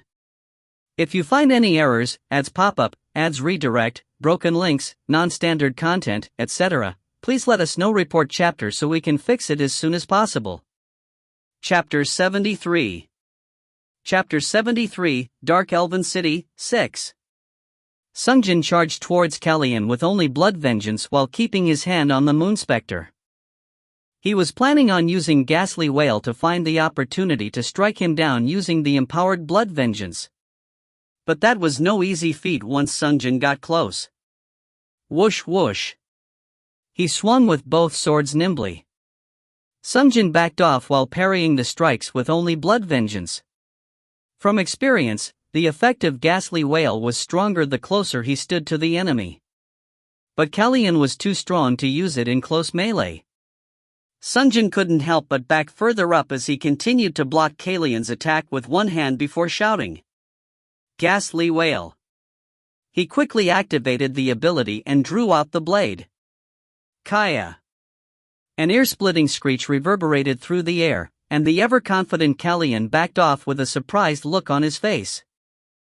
It didn't look like the ghastly wail applied full effect upon him, but it was enough. It was a golden opportunity. I don't know if I will get any other chance to take him down. Sungjin charged at him. But Light of Aeon. Something glowed brightly from under Kalyan's armor, and he returned to normal. Sungjin quickly swung his reddened blood vengeance, but clang! Kalyan crossed his blade and blocked the blow. Sungjin gritted his teeth and swung his swords twice more. Clang! Bang! Kalyan didn't counterattack and only blocked the oncoming strikes. He had even less opening than when he was also counterattacking. Failing his attempt to catch his opponent off guard, Sungjin backed off. What a monster! Sungjin swore under his breath and pressed the side of his sword. The baptism of blood ended. There was no reason to needlessly drain his HP. This time Kalyan charged towards Sungjin. He was slightly stronger than Sungjin in swordsmanship. The two fighters would occasionally graze against cloth or skin, but no one took significant damage. And during the fight, what a ridiculously strong opponent! Biscoro said what was on Sungjin's mind. If Sungjin at least had Kane or Soldamer, it would have made things easier, but their activation period was already over. And for some reason, Sungjin wished to win one-on-one against him. Clang clang click clack. The two fighters and their four swords clashed mightily but to no conclusion. Meanwhile, kill! It was a voice he hasn't heard in a long time, Yanhurat's whisper. Sungjin ignored it as he continued to fight. But for some reason, Biscoro responded to the voice. What's this sound? He must have heard it somehow as well. Kill! Did it say kill? Sungjin was busy fighting for his dear life, and two ghosts were chattering away. Getting distracted, Sungjin used his two swords to push Kalyan away and made some distance. Ah, shut up! Meanwhile, Kalyan chanted a spell. Lance which pierces all. Lightning bolt. Sungjin tumbled to the side to dodge the spell. Now that he thought of it, this dark elven swordsman knew how to use magic. But Sungjin was the same. Eye for an eye, magic for magic. What is real is fake and what is fake is real, but he had Biscoro start an incantation first and then use the spell he wanted to try using in conjunction with substitute chanting. As Biscoro began his chant, Sungjin also recited an incantation. Burn everything in your path. Last time, there was a slight delay between the casting of two spells, but this time Sungjin matched the timing perfectly. Illusion. Sungjin's body split into 6. Fireball. 6 fireballs were shot from 6 Sungjins, all in different directions. Of course only one was real, but it looked as if 6 were fired at once. Kalyan, who took on the ghastly wail without batting an eye, panicked. He didn't know how to dodge the attack, so he backed as far as he could, using his swords to shield his body. Boom! Kalyan was lucky. The farthest fireball was the real deal. But it was still effective. The incendiary secondary effect put his mantle on fire. It was certainly an effective method, so there was no reason not to try again. Sungjin chanted the spell again. Fireball. But reflect magic. He muttered something, and his right sword glowed bright purple. He watched the 6 fireballs carefully and reflected only the real one. What? The fireball changed directions and came flying towards Sungjin. Sungjin's eyes grew wide as he rolled over to the side and yelled, "Solidify!" And shortly after, boom! The ball of fire exploded. Although Sungjin had surprised him the first time, he already figured out a way to tell the real attack by the next cast. My god, after just once, he was able to tell the real from fake. Without watching the fireball explode, or without knowing which one is the real caster, it is an impossible feat. Sungjin stood up once solidify was over. He pulled out his swords. After the last counter-attack, he made up his mind. This guy is too strong to take it lightly. He had forgotten for a long time, the raid was a game where you had to put your life on the line. If he is unable to defeat the enemy in front of him, he will die. Once he prepared himself, he asked Biscoro.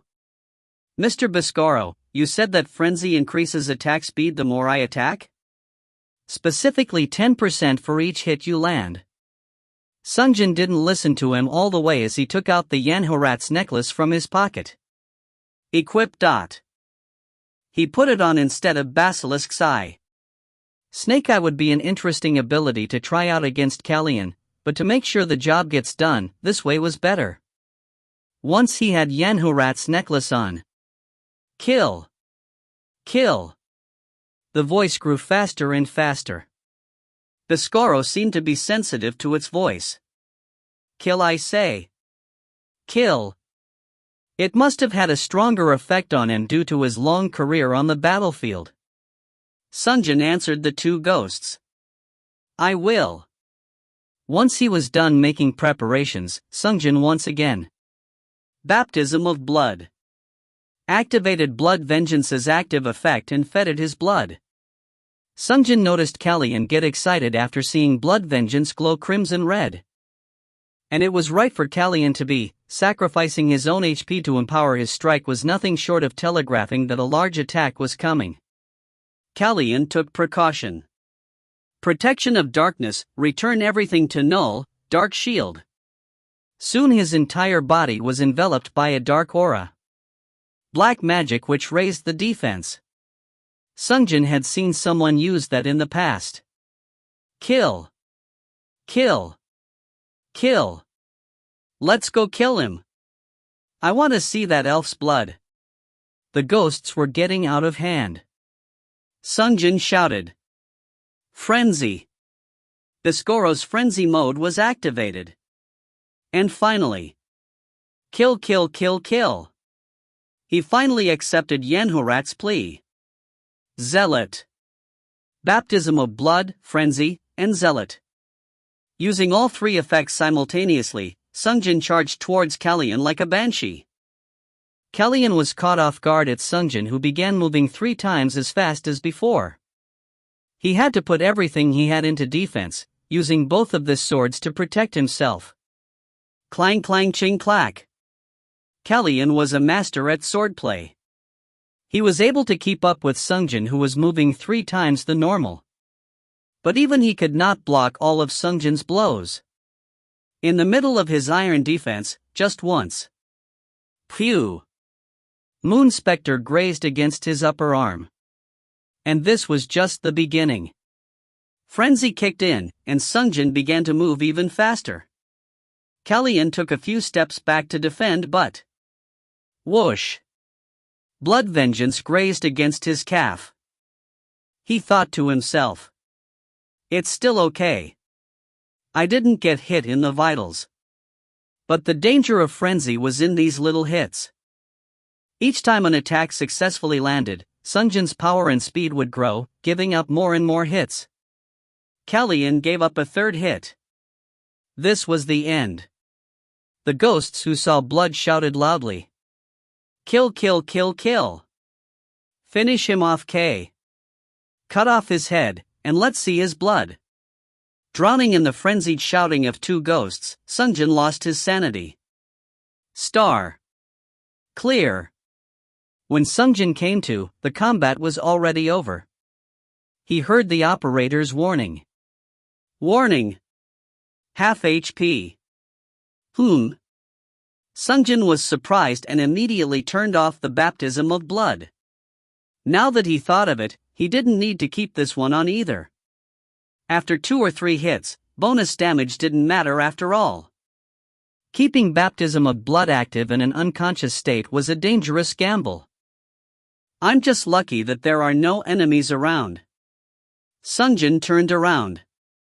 Kalian's corpse was cut apart to pieces until it was no longer recognizable as a body. Sungjin held up his blade to respect him. An amazing adversary. If it wasn't for my items, I couldn't have hoped to defeat him. After thinking so, Sungjin held Yanhorat. Unequip. And returned it to the cube. Biscoro was still frenzied. Kill them all. Kill them. Unequip. Sungjin took off Biscoro for now and held it on his side. Sungjin sat down for now and took a breather. Phew. He was a powerful enemy. Most hidden bosses were difficult to defeat with the cooperation of 5 hunters, but this Kalian was strong even among them. It was the first enemy in a while that could reawaken a sense of peril in Sungjin. Now that I think of it, once I began buying stuff in darker than black, I stopped investing in myself. As the chapters progress, enemies continuously grow stronger. And the further the chapter goes, the bigger the difference between each successive chapters. If he couldn't keep up with the pace, he would perish. Once Sungjin obtained Romance of the Three Kingdoms, he felt that he relied on the item too much. Sungjin turned around. The book was laying on the ground nearby. He had dropped it at the start of the fight due to being charged at and interrupted. Sungjin walked up to the book and dusted it off. He thought to himself, these book items have such glaring weakness. It took too long to read out the passages. After all, the item depended on the tank providing the time to read the passages safely without interruption. Its previous owner had done the same. For one reason or another, it's time I looked for upgrades. Sungjin put away the book. He asked the operator about the time. Operator, how much time passed since the raid start? 24 minutes 32 seconds have passed. Okay. He still had some time. And he had lost a great deal of HP and MP. Sungjin re-entered the cavern. He planned to kill a few more enemies to replenish HP and MP. There wouldn't be any troll as strong as Kalian, but there was always a possibility that he would get outnumbered. Before going back in, he re-equipped Basilisk's Eye and Biscoro. The moment Biscoro returned to Sungjin's head, he shouted out in glee. Hey, Kay, why didn't you use that item earlier? That combined with my frenzy would make you unstoppable. Sungjin thought to himself rather than reply. Sigh, such a good item, but why does it have such a weird passive? If you find any errors, ads pop up, ads redirect, broken links, non-standard content, etc., please let us know. Report chapter so we can fix it as soon as possible. Chapter 74. Chapter 74, Dark Elven City, 7. Sungjin was back in the cavern. He had half HP and MP. He wished to replenish them using his Vampire's Ring and Moonspectre respectively. He had spent 25 minutes on killing both bosses. He had enough time. In fact, because he had lots of time remaining, he decided to take it slow and think for a moment. When I teleport, where would trolls most likely be standing? In about 5 minutes, the fastest hunters would be finishing up the boss. Once that's done, the trolls would officially begin to appear. 1 hour remained on the clock, giving each teleport roughly 20 minutes of activity time. He would be on a tight schedule. From realm to realm, he would need to find the trolls. The combat itself wouldn't take as long as the search for the trolls. And if he took into consideration of searching for those willing to grant him white coins or comrades worthy of holy water of baptism, he really didn't have much time to waste at all. So he had to lower the time spent searching for trolls as much as possible. Sungjin pointed at a corpse of an elf he had slain earlier and said, Liches beckoned. He replenished his mana as he took a look around the city. The best place would probably be at the temple where the raid boss was. It was located at the center of the city, at the highest point. He would be able to see where the hunters were fighting in one glance. Sungjin held his blades out as he began to climb the city. The elves blocked his way back up, but they were no match for him. Perhaps due to having concluded a fight to the death with a true blade master, killing the other dark elves felt like he was challenging little kids to arm wrestling. Whoosh! Each time Sungjin's swords danced, dark elven heads rolled onto the floor. As he was hunting, Sungjin asked the operator. Operator, HP. He kept on checking the HP as he slaughtered the elves.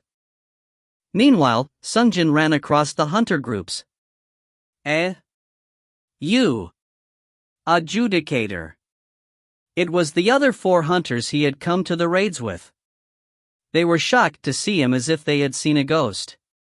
It was no wonder, unlike other raids, the cube would have randomly said. Raid boss appeared. Boss cleared. Hidden boss appeared. Hidden boss cleared. Sungjin said to them. Ah. As promised, I only killed the bosses. Feel free to kill everything else around. The hunters fell silent at his words. How are you able to do this? No one dared to ask. Sungjin's words and actions were already of another world. Especially the high-level swordsman was nervous, thinking Sungjin might do something in retaliation for picking a fight earlier and was avoiding eye contact. Sungjin saw his behavior and couldn't help but grin as he walked by. There were not many enemies left on his way back up to the temple. The 4 hunters must have cleared them out diligently. Nonetheless, Sungjin continued to hunt the occasional elves on his way up to the temple. HP full. The operator said as Sungjin swung his swords, shaking off the blood on them. Time since raid start? 30 minutes 12 seconds. It was time to move on. Sungjin resheathed his swords and took out one of 3 Trollseeker marble from his vest. Sungjin entered back into the temple since he wouldn't be able to take full advantage of the marble if he gets delayed by normal mobs. When he was sure no dark elves were nearby, he lifted up the marble and said, Pursuit of justice. Despite being deep underground, a pillar of light came down from above and surrounded Sungjin. Dimensional transfer has been requested. Before dimensional transfer can be completed, raid reward distribution must take place. Beginning distribution of rewards. The operator rapidly gave out the rewards. Monsters slain. Dark Elf Civilian, 44. Dark Elven Guard, 25. Dark Elven Mage, 8, total 728 points. Boss Monster Slain, Priestess Karines, 1100 points. Hidden Boss, Exiled Dark Elf, 1100 points. Final point count, 9480. Distributing points. Your contribution is 65.5%. 6209 stat points, 6,209 black coins awarded. Raid clear bonus 2,800 stat points and 2,800 black coins awarded. Item effect additional 10% gained activated. Distributing 9,009 stat points and 9,910 black coins. And now we will distribute the items. Sungjin unconsciously swallowed. This part always made him nervous. Artemio, Mage Bane. Dark, Cursed Chalice. Mamaya, Finger of Brainwashing. Enhancement Stone. Spellbook, Slow. Spellbook, Dark Shield. Recovery Potion, Large X2. The operator gave 2 rounds of congratulatory messages. Congratulations! You have obtained the legendary item Artemio. Congratulations! You have obtained the legendary crafting material Enhancement Stone. Several items fell before Sungjin. Sungjin picked them up as he put them away. The one he had his eyes on was the elegantly curved legendary sword Artemio. This is definitely, It was Kalian's magic sword which he used to deflect Sungjin's fireball. Sungjin wanted to pick it up to see the information screen, but the cube was preoccupied with giving announcements. Last but not the least, you will be awarded titles you've earned on this raid. Assassin, attacking unsuspecting enemies increases damage by 100%. Assassin. I think someone had this title recently. Now that he thought of it, it was the rapist from back in Giant's Canyon. Thanks to him, Sungjin felt a little bit of reluctance from using this title, but the effects were great. Whether it was the raid boss or trolls, if he could successfully land a sneak attack, the title would come handy. Equipping the title doubles sneak attack damage, not equipping it retains one. 5 times the damage, that means if I see a chance for ambush I should take it. As Sungjin was thinking, he recalled the existence of Star of the Nameless. It was such a good item, as it allowed adjusting title according to the situation. The fight against Kallian might have been more difficult due to having to equip Adjudicator over Master Hunter. The 20,000 price tag was probably well worth it. I don't know how much the items I got this time are worth, but I'll keep them in the basket for now. Distribution has ended. Request for dimensional transfer has been granted. You will be teleported in 10 seconds. 10, 9. The operator began her countdown, and Sungjin mentally prepared himself. No mercy for the wicked. He who trolled once will inevitably troll again. He had to eliminate them thoroughly from the raids as early as possible and prevent them from being able to reach late game. And on the side use Adjudicator passive to earn additional black coins. For Sungjin it was like killing 2 birds with 1 stone. 5, 4, 3. As the countdown was finishing up, Sungjin stretched and hopped like a short-distance sprinter. He wanted to reduce the time spent searching for the trolls as much as possible. In other dimensions, tens of thousands of teams of hunters were still making their way through the raids. Even if only 1 out of 10,000 dimensions contained trolls, there would be dozens of trolls to catch. Being able to use Troll Seeker Marble as often as possible was for the best. If he is able to use all 3 marbles effectively, he could consider getting even more of them. 2, 1, 0. The countdown finished, and Sungjin was teleported somewhere else. Star. All 5 hunters were strong and talented. They cooperated perfectly with each other and reached the temple where the raid boss awaited them. Once they reached the inside of the temple. Kaima, oh great God, your children are preparing for war, give us your blessing. They witnessed the priestess and her 4 guardians carrying out a strange ritual. They glanced at each other and whispered among themselves. It looks like we should be able to launch a surprise attack while they're distracted. Yeah, let's start off the fight by picking off the archer and the priestess. Yeah, remove the damage dealer first. That's not a bad idea. They had planned to ambush the boss. But SSSSS. A giant anaconda killed itself against the priestess's dagger, and the elite sniper who was watching couldn't help but gasp. Make a strange noise. Who goes there disturbing our holy ceremony? The priestess's voice rang out, and the battle began without successfully carrying out the ambush. The ambush failed, but the battle went favorably. The hunters were powerful enough to reach the raid boss within 30 minutes. The problem began when she started using strange brainwashing magic. When she extracted a rotting finger from her robes and pointed at someone, it led them to turn against their teammates. They lost an ally and gained an enemy. And of all the targets, the one affected was the slaughterer, a strong damage dealer. While the hunters were in disarray due to being unsure how to respond. A casualty occurred at his hands. The other 3 worked their hardest to take down the source of the brainwash, but during the process, oof! A second casualty occurred right at the end. The 2 survivors and the slaughterer who finally became free of the brainwashing took down the raid boss and Priestess Karini's cleared. Returning to the black market in 58 minutes and 23 seconds. They managed to clear the raid. But the hunters weren't happy. Of the 2 survivors, the destroyer wielding a giant hammer addressed the slaughterer. This is all your fault. Why is that, Dot? Why? You got brainwashed like a retard and killed the tank, you know that, right? What? How was that my fault? That was the boss's skill. If you had been hit by that, then you would have been in my position. Do you think you would have been able to stop yourself if you were under the effects of it? I wouldn't have been hit in the first place. Stop spouting bullshit.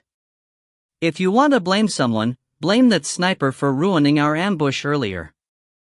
I fought hard. I couldn't do anything about the brainwashing. The elite sniper who was listening on the side also joined the argument. What are you talking about? What difference do you think that really made? We would have fought the same way in either case. And you would have been brainwashed no matter what. Killing your allies with your hands. I didn't kill them because I wanted to kill them.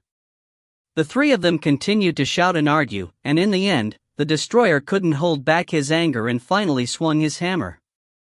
If you find any errors, ads pop up, ads redirect, broken links, non-standard content, etc., please let us know. Report chapter so we can fix it as soon as possible.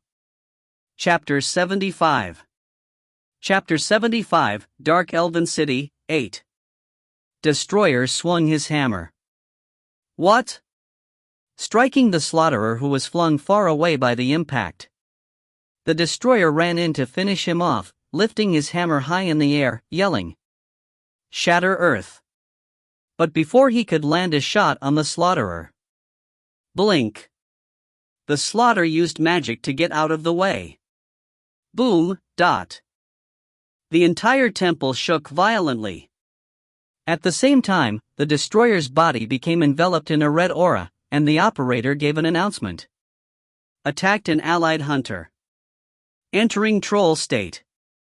There were more announcements about raid reward, but the enraged destroyer ignored the rest of it, searching for the slaughterer with bloodshot eyes. Phew!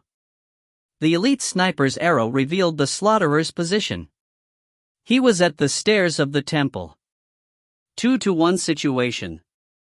The slaughterer escaped the temple with the other two in pursuit. A minute after the three hunters left the area, a white pillar appeared within the temple and a man walked out. Star. Sungjin took a look around. Inside was the priestess and her 4 guardians' corpses, as well as corpses of 2 unfamiliar hunters. Where is he? The troll? Sungjin walked out of the temple and took a look around. The temple was located on the highest point in the city. He could see everything from up here. In the distance, the hunters were halfway between the starting point and the temple. He didn't know why they were fighting there, but Sungjin immediately used Swift Paw and ran towards them using the hidden claws. 10 seconds later, he saw Slaughterer fight against the Destroyer and Elite Sniper, both of which had the red aura. Viscoro commented, "It's 2. 4 items." Sungjin was happy just thinking about it. He nodded. "It's 2. But it was then that the Slaughterer suddenly turned the tables. Root them to the ground. Entangle. He used magic to hold the Destroyer in place. Blink dot.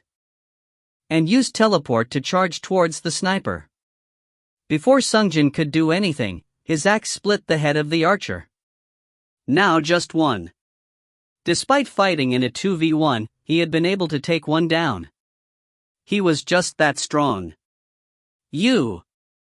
Once the Destroyer got out of the magical roots, they engaged in melee combat. Without intervention, Sungjin could lose both of them. I won't let that happen. Sungjin moved quickly. The other troll was preoccupied with the Slaughterer to notice Sungjin approach him. When the Destroyer lifted up his hammer, Sungjin cut off his hands from behind. Ah! The Destroyer was disarmed by Sungjin from behind in an ambush, though he wouldn't have been able to put up a fight from up front. Sungjin followed up by beheading him right away. Dot. With a short cry of pain, the Destroyer kneeled over. The Slaughterer stared at Sungjin in surprise. It must be difficult to imagine a hunter from the outside. Sungjin stared at him. He probably wouldn't kiss the ring even if I ask, right? He didn't feel that the man would agree. He was strong. He would have easily won this 1v1. There was no real reason to accept Sungjin's request of 10% permanent penalty to the raid rewards. After staring at Sungjin for a moment with wide-open eyes, he finally asked, "Who are you? An enemy?" Sungjin answered with pursed lips. "Try me, if you think so." The slaughterer didn't know what to do. Sungjin just walked over to pick up the items from the ground and put them into the cube. Sungjin said to him, "Feel free to spend the remaining time however you like. Don't try to fight recklessly alone." Sungjin left it at that and walked back up the hill to the temple. Picking the temple as the teleport location was a good idea. All the hunters would have to pass by it at some point, and it was a great vantage point for the whole city. Once he was back in the temple, Sungjin took out the second marble. Viscoro said, "We should act even faster next time since the trolls could have the tables turned and killed before we get to them."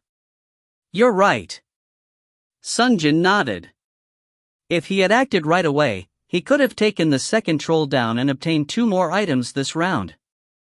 Once he was mentally prepared, Sungjin shouted, "Pursuit of justice. Troll Seeker Marble can only be used once every 10 minutes. Please try again in 4 minutes 27 seconds. "Oh really?" Sungjin took a look at the marble for a second. There was no mention of a cooldown period. It might be due to the fact that it was a consumable type item. Since the operator made an announcement, he couldn't do anything to change it. "Well, even if it's 10 minutes, I still have enough time, so it should be okay." Sungjin took a look around.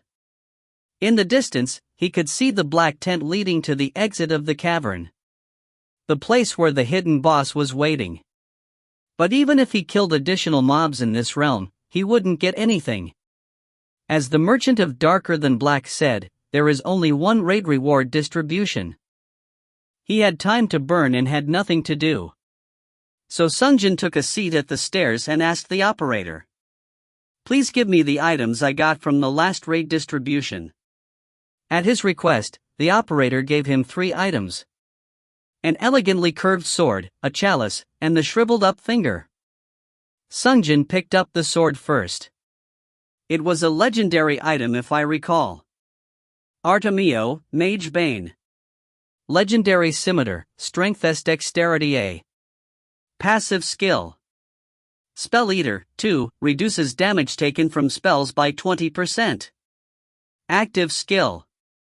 Reflect Magic, 4, reflects offensive type magic spells under 6th circle back at the caster. Cooldown 10 minutes. Sword specially designed for mage hunters. Oh. Sungjin nodded happily. It was a specialist sword. Active and passive were all anti-magic. This sword would make fights against mages easier. And the offensive stats were great, befitting that of its legendary status. Sungjin decided to equip. Test the sword by swinging it in midair. It was slightly different from the katana-style swords he normally wielded, but it should be similar in theory. This is worth using as my third weapon. With these stats, it was well worth carrying around. Switching it with Moonspectre or Blood Vengeance when facing mages would make things easier. Sungjin hung the sword from his left side, behind the Moonspectre. If he had gotten this in his previous life, he would have put it up for auction ASAP, but he could now afford to have an extra sword around. The next item was a chalice. A chalice with a grotesque image of a snake decorating it. Dark, Cursed Chalice. Heroic support weapon. Passive skill. Empower Black Magic, 3, increase power of black magic by 30%. Active skill. Spiritual Link, Mariger, a snake possessing potent venom and enormous strength. Call upon Mariger. If summon is killed, or if 10 minutes pass from the time of summoning, it disappears. The chalice of the priestess Karines. Cursed is more accurate than blessing. Now that you mention it. He remembered someone who used this in the past. One of the final 10, the only woman among men, Nada. Sungjin reminisced about her for a moment. She had a rough demeanor but had perfectly smooth and clear skin, upturned nose, large eyes and bright emerald iris. She was quite a beauty. But unlike Saran Han, she managed to survive to the end without having to hide her face.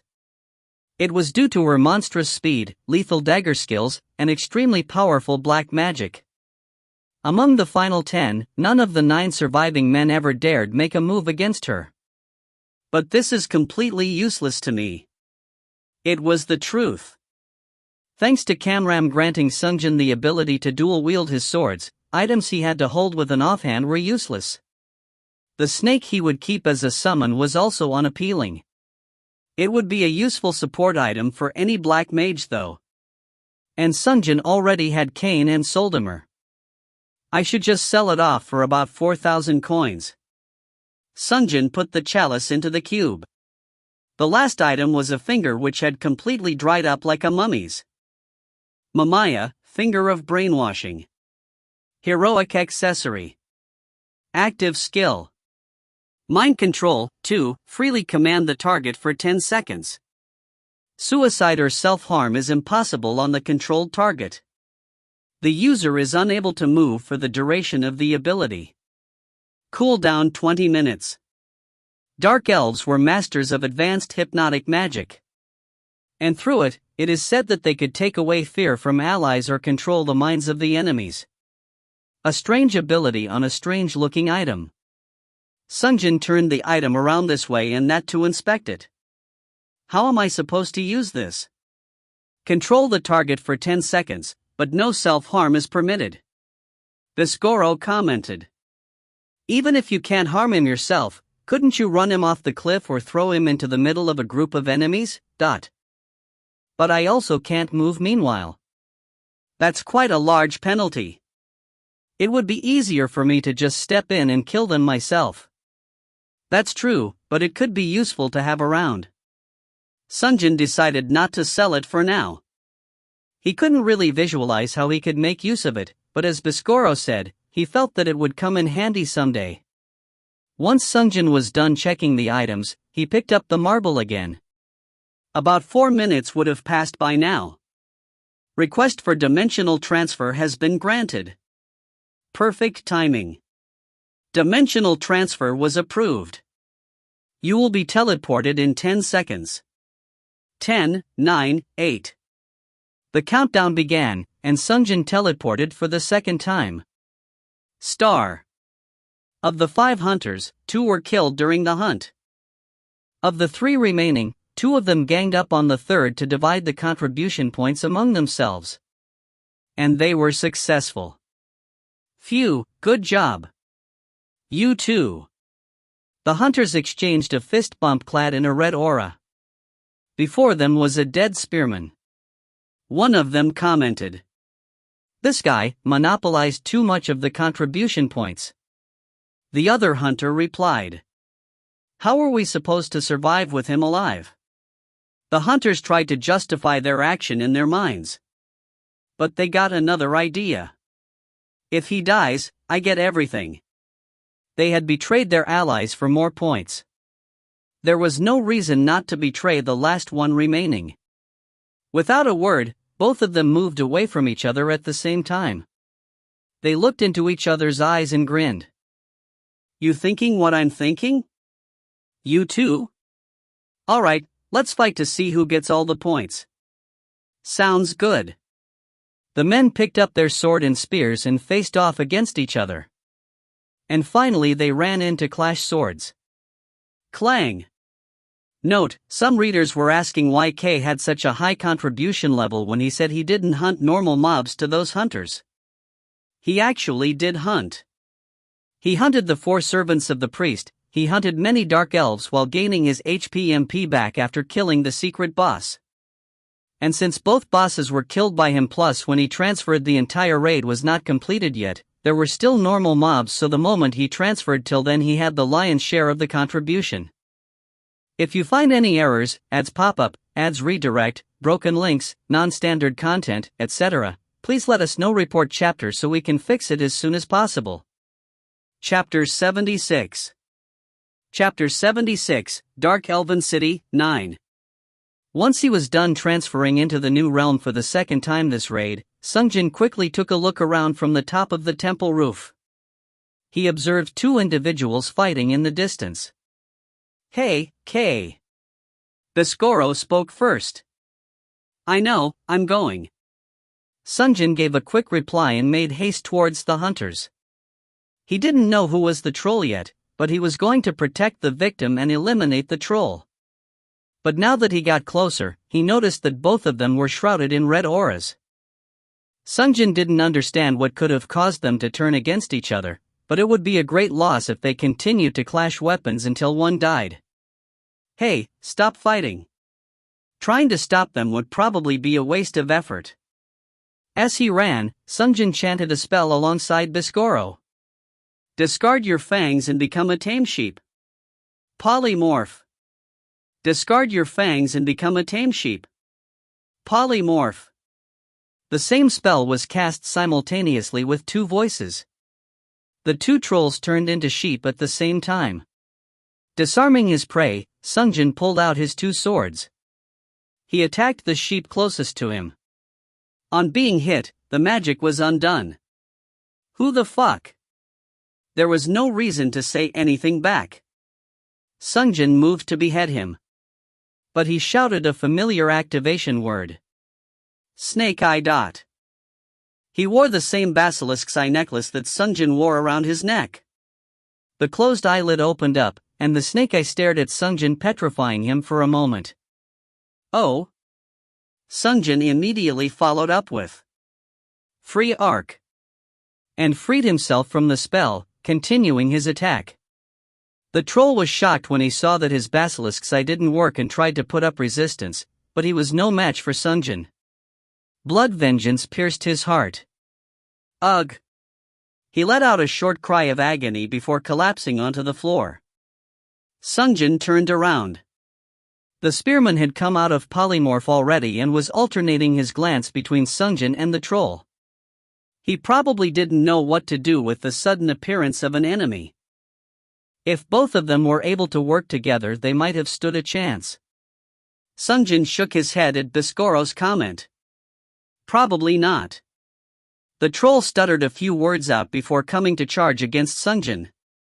The second troll also did his best to put up resistance against him, but ordinary hunters could only buy few seconds against Sungjin. Clang! Clang! Clang! Splat! Sungjin pulled the moon specter out of the troll's chest. The troll kneeled over. Black! He spewed blood from his lips. Good, good. Biscoro was enjoying the sight of blood. On the other hand, Sungjin was more preoccupied with picking up the items that had dropped. Like a housewife picking up ears of grains, Sungjin picked up the fallen items and put them away in the cubes. Operator, how much time passed since we came here? 7 minutes and 21 seconds. Sungjin thought to himself. I think I was rushing a little bit too much this time. He had reserved about 20 minutes per jump, a period of time he had decided on when he was still in the Tarakan Plateau. But that kind of allocation of time only made sense due to the fact that he was thinking in terms of the wide open area of the plateau where searching for trolls would take a long time. It was only made worse by the fact that the kill X number of mobs to summon boss-style raid caused the hunters to scatter across a wide geographical area, making it time-consuming to search for trolls. On this map, the priestess Karini's was always found on a single predetermined location at the highest and the most central point in the city, so finding trolls was extremely easy. I should start estimating the time based on the terrain of the raid. It wasn't like Sungjin had perfectly memorized every detail of every raid, but he had beaten every raid boss with the exception of the one that killed him.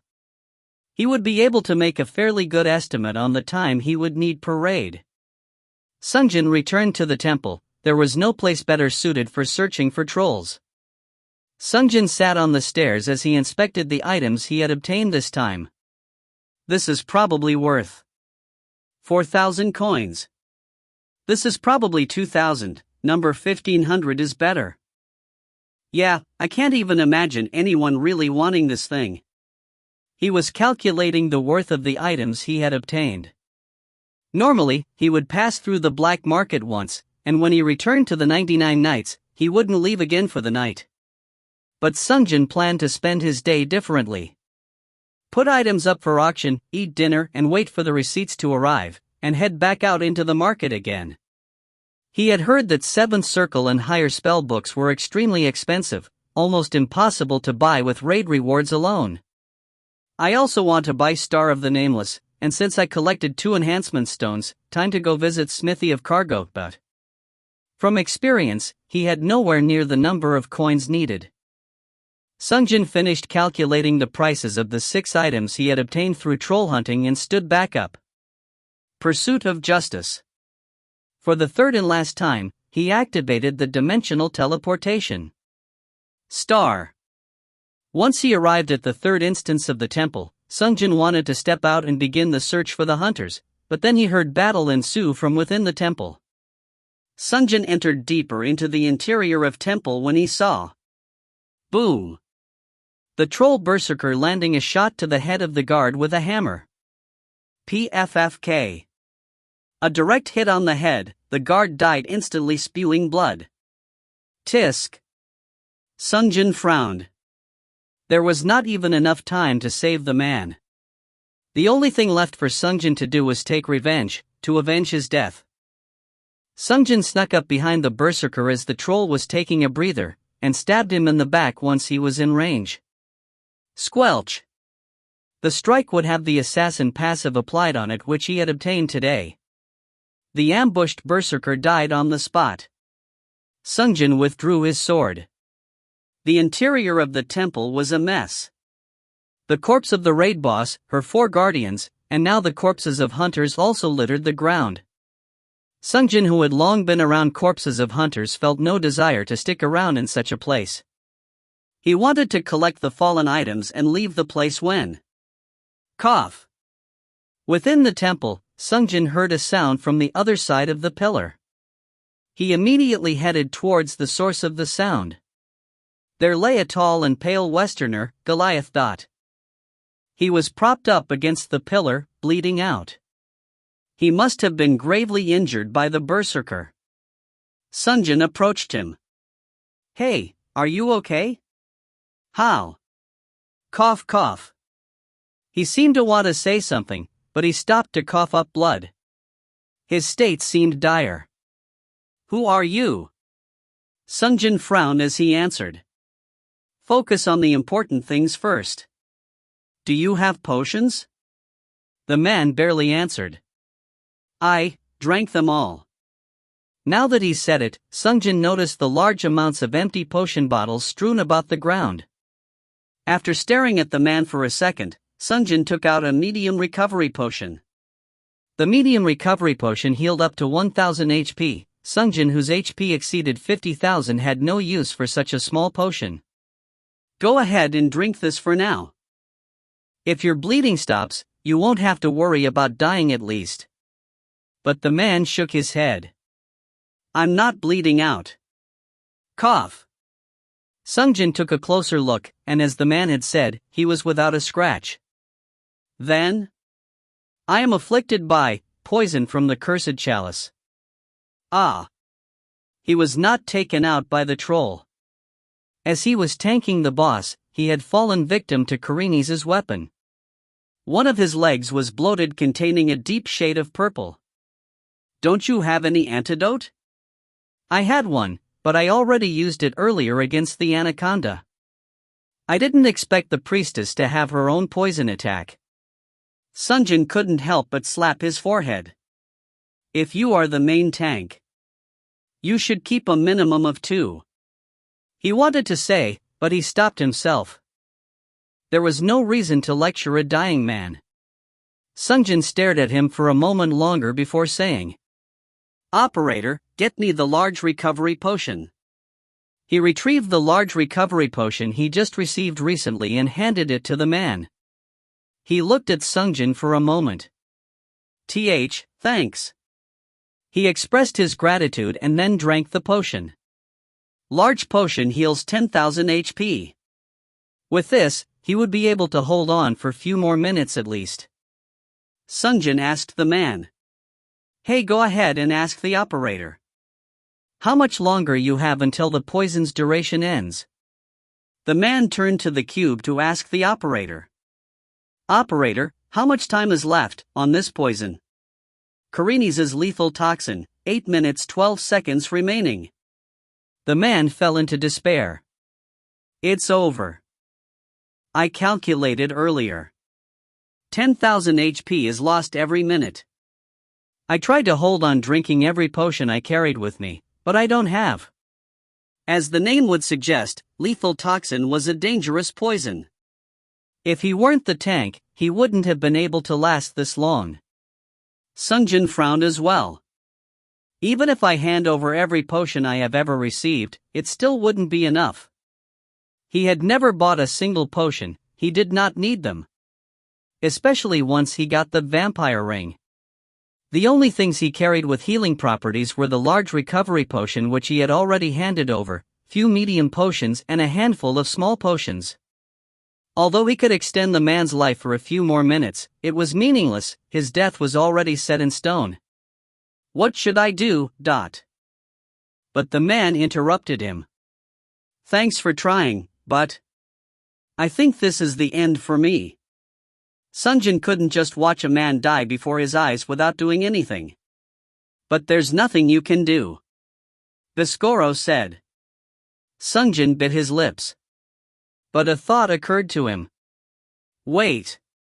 He took out the Romance of the Three Kingdoms.